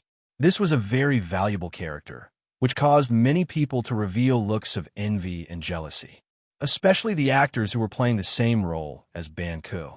Following that, a few character actors began to perform on stage one after another. However, apart from Ban Ku, only one actor had successfully gotten a role. Now, all actors playing number 1 Asian male, please step forward, Stephen said. More than 10 people stood up. They were all actors from China, Japan, and Korea. Zhou Xiaonan was even more nervous than Wang He, Zhang Mao, and Li Qingyang. The main show was coming. She didn't have much hope for this role at first. But at this moment, she began to worry about her personal gains and losses, regret and hope at the same time. Chen, what do you think at first glance? That, and that they're not suitable. Chen Zhao wasn't a professional. He just eliminated a few based on his first instinct. Among them were Zhou Xiaonan's artists, Li Qingyang and Zhang Mao. Zhou Xiaonan was in despair. Chen Zhao's revenge had indeed come. Why? Stephen asked. That actor looks a bit childish, Chen Zhao said, pointing at Zhang Mao. Then he pointed at the others. The others are too mature. Some actors were born with a mature face. They looked like this when they were 20, and they still looked like this when they were 40. It wasn't that being mature wasn't good, but different roles had different roles. Okay, Stephen said. The rest of you, introduce yourselves and then start acting out the script in your hands. Wang took a deep breath. He didn't feel so nervous anymore. He didn't think he could be chosen, because the person sitting there was Chun Zhao. Therefore, he was extremely relaxed and waited for his name to be called. Then, he'd draw a perfect ending to this audition. Soon after, Wang He went on stage and began his performance. From start to finish, the three examiners didn't say the result. When the last actor finished his performance, the three of them gathered together again and began to discuss. Chun, who do you think is suitable? I think one of the Japanese actors is very nervous. There's also another Korean actor. Did he forget his lines? As for the Chinese actor, Wang He, I don't know if he's good or not, but I feel comfortable. Chapter 976. Everyone had their own preferences. When two people of similar skills stood before him, and he had to choose, he would definitely choose the one he was more familiar with or the one he had a better relationship with. Perhaps they had closer interests or came from the same hometown. All of these would affect the outcome. Even Stephen was no exception. It was inevitable that he would have such tendencies. Stephen and Rasfa both looked at Chun Zhao. Then this Chinese actor? Stephen asked, "Do you think he's suitable?" "From his performance just now, I think he's pretty good," Stephen said. Stephen said, "Also, this is a commercial film, not an artistic film, so the acting skills just need to be passable. Also, some independent film actors always have too many ideas that they want to express in the film. This kind of actor is difficult to communicate with, so I prefer an actor that I can control." "Since you think he's suitable, then let's do it," Chun Zhao said. "Okay, let's do it. Try to keep the pay low," Chun Zhao said. As one of the investors, the lower the pay, the lower his investment. All the actors looked at the three nervously. In the end, Stephen picked up the microphone and stood up. "Everyone, we've come to a conclusion. Chinese actor Wang He, please stay. Also, your manager should stay too. Thank you for your cooperation." "Thank you." With that, Stephen, Chun Zhao, and Rasfa turned and left. Some actors who didn't get the role were obviously unhappy or wanted to argue with Stephen. This was a very common thing on any set or audition studio. Some actors were too arrogant and felt that everyone else was trash apart from themselves. But the security guards quickly cleared the place. Many people kept staring at Wang He, their eyes filled with even crazier jealousy than Ban Ku's. Even Li Qingyang and Zhang Mao, who were his partners, were no exception. In fact, even Zhou Xiaonan felt that Wang He might be the least likely to get a role out of her three actors. Because Wang He's acting skills were obvious, he'd always been criticized by his anti-fans in China for being exaggerated or expressionless. On the other hand, Li Qingyang and Zhang Mao both had their own outstanding acting skills. Wang He's only advantage was his popularity. But this was Hollywood. Wang He's popularity might not be useless, but it would at least be less effective. But now, Wang He had actually obtained the character and defeated so many competitors. "Mr. Wang, please follow me. Also, is your manager here?" A staff member who was responsible for leading the way came up to Wang He. Wang He turned to look at Zhou Xiaonan. Zhou Xiaonan quickly said, I am his agent. "In that case, please follow me." Zhou Xiaonan left Li Qingyang and Zhang Mao behind and led Wang He to follow behind the staff. After knocking on Stephen's office door, Wang He and Zhou Xiaonan entered the room. The first thing she saw was Chun Zhao with his legs crossed and Guyu lying on the sofa. On the other hand, Stephen was sitting at his desk. Rasfa was holding a glass of red wine and sipping it carefully. "Mr. Stephen, Mr. Rasfa, and Mr. Chun, nice to meet you." Zhou Xiaonan led Wang He to greet them. "Hello. We have now roughly confirmed that Mr. Wang will be the male lead of our movie, so we would like to talk about the issue of remuneration. This movie is not a super production. The budget is less than $80 million, so we cannot give Mr. Wang a high remuneration. We need to consider many issues, such as risks." "I understand," Zhou Xiaonan immediately said. "Our company is willing to invest in Mr. Stephen's new movie." Everyone rolled their eyes. "Who wants your investment?" The last thing Stephen lacked was investment. "I'm sorry, but this movie is between the three of us. We do not accept other investments." Zhou Xiaonan was secretly shocked. Hollywood was the most averse to external investments. Even the financial giants on Wall Street coveted Hollywood's profits, but they could not get close to it. However, Chun-Ku's cousin could actually invest his own money in a Hollywood movie. Zhou Xiaonan was annoyed at her rashness a few days ago. Although this guy was not famous, he was probably a big shot in Hollywood. If she had known earlier, she would have tried to build a good relationship with him. Wang He can participate for free, but I hope that you can give him some face when you announce it. We can announce that Mr. Wang's remuneration is $5 million. Zhou Xiaonan smiled. She was very satisfied with this. It seemed like Wang He was working for free, but when the movie was released and the box office was a hit, Wang He's remuneration would be many times higher. Also, this role has some high-intensity action scenes, so I hope Mr. Wang can stay in America for relevant training. Of course, I'll arrange the training for him. No, I mean let him be responsible. Stephen pointed at Chen Zhao. Fuck, Stephen, you're giving me trouble again. You just need to give him some pointers. No, I don't want trouble. Fei Lai is about to give birth. I have to stay home with her. Fuck, Fei Lai is not even 5 months old. Can't you find a better excuse? How about I introduce you to a friend of mine? Her fighting skills are definitely top-notch. She was the one who taught me how to fight back then. Oh? She taught you how to fight? Yes, Chun Zhao said. She's a former Marine Corps instructor. She could be a movement coach. Wang Yi's thoughts were completely different from Zhou Xiaonan's. He thought that Chun Zhao was scary. He even knew a Marine Corps instructor. On the other hand, Zhou Xiaonan thought that Chun Zhao had a wide network. Sure, since you think it's okay, you can find a movement coach. Anyway, you can't run away when you lose money. I won't lose money. Mr. Wang, when can you sign a contract? Stephen asked. Anytime. Then come to my studio early tomorrow. This is my name card. Also, please leave your contact information so that Mr. Wang can have professional training. If there's nothing else, we'll go back and prepare. Zhou Xiaonan left with Wang He. But after leaving the set, Zhou Xiaonan and Wang He stood at the entrance. Sister Nan, aren't we going back to the hotel?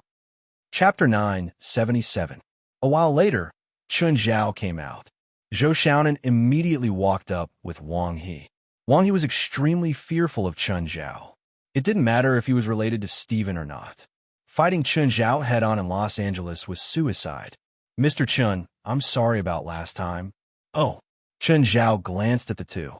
I have something to do. Bye. Mr. Chun, if you come back in the future, you can call me. Your schedule. Stop. I don't need anyone to take care of me. Chun Zhao interrupted Zhou Xiaonan. Mr. Chun, wait. Wang Yi still needs your care in the future. Why do I feel like you're entrusting him to me? Chun Zhao glanced at Wang He. Don't worry, I won't die. Stephen doesn't have any major problems apart from his bad temper. As long as you don't talk back to him on set, no one will bully you. I still have something to do. Bye. Chun Zhao felt that Zhou Xiaonan was very insensible.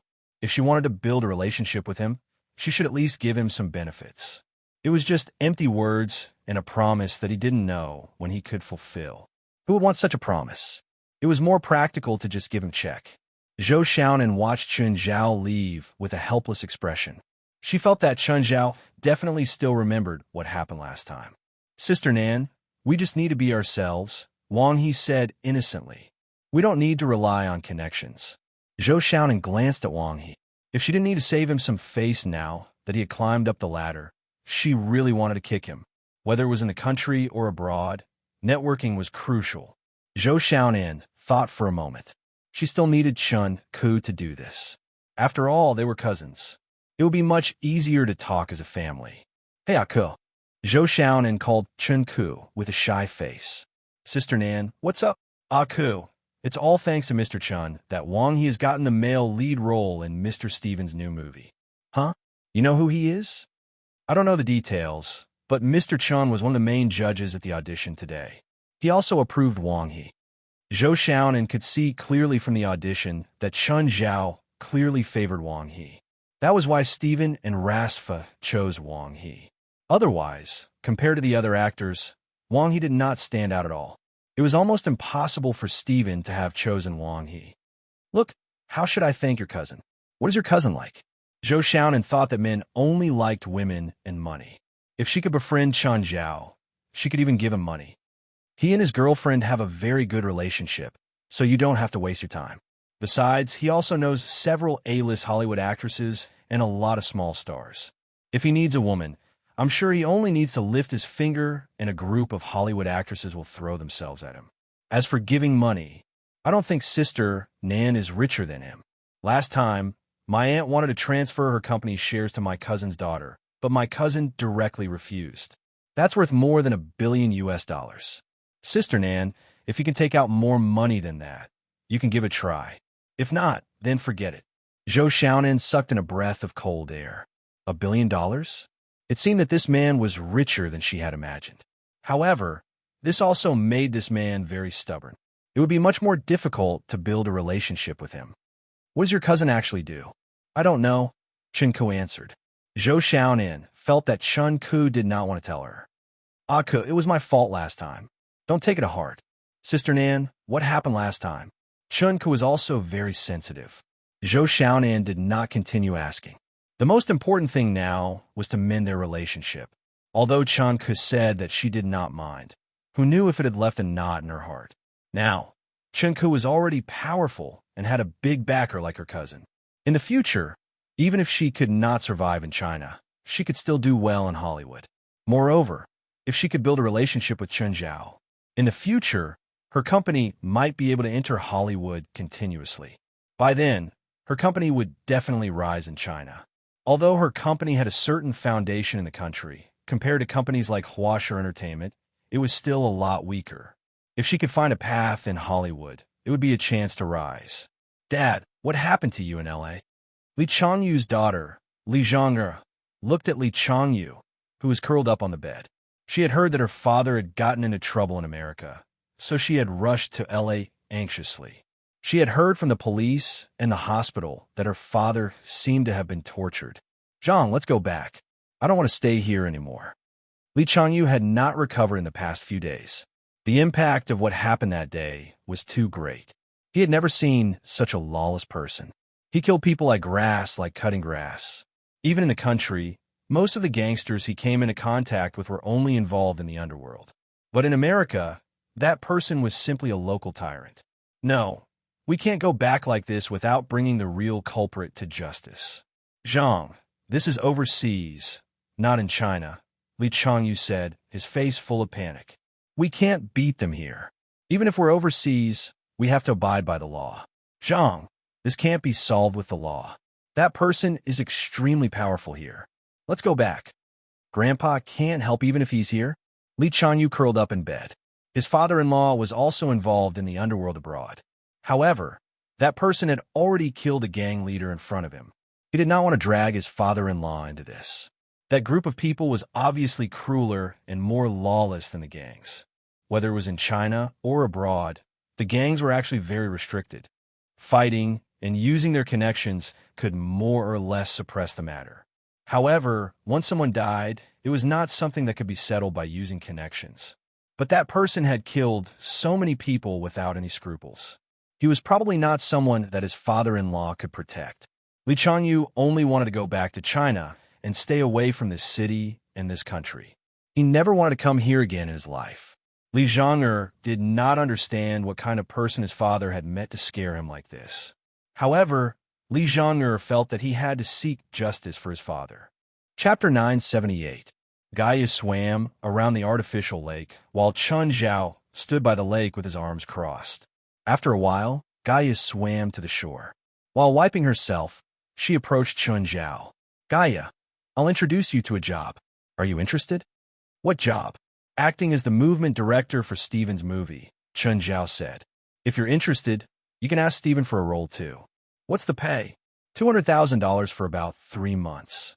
Gaia had over 20 million now. 200,000 might not be enough. Chen Zhao added, if you accept, I can give your gym a 3 to 5 second shot in Steven's movie. This was like advertising for Gaia's gym. She wouldn't be paid directly, but the shot was worth more than $1 million. Even if a big brand sponsor wanted to place an advertisement in Steven's movie, it would cost at least $10 million for 10 seconds. One could imagine how valuable the 3 to 5 seconds was. Sure, Gaia nodded. The gym was her main business, even though it might only be worth a few $100,000. However, if she could manage her gym brand, then it would definitely have a lot of potential value.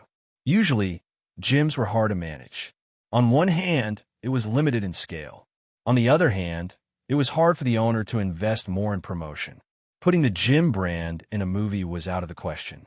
However, if the gym brand became bigger, it could be worth tens of millions of dollars. In the movie market, the value of advertisement placement was very complicated. Chen Zhao felt that since it was a good opportunity, why not benefit his own people? Other than the movement director, help me train the main actor too, Chen Zhao said. He's playing my role, after all. I don't want it to be just for show. How do you want me to train? As long as no one dies, do whatever you want. Oh, and don't affect the filming. I don't want him to be in bed when the movie starts. Sure. President, let me be a guest character too. It's Mr. Stevens' movie. Just showing my face is good enough. It was easy to play a small role. Anyway, this movie needed a lot of small roles. Although Stevens' movie was very popular, even a cameo was very popular. Chen Zhao and Gaia chatted as they walked. Gaia changed her clothes and put on the boxing gloves. Someone come here, I want to practice boxing. Soon, a man with a swollen face and a bloody nose came over. He was wearing a thick boxing suit and a thick plate. Gaia trained his fists on this person. Every time Gaia punched, this person would retreat a few steps. He was the gangster who was captured last time. They had been living here for a few days. It wasn't that they hadn't thought of escaping, but they were all wearing collars around their necks. Escaping would mean death. They were now equivalent to the miscellaneous staff of the association. They were responsible for cleaning the association on a daily basis and doing miscellaneous chores. Of course, these were all ordinary jobs. The scariest part was giving Adam the sandbag. Even if they were wearing protective gear that was several times stronger than normal headgear and arm guards, they would still be able to survive. However, in front of Gaia, it was no different from running naked. Of course, this was the result of Gaia restraining himself. Every time he sparred with Gaia, he would let them rest for at least 3 days. Gaia, his arm is broken, Chen Zhao said. Oh, forget it. Go and rest. Only then did Gaia stop. Henry held his arm, pain written all over his face. He didn't know when this hellish life would end. Henry returned to the dorm. Every time he entered, he would feel a cold wind blow past him. Although the environment of the dormitory was not bad, Henry still felt uncomfortable. Bentley was staying in the same room as him. Bentley had already rested for 2 days. He had also been Gaia's sparring partner and had a broken rib. Henry was about to push open the door when it suddenly opened automatically. The creaking sound of the door made him feel a little creeped out. He felt that this dorm was somewhat unusual. Henry entered the room and suddenly saw a woman in white standing before Bentley's bed. The woman's face was extremely pale. "Who are you?" Henry asked. The woman raised her head to look at Henry, and a strange smile appeared on her face. "Who exactly are you?" Henry asked again. The woman tilted her head and tilted it more and more. Her face was completely upside down. "Ah, ghost." Henry fell to the ground in fright. Then he scrambled out of the dorm. Just then, Aduz came in from the dorm. He also lived in the dorm, but he lived in a high-end suite on the 2nd floor. "Mr. Aduz, ghost, ghost, ghost." Henry pulled Aduz back and cried out in fear. "Oh, where's the room?" "And in my room. That's a female ghost. She's standing before Bentley's bed." Henry's face was pale. He was really frightened. "Take me there," Aduz said. But that's a ghost. I told you to take me there. Stop talking nonsense." Henry returned to his room with trepidation. It's inside." Just then, the female ghost came out. She still looked horrifying, face down. Even Aduz was shocked. Henry was so frightened that he sat on the ground and shrank into a corner. "You're Ghost Barley?" Aduz asked. Henry's face was extremely pale. "Mr. Aduz, you know her?" "No," Aduz said. "What are you doing here?" "I'm following Lady Pamela's orders," Barley said. "I'm here to check on the injured." She was also a member of the evil spirit group in Mapleville, but she didn't die from the plague. She died 20 years earlier. She was an old, evil spirit. "Don't walk around if you don't have anything to do," Aduz said. "Also, turn your neck." "Oh." Barley straightened her head. Then she floated away. Henry looked at Aduz in disbelief. "Mr. Aduz, what's going on?" "Evil spirit. Didn't you see? This dorm is haunted. It's not just the dorm, Adu said calmly. There are evil spirits everywhere. Then don't they kill people? Henry's mind was filled with scenes from horror movies. Chapter 979. The people here aren't afraid of evil spirits. There are plenty of evil spirits here. You should be more afraid of the president. Adu's chuckled. That Asian, no, the president. Is he scary? We're all his subordinates, including the evil spirits here, Aduz said calmly. You definitely don't want to see the president's scariest side. Mr. Aduz, the president can control evil spirits. Not control, but restrict. Those who don't listen will all be destroyed by the president, Aduz said. Okay, it's time for dinner. Mr. Aduz, I'll go to the restaurant with you. The restaurant in the headquarters was decorated very luxuriously. Chun Zhao had been wondering if he should hire a chef. However, it just so happened that two of the captives knew how to cook, and they were quite good at it. Mr. Aduz, let's sit here. Henry had just placed the dishes on a table when a terrifying black shadow appeared. It was an evil spirit with only a face. It roared angrily, "Fuck off. This is my territory." Henry fell to the ground in fear again. "Sit here," Aduz said. "It's empty." Henry hurriedly ran to Aduz's side. Looking at the empty restaurant, he asked in horror, "Mr. Aduz, are all the evil spirits here?" "No, only about 20. Henry shuddered. There were more than 50 seats in the restaurant. Did that mean that half of the seats were occupied by evil spirits? Harry secretly looked around the restaurant. Other than the black human face in that place, there were no other evil spirits. Henry really wanted to know what this place was. Just then, a cloud of black smoke floated in from outside the restaurant. It floated toward the black-faced evil spirit's position. "Adav, this is my seat." "Fuck off. Is it yours just because you say so?" "Yes." "Do you have a problem with that?" "Of course. You're asking for it. You're asking for it." The two evil spirits immediately started fighting. Henry shuddered. The two clouds of black smoke were clearly separated, but they were also entangled. "Aren't you going to stop them?" "Why should I?" At this time, Henry noticed that evil spirits appeared on the empty seats around him. Some evil spirits could be recognized at a glance, while others looked exactly the same as humans. When these evil spirits saw the two entangled evil spirits, they all surrounded them and cheered. Cough, cough. Henry saw Chun Zhao and Gaia walk in. In an instant, the chaos in the restaurant stopped. All the evil spirits returned to their original positions in an instant. The two evil spirits that were fighting each other stopped and put their arms around each other's shoulders as if nothing had happened. Henry's eyes popped out of their sockets. Chun Zhao and Gaia went to the dining area and took 2 sets of food. They sat in the seat that Henry had been kicked out of. When the two evil spirits saw Chun Zhao and Gaia sit beside them, they both ran away. The food of the restaurant's chef is not bad. We can consider recruiting him as one of our members in the future. It does taste good. Gaia nodded. They didn't charge for this restaurant. It was a buffet, and they could eat as much as they wanted. After Chun Zhao and Gaia came in, Henry kept his head down. Are these evil spirits so afraid of the guild leader? He's like a demon king here. Aduz, I heard you saying bad things about me. Chun Zhao's voice came from the distance. Aduz smiled awkwardly. Aren't you going back for dinner tonight? Gaia asked. Feilai's been getting more and more picky lately, so I'll eat outside first. Pregnant women are all like that. As Feilai's stomach grew bigger, the baby inside her gradually took shape. So, her taste increased greatly. At the same time, she started to get sick of eating. She definitely wouldn't touch things in the past, but now she was touching them. Chun Zhao couldn't show his disdain at home, so he could only eat outside before going back. After dinner, Aduz whispered, I'll take you to Ghost's Nest. What's Ghost's Nest? It's where the evil spirits live. It's the cave in the back mountain. Don't go there for now, Gaia reminded. A few evil spirits have entered the spiritual transformation stage. They're rather violent.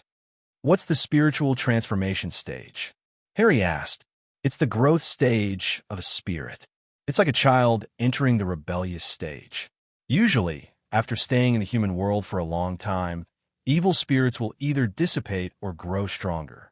During this stage, evil spirits will become very violent and dangerous. Gaia, are you full? Yes, Gaia said, standing up. Come with me. I'll show you something. What is it? The two arrived outside the headquarters. Chun Zhao took out the Tower of Trials again. This thing again? Gaia asked. You're not going to destroy our new headquarters again, are you? Under Chun Zhao's incantation, the Tower of Trials started growing. In the end, it became a 100-meter-tall tower. With this ring, Chun Zhao handed a ring to Gaia. And then, this is a Tower of Trials with 18 floors. It's used for actual combat and strength evaluation, Chun Zhao said. Each floor represents a level of strength. Oh, can I go in? Yes, as long as you wear the ring. Chun Zhao nodded. This ring can let you go in and out of the Tower of Trials. At the same time, you won't be killed by the monsters inside. Then I'll go in and try. Gaia couldn't wait anymore. Take your sword first, Chun Zhao said.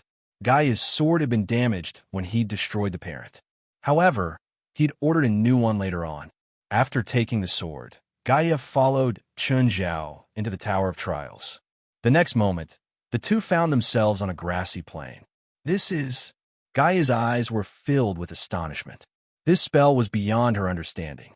Chun Zhao was surprised, but he maintained his composure. He could roughly guess that each floor of the Tower of Trials was a place similar to a mirror space. According to Chun Zhao's knowledge, even demons like Ackerbyler could create such a large mirror space. Samuel had also helped him expand the size of his space ring by tens of thousands of times. A mirror space created by a demon king was definitely unimaginable.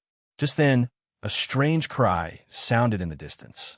A swarm of black insects was creeping over from the horizon. Chapter 980. They were all like beetles, but they didn't move as fast as beetles. The giant beetles were extremely fast. With horns on their heads, they charged at Chun Zhao and Gaia. Get ready to fight. Gaia swung her sword and charged at the swarm. The big sword swept across, and the three big insects were split into two. However, Gaia was also forced back a step. Chun Zhao was also fighting with his fists. At the same time, Chun Zhao was the type of person who would hit back in return. There were simply too many giant beetles. Therefore, he couldn't avoid it. He could only use this method of exchanging injury for injury. Thankfully, the giant beetles' attacks didn't do much damage to them. Once the giant beetles were killed, they would turn into black light and disappear. Chun, how long are we going to kill them? The battle had gone on for an hour. Gaia was already very tired. However, Chun Zhao was still full of energy. This kind of battle couldn't tire him. I don't know. The beetles were truly endless. Their numbers were shocking. The entire mountain was covered in beetles. Suddenly, Gaia screamed. Her arm was hit by the beetle's charging horn. Her sword fell to the ground, and she was knocked to the ground. Chun Zhao was about to save Gaia when a beetle hit Gaia's head. Just then, Gaia's body also turned into a black light. When Gaia opened her eyes again, she found herself outside the Tower of Trials. First level, F+. A voice suddenly appeared in Gaia's mind. Gaia was stunned. She quickly understood that it was to give her points for the battle, just now. However, Chun Zhao hadn't come out yet. She didn't know what his score was. She just didn't know how to get to the second level. Chun Zhao killed 100 giant beetles. Suddenly, the beetles retreated. A twisted monster ran over from the distance and appeared before Chun Zhao. This twisting troll was the same as the one he encountered in the mirror dimension. Chun Zhao went up and punched. The twisted monster's head exploded instantly. Three options suddenly appeared before Chun Zhao. Continue to the second level, or leave and save the progress. Fuck, it's the same as the online dungeon. Chun Zhao chose the second level and continued upward. The second layer was a muddy swamp, and the sky was dark without any sunlight. Rumbling sounds came from the distance, as if thousands of horses were charging over. Soon, countless twisted monsters appeared before Chun Zhao. He continued fighting, but the monsters were clearly much more difficult than the giant beetles on the first level. To speed up the killing, Chun Zhao had to take out his bronze sword. After fighting for more than 2 hours, they finally killed 100 giant twisted monsters. The monsters also started retreating. Then a monster that could spit fire appeared. After killing the monster, Chun Zhao received a notification that he could enter the 3rd level or leave. Chun Zhao chose to leave and save. At the same time, he received a notification that the 1st level was E+, and the 2nd level was E+. Chun Zhao, Gaia immediately said, Chun Zhao, you need to kill 100 monsters on each floor, and a monster from the previous floor will appear. Killing this monster will allow you to enter the next floor, or save and leave. Just now, I only needed a few more to pass the 1st floor's trial, Gaia said, a little disappointed. However, it also piqued her interest. Just then, West walked over. President, you took out this weapon again. Here, wear this ring, Chun Zhao said with a smile. Oh, what's this ring for? Then press the ring on the stone door. Whoosh, West suddenly found himself in an unfamiliar environment. Immediately, a swarm of giant locusts pounced at him. West covered his head. He was instantly killed. The next moment, West walked out of the Tower of Trials. Fuck, how did you come out so fast? Chun Zhao and Gaia were both in disbelief. That was too fast. He'd only been in for less than 30 seconds. President, what's going on? It's so scary. It's so scary inside. Is that an illusion? Chun Zhao covered his forehead. You went to the Tower of Trials, Gaia said. You didn't kill a single beetle. I didn't see any beetles. I saw a swarm of locusts flying everywhere. Chun, how come we're different from the monsters West encountered? My friend made it for me. I don't know the details, Chun Zhao said. Maybe it's different for 1 person and 2 people. Let's go in and try. After I came out, I tried. I couldn't go in immediately. There's probably a time limit. West, go get everyone out here. Everyone ran to the Tower of Trials. Looking at the tower, they were all in disbelief. Put on the rings and go in. Chun Zhao had Giselle, Patya, and Jalanash go in. In less than a minute, the 3 came out. They also had frightened expressions on their faces. It was obvious that they had also died once. President, that's scary. What happened? What's your rating? No rating. What did you see? A swarm of giant scorpions, Giselle said. Chun Zhao gave the rings to Jalik, Moore, Padalu, and Angalit. 4 of you go in. Another 4 people came out in less than a minute. What did you see this time? Giant centipedes. Seems like it. With each person, the monster's strength increases by 1 level. Chun Zhao and Gaia guessed the result. President, I got an F-. Morse said. Oh, how many monsters did you kill? 1. Morse said. Klaus, do you want to go in and see? Chun Zhao looked at Klaus and the others. They weren't spiritualists, but since they joined the supernatural organization, they might come into contact with supernatural things. Sure. Chun Zhao gave them the rings again. 5 of you go in first. Tell us what monsters you saw when you come out. Then the 5 went in and came out. Everyone's face was filled with excitement and fear. We saw a giant hornet. Then Chun Zhao looked at Pan, Halleys, and Eric. You guys go in too. They came out not long after, but they were all battle type, so they all got ratings, even though they were all F-. Chapter 981. Aduz came out, excitement written all over his face. President, I got my score too. I killed a locust. F-. I can't wait to go in again and change my score. Gaia felt that it was a complete humiliation for him to get the same score as them. President, who made this Tower of Trials? It's so magical. It's unbelievable. My friend, Chun Zhao said calmly. Your friend must be very powerful in magic, right? More powerful than me, Chun Zhao said. Everyone gasped. More powerful than Chun Zhao. In their eyes, Chun Zhao was already unbelievably powerful. How powerful would someone be if they were stronger than Chun Zhao? From now on, the Tower of Trials will be placed here. You'll be judged every month. Your strength will represent the reward. Brother Wang, you have to take care of me in the future. Zhang Mao felt that it was unfair.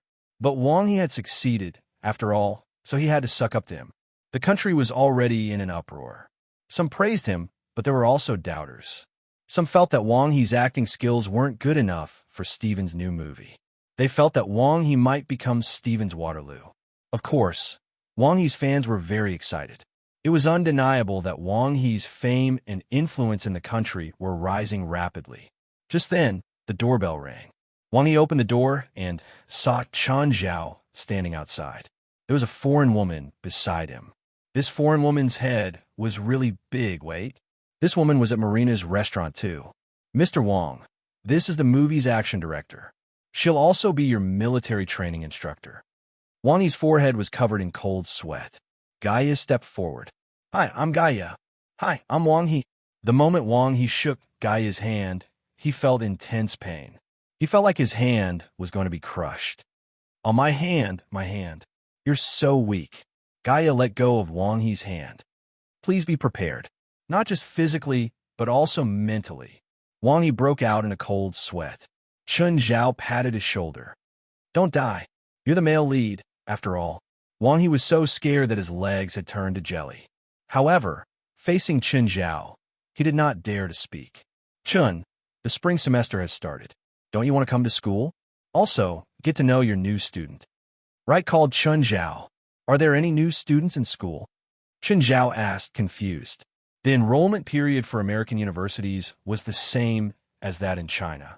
They all started in the fall, right? Some students are suspended for half a year or a year, Wright said. Chen Zhao remembered that some university students in America would choose to postpone their enrollment after graduating from high school.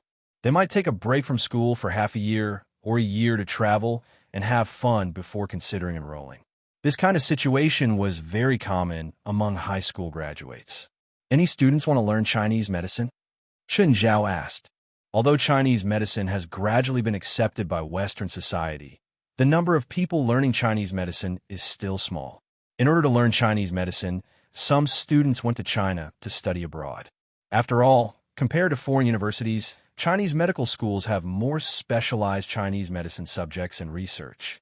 You have to take 4 students, Wright said. One is an exchange student. Okay, give me their contact numbers. Chen Zhao arrived at UCLA. Because it was the new semester, the school was very busy. The parking lot was already full. Chen Zhao looked around and parked the car in a temporary spot again.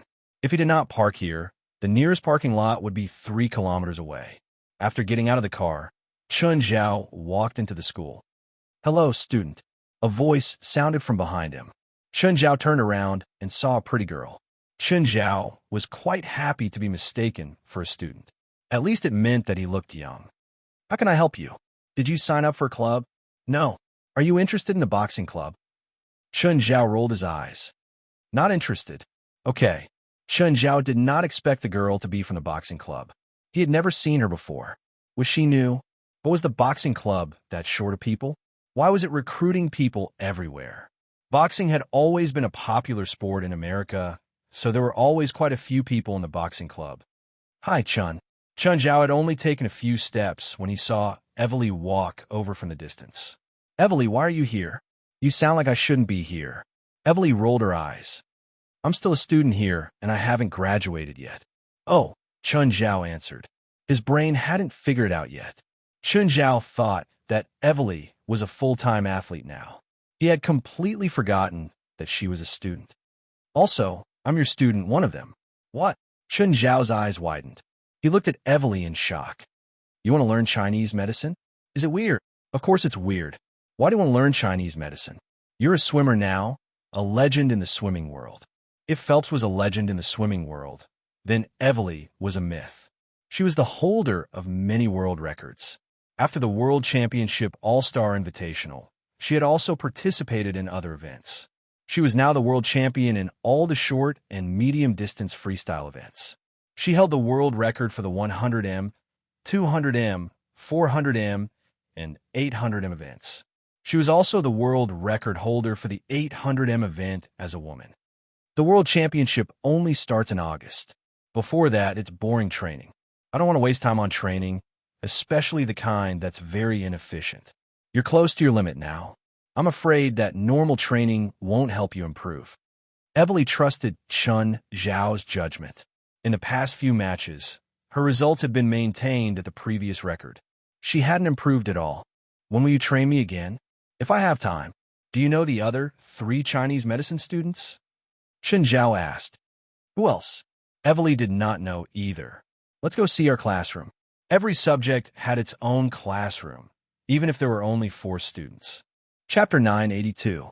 Chen Zhao sat on the desk, while Evely sat on the chair beside him. The two chatted. Ah! A scream came from the door. A girl stood there. The scream came from her. Chen Zhao and Evely turned to look at the girl. The girl covered her mouth and pointed at Evely. Are you Evely? Hello, Senior Evely. I'm.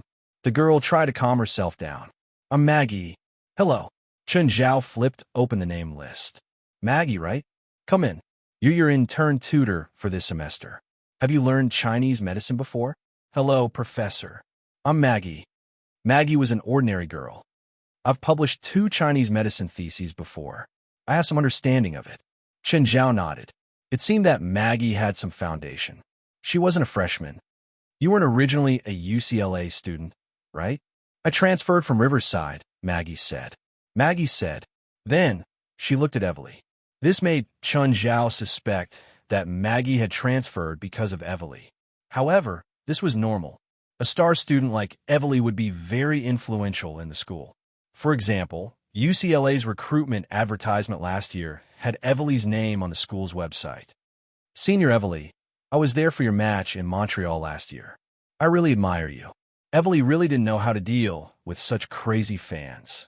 Maggie's eyes were full of stars when she looked at Evely. Just then, the classroom door was pushed open and a boy walked in.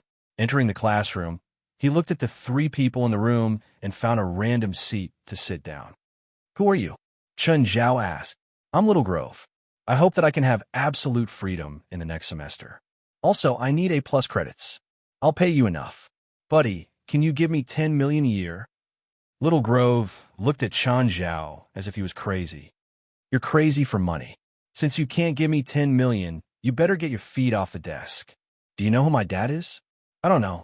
My father is Drow Grove. I'm sure you've heard of him. Never heard of it. My father is a Hollywood superstar, Drow Grove. Haven't you heard of him? Is his dad famous? Chen Zhao turned to Evely.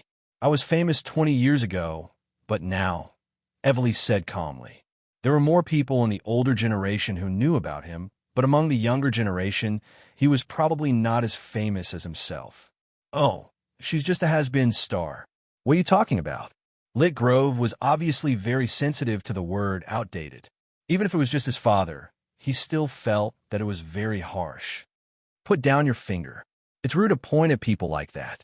If your parents didn't teach you that, I don't mind teaching you manners on their behalf. Leet, you'd better not anger our teacher, Evely reminded. Our professor beat up at least 20 UCSF students and sent them to the hospital. Maggie looked at Chen Zhao in surprise. Evely seemed to be very familiar with their professor. Also, everyone in the boxing club listens to our professor. If you don't want to be targeted in school, you better behave. My dad is Drow Grove. I don't believe he dares to mess around in school. If I'm hurt in school, my dad's reputation will be ruined. A has-been star. Not many people care about him now, even if he's the former president. How much influence do you think a has-been star can have? Chen Zhao rolled his eyes. Little Grove's face reddened. He gritted his teeth and stared at Chen Zhao. Just then, there was a knock on the door. A girl with heavy makeup, high heels, and chewing gum leaned against the door. Can I come in? Who are you? Raphael, the girl answered. Chen Zhao glanced at the name list. Come in. I called the 4 of you here today to get to know each other. Also, although I'm your intern tutor, the 4 of you will be interns in the hospital most of the time. While I'm in a good mood, I might give you a few lessons. Of course, don't have too much hope for me.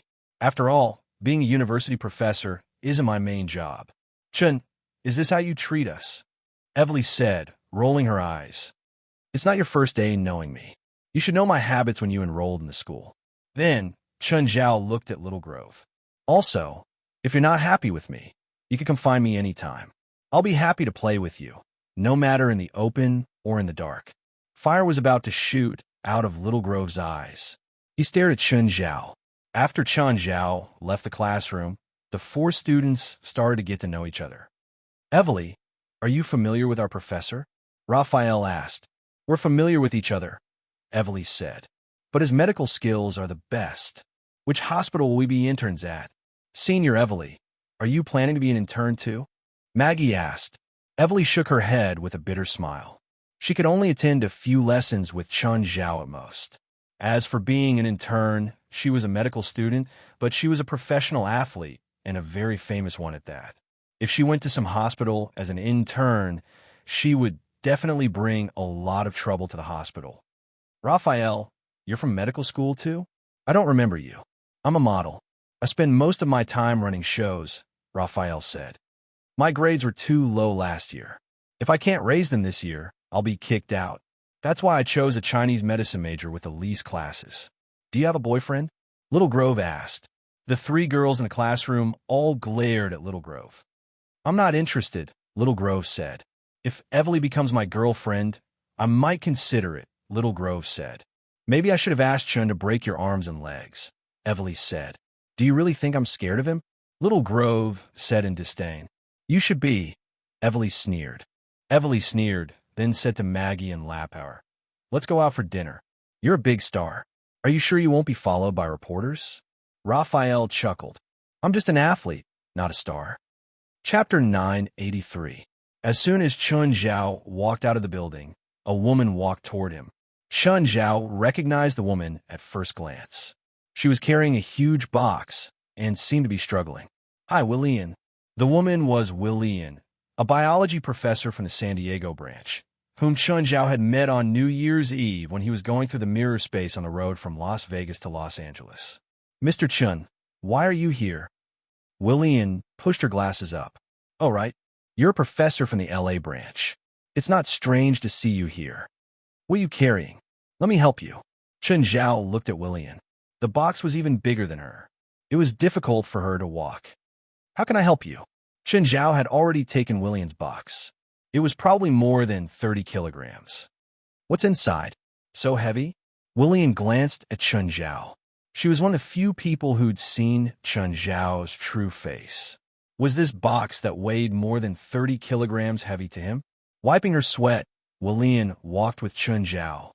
Willian, I haven't asked you why you're here. I accepted Professor Forzel's invitation, Willian said. I'm here as his assistant to do biology research. UCLA's biology department had a huge campus. Chun Zhao walked into the building. Then, he entered a laboratory. Many students were conducting experiments and research.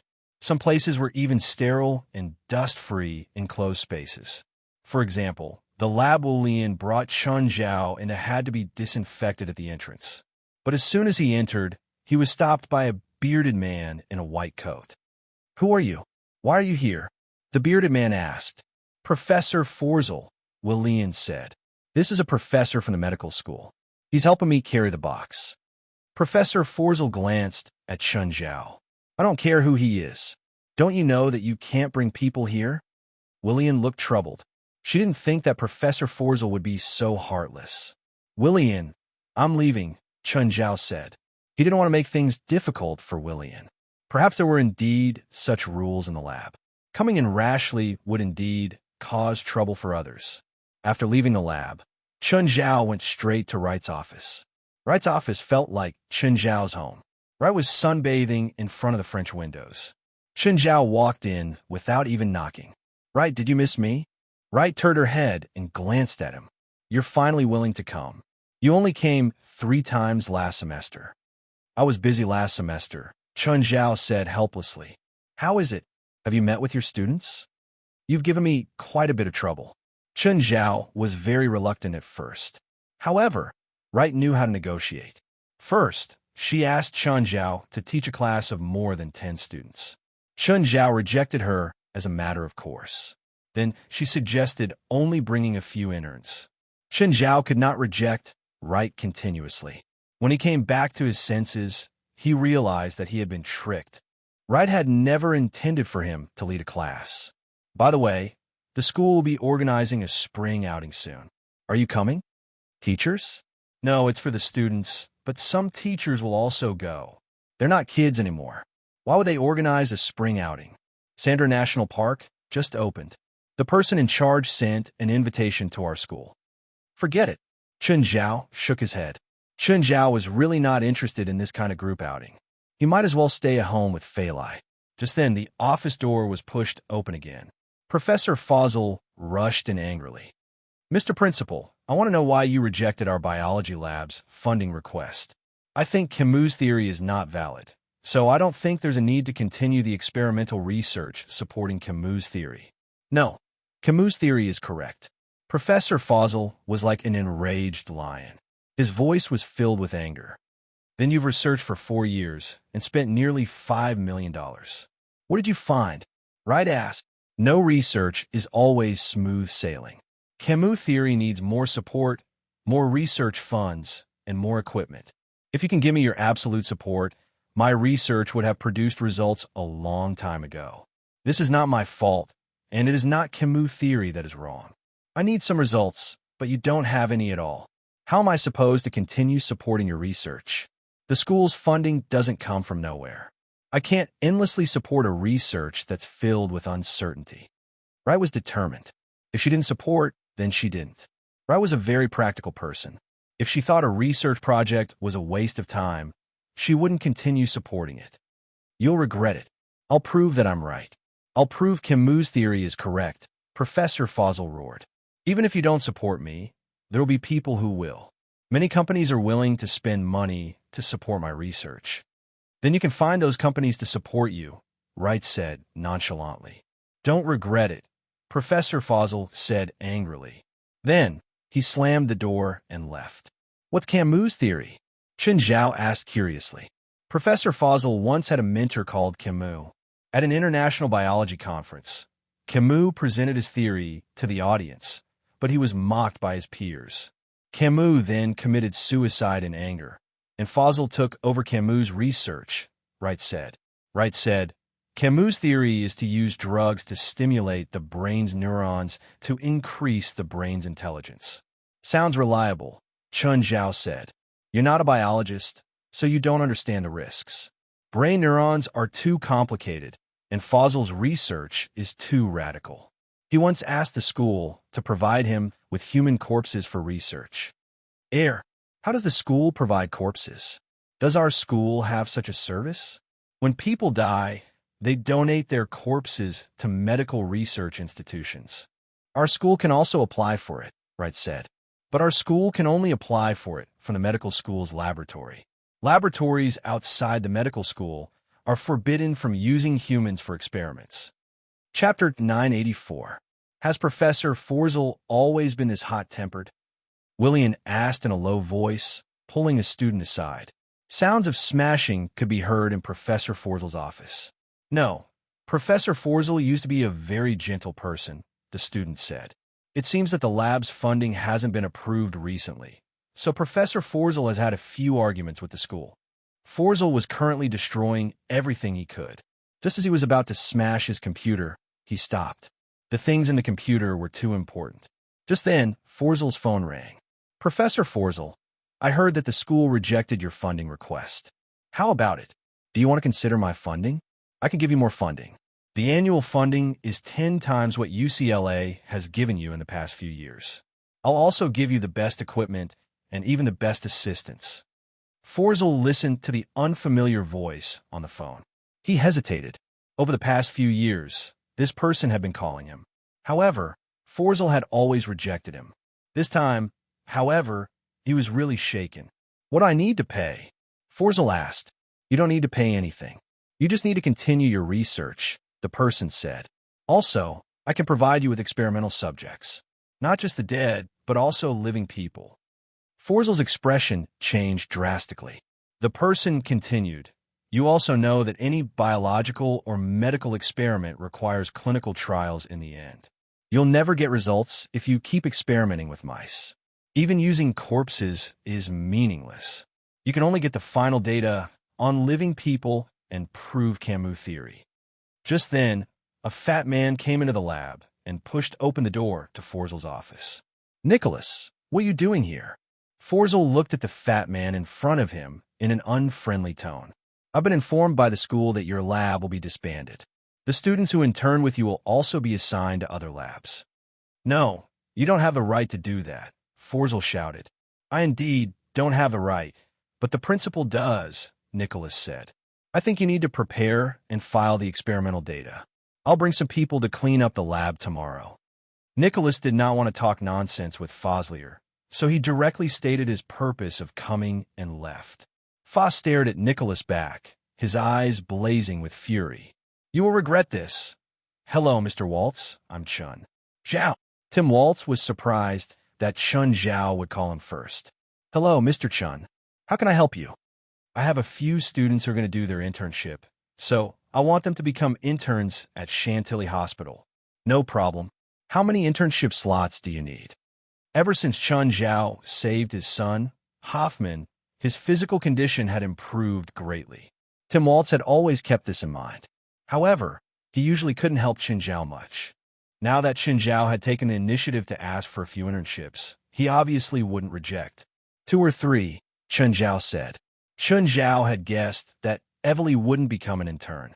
It wasn't because Evely wasn't capable enough, but because of her special identity. As one of the most famous sports stars in America, the attention she received was like a 200-watt light bulb above her head. She would be watched wherever she went. Chun Zhao wasn't sure about Maggie, Lit Grove, and Lepore. Okay, I'll arrange for 3 attending doctors to follow you. When Chun Zhao walked out of the school, he saw Sharon giving him a ticket. Hi, dear Miss Sharon. Sharon could tell at first glance that the car was Chun Zhao's. Therefore, without any hesitation, he directly put up a ticket. Don't call me so intimately. We're not that close. Let me see how many tickets you've given me since we met. Let me see how many times you violated the rules. Are you done eating? Do you want to eat together? No, I still have to work. Sharon rejected Chun Zhao's invitation mercilessly. By the way, you have a nice figure. I hope I can see you running naked on the road again. Sharon had touched his sore spot. Chun Zhao's expression darkened immediately. I hope you'll stay at the Ministry of Transportation forever. Chun Zhao opened the car door and was about to leave. Sharon's expression also darkened. To her, it was also an eternal pain. The two parted on bad terms. Chun Zhao walked a few streets, planning to buy some things at the supermarket. As soon as he parked in the parking lot, a car stopped behind him. 2 hoodlums got out of the car, both holding baseball bats. They seemed to be here to block Chun Zhao.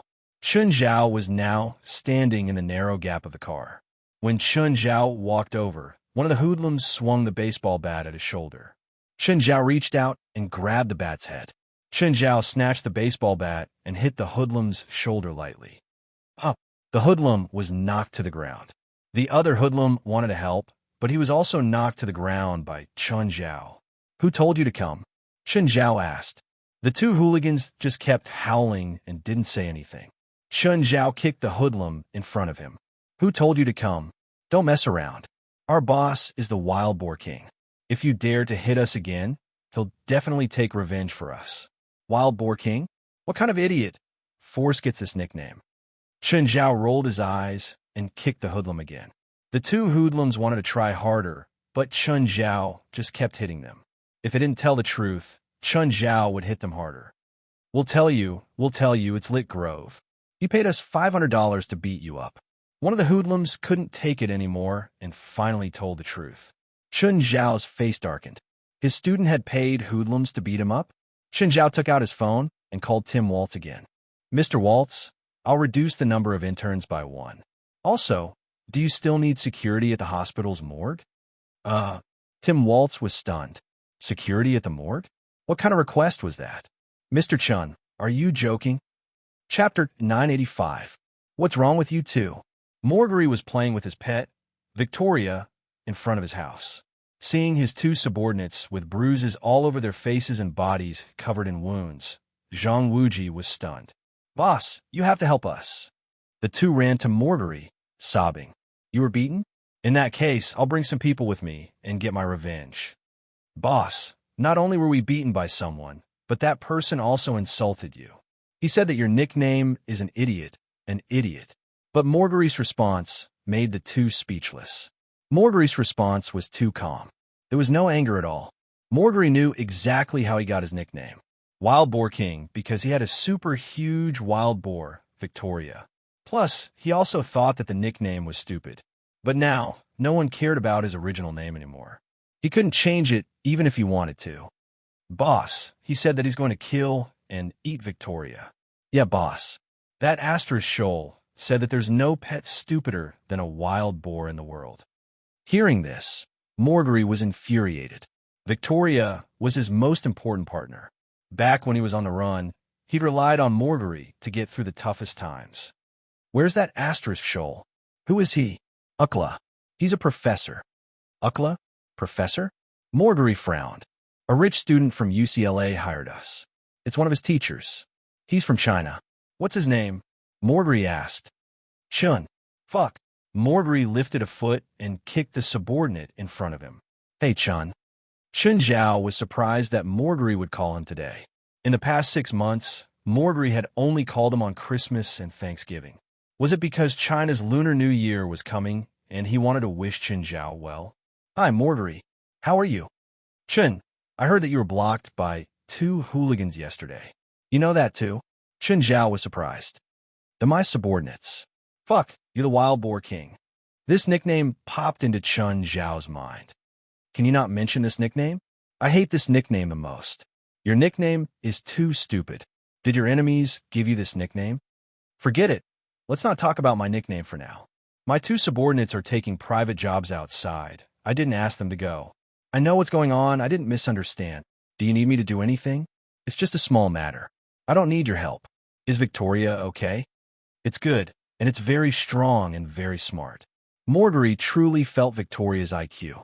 He even felt that Victoria could understand his words. The 2 reminisced for a few minutes. Chun Zhao had his life, and Morgary had Morgary's phone number. However, they both knew that if the other needed something, they would help each other. Little Grove was very pleased with himself. This was not the first time he had done something like this. In his career, he had threatened no less than 20 teachers. Even his private teachers had been beaten black and blue by the gangsters he'd hired. With a few hundred to a few $1,000s, he could achieve his goal. Before being attacked, the teachers were still very tough. But after being beaten up by the people he'd hired, they all behaved like cowards. Little Grove, we already taught that Chinese a lesson according to your request. When are you going to pay? Send me your account number. I'll transfer the money to you now. I have a shit account number. I'm still wanted by the police. I need cash. Fine, where are you? Little Grove said nonchalantly. I'll go over and give you the money. It was not the first time he'd found these 2 gangsters, so he did not think much of it. Then, the gangsters gave him the address. Little Grove drove there, but when he arrived, he saw the 2 gangsters lying on the ground. He found 2 hooligans lying on the ground, bruised and bleeding all over their bodies. Gauss, Piolio, what's wrong? Little Grove hurried over to check on them. Just then, the car door opened and Chun Zhao alighted. Hi, Little Grove. What a coincidence. You're here too. When Little Grove saw Chun Zhao, his expression darkened. You? Why are you here? Chun Zhao's face was full of smiles. Tomorrow, all the major entertainment media in Hollywood will receive a piece of news. Lit Grove, the son of the famous movie star Drow Grove, hired an assassin to murder his university tutor. Little Grove's expression turned furious. You're slandering me? Chun Zhao walked to the 2 gangsters on the ground and kicked them. It's your turn. That's right. Little Grove hired us to kill you. You're slandering me. Yes, I'm slandering you. Smiling, Chun Zhao looked at Little Grove. But who knows? As long as the 2 of them testify, it's enough. You don't have direct evidence. I don't need direct evidence. You've transferred money to their bank accounts at least 5 times, and they've helped you beat up at least 5 teachers. I can find 5 of your former teachers and get them to testify in court.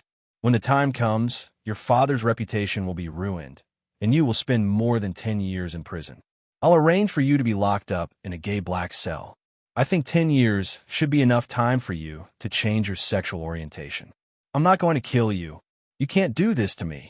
Little Grove was completely flustered. Gauss, Piolio, you can't do this to me. I'm your friend. Gauss and Piolio covered their heads and didn't answer Lit Grove. Yes, they were good friends with Little Grove, but they didn't want to die. The consequences of offending the Wild Boar King were far more severe than offending Little Grove. To put it bluntly, Little Grove's family only had some money. They couldn't do anything to them. But the Wild Boar King was different. He was the boss of the biggest gang in L.A. If they offended the Wild Boar King, they might be thrown into the sea to feed the sharks tomorrow. Gauss, Piolio, Little Grove said agitatedly. If you commit perjury, you'll go to prison too. Chapter 986. You can't do this. You're a teacher. How can you frame your own student? Ritter Grove stared at Chun Zhao, terrified. Of course I can do that, and I'm going to do it soon. Chun Zhao looked at Lit Grove with a smile. Don't do this. Ritter Grove was finally scared. He realized that the man before him was even crueler than him. He wanted to find someone to beat him up, but Chun Zhao wanted to destroy him. Chun Zhao's smile made him feel cruel and cold. I like obedient students. I'll listen to you. I'll listen to you. I won't go against you anymore. Really? Really? Chun Zhao smiled. You'll listen to everything I tell you? I will, I promise. Ritter Grove nodded hurriedly. Remember your promise today. Chun Zhao patted Ritter Grove's shoulder. I'll remember. I've arranged an internship for you, Chun Zhao said. I accept, Ritter Grove said hurriedly. That's a good kid. Chun Zhao patted Ritter Grove's shoulder. In Ritter Grove's eyes, Chun Zhao was a complete demon. Let's go. We'll go to your internship now. Ritter Grove sat in Chun Zhao's car. Chun Zhao glanced at the two hoodlums. If I call you, turn yourself in and tell the police what I told you. Ritter Grove's face was pale. He was completely regretting it now. Why did he have to provoke Chun Zhao? When they arrived at Chantilly Hospital, Ritter Grove was somewhat surprised. He'd thought that Chun Zhao would arrange some hard job for him. It turned out to be Chantilly Hospital. It was the best private hospital in L.A. Of course, the word private could be removed. It wouldn't be an exaggeration to say that it was the best hospital in L.A. The best hospitals in America were all private hospitals. Medical students who wanted to intern would basically be assigned to public hospitals. Without some ability, it was very difficult to get into a private hospital for internship. To be able to enter a private hospital, one had to have such good grades that the person in charge of the hospital took the initiative to hire them. The internship period of such students was far shorter than that of ordinary students. There was another type of person who had a strong background and used connections to get an internship in a private hospital. Little Grove followed Chun Zhao to Dean Kahiri's office. Hi, Mr. Chun, you're here. Kahiri greeted him warmly. Dean Kahiri, Mr. Waltz has already told you, right? My student needs some internship work. Yes, I did. Kahiri nodded and glanced at Lit Grove behind Chun Zhao. He's one of my students, Lit Grove, Chun Zhao said. Is the contract ready? Yes, of course. Kahiri met Chun Zhao's gaze. He took out a contract and handed it to him. After you sign this contract, you'll be an intern here. Just as Lit Grove was about to read the contract, Chun Zhao yelled, Hurry up, don't waste my time. Lit Grove only saw that he was a follower of a doctor called Terag. He didn't have time to read more of the contract. Mr. Dean, if he breaks any rules in the hospital, please inform me immediately. I'll make sure he receives the punishment he deserves. Of course, Mr. Chun. I'll help you take good care of this kid. Let him be on duty tonight. No, from now on, he'll be on all the night shifts, Chun Zhao said. What? So it was a private hospital for him. Lit Grove didn't think much of it. He'd thought that it would be some difficult job. Wasn't it just a night shift? It wasn't difficult at all. Maybe he thought that the night shift would make him retreat. He'd really underestimated himself. Kahiri took out his phone and dialed a number. Terag, there's an intern here. Come and take care of him. He'll be interning with you.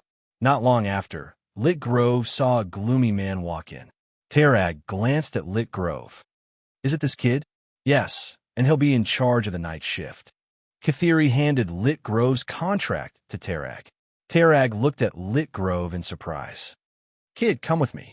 Hello, Dr. Terag. I'm Lit Grove. Which department are we in charge of? Lit Grove took the initiative to greet Terag. Which medical department did you study in school? I mainly studied surgery. Then why were you assigned to my department? Which department are we in? Lit Grove asked. Cadaver department. Also, you're a security guard. This department was mainly responsible for confirming the patient's death certificate. For example, when a patient died, the doctor in the cadaver department would confirm the death and issue a certificate. Then, the body would be sent to the morgue. As for security, they had to patrol the morgue every once in a while. What? Lick Grove was dumbfounded. Don't joke around. I'm not. Don't you know what you're here for? I quit, Lick Grove said angrily. I'm leaving. I won't accept this kind of job. He finally understood Chun Zhao's intention. Tarag was not surprised by Lick Grove's reaction at all. Fine. Tarag did not stop Lick Grove. Lick Grove returned to Katheri's office, flustered and angry. Dean, I'm quitting. I'm quitting. Lick Grove stated his intentions directly. Sorry, my kid. You might not be able to quit, Katheri said with a smile. You signed a contract. You must follow it. What contract? I'm an intern. I signed an internship contract. No, it's a labor contract. The hospital will pay you a year's salary in advance. If you quit during the contract, you'll have to pay a penalty. It'll be 100 times your salary. How much is my salary?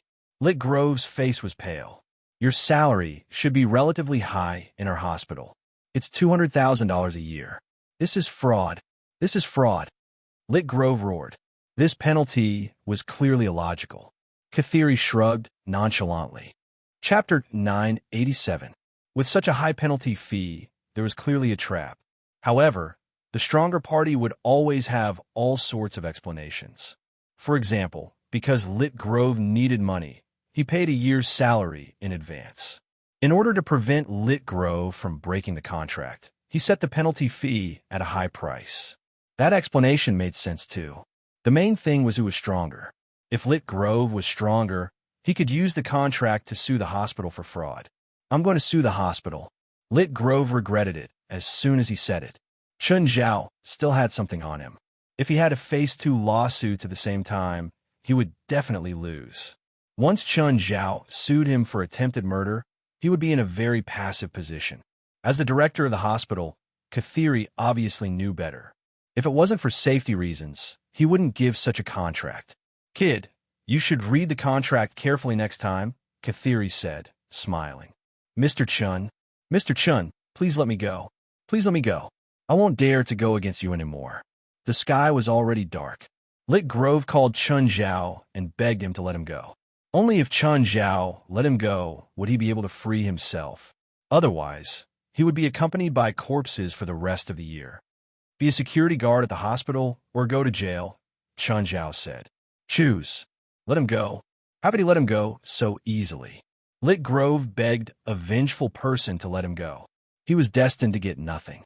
It seemed like Chun Zhao had given him 2 choices, but in reality, Lick Grove didn't have a choice. He could either be a security guard or go to jail. Hey, new guy, come here. It's time for work. Lick Grove's face was pale. I'll be here. I'll watch the place. Okay. Remember, you have to patrol once an hour.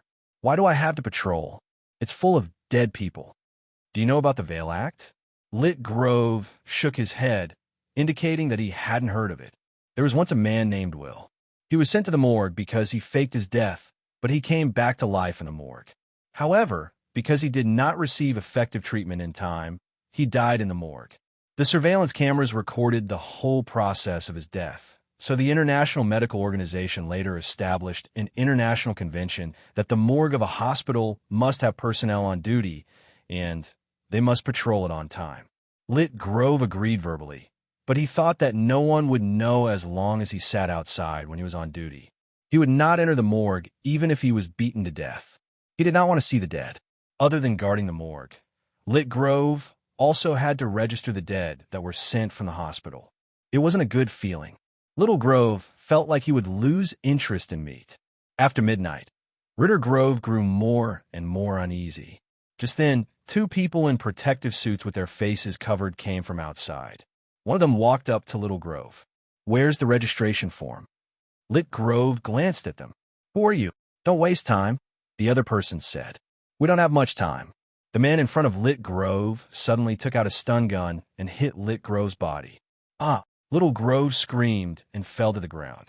The 2 people started pushing the corpses out of the morgue one by one and put them into a big bag.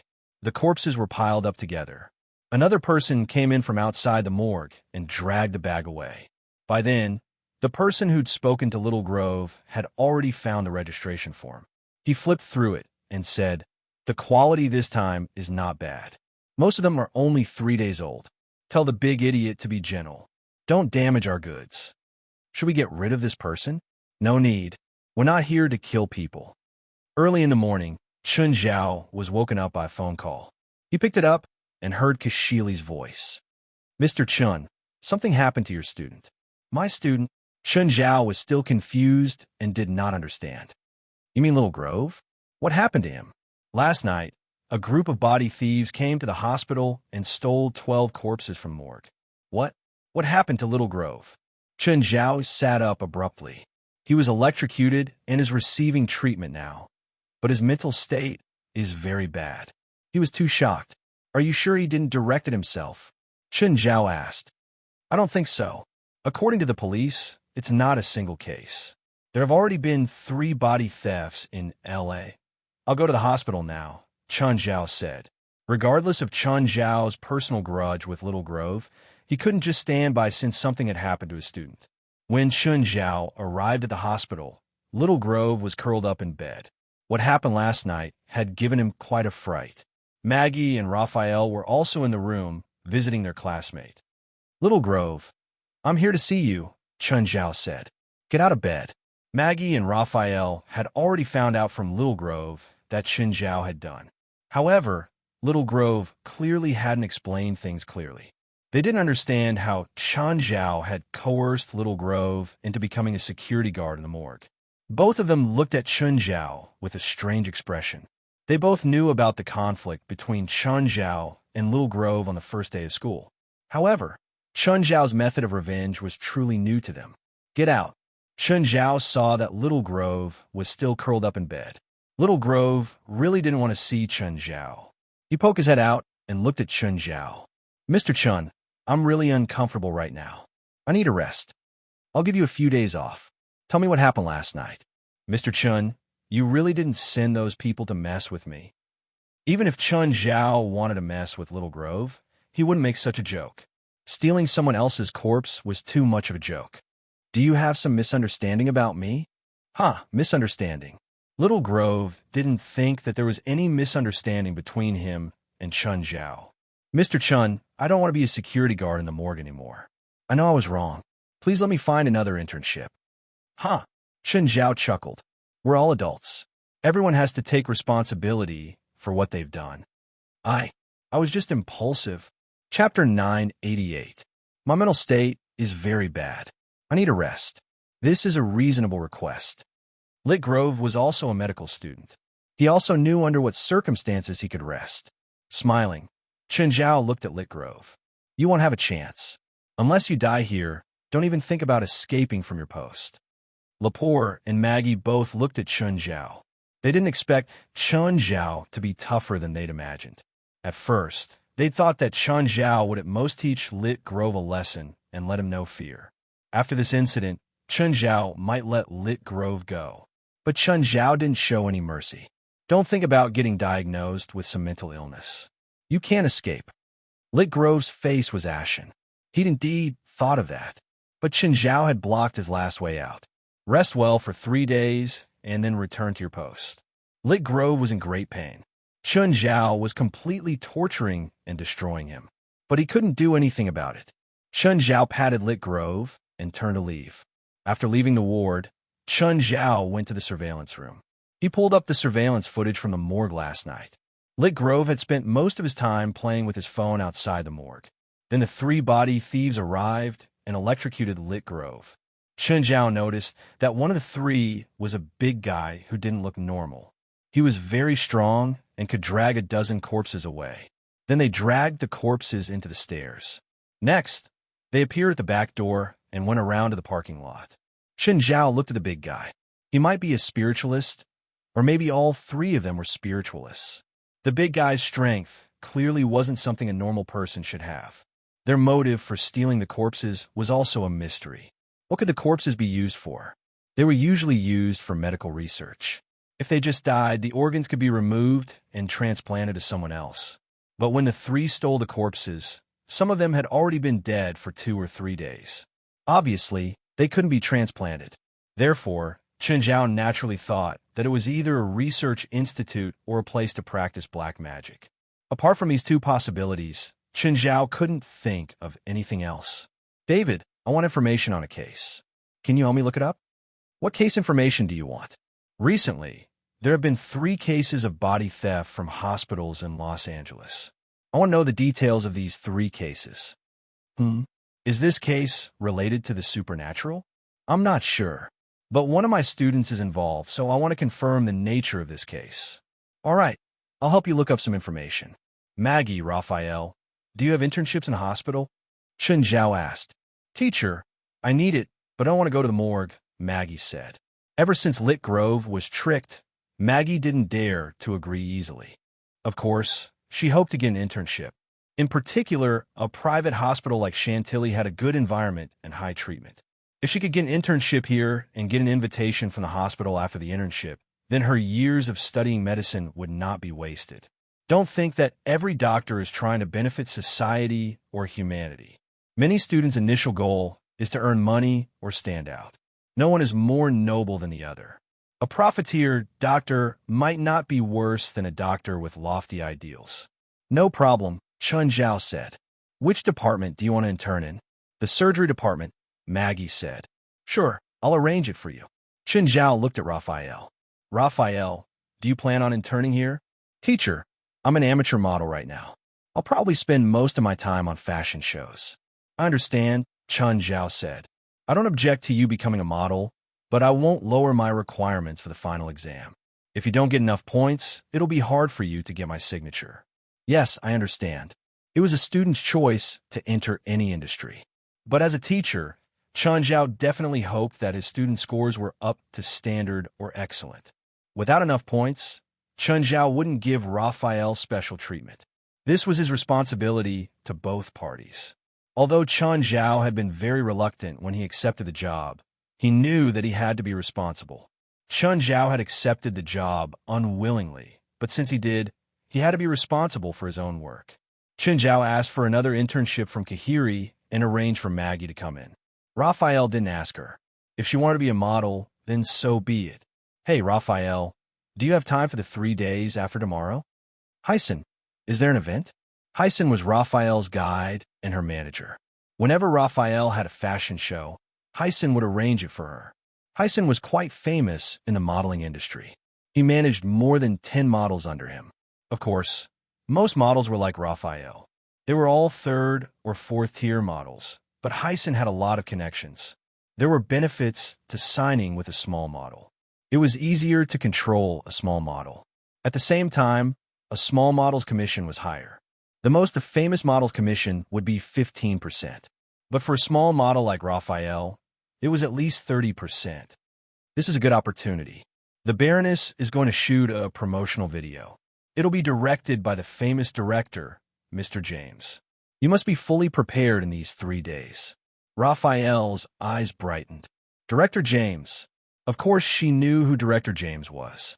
He was a new upstart director in Hollywood. The movie Animal Mart had made James famous. The movie hadn't been released yet, but the box office had already reached a high. Every girl wanted to be famous. Raphael was no exception. Any model wanted to enter Hollywood and become a Hollywood star. However, it was harder for a model to become famous than an actor. Because Hollywood had never been fond of models, being able to act as a pretty face and appear in a movie for a few minutes was already very difficult. What do I need to prepare? Diet, exercise, and then change into a pretty outfit. I'll pick you up the day after tomorrow for the interview. Diet and exercise were part of a model's daily routine. Chapter 989. Professor, can you lend me some money? Chen Zhao was very surprised to receive Lepore's call. If some students had financial difficulties, Chen Zhao didn't mind helping them. However, Lepore was definitely not a poor student. In the few times Chen Zhao had interacted with her, all of her clothes were branded. It would cost at least $2,000 or $3,000, not including her makeup. Chen Zhao was rich, but he didn't need to buy luxury goods for his student. How much do you need? $10,000. Give me a reason to lend you money. I can pay you back. I'll pay you back $20,000 in a month. Whoosh! Chen Zhao didn't even dare to borrow such high interest. This was usury. Chen Zhao might even lose his professorship and go to jail because of this. As long as Lepore reported it to the school, or the police, Chun Zhao wouldn't be able to explain himself. Even if Chun Zhao didn't care about his professor title, he didn't want to take the risk of being a scapegoat. That's not a good reason. Professor, what do you think I should do? What do you need money for? I have an interview the day after tomorrow. It's very important to me. I need to buy makeup and clothes, Lepore said directly. You've been a model for a long time, right? Don't you have any savings? Models weren't high-income people, but they shouldn't be low. Chun Zhao had learned about the market from chatting with Zola before. Normal models could earn $300 to $500 per show. Although they couldn't walk every day, they could still have a few shows per month. Most shows didn't have any rehearsals. They would only be given a schedule, and the show would be completed in less than an hour. Only high-end shows like Baroness would hire models to rehearse for a few days. Models with slightly better conditions might even have 2 or 3 shows per day. A show wouldn't be held in one venue. Instead, they would walk back and forth on the runway. This was called a show. They might even have to do several shows in the same show. Models' fees were the same. One show would earn them some money. Chun Zhao guessed that Lepore was a senior model. She wasn't famous, but she had been in the industry for a long time. Therefore, there should be quite a number of job opportunities. At the very least, he should have some savings. I don't have any savings. My monthly income is about $20,000, which is just enough for my expenses. Unfortunately, my credit card maxed out this month, so I need some money for emergencies, Raphael said. Do you need to spend $10,000 for an interview? Of course it's worth it. Send me a letter of guarantee. I'll lend you the money without any interest. As long as you can get at least a B+ on the monthly test, I'll lend you the money. If you can't get a B+ or above on the monthly test, you'll have to give up your modeling work for a while and attend tutoring classes. Sure. Leper's academic performance was quite good, so she felt that it wouldn't be difficult to get a B+ as long as she worked a little harder. Then, he received an electronic guarantee. Chun Zhao transferred the money over without hesitation. Raphael got the money, and his face was full of joy. After all, in this day and age, it was easy to borrow money, but it was extremely difficult to borrow money without paying a price. For example, her agent, Hyson. Although Hyson was very capable and well-connected, he wasn't a kind person. Borrowing money from him was like sending a sheep into a tiger's mouth. Just then, Hyson's call came. Raphael, do you need money? If you need it, I can lend it to you. No need, Hyson, Raphael said. I have money. Fine. If you need it, I can lend it to you anytime. After all, you're my general. Thank you, but I really don't need it. Hyson really felt that it was a pity. Recently, he had been looking for a chance to control Raphael. Unfortunately, Raphael was very smart. Normal moves were almost useless against her. As a model agent, his income was actually quite high. However, he also had another identity, a pimp. Many models had already been dragged down by him, forever under his control. He introduced his models to rich people and earned commissions from them. This was far more than a model agent could compare to. Each time, he could earn at least $10,000 or $20,000. It was much higher than a show's commission of a few hundred or even $1,000. Raphael's conditions were very good. If he could drag her down, she would definitely become his money-making tool. President, Norma is here. Mr. Lewis is here too. Oh, they're here? I'll go over. When Chun Zhao arrived at the headquarters, Lewis and Norma had already been there for quite a while, accompanied by West. The two of them were touring the facilities of the headquarters. Because the association had helped Lewis and Norma through difficult times before, they were familiar with each other. Other than a few newcomers, Chun Zhao was familiar with most of them. Hi, Lewis, Norma. Chun Zhao greeted them. Chun. Lewis walked over and hugged Chun Zhao. Chun Zhao looked at Norma's eyes. She was like a female pirate. One eye was covered with an eye patch, while the other glowed with a dark green light. The Eye of Nightmare. Chun, I'll leave Norma to you. Wait, I have to tell you two in person first. Chun Zhao waved his hand. First, the supernatural organization often encounters dangerous missions and operations. It's dangerous, so I can't guarantee Norma's safety. Norma. Lewis also looked at Norma worriedly. Of course, he hoped that Norma could be safe. Even if she didn't touch magic, she could just stay at home obediently and take over the family's management one day. According to Chun Zhao, Norma might come into contact with dangerous things. If Norma had to face the kind of danger she'd faced on the third night, every day, Louis felt chills down his spine. "Uncle, I like it here. I want to stay here." "Chun, can you give Norma special care?" Louis asked. Chun Zhao shook his head. "No, rules are rules." If Chun Zhao gave Norma special care, it would be unfair to the others. There were a few younger ones in the association who also needed special care. For example, Immerse, Giselle, and Alice. They were all very young, but they received the same treatment as the others. They had to face the same danger during missions. "Mr. Chun, I could be like the others," Norma said. Chapter 990. Go and evaluate your magic level and power, Chun Zhao said. "Go and evaluate your strength." "President, Norma's already done a magic power evaluation." Norma raised the red ring on her hand. Chun Zhao was surprised. "Be not bad. How much magic power?" 380, Norma answered. "With this ring." Chun Zhao gave Norma another ring. "This ring is?" Norma was confused. Was it the rule of the supernatural organization that one had to keep receiving rings after joining? But Norma still wore the ring. "Follow me." Chun Zhao brought them to the Tower of Trials. He realized that there were people on the second floor. Before Chun Zhao could ask, a beam of light shot out from the door. Then Gaia fell to the ground. "Phew!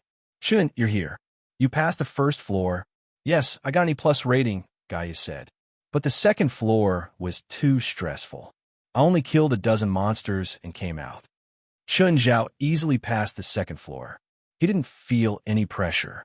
"Hi, Ms. Gaia. Norma, you're here." The two greeted her. "Do you need the Tower of Trials?" Norma didn't know what the Tower of Trials was for. She turned to Chun Zhao. "Monsters will attack you later. Lots of them. Of course, they'll kill you just like in games. If you're killed inside, you'll come out like Gaia. Your life won't be in danger," Chun Zhao explained. "You only need to kill 100 monsters on each floor to pass. There's also a score." "Okay, how do I go in?" Norma asked. "Put your palm on the stone door," Chun Zhao said. Norma walked forward and pressed her hand on the door. She instantly entered the first floor of the Tower of Trials. "How long do you think Norma can last?" Gaia asked. "Norma shouldn't be very strong," Chun Zhao said, "although her magic power is only second to Gaia's." 30 seconds at most, Wes said. "Chun, what is this Tower of Trials?" Louis asked, confused. Norma found herself on a grassland. Her heart was filled with shock. This was too magical. Where is this? Was it really Dale? Just as Norma was pondering, a large number of giant locusts appeared in the distance. The locusts charged towards Norma. The green light in Norma's eyes intensified. In an instant, swarms of giant locusts fell from the sky. The giant locusts were not very resilient, and falling from a height of more than 10 meters would basically cripple them. Some fell to their deaths, while others lost their arms or legs. Just then, the giant locust escaped, and a giant twisted monster appeared. The twisted monster charged towards Norma. Norma used the same trick again. When the twisting monster came into contact with Norma's green eyes, it stopped moving. Norma pointed at her forehead and muttered, I can. The next moment, Norma felt her body filled with power. Norma's eye of incubus could not only hypnotize her enemies, but she could also hypnotize herself. This was an ability that Norma had developed over the past few days. Of course, this kind of hypnosis could greatly increase Norma's physical strength, but it could only reach human limits. If Norma forcefully hypnotized herself beyond human limits, the damage to her body would be too great. Norma dashed towards the twisting troll, then used the twisting troll's knee to jump up and land behind it. At the same time, she took out a dagger and stabbed it into the back of the twisting troll's neck. The twisted monster instantly woke up, but it could not catch Norma on its back. Norma held on tightly to Invictus and pulled it down. The twisted monster's neck was completely cut open, and it fell to the ground, motionless. Just then, a voice rang out in Norma's mind. Level 1 passed. SSS plus rating. She chose to save and leave, or enter the second level. Norma chose to enter the second level. Soon, Norma appeared in a swamp. A large number of twisted monsters appeared in the darkness ahead. Norma wanted to use the same trick, but this time, she was not facing one twisted monster, but a large group.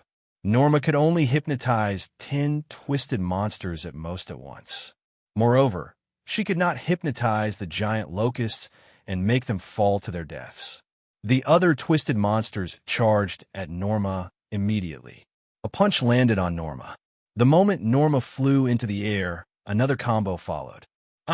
Norma realized that she was back outside the Tower of Trials. You just entered the second level? Chen Zhao looked at Norma in shock. What? You entered the second level? West was also shocked. What's your rating? 3S+. Everyone's jaws dropped. In the end, they all looked at Chen Zhao. Even Chen Zhao had entered the second level with an F+, but Norma had passed the first level with such a high score. Was Norma stronger than Chen Zhao? What about the second level? Chen Zhao asked. I didn't kill a single monster on the second level, Norma said. The monsters on the second level are too strong. I couldn't hypnotize too many of them, so I failed almost instantly. F-. Everyone heaved a sigh of relief. It seemed that she had only passed the first level because of her magic. Does your Eye of Nightmare have any restrictions on enemies? Chen Zhao asked. I can only hypnotize enemies who are weaker or close to me. If they're stronger than me, the effect will plummet. Try it on me. Norma sent a hypnosis spell at Chen Zhao, but it had no effect at all. President, you have no effect at all, Norma said. Yeah, I'll try it too, Gaia said. Norma also used hypnosis and then shook her head. Gaia, my magic is useless on you too, but my suggestion enhancement might be useful. What's that? It's also a type of hypnosis. It can greatly enhance a person's physical strength, and it's close to the limit. However, your magic is very strong, so I'm not sure how effective it will be on you, Norma said. I also want to go in and give it a try, Lewis said eagerly. Sure, go in. Chen Zhao wasn't stingy at all. He casually tossed a ring to Lewis. After you go in, you can release Blackie. Lewis listened to Chen Zhao's suggestion and released Blackie after entering. But in less than a minute, Lewis came out. How was it? Did you pass the first level? Chapter 991. What's with those people? Lewis pointed at a few people wearing collars in the distance. Are they some kind of special talent? The collars on their necks look very high-tech. Do you want one? I can give you one. Can I? That's too much, Lewis said, embarrassed. How much does the collar cost? I'll pay. No need. It's free, Chen Zhao said with a smile. What's the collar for? West and Gaia both turned their heads, stifling their laughter. Just press a button, and you can send your head to the sky. What do you mean? It's used to kill.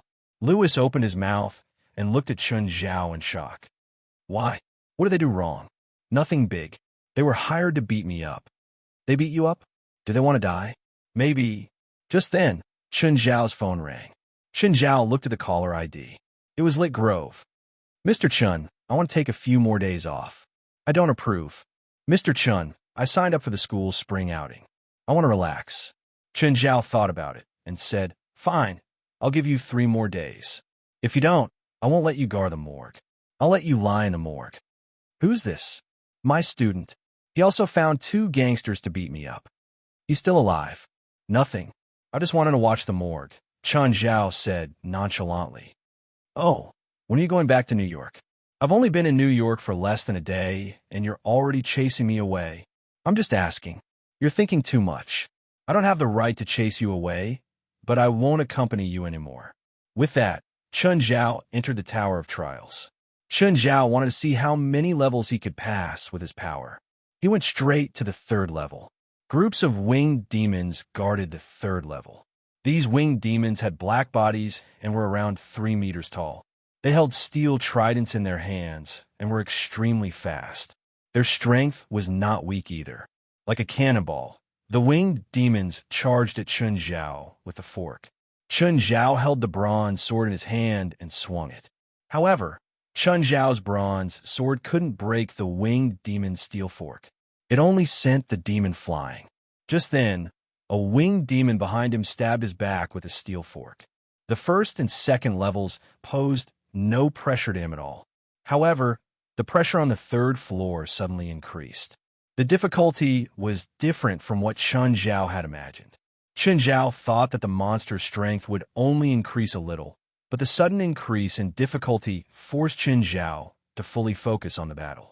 Of course, this could also be due to Chun Zhao's personal battle style and magic characteristics. For example, Norma wasn't as powerful as Chun Zhao and Gaia, but she could get an SSS plus on the first level. Even Chun Zhao and Gaia couldn't do this. It was possible that her strength just happened to restrain the monsters of a certain floor, which was why she received a particularly high score. However, with Chun Zhao's physical strength, the winged demon's damage to him was very limited. Chun Zhao used the Dark Serum to defend against attacks from the back. In 2 hours, Chun Zhao finally killed all 100 winged demons. Chun Zhao thought that there would be a monster from the 4th floor, but it didn't appear.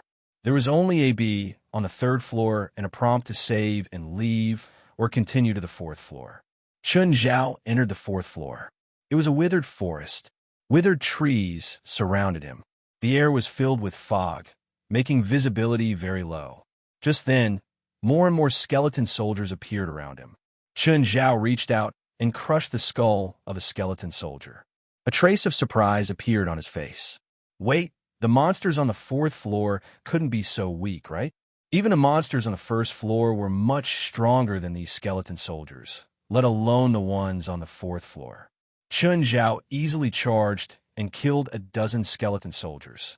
They posed no threat to Chun Zhao at all. Chun Zhao killed 100 skeleton soldiers, but he didn't get a clear or a score. Weird. Do I have to kill more than 100? Chun Zhao killed another 100 or so, but there was still no clear notification. Suddenly, a chill came from Chun Zhao's back. Chun Zhao reached out and grabbed a chilling ice arrow. Chun Zhao looked behind the skeleton soldiers and saw a skeleton mage in a black robe standing not far away. The skeleton mage held a magic staff in his hand, and the skeleton soldiers were constantly reviving around him. Moreover, they were reviving endlessly. In other words, this guy was the real monster on the 4th floor. The skeleton soldiers were his summoned creatures, not the real monster. The skeleton mage waved his wand and shot a green flame at Chun Zhao. Chun Zhao immediately felt the threat of the green flame. He flipped over and dodged. At the same time, Chun Zhao's dark serum swept across the ground and wrapped around the skeleton mage's feet. Then, he was pulled into the dark serum. But at this moment, there were even more skeleton soldiers in the surroundings. This reminded Chun Zhao of the feeling when he was squeezed into the subway. Chun Zhao saw a few skeleton mages standing at the back of the skeleton army. To break through these densely packed skeleton soldiers, the difficulty was simply too great. Chun Zhao had to use the clone spell. The doppelganger spell helped Chun Zhao clear the way while he charged at the skeleton mage. After killing his way through, Chun Zhao finally reached the skeleton mage. The skeleton mages cast spells at the same time. A bone prison appeared around Chun Zhao. Chun Zhao shattered the prison with one punch. Then, he smashed the skull of the skeleton mage. The other skeleton mages immediately cast curses at Chun Zhao. Weakness, aging, fear, blindness, and a series of other curses landed on Chun Zhao. Curses were the last thing Chun Zhao was afraid of. The Eye of Curse opened and devoured the curses. Blackie was also good at necromancy, so Chun Zhao had a good understanding of it. Chun Zhao used a full 3 hours to kill 100 skeleton mages. He finally passed the 4th floor. Chun Zhao's rating was C-. It was clearly one level lower than the B+ on the 4th floor. Chun Zhao thought for a moment and decided to continue to the 5th floor. The 5th floor was a vast land of broken rocks. Wind was already blowing in the distance. Chun Zhao could feel the ground rumbling. Chapter 992. Just then, there was a cloud of dust in the distance. Chun Zhao saw many things tangled together. It was like a bunch of eels tangled together. But when he got closer, Chun Zhao could see clearly that it wasn't a bunch of eels. It was a bunch of 3-headed dragons. The gyre that Chun Zhao had encountered in the past was like this. It wasn't one, but hundreds of them. Without thinking, Chen Zhao took out his zither and 12 stone swords. The 12 clones went up to stop the dragons from approaching Chen Zhao at the same time. Chen Zhao sat down cross-legged and placed his zither on his legs. Zung, zung, zung. The sound of the zither started. The murderous intent had arrived. The 12 stone sword spun out like a meat grinder. A dragon head fell before Chen Zhao. This was Chen Zhao's ultimate move, his trump card. These three-headed dragons were about as strong as the three-headed dragon Geyer for back then. Chen Zhao could beat Geyer in the past, but there weren't just one or two of them now. There were dozens and hundreds of them. Of course, Chen Zhao was much more powerful now than before. Chen Zhao felt the mana in his body flow out like a spring. Using the zither to control the swords sounded pretty cool. However, it used up too much mana. All the battles on the first 4 levels combined couldn't compare to what Chen Zhao used now. The zither sounded like a storm, the swords were like rainbows, and the murderous intent was sharp. Suddenly, the zither stopped. The battle was over. Chen Zhao's forehead was covered in sweat. His mana had been used up too. Thankfully, there were settings in the Tower of Trials. Although there were more than 100 monsters attacking, the rest would retreat automatically. However, as long as 100 monsters were killed, the rest would automatically retreat. 5th level, SSS+. He could choose to save and leave, or enter the 6th level. Of course, he chose to leave. Right now, Chen Zhao had no more energy to fight. After recovering, he would try to get to the 6th level. After these days of research and the members of the association coming in and out, Chen Zhao had a general understanding of this rating. The speed, efficiency, number of attacks for monsters, and damage all affected the rating. The speed and efficiency of clearing the stage, the number of times monsters attacked, and the damage dealt would all affect the score. Because of her speed and the fact that she wasn't attacked, she got an SSS+. Because of her speed and the fact that she wasn't attacked, she got an SSS+. It was the same for Chen Zhao on the 5th level. After leaving the Tower of Trials, Chen Zhao realized that the people of the Union were all outside. Why are you all here? President, which floor are you at? Everyone looked at him curiously. I cleared the 5th floor. Everyone gasped. After all, only Gaia and Norma had cleared the 1st level. Moreover, of the two of them, one was able to clear the stage due to the magic element's restraint, while the other barely passed. After hearing Gaia and Norma talk about the strength of the monsters on the 2nd level, they all felt that it would be good if Chen Zhao could pass the 3rd level. They didn't expect Chen Zhao to pass the 5th level. Chen, where are the single monsters on the 3rd, 4th, and 5th floors? The monsters on the 3rd floor are called winged demons. They're very fast and can fly. In terms of individual strength, they should be about 5 times stronger than the twisted monsters on the 2nd floor. Chen Zhao estimated and said, the 4th level is skeleton mages. They can summon skeleton soldiers limitlessly.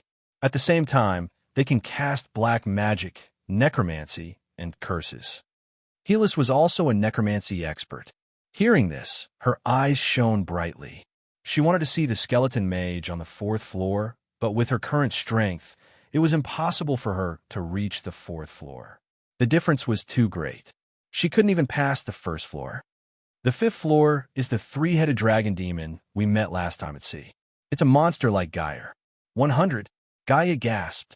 Chen Zhao nodded. But the 5th floor is my limit. I used my trump card to pass it. Although that was what Chen Zhao had said, it was still very shocking to everyone. I can't even beat one opponent like Geyer, let alone 100. Gaia shook her head. She had been guessing how strong Chen Zhao was, but now it seemed that the gap between them wasn't just a little big. Of course, the difference in strength didn't mean that Chen Zhao could kill 100 3-headed dragons and Gaia couldn't. The difference was 100 times. It was like an adult could beat 100 children, but it didn't mean that the adult was 100 times stronger than the children. Nevertheless, it still meant that the difference in strength was huge. The others also knew that Chen Zhao was a monster. However, they didn't expect the difference to be so huge. Okay, I should go back. On a bus heading to the suburbs. Little Grove was on the bus at the moment. The bus was filled with UCLA students. UCLA had more than 10,000 teachers and students, but only a few were willing to participate in the spring outing. After all, with the convenience of transportation in the United States, regardless of whether it was students or teachers, they were more willing to go somewhere with their friends or lovers instead of going out with their classmates or teachers. The people who signed up for the spring outing were all freshmen, except for Lit Grove, who sat beside a girl. "Hi, hello, I'm Lit Grove." "Hi." The girl lifted her eyelids to look at Lit Grove, but then she focused on the textbook in her hands. "Can I know your name?" Little Grove asked. "Are you Bona-kun?" The girl called Bona-kun raised her head and looked at Ritter Grove. "How did you know?" "Do you know me?" "Your name is written on the cover of your book." "Oh." Bona-kun retracted her attention. Just then, another person boarded the bus. Little Grove knew this person. It seemed to be Professor Fursell from the biology department. However, Lit Grove noticed a drop of blood on Professor Foswell's trousers. His gaze then shifted to Professor Foswell's cuff. There seemed to be a tear there. His gaze then shifted to Professor Foswell's neck under his collar. There seemed to be a red claw mark. Some strange images suddenly flashed through Little Grove's mind. They were intermittent and blurry. A woman fought with Professor Fowles and was beaten to death by Professor Fowles. Little Grove shuddered. Cold sweat appeared on his forehead. Strange. Why would he think of such a strange image? At this moment, Bona-kun turned to look at Ritter Grove. Inside spell? Chapter 993. Did anything happen to you recently? Bona-kun's eyes flashed as she looked at Lit Grove. What? Did you get attacked? Injured? Or sick recently? Bona-kun asked. Ritter Grove, on the other hand, was confused. Did this girl know about him? It wasn't something to be proud of to be sent to the morgue by one's teacher. Lit Grove's expression darkened immediately. Just then, the bus stopped again and a girl boarded. Bona-kun pointed at the girl. Look at that girl. Lit Grove looked at the girl. His eyes immediately scanned some of her features. At the same time, inappropriate images of the girl flashed through his mind. Lit Grove's body shook slightly. He turned to look at Bona-kun. What's wrong with me? Why are those images appearing in my mind? Bona-kun turned to look at Lit Grove. Tell me first, did something happen to you recently? I was electrocuted by a stun gun the day before yesterday, Lit Grove said. But what does that have to do with what I'm asking? That's right, Bona-kun said. In many cases, male spiritualists have a simpler awakening process. What? To put it simply, you've awakened. You're a spiritualist now. You can also call yourself a wizard or a wizard. Wizard? You're saying I'm a wizard? Lit Grove looked at Bona-kun with a strange expression. He felt that Bona-kun was definitely not normal. Or maybe she was a severe Chinibu. Looks like you don't believe me. Bona-kun's lips curled up. She pointed at Lit Grove's forehead. Suddenly, Little Grove saw a figure. Chun Zhao. Then Chun Zhao slapped him in the face. Lit Grove covered his face, but Chun Zhao was nowhere to be seen. What just happened? I can create the illusion of the person you're most afraid of, Bona-kun said. But you seem to be very afraid of this person. In order to create his illusion, I actually used up so much magic power. Lit Grove was confused. His mind was a mess. But when he noticed some details on Bona-kun, some strange images flashed in his mind. Seems like you've discovered a lot of things. Your natural insight is very rare, Bona-kun said. Are you really a witch? Little Grove asked in a low voice. Do you still have any questions? I want to know more information about me and about you. Which aspect do you want to start with? Let's talk about my awakening first and the insight magic you mentioned. Awakening is a process that every spiritualist has to go through. Bona-kun said, but the awakening process for witches and wizards is different. Witches have 3 nights. Wizards are much simpler. Although they also have 3 nights, the awakening process for wizards is equivalent to the simplified version for witches.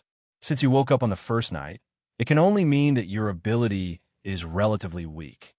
But didn't you say that my ability is rare? There's no conflict between being rare and being weak. Take protected animals, for example. They're rare, but that doesn't mean they're powerful. Then can I beat ordinary people? If it was an ordinary person, you would definitely be able to defeat them.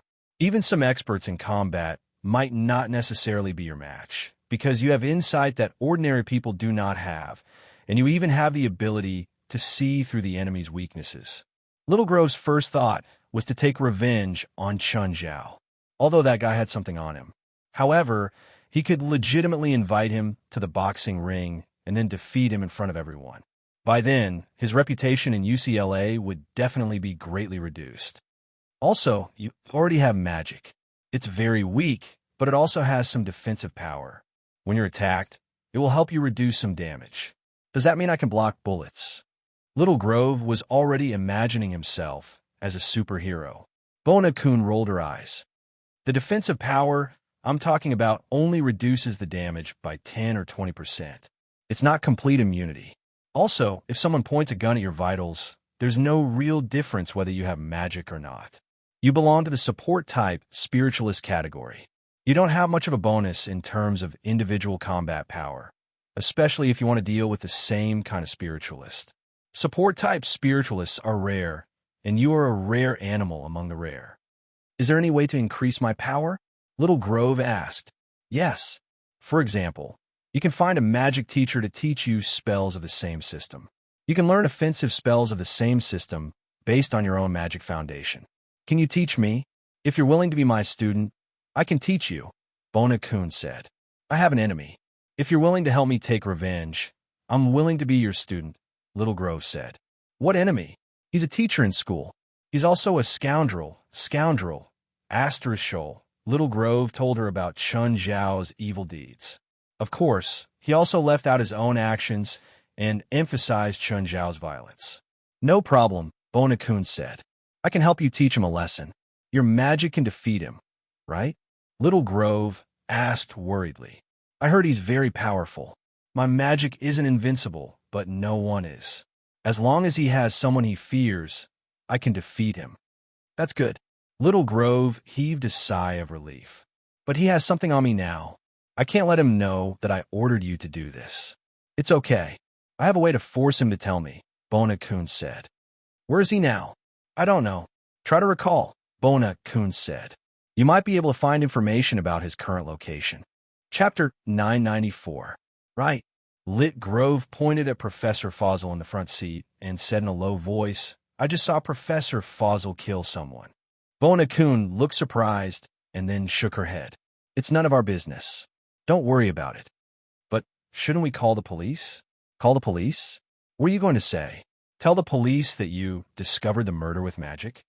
Then we're just going to ignore it? What else are you going to do?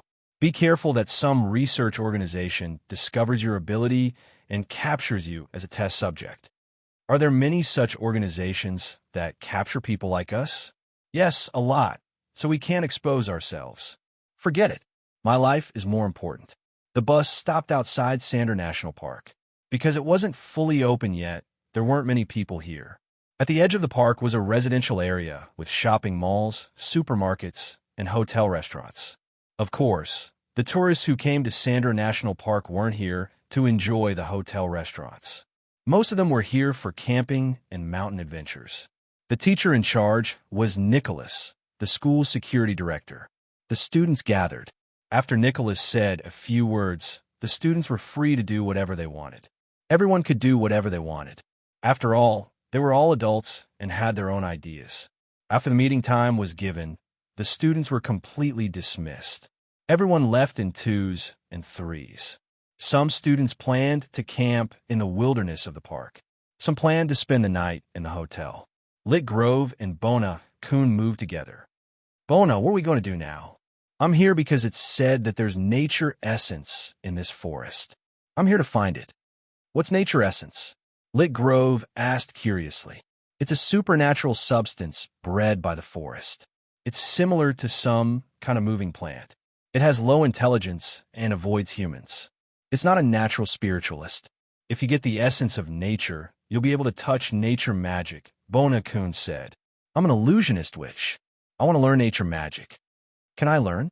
If you find enough nature essence, I can share some with you, Bona-kun said. But you'd better learn your talent magic now. Then when will you teach me magic? When you call me teacher, I'll teach you magic. Lit Grove looked at Bona-kun. It was too awkward for him to call a girl younger than him as teacher. Teacher, Bona. All right, let's go. Bona-kun brought Lit Grove into the forest. Teacher Bona, how are we going to find the essence of nature? Don't worry, it's still early. Let's find a place to rest and wait for nightfall. Does nature's essence only appear at night? Yes. The two of them set up 2 tents by a small stream and started a fire at the same time. One must be aware of safety precautions when lighting a fire in the wild. If there was a fire in the forest, then they would face huge compensation. There was once a young man who caused tens of millions of dollars to be lost because he set fire to the forest, and this loss was borne by the young man himself. This was not a problem that could be solved by going to jail. Sometimes compensation was more hopeless than going to jail. Tens of millions of dollars in compensation was enough to destroy a person's entire life. They were not allowed to take planes, buy luxury goods, or even enter restaurants that cost more than $80 per person. However, most of the young people in America were more aware of safety precautions. There were more than 20,000 summer camps in America, and tens of millions of young people participated in them every year. In this aspect, America was far ahead of the world. The sky began to darken. The two sat in front of the fire, ate something, and started chatting. Are there many people like us in this world? Litgrove asked. Not many, maybe 1 or 2 out of 100,000 people. Also, most awakened spiritualists are weaker than you, Bona-kun said. They're the same whether they're awakened or not. At most, they can see evil spirits. Evil spirits? Is it scary? Litgrove looked at Bona-kun with some fear. You won't feel scared once you get used to it. I awakened when I was 5, Bona-kun said. But I have a teacher by my side to teach me, so I've never experienced fear, Bona-kun said. What about your teacher? He passed away, Bona-kun replied. Bona-kun replied. Every spiritualist has their own inheritance. My teacher taught me magic, and then I will teach you, passing on my inheritance. Can I learn your magic too? Litgrove asked. As long as you can learn it or I know it, I can teach you. But a wizard's magic is much weaker than a witch's, Bona-kun said. Just because you learn it doesn't mean you can use it. Is there no way to increase your magic power?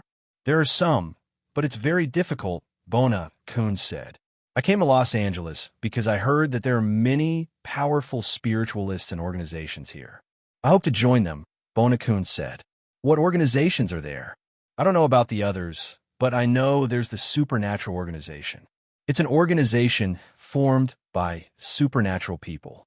They've participated in many operations and maintain the safety and stability of L.A. at the same time. I hope to join them. Then I'll join too, Litgrove said. They don't recruit just anyone. Someone like you who's just awakened and doesn't have any combat power can't join them. Are there any requirements to enter the Supernatural Organization? Litgrove asked curiously. First, you have to have a certain combat power or be able to support the team, Bona-kun said. Bona-kun said, I don't know the exact process, but I've heard my friend talk about the Supernatural Organization. So before I go for the interview, I need to improve my strength. Bona, teacher, I'll help you. I'll definitely help you join them. Chapter 995. There's a camp up ahead. The two discovered the camp up ahead. Footprints, marks, campfires. Just then, images flashed through Litgrove's mind. A couple had been attacked here. It wasn't by wild animals. It was a human. Litgrove immediately rushed to the camp to search for clues. As he found more information, the images in his mind became clearer. What's wrong? Bona-twain asked. Litgrove shook his head. Someone died here. It was a couple, but their bodies were dragged away. No, one of the men is still alive, but he was taken away too. Do you know who it is? 175 centimeters tall, wearing size 43 shoes, weighing about 70 kilograms, and very strong. It's Professor Forsyth, Bona-twain said. What does he want? We can't let him continue killing people. We have to call the police, Litgrove said. Let's call the police, Bona-twain said. My phone has no signal. Use yours. Mine has no signal either. Bona-twain glanced at her own phone. It had no signal either. Let's go outside the forest. It's a bit secluded here. But just then, the fog started spreading. Damn, Why did we encounter the fog so coincidentally? Do you recognize the direction? Bona Twain asked. Lit Grove shook his head. I can't. It might be that way. Most people had a poor sense of direction. They could only tell the direction when there was a reference. Some trained soldiers or navigators could tell the direction from the stars, moon, or sun in the sky. But most people couldn't even look at the stars. Lit Grove pointed in a direction, but realized that the two were going deeper and deeper. They couldn't see the rest area at all.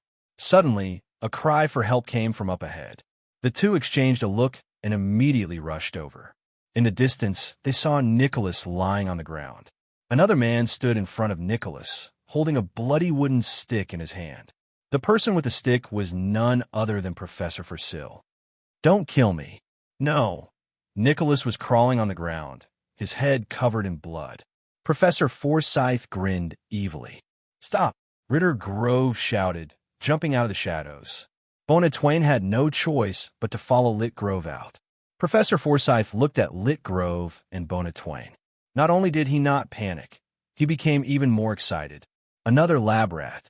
Professor Forsyth's eyes glowed with an unusual red light, and his chest rose and fell rapidly. Suddenly, Professor Forsyth charged at Little Grove. So fast.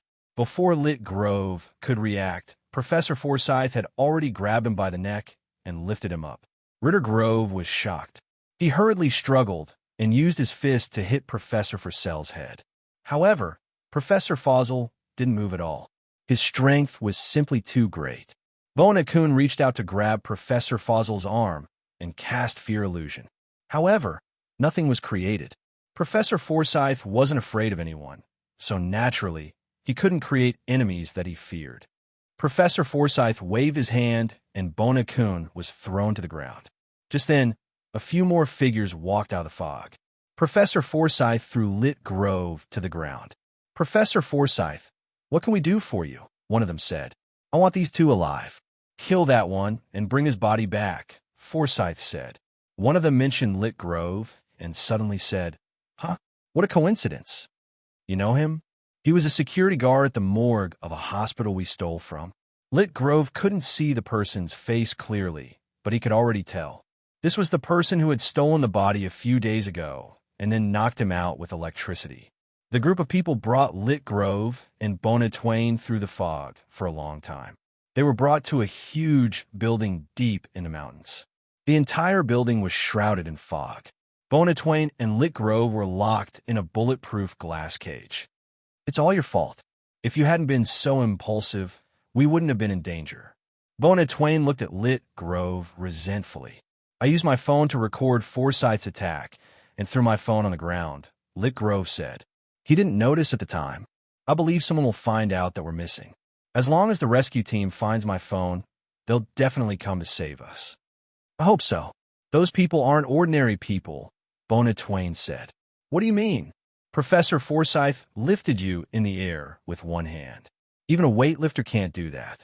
Just then, a figure walked over from the corridor outside the prison. It was the body thief. He strolled to Lit Grove and Bona Twain's cage and looked at them with a smile. Hello. Lit Grove rushed to the edge and shouted through the bulletproof glass. You're breaking the law. Hurry up and let us go. Huh? The man laughed. Do you think that's possible? How much money do you want? I can give you that much, Lit Grove said. My dad is rich. Do you think this is kidnapping? Isn't it? I didn't bring you here for money. Then what is it for? It's an experiment. You guys are the lab rats. It's illegal to use humans for experiments. Ha! You're such a cute kid. The man laughed. Lit Grove's face turned red. What do you want for us to leave? You can't leave here, at least not alive, the man said. The man said, if you're lucky enough, you might be able to persist in the experiment. If you're unlucky, you might be able to survive. Are we going to die? No, it's scarier than death. The man took off his hood. Lit Grove was shocked. Half of the man's face was skinless. There seemed to be something wriggling on the flesh. I used to be like you, but I was lucky to survive the experiment. Did Professor Forsyth do it? No, we were sent by our boss to help Professor Forzel. We're not Professor Forzel's men. Why didn't you run? Chapter 996. Just then, the big guy dragged someone in. To be precise, it was a corpse. The corpse's skull was gone, leaving a trail of blood on the ground. The big bloke arrived outside the cage. "Dog, how should we deal with this guy? Is it trash?" Mr. Fossil said that it's useless. Then throw him into the corpse pit. At this moment, the person who was supposed to be a dead body. Suddenly, he let out a sharp cry, and his body spasmed violently. The big man lifted up one of the man's legs and looked at it. Lick Grove and Bona Twain saw that the man's brain was flashing red. It was as if his brain was filled with neon lights. But in the next moment, this failed product's brain suddenly exploded. Brain juices splattered everywhere. The big guy wiped the blood off his face. Ritter Grove and Bona Twain were both shocked. It was very likely that they would be like this person, subjected to strange experiments, and then their brains would also explode. Dog looked at Ritter Grove and Bona Twain. "What kind of experiment are you doing?" Professor Fowles invented a neuron drug that can greatly develop the brain, improve the brain's operating ability, and improve intelligence. However, the side effects are also very obvious, and the failure rate is very high, Dog said. "Will also be used for this kind of experiment?" Little Grove asked. "That's right, you guys will also be sent to be test subjects." Both of them were pale with fright. Even Bona Twain was no exception. The big man dragged the body to the wall and pressed a button.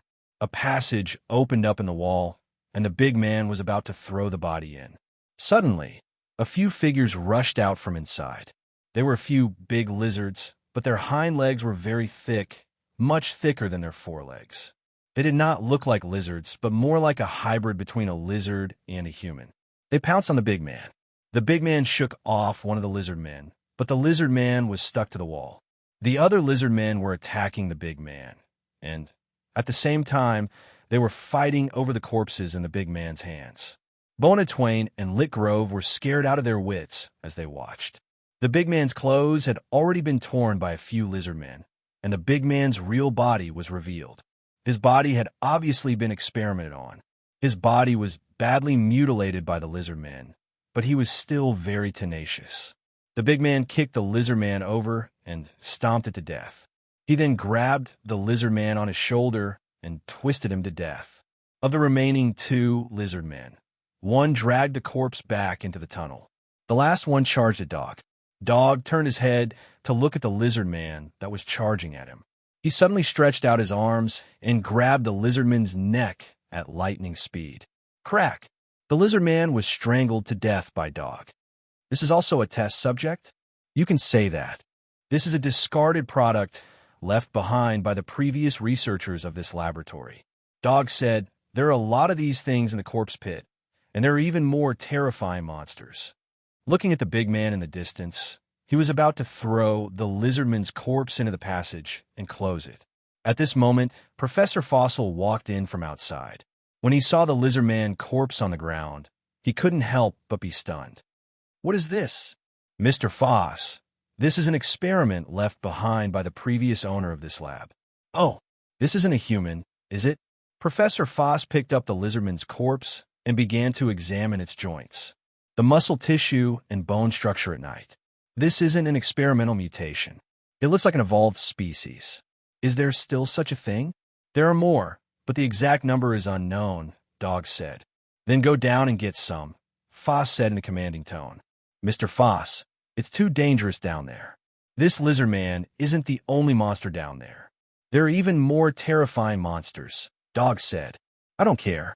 The boss sent me here to absolutely obey my orders," Foss said matter-of-factly. Dog's expression was a little ugly. He narrowed his eyes and looked at Foss. "This is not on our list of tasks.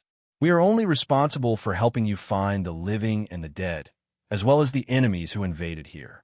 Other tasks are not within our scope of business," Dog said. "If you refuse, then don't even think about getting my experimental data," Foss said forcefully. "This isn't a human, nor is it a species from the human world. This is a monster from hell." At that moment, Bona Twain, who was locked in the glass cage, spoke up. Foss turned to look at Bona Twain with a disdainful expression. "Have you read too many novels or comics? I'm serious. This is a monster from hell. It has a very strong, evil aura, Bonatwain said. Although I don't know why they're here, I'm sure that they don't belong to the human world. Speaking of which, they do have their own language. Professor Trevor once did research on these lizard men. He found that they have high intelligence and some social skills. Dog said. Where did Professor Trevor get these lizard men? He made a deal with a cult. As for the true origin of the lizard men, we don't know either. Can you still contact that cult? Foss asked. We can't. You guys may not be able to deal with these things, but I can, Bonatwain said. You? You can? You can't even beat me. How can you deal with these things? That's the difference between us. You're a scientist, and I'm a witch, Bonatwain said. Bonatwain said, there are some people or things in this world that you can't understand. You say you're a witch. Why should I believe you? Lit Grove didn't understand why Bonatwain would voluntarily reveal her identity. Wasn't it more dangerous for her to reveal her identity like this? Bonatwain obviously had her own plans. At that moment, Bonatwain grabbed her right wrist with her left hand. Then, everyone saw a frame outside the bulletproof glass float up. Dog and Foss were both surprised. Special ability? What's going on? What ability is this? When Foss looked at Bonatwain, there was a fanatical look in his eyes. Now you believe me, right? I'm a witch. Since you're a witch, can you come out by yourself? Chapter 997. Chun, your student is missing. Wright dialed Chun Zhao's number. When Chun Zhao received Wright's call, his first thought was that Lit Grove had gone somewhere else. Thinking about Lit Grove's personality, it was also possible. He participated in the spring camping trip. 6 people went missing with him, Wright said. The police are already investigating. The Forest Park search team is also doing a carpet search. Could it be that he went somewhere else with his classmates? Chun Zhao asked suspiciously. No, he did go to Sandra National Park, Wright said. We can see from his surveillance cameras on the bus he took. Besides, it's not just the students who went missing. The security director, Nicholas, is also missing. According to the police, 4 other tourists went missing in the forest, and when they found their campsites, their luggage and tools were all intact. We also found traces of a struggle and blood at one of the campsites. Chun Zhao frowned. I have a friend in the police. I'll help you ask around. Chun Zhao then called David. David wasn't in charge of the case, nor was it in his jurisdiction. However, the LAPD's files were shared, so David could still find some information. David, did you get the information? I just received a message from Sandra National Park. The search team also went missing during the search. The fog in the forest is too thick. They might have gotten separated. It's only been 2 or 3 hours. We can't be sure if they got lost or ran into danger, David said. Are you going to interfere with this case? One of my students also went missing, Chun Zhao said. I hope he's already been killed. That's not an answer a teacher should give, David said. David said, also, the fact that you called me and asked about this case shows that you still care about your students. Huh, you seem to be mistaken. I'm only calling because I'm a teacher. It's not because I care about him. Just then, another call came in. After saying goodbye to David, Chun Zhao picked up the second call. Mr. Leon, what's up? Mr. Chun, there's a case of many people going missing in Sandra National Park. Your association should pay attention.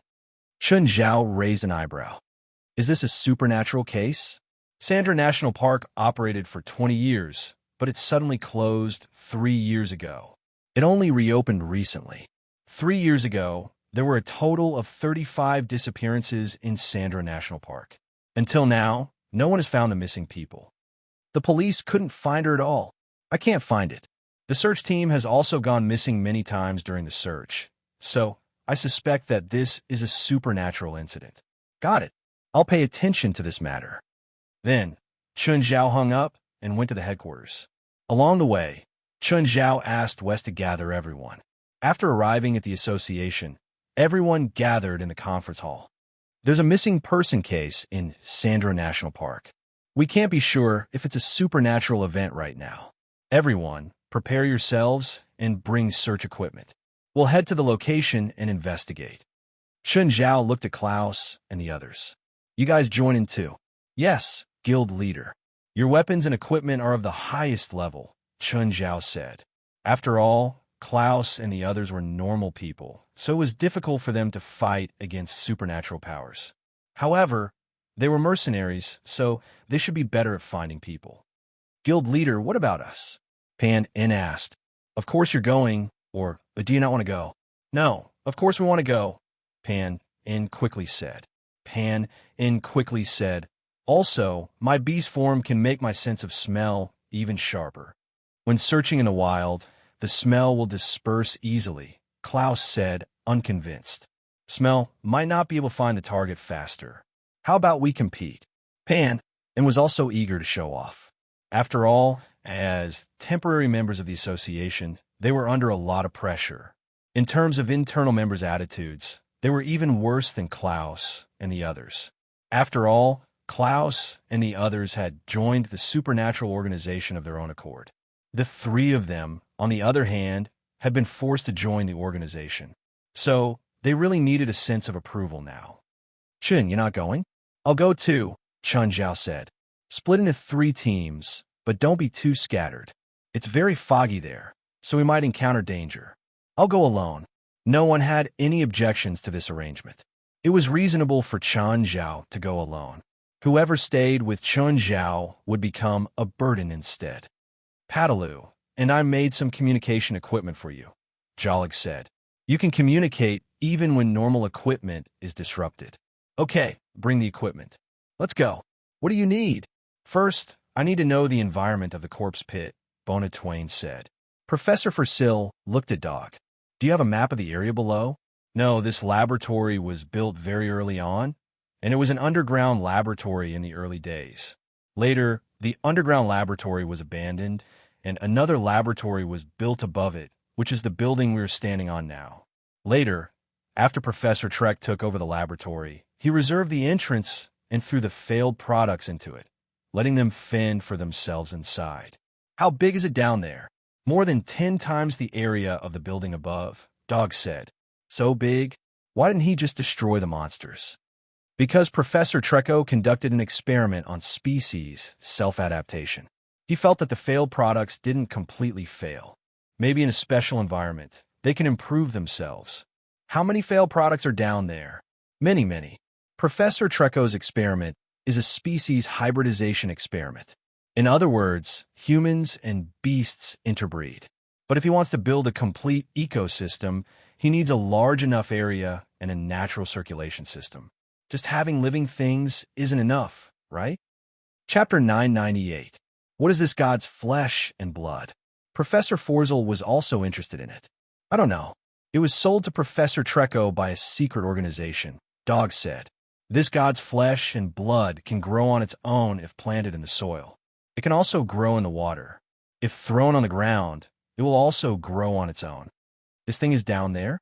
When Professor Trekko was here, an accident happened in the laboratory.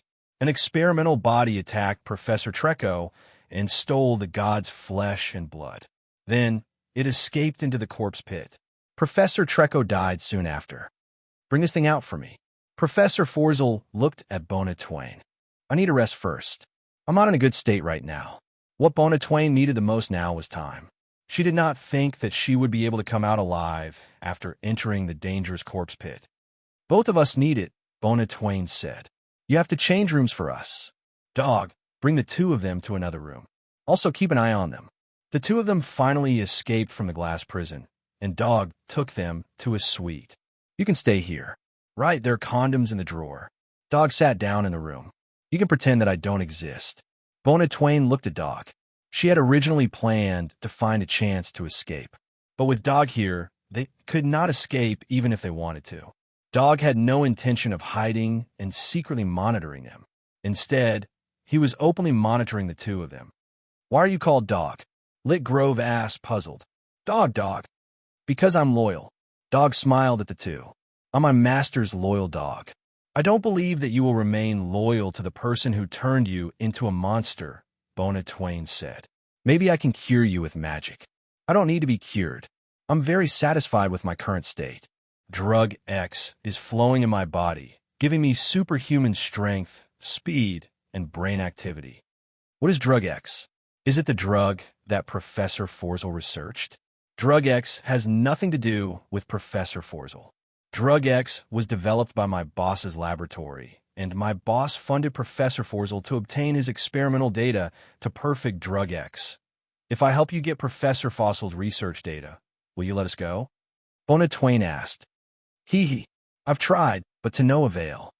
Just because you can't find it doesn't mean I can't. After all, I'm a witch. I have a way to make him talk and hand over his experimental data, said Bona Twain. Dog laughed. Bona Twain wanted them to fight among themselves. Of course, if necessary, Dog did not mind using Bona Twain to get the information he needed from Professor Forsil. However, things had not reached that stage yet. If it was possible, Dog did not want things to turn out that way. After all, if he could easily complete the task given to him by his superiors, he hoped that it would be easy, not through risky and violent methods, to obtain experimental data. Just then, the big guy ran in from outside. Dog, there's another intruder approaching the security perimeter. It's not the first time. No need to be nervous, Dog said calmly. They're not ordinary people. The outer defense line seems to have been breached. Oh, they can breach the defense line? Are they from a military? Dog asked in surprise. Their weapons seem to be very powerful. The things we've set up outside can't stop them. DDD, the big guy picked up a tablet. There seems to be more than one group. There are people approaching from the left and right. Go and kill them all, Dog said indifferently. Okay. The big guy turned around and left. Klaus and his team formed a team with Gaia. Gaia was the strongest, so she would lead Klaus and his team. Plus, Gaia was also a veteran, so she was more familiar with the Lightning Squad's movements. The two sides complemented each other better. Slow down. Don't rush, Gaia said. I don't want Payne's team to beat us to it. He could feel the competitive relationship between Payne and the Lightning Squad.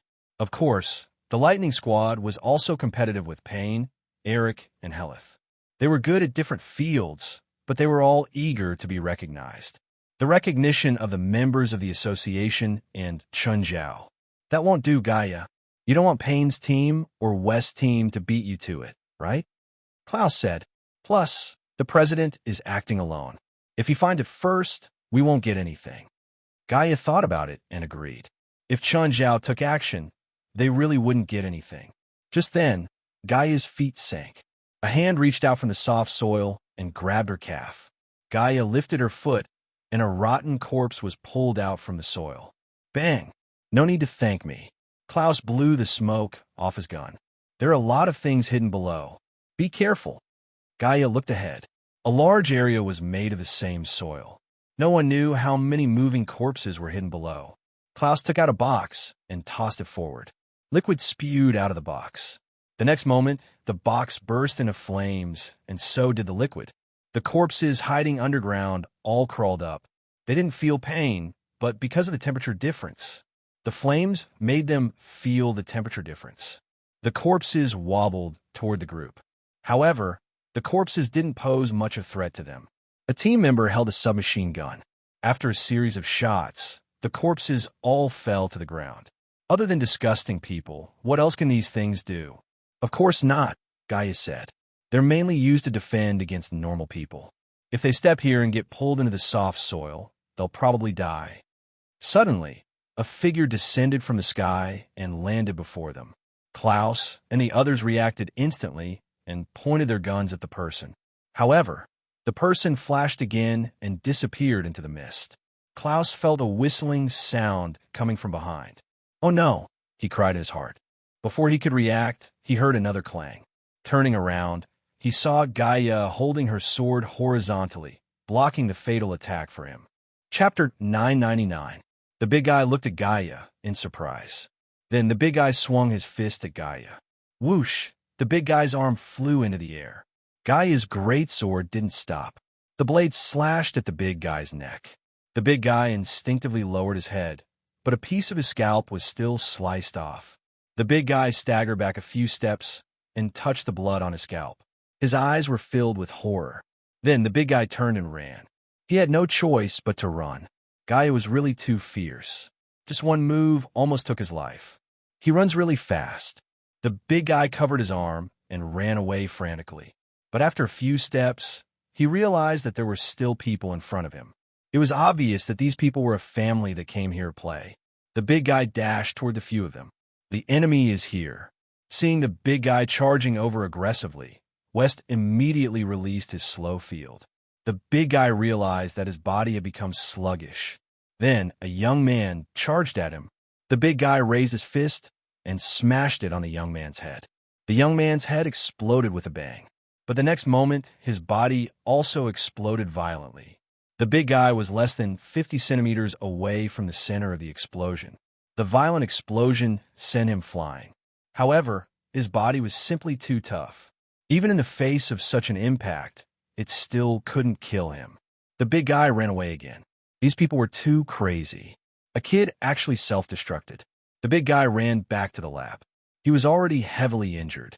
Dog was chatting with Lit Grove and Bona Twain when the big guy barged in.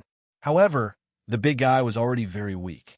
He fell to the ground as soon as he entered the room. Dog was also shocked when he saw the big guy. Belle, what's wrong with you? One was a dog, the other was a bear. But looking at the big guy's size, he looked like a bear. There's a group of ruthless people outside. Let's go. It'll be too late if we don't leave now. With that, Belle spat out a mouthful of blood. Dog looked at Belle on the ground, his eyes flickering. Belle's injuries were too serious. His head drooped. No one knew if he was unconscious or dead. Your friend is injured. Aren't you going to help him? Lit Grove and Bona Twain couldn't help but say when they saw that dog was indifferent. At this moment, Professor Fossil hurried in from outside. Our line of defense has been breached. Didn't you say that no one could enter this laboratory? How did this happen? What I'm saying is, if it's just the rescue team or the police, it's impossible for them to make it here alive. Dog said, but if it's the military, then there's nothing we can do. After all, we can't fight against the military. The surveillance shows that they are not from the military. They seem to have special abilities. Special ability? Just like her, Fossil said, pointing at Bona Twain. Dog looked at Bona Twain. What do you know? Where do you know them? I don't know. I don't know anyone in L.A. I've only been in L.A. for less than 10 days, Bona Twain explained. However, from what Professor Fossil said, it seemed that this person wasn't an ordinary person. It was very likely that he was a spiritualist like her, and not an ordinary one at that. This raised hope in Bona Twain's heart. Professor Fossil, it's not safe to stay here for long. Pack your things, and let's leave here first. Then we'll find you a laboratory to continue your research. But Fossil quite liked this place, and there was something special in the corpse pit. If he gave up here, then he would miss the thing in the corpse pit. If you're caught by those people, you won't be able to continue your research, Dog advised. Okay, then, Professor Fossil replied reluctantly. Wait, do what? Open the passage to the corpse pit. Dog was impressed by Professor Fossil's idea. Help me. Belle, who was on the ground, said weakly. Professor Fossil looked at Belle and then at Dog. Are you going to save him? Dog shook his head. He's just a burden now. Professor Fossil dragged Belle's body out and returned to the room a few minutes later. Did you get rid of him? Dog asked. I threw him into the corpse pit. Can we go now? What about the two of them? Dog pointed at Lit Grove and Bona Twain. Bring them, Fossil said. They're still valuable.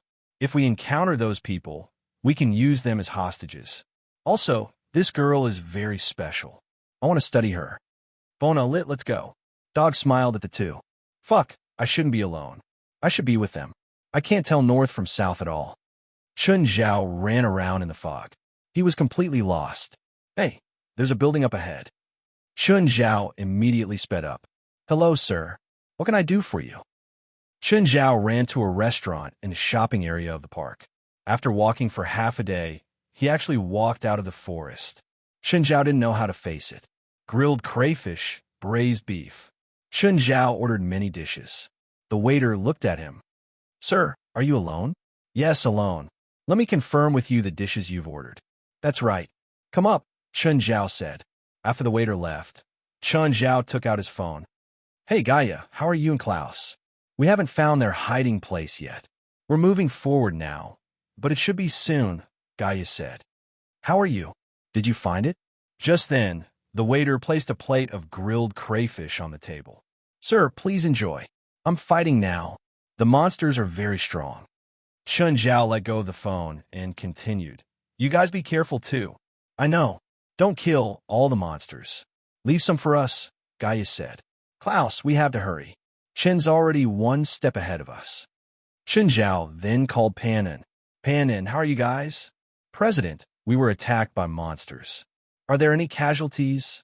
No, we can handle it for now. President, how's your side? I'm fighting monsters too. If you can't beat them, retreat in time or send your coordinates to me. I'll go get you. Guild leader, we are capable of defeating these demonic creatures, Pan In said resolutely. Chapter 1000. We have to work hard too, Pan In said. Although we're not as strong as the president, we can't be too far behind. I can feel the aura of death in that direction. Helis pointed to the left and said. Just then, a few figures ran over from the fog ahead. They were Foss, Dog, Lit Grove, and Bona Twain. Bona Twain's eyes lit up. The people coming towards them all had a magical aura on them. But Professor Foss and Dog didn't feel it. Dog, go and finish them. Hell Hand. Harold stood where she was. A big purple hand suddenly reached out from the ground under Dog's feet and grabbed half of Dog's body. Pan In and Eric also transformed at the same time. One turned into a cheetah and the other into a brown bear. The two of them went up to the dog and started biting it. Dog was instantly covered in wounds. But just then, the fog behind them was suddenly blown away. What's that? A cloud of black fog whizzed over from behind and sent Pan In and Eric flying. Pan In suddenly turned into an eagle in the air, grabbed Eric, and landed smoothly. Dog and Professor Foss looked at Pan In and the others, then at the black fog. They didn't know where the black fog came from, but the black fog seemed to be aggressive. It actually attacked the two people who could turn into animals. This is the fog of death, Harold said. It attacks all living things. Harold took a few steps forward and stretched out her hand. Magic filled her palms. Feel my death. You're no longer a rootless mayfly. Let's merge into one. The death mist began to approach Helis. It could feel the magic power on Helis' body and the death on her body. Let's go. Seeing that the situation was bad, Foss immediately wanted to escape. Harold couldn't stop him. She was busy merging with the fog of death. But Pan In and Eric wouldn't let them escape so easily. Dog immediately grabbed Lit Grove's neck and threatened, "If you keep chasing us, we'll kill them." But just then, a vine shot out of the fog, wrapped around Dog's neck, and lifted him into the air. Forster was so scared that he turned around and ran. The situation here was getting stranger and stranger. As for the dog's life and death, it had nothing to do with him. At that moment, Dog was struggling with all his might. However, the vine around his neck was getting tighter and tighter. It was as if it was about to break his neck. Morid walked out of the fog. The vine was under his control. However, there were many green specks of light hovering around Morid. Morid, why is it you? Pan In was somewhat unhappy because Morid had rashly interfered with their prey. I got separated from the team, Morid said. I ended up running into them. Morid pointed at the green dots around him. Nature's essence. You can actually actively attract nature's essence. Pan In's tone revealed a hint of envy. Not far away, Bona Twain also had an envious look in her eyes. Hello, may I know who they are?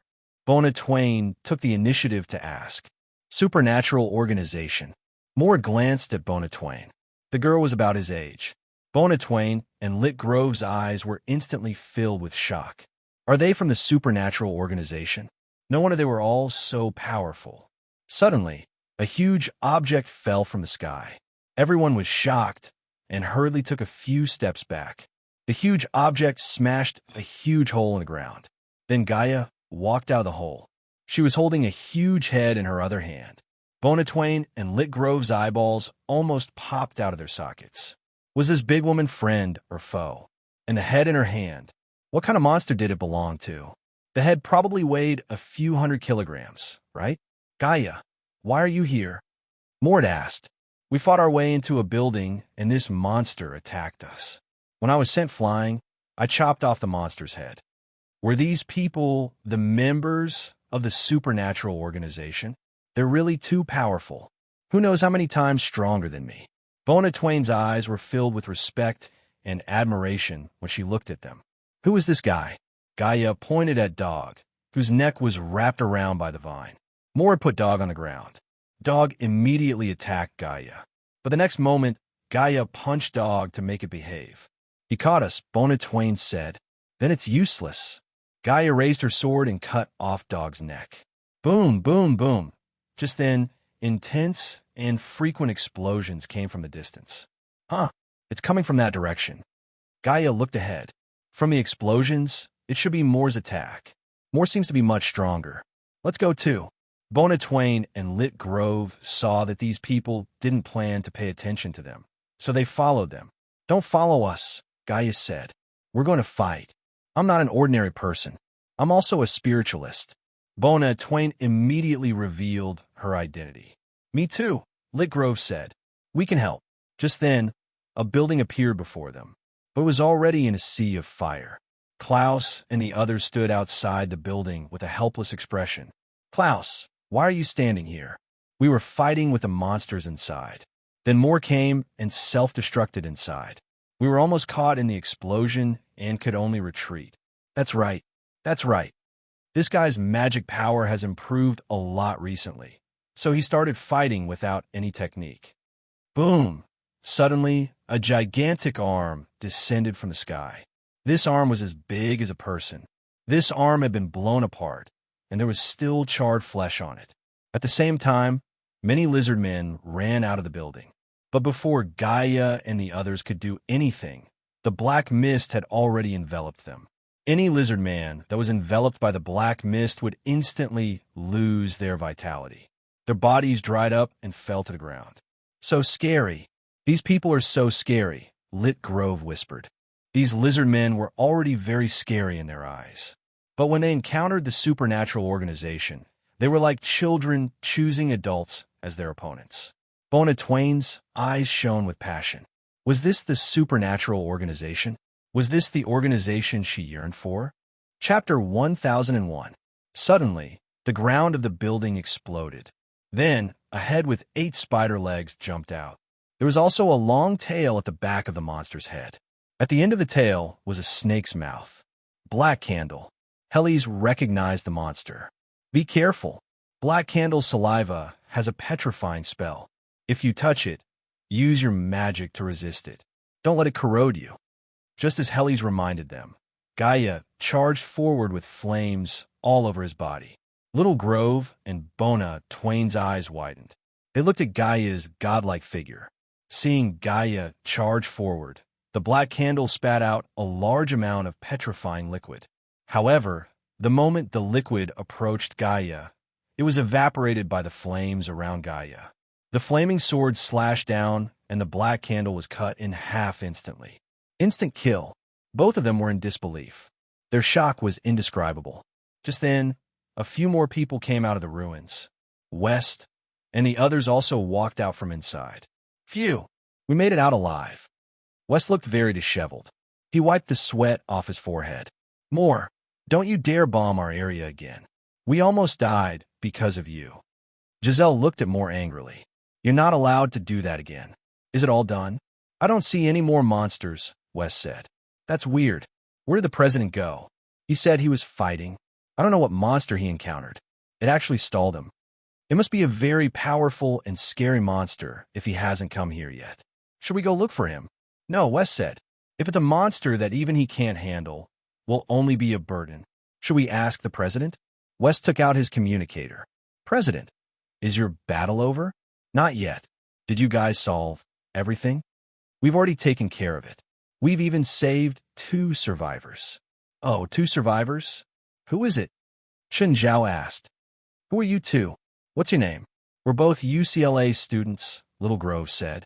I'm Little Grove. She's Bona Twain. Oh, is there anyone injured? They look quite normal. They aren't injured, Gaius said. Do you need help? No need. This guy is no match for me. I'll get rid of him soon. West thought about it. Since Chen Zhao could talk to him while fighting, it meant that the enemy wasn't a threat. Then we'll retreat first. All right, you guys can go back first. Gaia put down the communicator and said, All right, The president is fine. Let's leave his place first. Lit Grove and Bona Twain left with the others. The two of them had a new understanding of spiritualists. These people from the supernatural organization, regardless of gender, were all very strong. 4 of them were even younger than them, but they possessed astonishing battle prowess. Compared to the supernatural organization, the 2 of them were on a completely different level. Bona Twain had been determined to join the supernatural organization, but now she had no confidence at all. After getting into the car, Bona Twain gathered her courage and asked, "Excuse me, is the supernatural organization still recruiting?" Everyone turned to look at Bona Twain. West asked, "What element are you good at?" "Illusionist, and also knows a little alchemy magic." "What magic level?" West asked again. "Magic level? Are there levels of magic power? Come with us to the headquarters. I'll test your magic value." West looked at Lit Grove. "He is? My student. You have a student at such a young age? I just got him. He just awakened not long ago." Okay. When they reached the headquarters, they were shocked by the size of the supernatural organization's headquarters. The association's headquarters had a new look and was huge. There was also the trial pagoda, which stood beside the headquarters, which attracted the two's attention. Unlike the mysterious and hidden place they had imagined, the headquarters was filled with technology and a modern feeling. West brought the 2 to the magic testing room. Both of them were a bit scared. Stand on the magic testing machine and hold the spirit stonewood ball with both hands. Bona Twain went up first. Soon, she got her magic value, 45. That was really low. West thought back to the past. Everyone in the organization had about the same value. But after Chun Zhao came, everything seemed to have changed. Everyone's power was increasing. Even West himself had been a salted fish in the past. But now his magic value had exceeded 200. A powerful leader could clearly make his subordinates stronger too. There might be strong and weak talents, but hard work was equally important.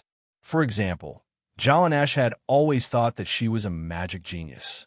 She was one of the more outstanding ones in the supernatural organization. But after confirming the difference between them, she started to catch up. Although the gap between them had not shrunk, Jalanash's strength had truly improved. Then Lit Grove also went up. His score was even higher, 15. "Sir, is our value high or low?" "Low, very low." "How far from a standard?" Bona Twain asked. West stood on the magic testing machine himself. It showed the number 209. Bona Twain's expression darkened. She didn't expect her magic value to be 5 times lower than a wizard's. "So I'm so far away. How about this? You 2 can be temporary members of the organization. Of course, you won't get any salary or benefits, but you have to participate in some of the organization's activities. If your magic value exceeds 100, you can become an official member," West said. "Also, as members of the association, you will receive a ring that represents your identity," West said. "What ring?" "This." West took out 2 gray rings. "Your magic value is level E now. This ring is your magic level. If you go higher, you'll be level D. It's a blue ring. Look at my silver ring. It's level C. The highest is level A." Chapter 1002. So we're members of the supernatural organization now. Bona Twain realized that joining the supernatural organization wasn't as difficult as she'd imagined. You're only temporary members, not official ones. You still have a long way to go. "Do you have any IDs?" Bona Twain asked. "No," West answered.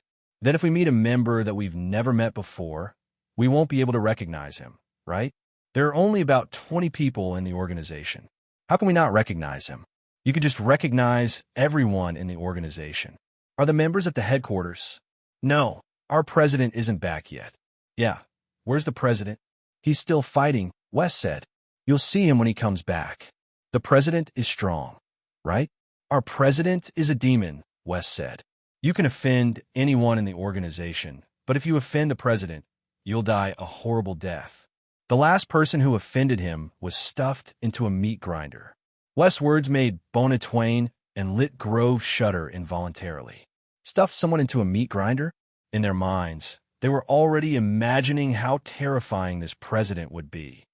Does that person have a big grudge against the president? No, That person was only hired to beat up our president. Will the president come back? I don't know. Maybe soon. President, when will you come back? Wes called Chun Zhao. Chun Zhao picked up the phone. The battle here is about to end. I'll be back soon. Sir, that's $1,230. The waitress stood beside Chun Zhao, smiling. To be honest, she'd never seen someone eat so much. He'd eaten $1,200 in one meal. He'd eaten enough for more than 10 people. President, how come I hear another woman's voice? Are you really fighting? While paying, Chun Zhao said, Oh, I just returned to the shopping area outside the forest. Didn't you say you were still fighting? You remembered wrong. I said the battle is over. Just then, Chun Zhao saw someone walk past the restaurant. Keep the change, thanks. Chun Zhao quickly walked out of the restaurant and caught up to the man. Hi, Professor Forsyth. Hello. You are? Fosier turned around and saw Chun Zhao. He felt that Chun Zhao looked familiar, but he couldn't remember where he'd seen him before. Have you forgotten? We're colleagues, Chun Zhao said warmly. Oh, I remember now. You're that China Chun from the medical school. Where are you going? Can you give me a ride? A smile appeared on Foss's face. Of course, no problem.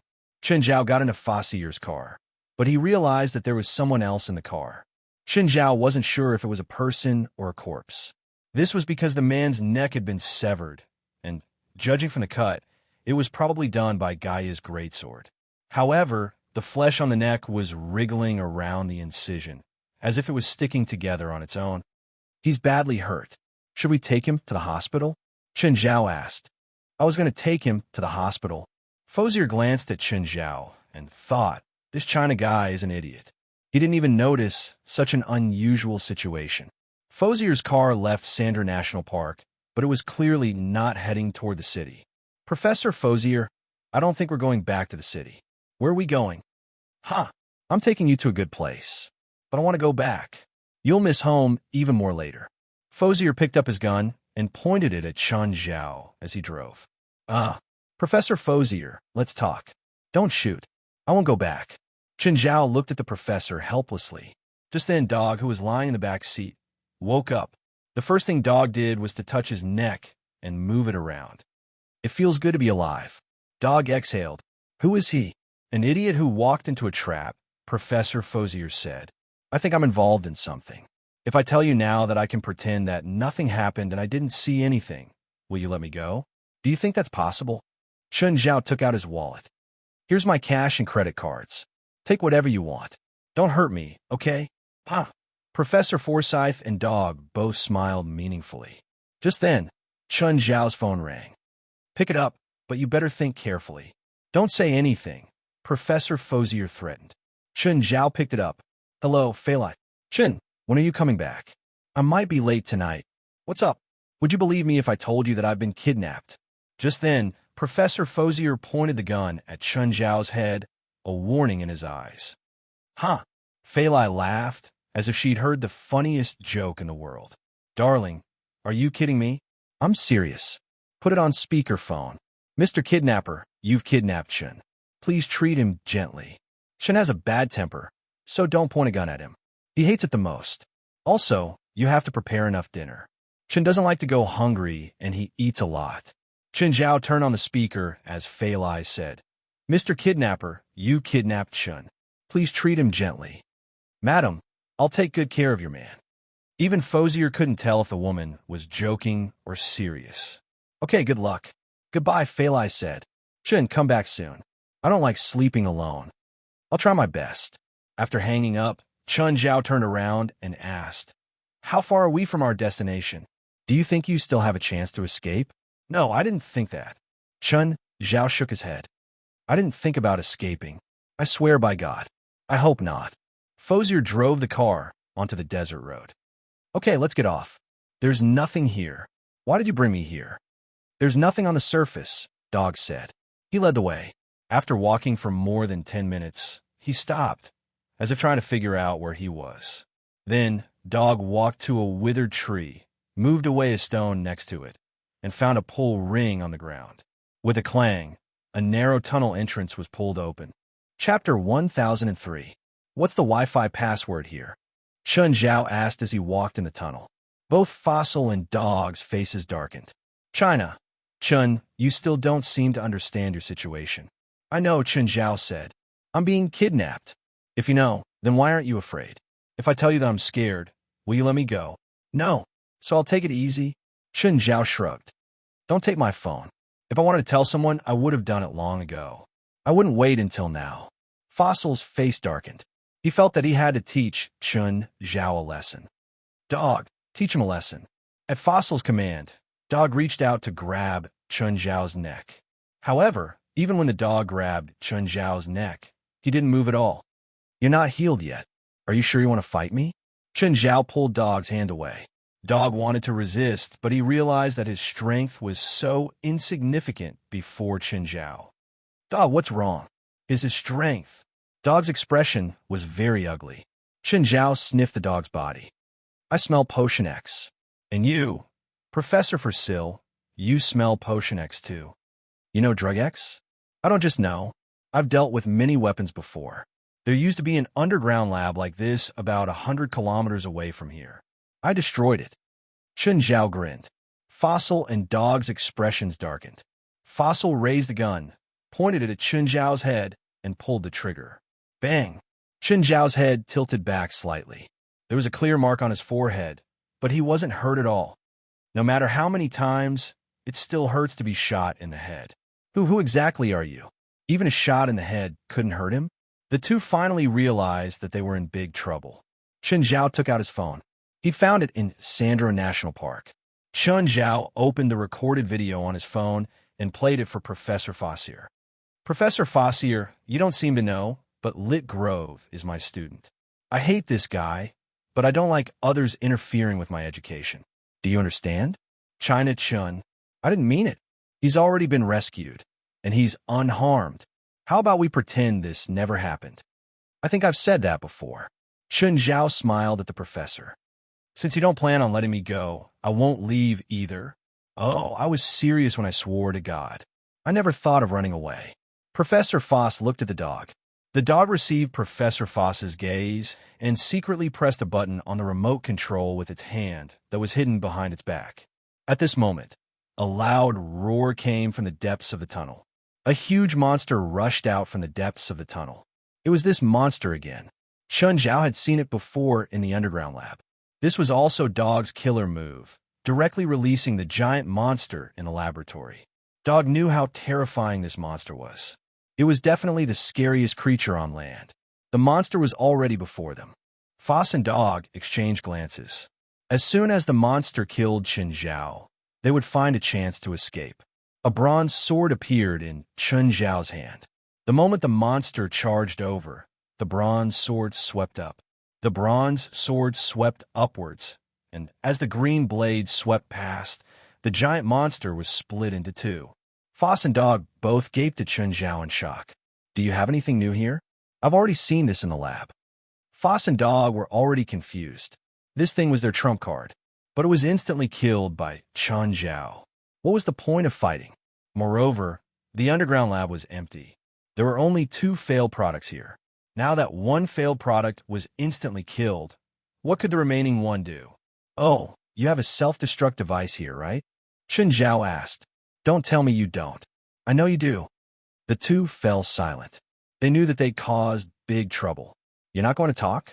Forget it. I should go home. Just then, Chun Zhao took out a bomb.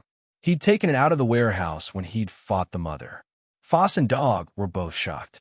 They didn't understand where Chun Zhao had taken out such a big bomb. No, it wasn't a bomb. It was a missile. However, the design of this missile seemed to be quite old. Also, where did this guy hide the missile? Detonating it became a problem. Chun Zhao took out his phone and called Jolig. Hey, Jolig, it's me. I want to know if you have a way to detonate this thing.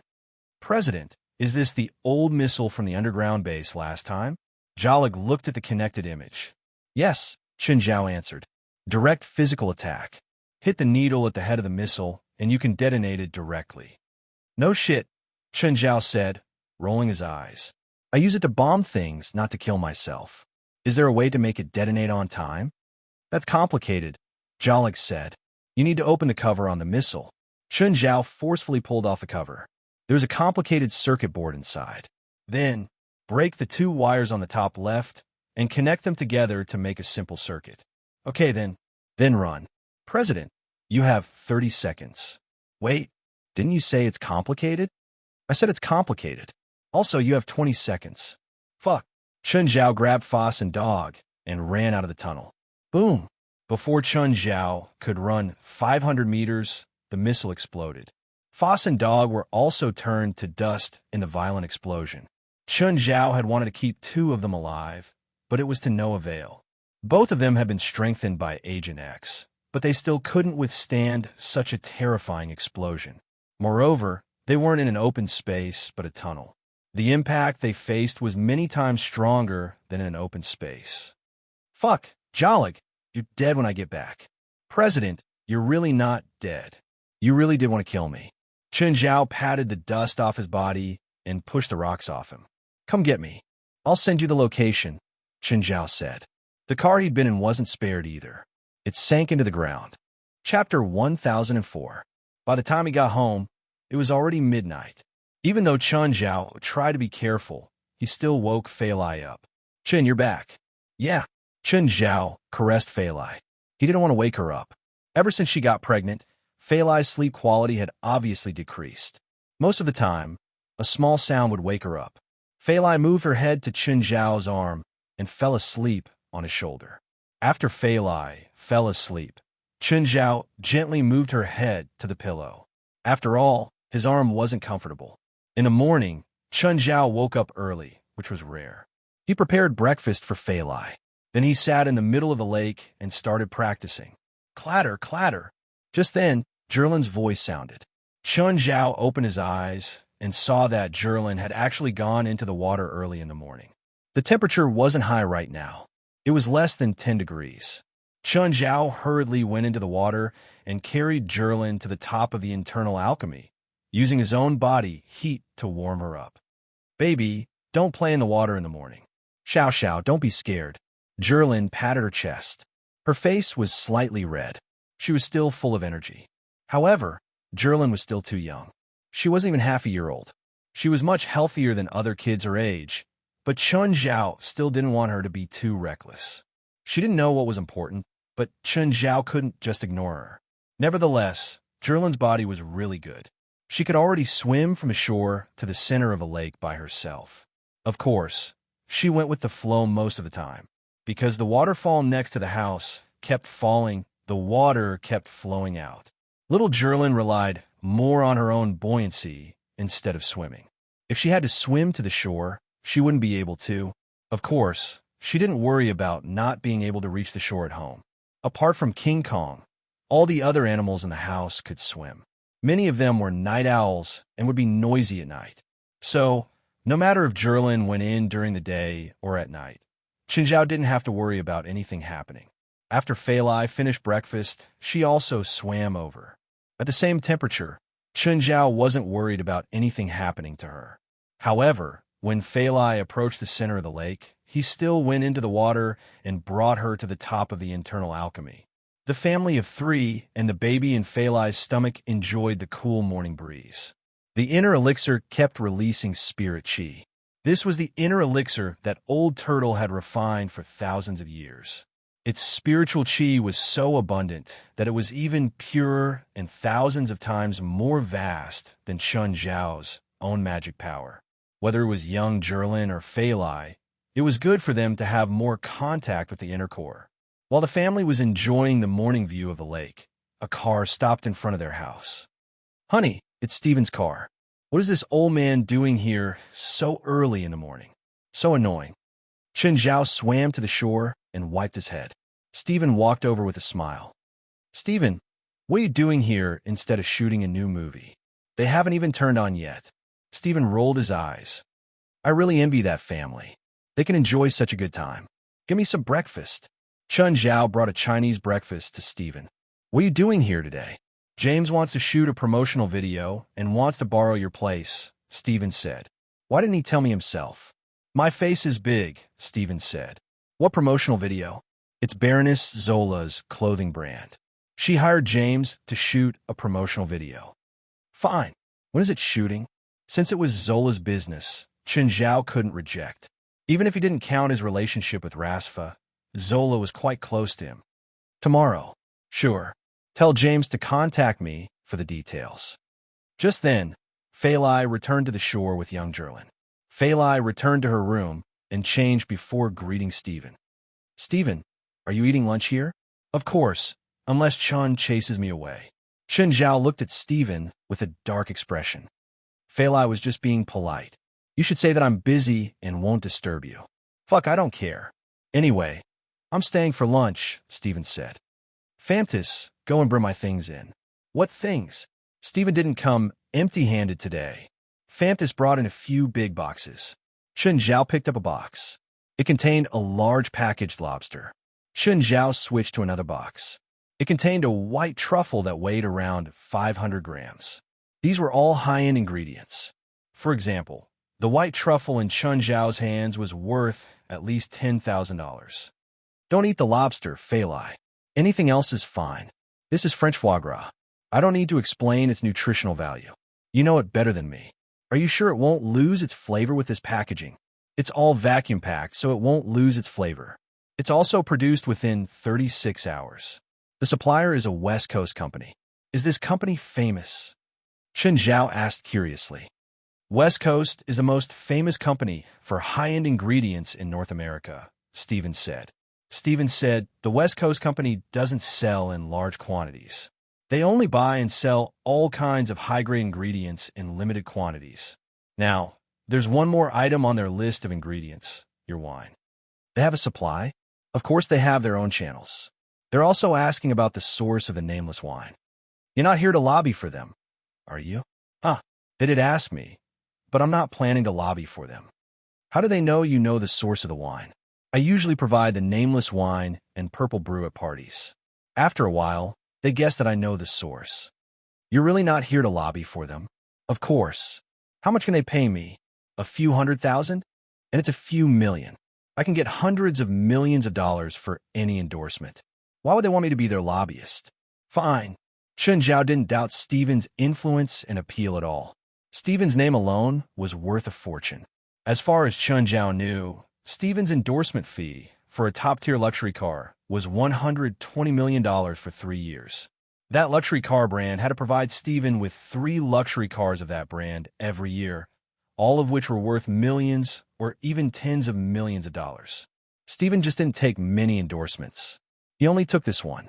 If he needed money, he just had to spread the word that he was going to take an endorsement. Chapter 1005. After lunch, Stephen took his leave. Chen Zhao also received a call. It was from Kashiri. Hello, Mr. Chun. Is your student still coming to work? Are you talking about Lit Grove? He hasn't gone to work yet? Yes. Kashiri was willing to help Chen Zhao as much as he could, but some positions couldn't be empty forever.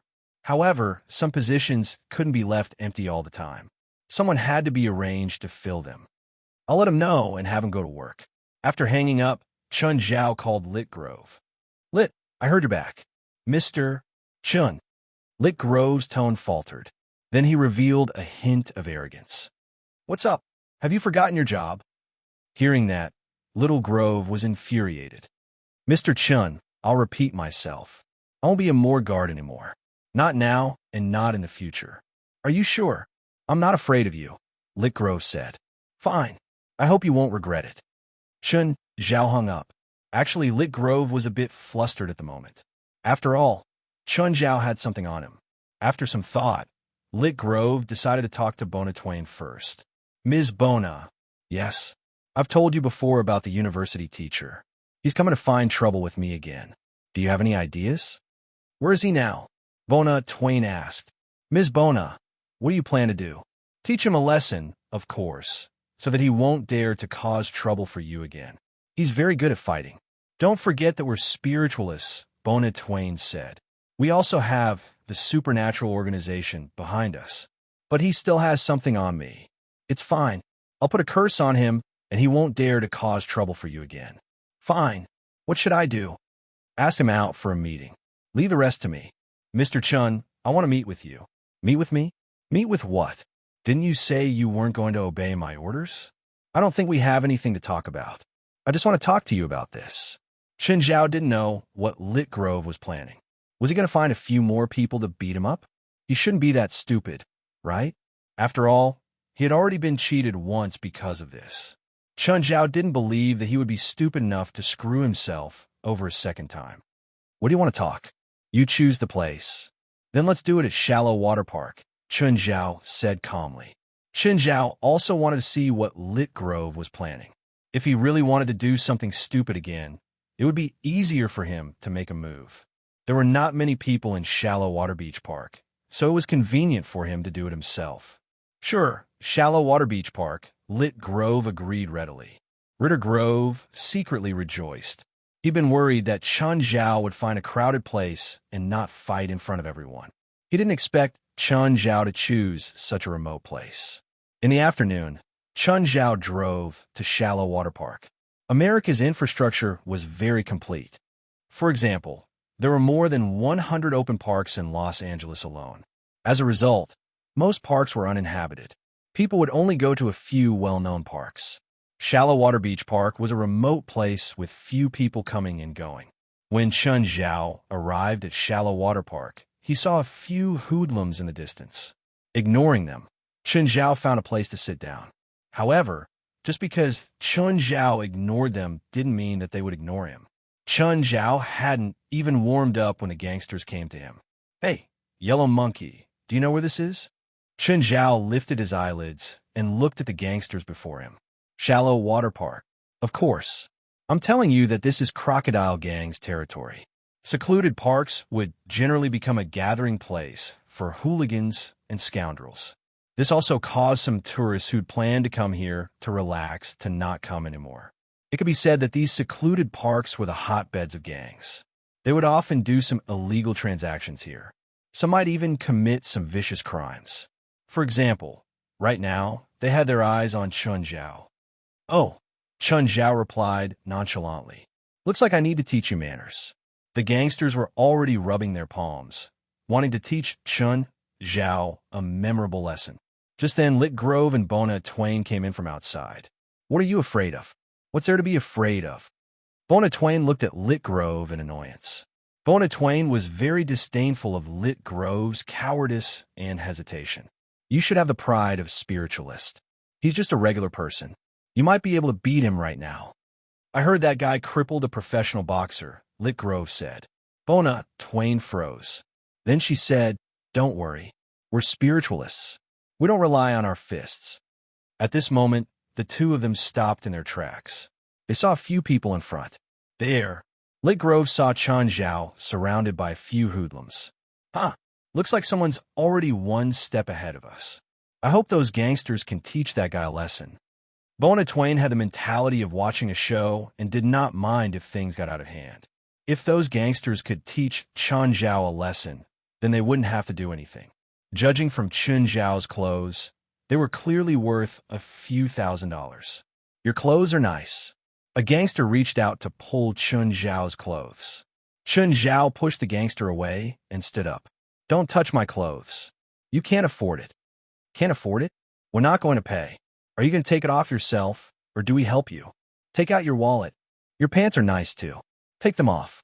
A few gangsters walked up and tried to pull Chen Zhao's clothes. Crack!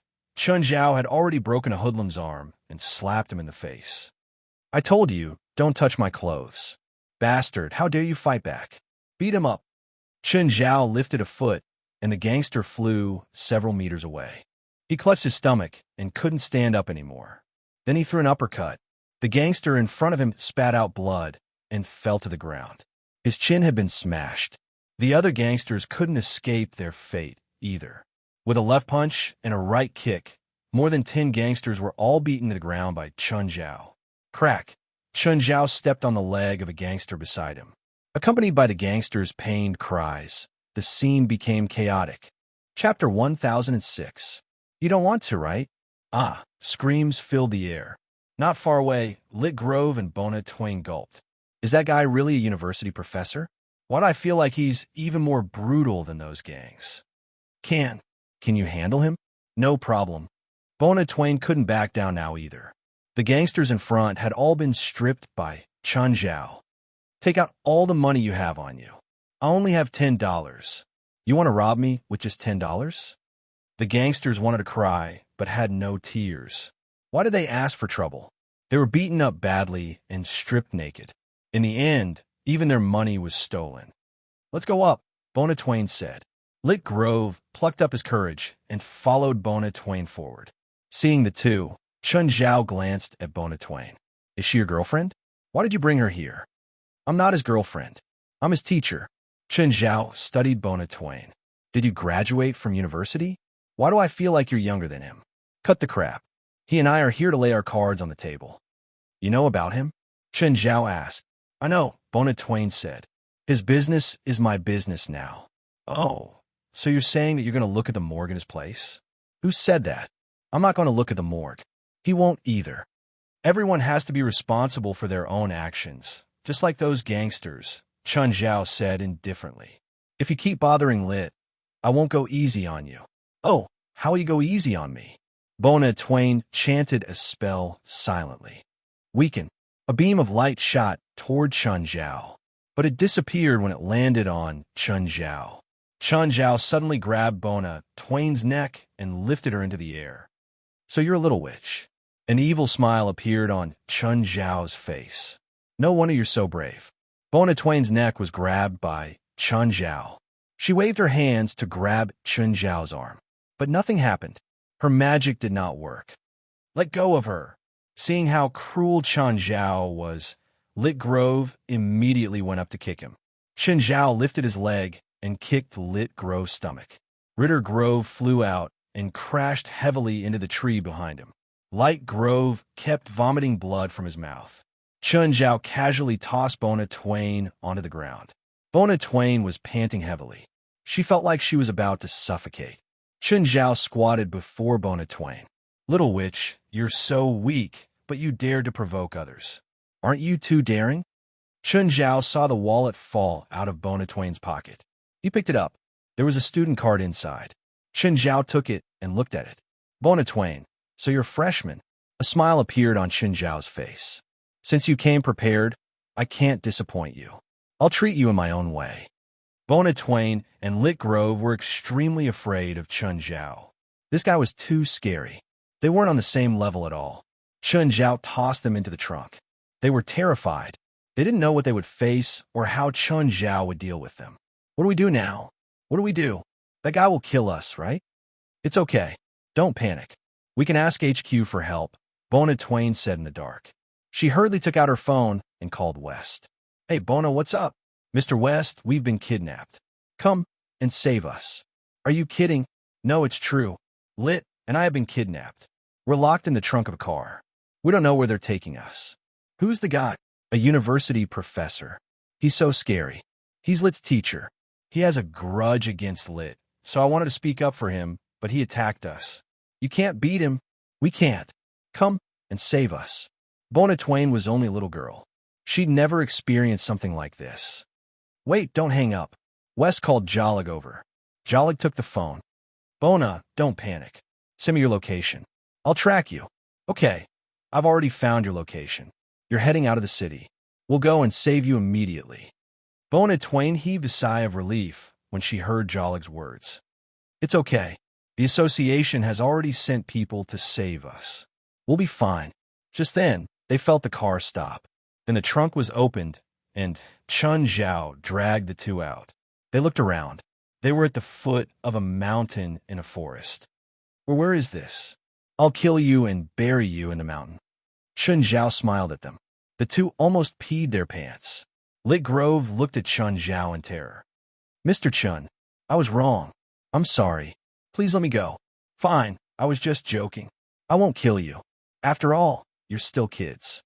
Hearing Chun Zhao's words, the two heaved a sigh of relief. I'm joking now, Chun Zhao said. You both have licenses, so you're adults. Adults should be responsible for their actions. I'll be responsible. I'll go check the morgue. Let's go take a walk in a mountain, Chun Zhao invited warmly. But neither of them was willing to move. Just then, Bona Twain lifted her arm. Do you know what this is? Chun Zhao was confused. What? Are you going to use some spell on me? Little girl, you're too weak. Give up. You're not my match. Don't waste your pitiful magic power. I mean the ring on my finger, Bona Twain said. Bona Twain said, this is the symbol of the supernatural organization. We're members of the supernatural organization, and we've already notified them. If you dare hurt us, they won't let you off. Uff. Chen Zhao chuckled. He didn't believe them at all. In the association, you could get a ring as long as you paid to have your magic power tested. It wasn't strange at all. Plus, if they were members of the supernatural organization, how could he not know? Okay, stop talking. Let's go into the mountain. Just then, there was a whistle in the distance. A helicopter appeared above them. Chapter 1007. Is the person down there the president? West asked. Looks like, maybe. Klaus couldn't be sure either. The atmosphere on the helicopter turned heavy. The helicopter landed slowly, and a group of people walked toward Chen Zhao. How is it? Scared now? Bona Twain looked at Chen Zhao proudly. Lit Gro was excited too. Seeing Klaus and the others fully armed, he felt like he'd found his support. Chen Zhao rubbed his nose and watched them run over. How did you know I was here?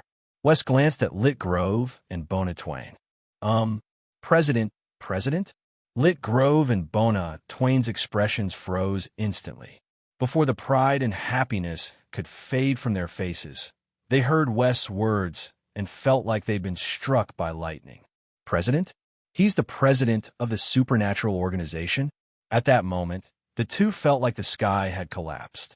President, the two of them. Wes looked at the two ashen-faced men. One is my student, but on the first day we met, he found someone to beat me up. As for this girl, she's going to stand up for him. West and the others covered their heads. The two were asking for death. They could have offended anyone, but they had to offend Chen Zhao. At the moment, the two were completely dumbfounded. They'd only joined the supernatural organization 2 days ago. However, they had heard a lot of legends about this president. For example, narrow-mindedness, brutality, and terror. In the supernatural organization, the president was like a demon king. Every time they asked for information about the president that they had never met before, the members of the association all revealed a look of fear. Their eyes were filled with respect, and their tone was careful. Now, they finally confirmed that the scary guy before them was the president of the supernatural organization. President, I haven't had the time to tell you yet. The two of them just joined our association yesterday and are now our temporary members. Chen Zhao narrowed his eyes at the two. The two looked at Chen Zhao, trembling. They waited for Chen Zhao's judgment. Right now, they were panicking to the extreme. They'd thought that the people from the organization would save them. But after coming here, they realized that Chen Zhao was the real boss. Unknowingly, they had become Chen Zhao's subordinates. But they still provoked him. Come on, let's enter the mountain. Guild leader, should we leave now? West asked. They were fully armed. They had thought that there would be a big battle, so facing Chen Zhao like this was too awkward. If Chen Zhao was unhappy, they would be in trouble too.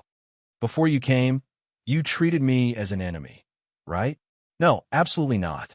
West quickly waved his hands. That's good. Since you're here, let's go meet an old friend. President, I don't think there are any old friends in this mountain. Have you forgotten? Those crypt demons. Are you guys unwilling to go? No, I'm definitely willing to go, West answered with a sad face. Let's go. We won't lose the helicopter if we leave it here, right? The group entered the mountains. Chen Zhao thought it was an outing, but the others weren't so free. Their hearts were heavy, and their footsteps were heavy. It was the same for Lit Grove and Bona Twain. They didn't even know where they were going. Mr. West, where are we going now? The entrance to hell. West glanced at the two, annoyed. Mr. West, Mr. Chen, President isn't going to kill us, right? I want to kill you too right now, West said, gritting his teeth. West, what exactly are those crypt demons? Klaus asked. A bunch of scary monsters, West said, but we'll be fine as long as we follow the president. Back then, he killed so many monsters that they were all scared. But I hope he won't feed them to the crypt demons. Hearing West's words, the two's legs turned to jelly. How are they compared to the monsters in the Tower of Trials? Klaus asked. They're stronger than the monsters on the first level, West said, and much stronger. What's the Tower of Trials? Bona Twain asked curiously. Why are you asking so many questions? You should think about how to make the president forgive you first. Will he kill us? If he wants to, he would have done it long ago. Do you think you can still stand here? Finally, they reached the entrance to the underground relic. President, are we really going in? After entering the relic, the atmosphere immediately became oppressive and heavy. President, I feel something in the darkness. Yeah, the crypt demons have already discovered us. They're watching us in the darkness. Will they attack us? No, Chun Zhao said. They recognized me. Everyone looked at Chun Zhao with a strange expression. At this moment, a figure appeared in the darkness and blocked their path. Hum, hum, hum. The crypt demon let out a squeak. Everyone was ready to fight. Chun Zhao walked toward the crypt demon indifferently. The demon was even more nervous than the people behind Chun Zhao. It took 2 steps back. Lit Grove and Bona Twain looked behind Chun Zhao. As expected of a demon king, such a monster actually retreated when it saw Chun Zhao. Hey, old friend, I remember you. I think I made that wound on your body. Old friend? They were clearly enemies, right? Chun Zhao didn't know how they communicated. In the end, the crypt demon led the way. When they reached the underground pyramid, Lit Grove and Bona Twain's eyes widened. However, the most terrifying thing was the entrance of the pyramid. Many crypt demons were there. All the crypt demons looked at the intruders with unfriendly gazes. Just then, a female crypt demon walked out of the crypt demons. It seemed that they had a new queen. Chun Zhao walked up and started talking to the queen. Basically, Chun Zhao talked, and the crypt demons listened. The crypt demons couldn't speak the human language, but they could understand. All right, I've already talked to them. You too can stay here. Huh? Both of them screamed in pain. 3 days, Chun Zhao said. If you stay here for 3 days, I'll forget about your offense today. Of course, I'm a democratic person. I can reject just like that. We can really reject. Chapter 1008. Chun Zhao left Lit Grove and Bona Twain outside the pyramid. He went into the pyramid to see his old friend. At the top of the pyramid, Chun Zhao saw the old crypt demon. It was the only demon that could communicate with Chun Zhao directly. Of course, it didn't speak with words. It communicated with his mind. Human, why did you come back here? The old crypt demon lay on the ground. After Chun Zhao came, it still didn't move. It was too old, and no one could escape the fate of life, death, illness, and old age. I don't have any bad intentions, Chun Zhao said. I have 2 juniors. I plan to leave them here. Help me scare them. Other than that, not long ago, I met another crypt demon tribe, Chun Zhao said. They also raised a wild boar monster. Hearing Chun Zhao's description, the old crypt demon stood up abruptly. It didn't have eyes, but Chun Zhao could feel its excitement. There are other races besides us? The old crypt demon asked in disbelief. Is what you said true? And they have Nissan species. Nissan species? What's that? Chun Zhao asked, confused. The wild boar monster you mentioned. We call it Nissan species, the old crypt demon said. The old crypt demon said, they were once specially reared as meat by our race, just like how you humans rear cattle, sheep, and pigs. You know about us humans? A long, long time ago, I once captured a few humans. They were brought before me, and then they died of old age here. I also learned many things about human society from their mouths. How old are you? According to your human calendar, I should be close to 200 years old. The old crypt demon said, can you help us get the Nissan seed? Get the Nissan species? Chun Zhao hesitated. The outside world is now ruled by you humans. If we leave this place, we will definitely be wiped out by you humans. Normally, we can only eat the earth locust or capture you humans. If we have the Nissan species, then we don't have to worry about our food source, and we don't have to actively attack you humans. What's an earth locust? This is a creature that hides deep underground. It is also our main source of food. In the past, we ate the Nissan species. Then even if I get the Nissan species here, you guys are just like that? The Nissan also needs to eat. They can eat the earth locust. In fact, in the past, we used to feed the earth locust to the Nissan species, and then the Nissan species used them as meat. I can help you think of something. On behalf of our clan, I would like to express our respect to you and thank you for your help. The civilization of a race was not determined by how smart a single individual was. For a race like the Crypt Demons, their individual intelligence level wasn't much different from that of humans. But their population was too small, perhaps less than 1,000. Such a number would probably remain the same even after another 10,000 years. Humans were able to reach their current level of civilization because they had a large population and a long time. Chen Zhao wasn't worried that the Crypt Demons would rule Earth one day. What a joke. If they had such thoughts, they would probably be exterminated the next day. When they left the underground and the darkness, only death awaited them. Plus, they had a strong photophobia. Chen Zhao walked out of the pyramid with a smile. Lit, Bona, stay here. I told them that they'll take good care of you. Oh, you still have a chance to taste the Crypt Demons' special delicacies. Chen Zhao took out an invertebrate that was more than a meter long. It looked like an enlarged earthworm. This is an earth locust. I heard that it's very nutritious. President, I won't do it again. Please spare me. Bona Twain was about to cry. Spare you? Huh, that's impossible. Chen Zhao turned and left. Bona Twain wanted to chase after him, but a few Crypt Demons blocked her way. The others followed behind Chen Zhao. Wes came to Chen Zhao's side. President, isn't this a bit inappropriate? They're still kids, after all. Yeah, I think so too. How about you stay and take care of them? Kids should be taught well in case they don't know their place in the future. President's decision is very wise. I fully support it. Inside the Crypt Demon relic, the two were already in conflict. It's all your fault, all your fault. Bona Twain pointed at Lit Grove, crying. You said that the president bullied you. Why didn't you say that you provoked him first? Great, now you dragged me down too. Lit Grove's face was filled with fear. Quiet. You'll attract the Crypt Demon's attention. It's all your fault, all your fault. Ritter Grove felt wronged as well. How could he know that he'd provoked a terrifying demon king? It was too late to say anything now. The searchlights in their hands didn't have much battery left. After a few hours, they were starting to dim. Along the way, no one dared to talk to Chen Zhao. Do you think we should raise a few Crypt Demons to guard the house? President, will they listen to us?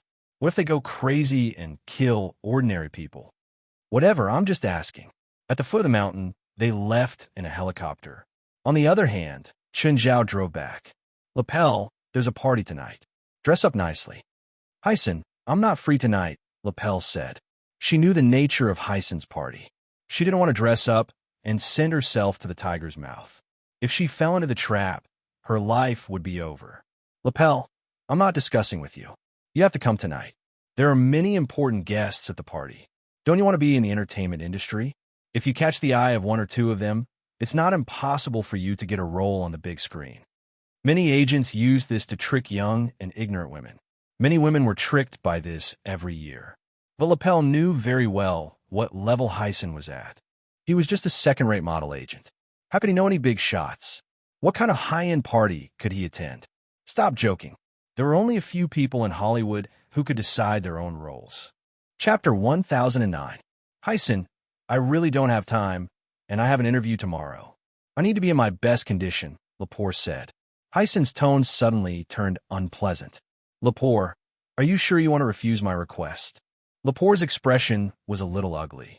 After all, if she fell out with Hyson, Hyson would directly freeze her and cut off her path of retreat.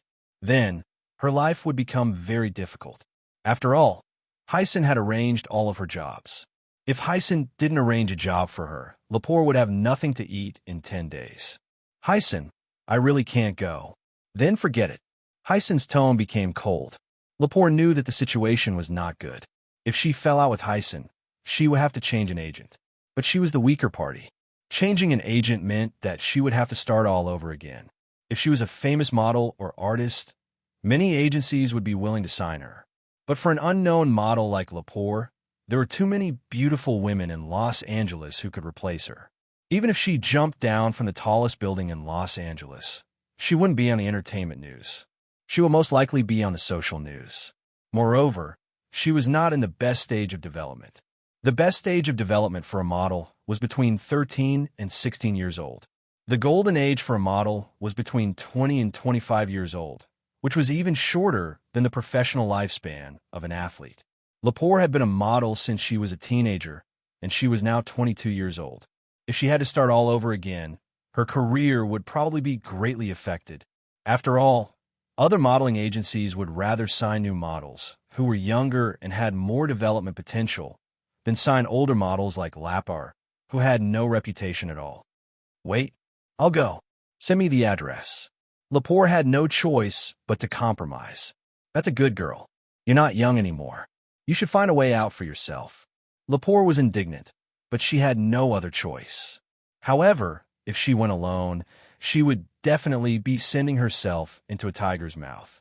But who should she find to go with her? After thinking for a while, Lepore suddenly thought of someone. Chun Zhao. He seemed to be a good candidate, but she didn't know if he would be willing to help her. Lepore decided to give it a try. She dialed Chun Zhao's phone number.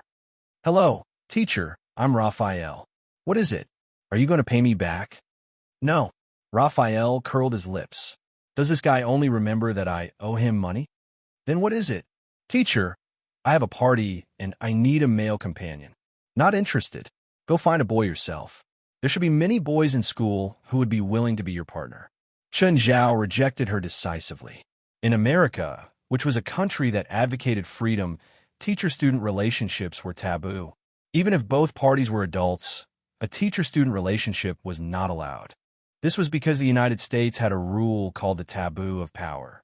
For example, between a student and a teacher, the teacher would be the one with the power, while the student would be the one being dominated and threatened. Therefore, if a teacher-student relationship was exposed, the lightest punishment would be investigation and punishment by the school.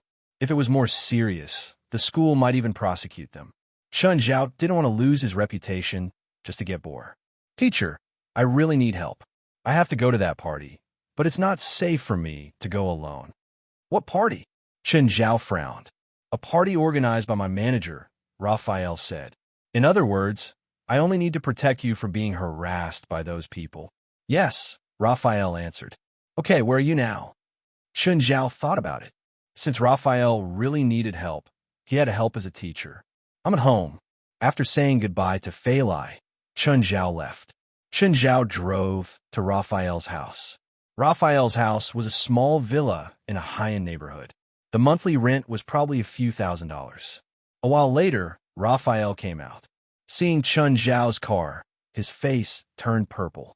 Chun Zhao drove his rural pickup truck. Teacher, is this your car? Yes. Don't you have any other cars? Yes, it's not convenient, Chun Zhao replied. After all, he had 2 other cars at home. One was a sports car. Ever since Fei Lai got pregnant, it had been rusting in the garage. Fei Lai usually drove a small truck when she went out. The space inside a sports car wasn't suitable for a pregnant woman. Chun Zhao didn't like to drive sports cars either. He preferred driving a small truck. The other one was an RV, which would be too conspicuous if he drove it out. Unless a family went somewhere to play, they wouldn't drive an RV out. Teacher, your car can't even get past the security guards of the manor, Raphael said helplessly. She'd heard that the party was in Beverly Hills. Are you going to get in my car or not? Never mind. Raphael could only sit in Chun Zhao's car. When they reached the manor, she thought, I'll just have Chun Zhao park the car at the entrance. Raphael only felt that Chun Zhao's driving was steady. The speed was neither fast nor slow. It was so steady that there weren't any bumps. Moreover, Chun Zhao followed all the traffic rules. This was completely different from the American people. Most of the citizens of the United States played the role of traffic rule breakers. As for drunk driving, it was a common occurrence. In the United States, the number of traffic accidents caused by drunk drivers was 10 times that in China. Of course, this was also because America had many cars.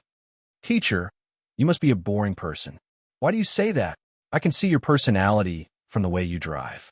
You don't have any adventurous spirit. Your daily life must be calm too. You have a good job and live your life peacefully. Really? Chun Zhao always felt that traffic rules should be followed.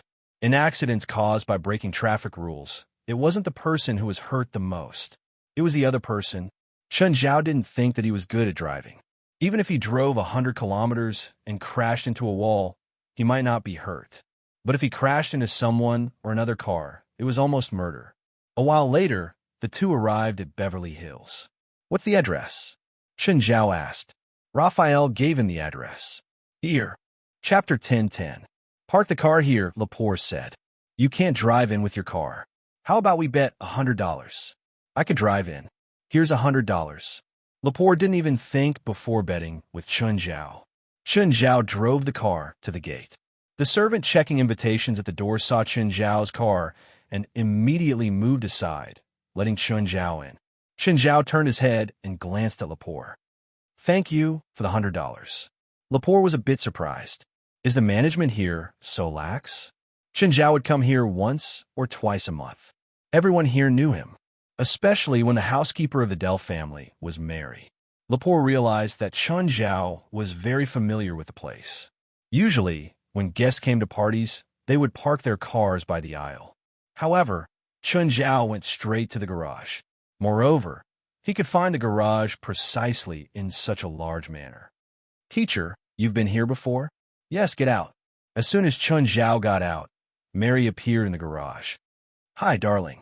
Mary glanced at Lepore, who had gotten out of the car, and then looked at Chen Zhao with a dark expression. "Chen, who's this woman? You know that she's pregnant, but you can't come out and mess around." Mary, you're mistaken. She's my student.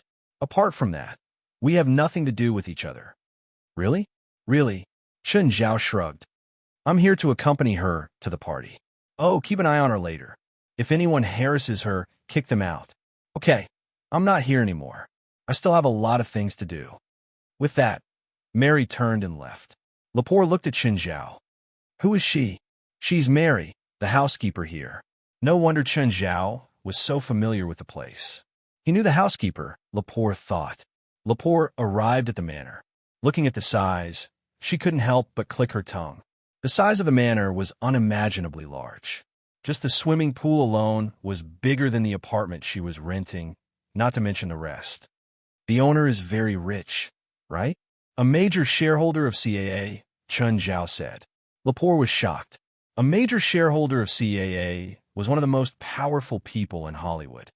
"If you're in trouble, go find Mary," Chen Zhao said. "I won't stay with you." "Where are you going?" "I'll go greet someone I know." "Oh, all right then." Chen Zhao went to Risfar's manor. After all, they were already here. Whether it was Dell or Risfar, they had to greet them. Chen Zhao was also familiar with Risfar's family, so he easily entered the house. "Hi, Chen, why are you here?" Risfar had heard from the guard that Chen Zhao was here, so he came out to welcome him. "One of my students came to Dell's party," Chen Zhao said. "I only found out about Dell's party when I came, so I came to say hi to you. I have to go later." "Then let's go together," Risfar said. "Is Laura not at home?" "She took Vera and Ronnie to New York to play. I'm the only one at home." Just then his phone rang. "Hey, Chen, I heard from Mary that you're here. Where are you now? Why can't I find you?" "I'm at Risfar's place. We're planning to go together." "Oh, then I'll wait for you." With that, Dell hung up. Hyson found Lepore, and when he saw Lepore's exquisite makeup, his eyes couldn't help but light up. "Lepore, come here. I'll introduce a few friends to you." Lepore's eyes flashed as she looked at Hyson. She seemed hesitant. "You're already here. What are you waiting for? It's good for you to make more friends." Lepore had no choice but to follow Hyson to the garden. There were two people sitting in the garden. When they saw Hyson and Lepore, their eyes lit up. "Hi, Mr. White, Mr. Wilson." Hyson went up to greet them. "She's Lepore, my model." Hyson tugged at Lepore. "Lepore, Mr. White is an independent film director. He's directed several movies. Mr. Wilson is a famous screenwriter." When Raphael heard about independent films, he had already lost interest. It was an independent film. It was an artistic film that broke away from the producer system of Hollywood. It was self-funded and even self-directed. It couldn't be said that independent films had no influence, but they were undeniably a minority. If it were one of the top independent film directors, Lepore might be interested. But this White, she had never heard of him at all. Hyson was telling the truth. White was indeed an independent film director. But to be precise, he was just an assistant director or an assistant director. "Miss Lepore, you're really good. Are you interested in entering the big screen?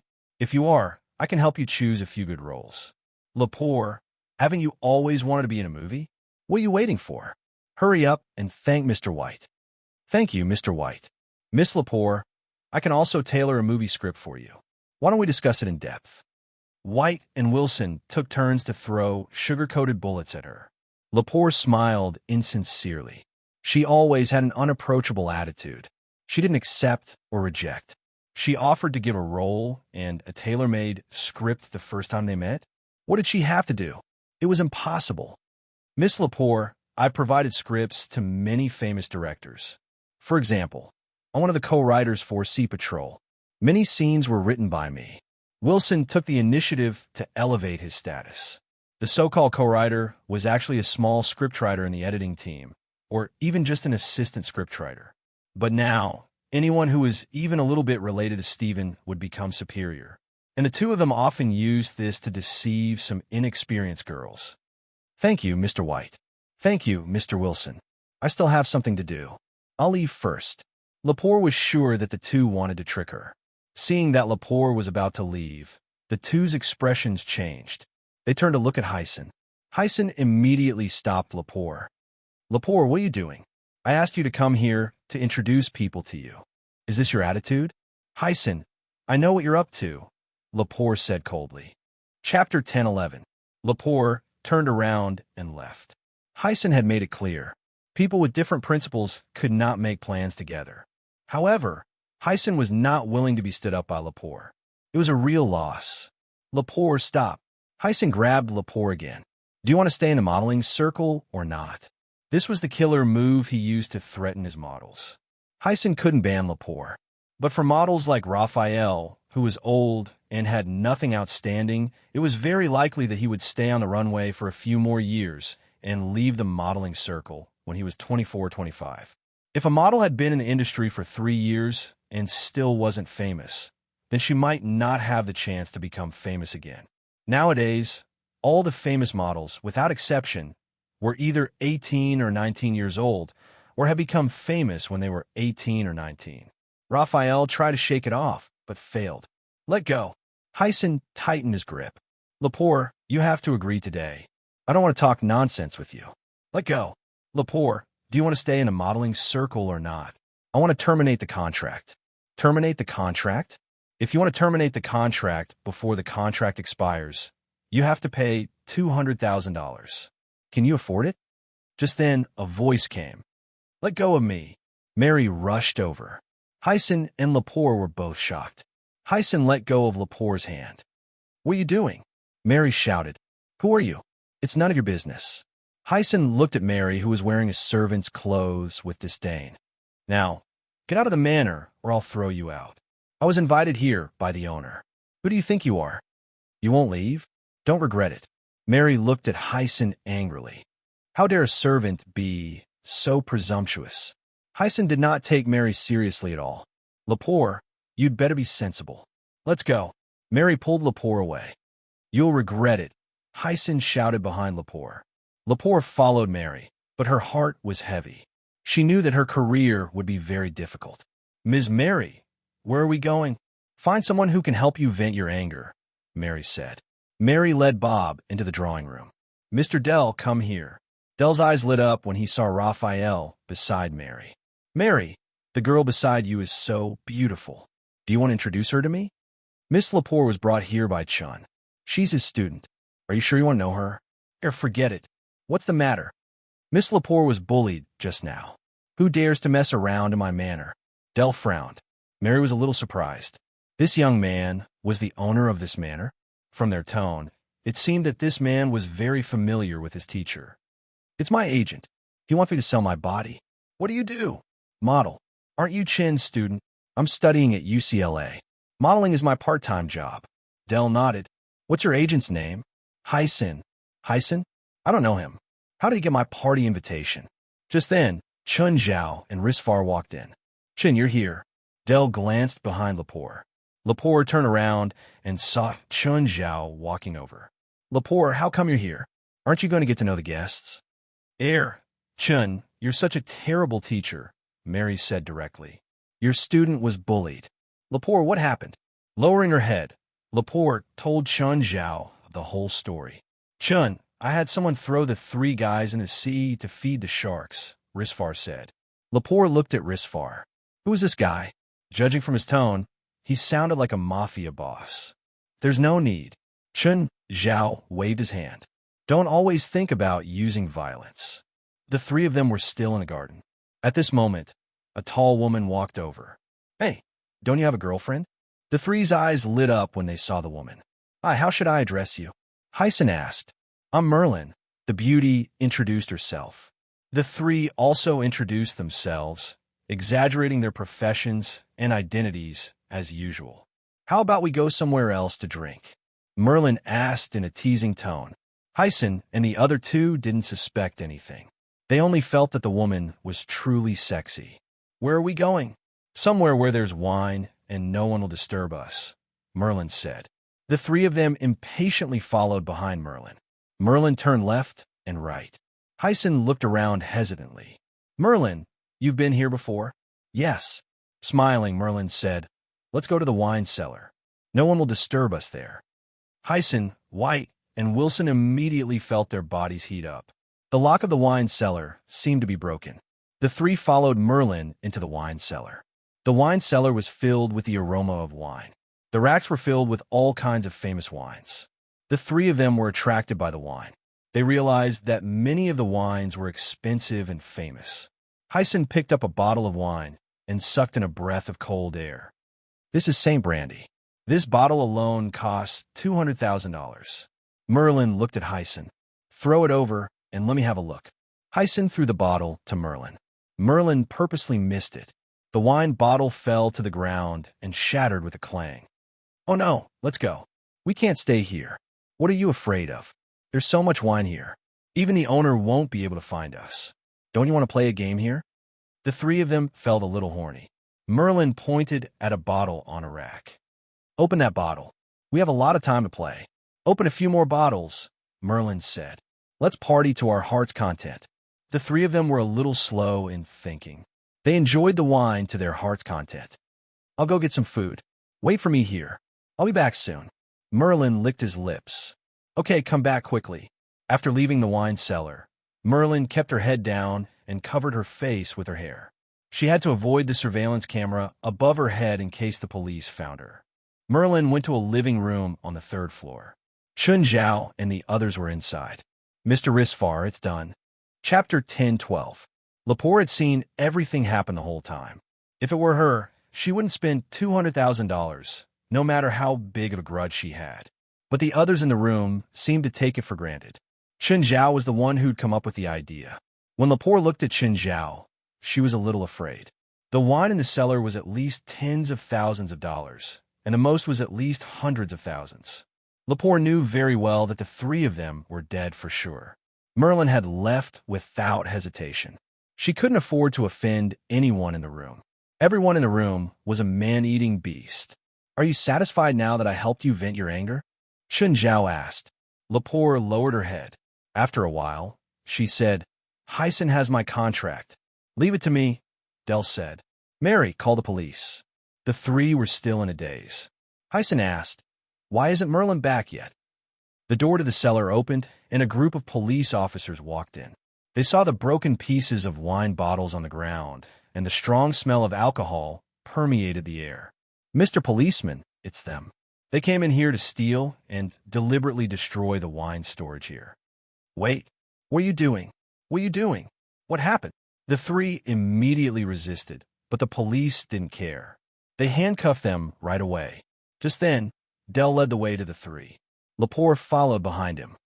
Lepore, what's going on? Gentlemen, you barged into my party and broke the lock of my cellar. You stole from the cellar and caused me great losses. I need compensation, Del said indifferently. Del said calmly, of course, you can refuse, but I can guarantee that you will return the money to me. The three immediately sobered up. Then they started sweating. They suddenly realized what they'd done. Wait, we didn't do it. A woman brought us here. We don't know a woman. What woman? There's no woman here. It's true. There's really a woman. We were tricked. Hyson suddenly looked at Lepore. It's you. Lepore, is it you? Lepore only smiled and didn't speak. At this moment, Raphael felt very relieved. Who would have thought that Hyson, who used to strut around in front of her, would be in such a sorry state? This is a trap, a fraud. Hyson had already come to his senses. You deliberately lured us here. I'm going to sue you, all of you, and the police. I'm going to file a complaint against you too. Mr. Officer, please take them to the police station. I'll send my lawyer to negotiate with them later, Dell said. They basically didn't need to worry about what would happen next. I'll send you back. After everything was over, Chun Zhao drove Raphael home. Raphael did not speak again along the way. Just because of a single conflict, Chun Zhao had caused Hyson and the other two to suffer heavy losses. By the time they left, things had already come to an end. Hyson, who had been unyielding before, returned Lepore's contract to Lapar. At the same time, he also paid Dell $1 million.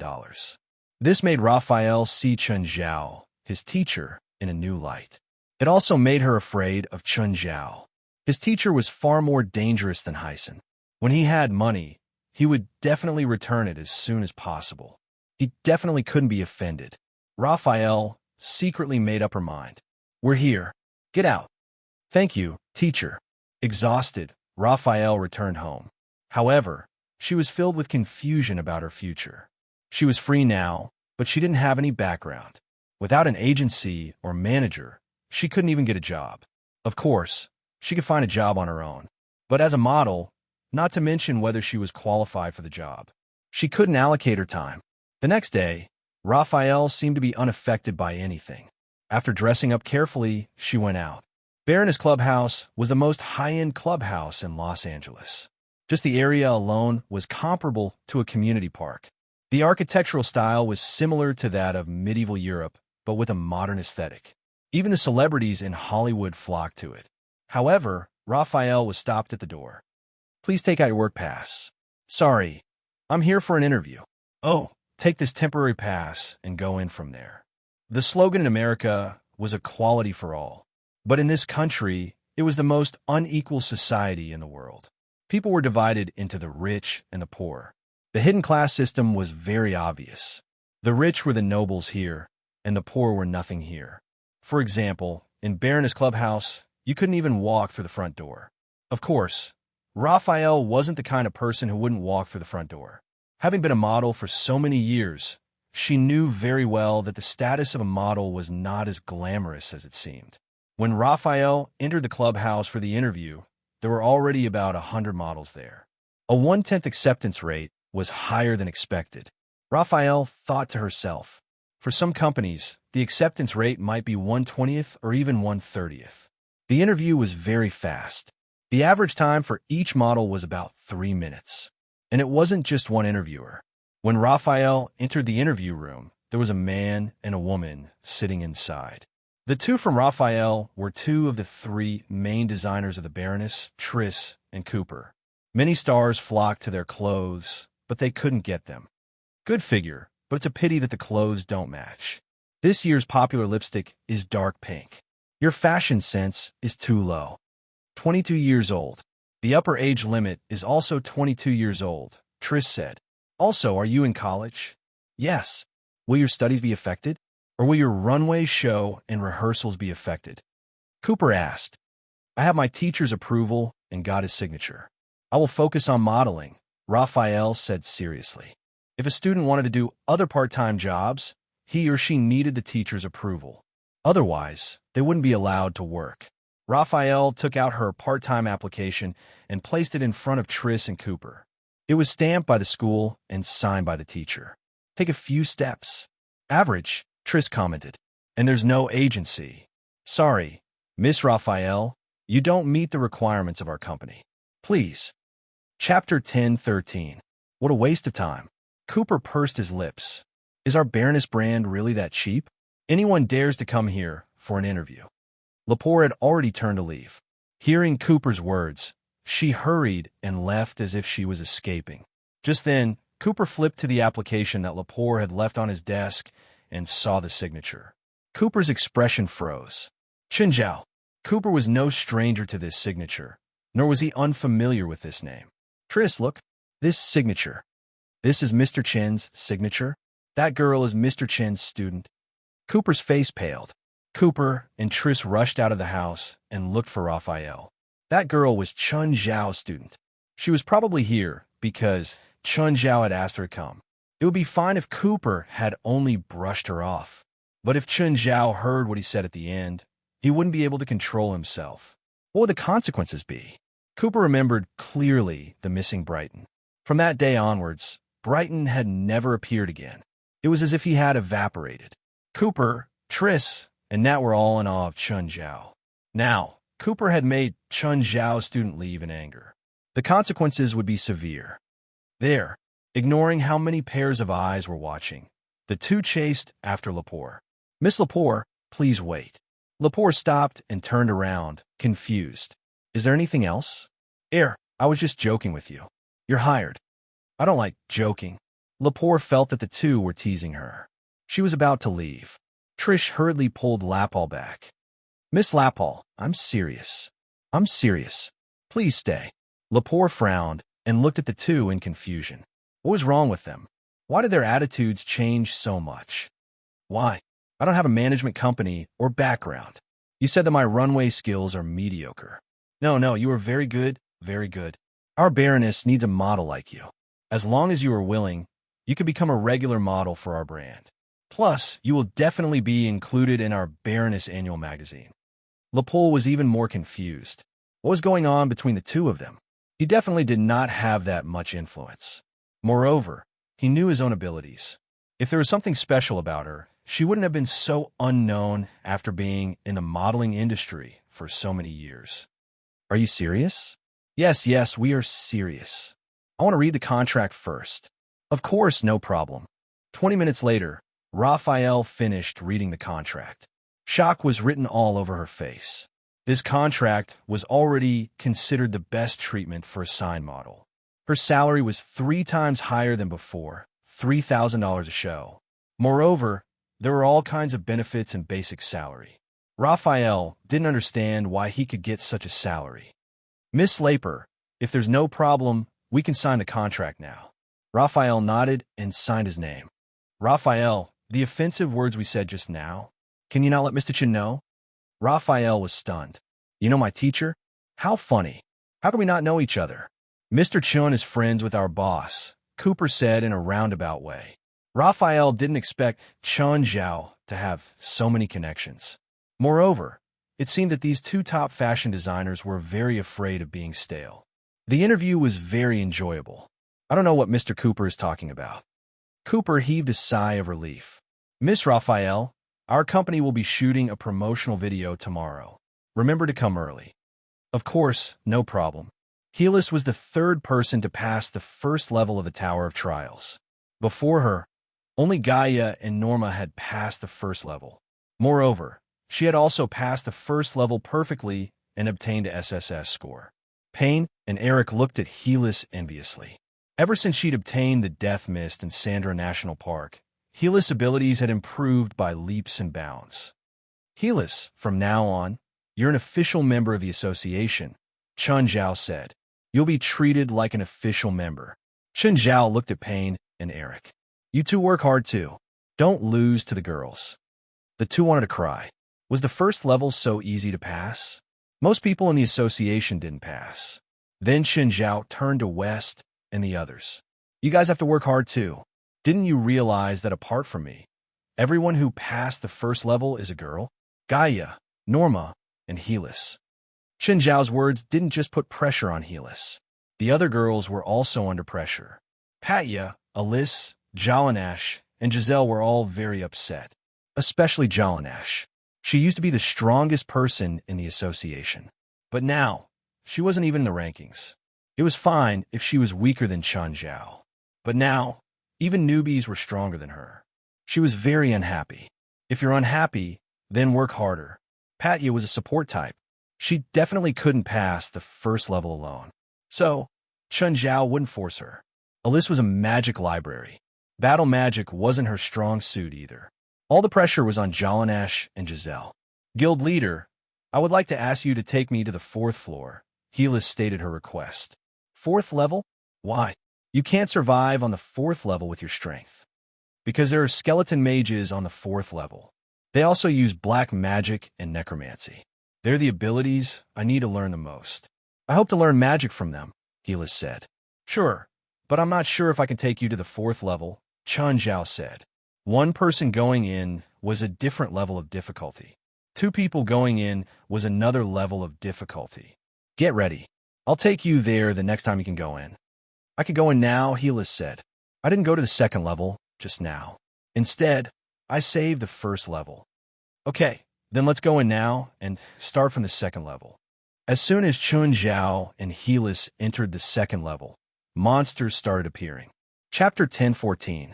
Earthshaker was much bigger than the Twisted Monster, but it wasn't just in size that it was stronger. When they ran on the ground, Chun Zhao and Helis felt the ground shake. They seemed to have their own magic that could directly affect the ground. Anyway, it kept shaking. Chun Zhao and Helis couldn't stand still. If you wanted to take Helis to the 4th floor, she couldn't die before that. Helis immediately released the Death Mist. However, when the Death Mist enveloped Earthshaker, it was dispersed with a punch. The Death Mist was too little of a threat to Earthshakers. Just then, the Earthshaker before Helis raised its arms and smashed down at her head. Because of the shaking, Helis couldn't stand still at all. Chun Zhao immediately covered Helis with the dark serum. Helis' face paled in fear.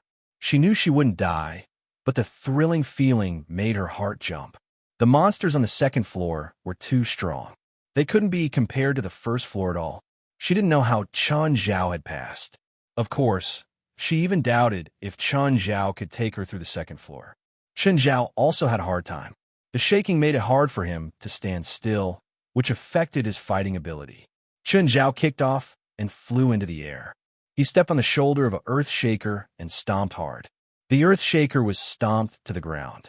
Chun Zhao used the momentum to jump and punch another Earthshaker. However, Chun Zhao couldn't land on the ground. He had to land on the Earthshaker every time. If he landed on the ground, he wouldn't be able to stand still. He had to regain his balance. Looking at Chun Zhao's figure, Helis was dazzled. She knew that Chun Zhao was very powerful and had many trump cards. However, it was different from the casual and cynical way he dealt with the mother last time. This time, Chun Zhao was very serious, even though he didn't use his trump cards. He displayed a completely different kind of combat ability from last time. She couldn't even deal with one Earthshaker, but Chun Zhao could do it easily. Of course, it was an exaggeration to say that he could do it easily, but Chun Zhao could really deal with it easily. Earthshakers weren't strong because of their size or strength. In these two aspects, Chun Zhao far surpassed them. It was the vibration of the ground when they approached. Moreover, Chun Zhao didn't just have to deal with Earthshaker. At the same time, he had to protect Helith. His ultimate goal wasn't to kill to his heart's content. Instead, it was to lead Helith to the 4th floor. Therefore, Chun Zhao's battle range had always been around Helith. Chun Zhao had been jumping around the whole time. The battle lasted for more than half an hour before it finally ended. Harold looked at him. President, do you want to rest? You can bring me to the 3rd floor next time. Chun Zhao shook his head. No need. Actually, it's quite interesting to pass the 2nd level as a duo. It's much more interesting than solo. From Helis' perspective, the entire process was extremely thrilling. But to Chun Zhao, it was only interesting. Helios shook his head with a bitter smile. The 2nd floor was rated D+, not bad. Next time, I'll find someone else to play on the 2nd floor. Let's go to the 3rd floor. The two entered the 3rd floor at the same time. The monster that appeared on the 3rd floor was the Winged Demon. But now, it was a duo, so the monsters were different too. The monsters that appeared on the 3rd floor were a group of armored wyverns. Chun Zhao wasn't unfamiliar with wyverns. After all, he'd eaten many of them. In hell, wyverns were also common magical beasts. Wyverns were used as mounts or meat sources by lords or great lords, but it didn't mean they were weak. If they got aggressive, they could still be very fatal. They were like war horses. They were mounts, but they could also bring danger to people who weren't familiar with them. Chun Zhao wasn't confident that he could protect Helith in such a situation. So, he took out the 12 stone swords and the zither. Helith looked at him in surprise. She'd never seen this before. She didn't know why Chan Zhao took out the zither. But the next moment, she knew. When the 12 stone swords danced in the air, everything in the surroundings vanished in an instant. Blood and flesh rained down from the sky. Everything around them was cut into pieces. She opened her mouth and stared at Chun Zhao in disbelief. So powerful, she couldn't even deal with a wyvern. But Chun Zhao was killing wyverns. The entire process took less than 60 seconds. The battle was over. 100 wyverns had been slaughtered by Chun Zhao. Pass. 3S rating. Chun Zhao felt that he'd held back more than last time when he tried the zither. It seemed that his magic power had increased a bit in the past few days. Okay, you've passed the 3rd floor. You don't need me to carry you anymore, right? Helith still hadn't recovered from the shock. Her gaze toward Chun Zhao was filled with admiration. That kind of indescribable power had deeply shocked her heart. President, don't you want to see what kind of monsters the duo on the 4th floor are? Chun Zhao thought about it. Then he'd go to the 4th floor. He wouldn't lose anything anyway. After entering the 4th floor, a black cloud appeared in the sky and shrouded the two of them. Then, a bolt of lightning fell from the sky. Before Chun Zhao and Helith could react, it struck Helith's head. Helith screamed and left the Tower of Trials. A huge shardbird was left on the ground. This was just then another bolt of lightning fell from the sky. Chun Zhao took a closer look and saw a bird in the lightning. A thunderbird. The bird was hidden in the lightning. It fell from the sky and landed on Chun Zhao's head. The ground around Chun Zhao was charred. Electricity flowed through Chun Zhao's body, making him feel very comfortable. In Western mythology, the thunderbird was a kind of mythical beast that was born and died in lightning. Their lifespans were extremely short. They only existed for an instant. Another thunderbird landed on Chun Zhao's head. Chun Zhao lifted his arm. Seeing the chance, he opened the mouth of gluttony. The lightning was swallowed by the mouth of gluttony. Just then, Chun Zhao felt his entire arm tremble. The mouth of gluttony was swallowing and obtaining the thunderbird's characteristics. Perhaps because of the lightning, the 4th eye on his arm opened. The 4th eye kept emitting electric sparks and pouring them into the mouth of gluttony. The mouth of gluttony was like a flamethrower, constantly brewing electricity. Boom. Chapter 10:15. However, after the lightning exploded in the sky, it was only a small circle for the entire cloud. A thunderbird landed on Chun Zhao's head. Chun Zhao felt great again. The thunderbird didn't do much damage to Chun Zhao. It could even be said to be non-existent. The thunderbird wasn't real natural lightning. It was much weaker than the 2 times Chun Zhao had been struck by lightning. Now, even if Chun Zhao faced real natural lightning again, he was confident that he could survive it. Compared to that, the thunderbird's lightning was only 1/10 as powerful. Chun Zhao had already been struck 20 to 30 times. Not only did he not feel any pain, but he even got used to it. It wasn't that he didn't feel anything, but the damage was much lower. There seemed to be only thunderbirds on the 4th level. There weren't any other monsters. 98 times, 99 times, 100 times as expected, there was a notification that he had passed. Chun Zhao felt like he was full of energy. The mana he'd used on the 3rd level had completely recovered. The 4th eye on his right arm also closed. Chun Zhao didn't know what the 4th eye was like. However, he suspected that it had something to do with lightning. Because he was a human again, a large number of 3-headed dragons appeared on the 5th level again. Chun Zhao did the same thing again. He cut through the Gordian knot and passed the 5th level. Then, he recorded it and left the Tower of Trials. President, you're out. How did you pass the 4th level? Helis had been waiting for Chun Zhao outside. I passed. The 4th level is a 2-person mode. I just have to be struck by lightning 100 times. Helis' face darkened. She'd been struck in the head by the first lightning and died. Chun Zhao had been struck by lightning 100 times inside. It seemed that the difference between her and Chun Zhao wasn't just in power. Even his ability to resist attacks was worlds apart. Jala, Padalu, and Giselle are at the headquarters, right? Yes. Help me find them. I need their help with something. Soon, the 3 of them were called to Chun Zhao. Helis also joined in the fun. President, why are you looking for us? I want to touch high-voltage electricity, but I'm not sure if it will affect the headquarters electricity. Everyone exchanged glances, not knowing what Chun Zhao was trying to do. President, if you want to feel an electric shock, the socket in the room can satisfy your needs. Zhalig wondered if Chun Zhao was a masochist. What I need is a higher current, at least 1,000,000 volts. Guild leader, what are you planning to do? I have a spell that requires a strong electric current to verify. Understood. Shall we build a power room for you? Sure. Chun Zhao nodded. How long? It will take some time. Okay, let me know when it's done, Chun Zhao said. But first, make me an accessible interface. Then let's go to our studio.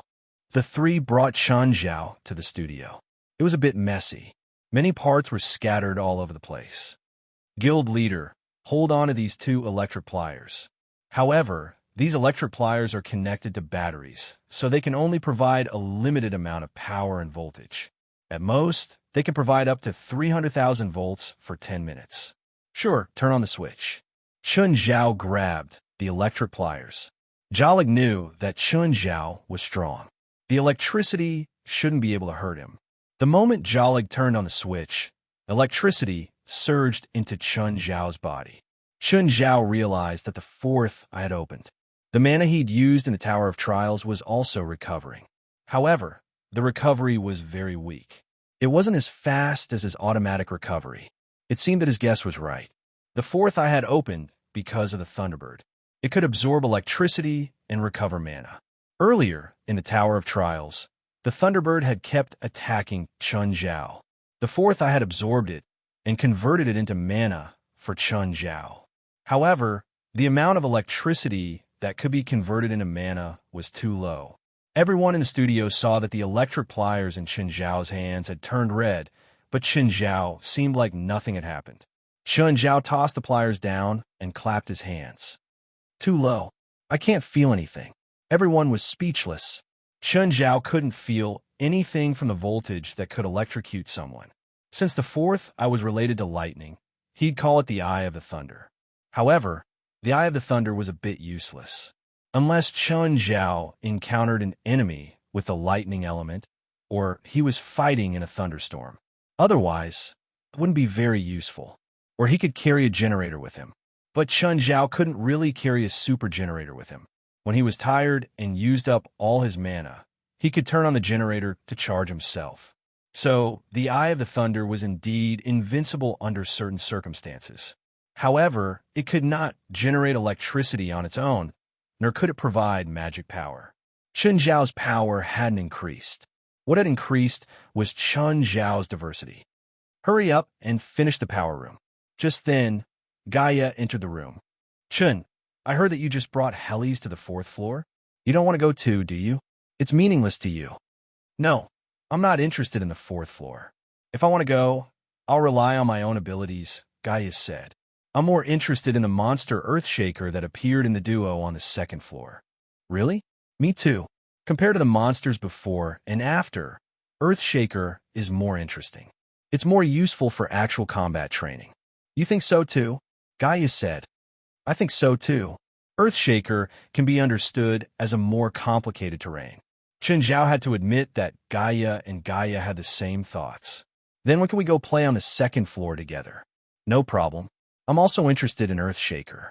Gaia and Chun Zhao were 2 completely different people. Gaia had the heart of a strong person. Chun Zhao, on the other hand, was interested. Oh, I heard that you left those 2 rookies in the Crypt Demon Ruins. They asked for it. They're just kids. Don't be too harsh on them. Gaia also roughly knew about the grudge between Lit Grove and Bonatwain and Chun Zhao. However, in her eyes, both of them were just children. They're older than a quarter of the people in the society. They're not kids anymore. You've punished them enough. I'll bring them back tonight. Chapter 1016. This was Gaia's first time in the Crypt Demon Ruins. When the supernatural organization first fought against the family, she hadn't joined the supernatural organization yet. Last time when Lit Grove and Bonatwain came to the rescue, she was busy and didn't come. Gaia had been looking for a chance to come and see this place. She had always heard about how fierce and cruel the crypt demons here were. Unfortunately, she wouldn't have the chance to see it. At the very least, there was no chance under normal circumstances. Because when she entered the Crypt Demon ruins, she took out the association's badge. The Crypt Demon was leading the way. He had no intention of attacking her. Gaia was not the type to act indiscriminately. Therefore, he could only regretfully give up on the idea of making a move. When they entered the depths and saw the pyramid in the ruins, Gaia was also shocked by this great and ancient building. At this moment, Ritter Grove and Bonatwain were like two refugees. In less than 2 days, the two of them had completely abandoned the so-called fear and disgust. Right now, they were sitting in front of the fire, roasting the earth locusts provided by the Crypt Demons. In the face of hunger, any bottom line would become non-existent. Just a day ago, they were still filled with disgust towards the earth locust. But now, the earth locust was their food, even though they could not eat the earth locust raw. You two are better than I thought. At this moment, Gaia's voice sounded. Both of them jumped in fright. When they looked carefully, they realized that it was Gaia. Although the two of them were in a sorry state, they did not collapse. Gaia was quite pleased with this. Miss Gaia, why are you here? If you come to pick me up, then leave. Really? But the president said we haven't reached the 3rd day yet. It hasn't even been 2 days, right? The two of them became hesitant again. After all, if they disobeyed Chun Zhao's orders again, now they would have to face Chun Zhao's thunderous fury. After overcoming their initial fear, they discovered that this place was not as scary as they had imagined. Thus, they'd rather obediently complete Chun Zhao's punishment, instead of running away on his own. I'm friends with Chun. I've already told him, Gaia said. So you can leave now. Really? That's wonderful. I can finally leave this place. Don't celebrate too early, Lit. You need to continue your work. Chun isn't going to let you off so easily. Lit Grove wanted to cry, but had no tears. If only he had known Chun Zhao was so terrifying. From the first day they met, he would obediently pretend to be a grandson. It was just that he was used to being domineering in the past. He thought that all teachers in the world were the same. He could bully her as he pleased. Who would have thought that Chun Zhao was a terrifying demon king? However, Ritter Grove was no longer as afraid as before, although the job wasn't that glamorous. But now, he had experienced such a terrifying thing. There didn't seem to be anything to be afraid of when he went to guard the morgue. Pack up. Let's go. Gaia realized that the two of them seemed to have grown a lot, although it was only 2 days. But they seemed to have become completely different people. Flint, Rags, and 2 earth locusts. Why are you carrying these things? A memorial, Ritter Grove said. Breathing in the fresh air outside again, both of them felt their eyes moisten. It was such a touching feeling. Don't make Shin angry anymore. He's been lenient enough to the two of you. Do you know how he dealt with the last person who tried to harm him? I know. He stuffed that person into a meat grinder. Good. The next day, Lit Grove had a good night's sleep and went straight to the headquarters of the association. Unfortunately, Chun Zhao wasn't there today. After asking, he found out that Chun Zhao didn't come every day. Just then, Gaia walked in and saw Ritter Grove. Why are you here? Ms. Gaia, I'm here to see if there's anything I can help with. If there's an operation, you participate. If not, you're busy with your own things or training. How do I train? Ritter Grove asked. West has a public trial ring. Go get it from him, and then go to the Tower of Trials. And then, you'll know after you go in.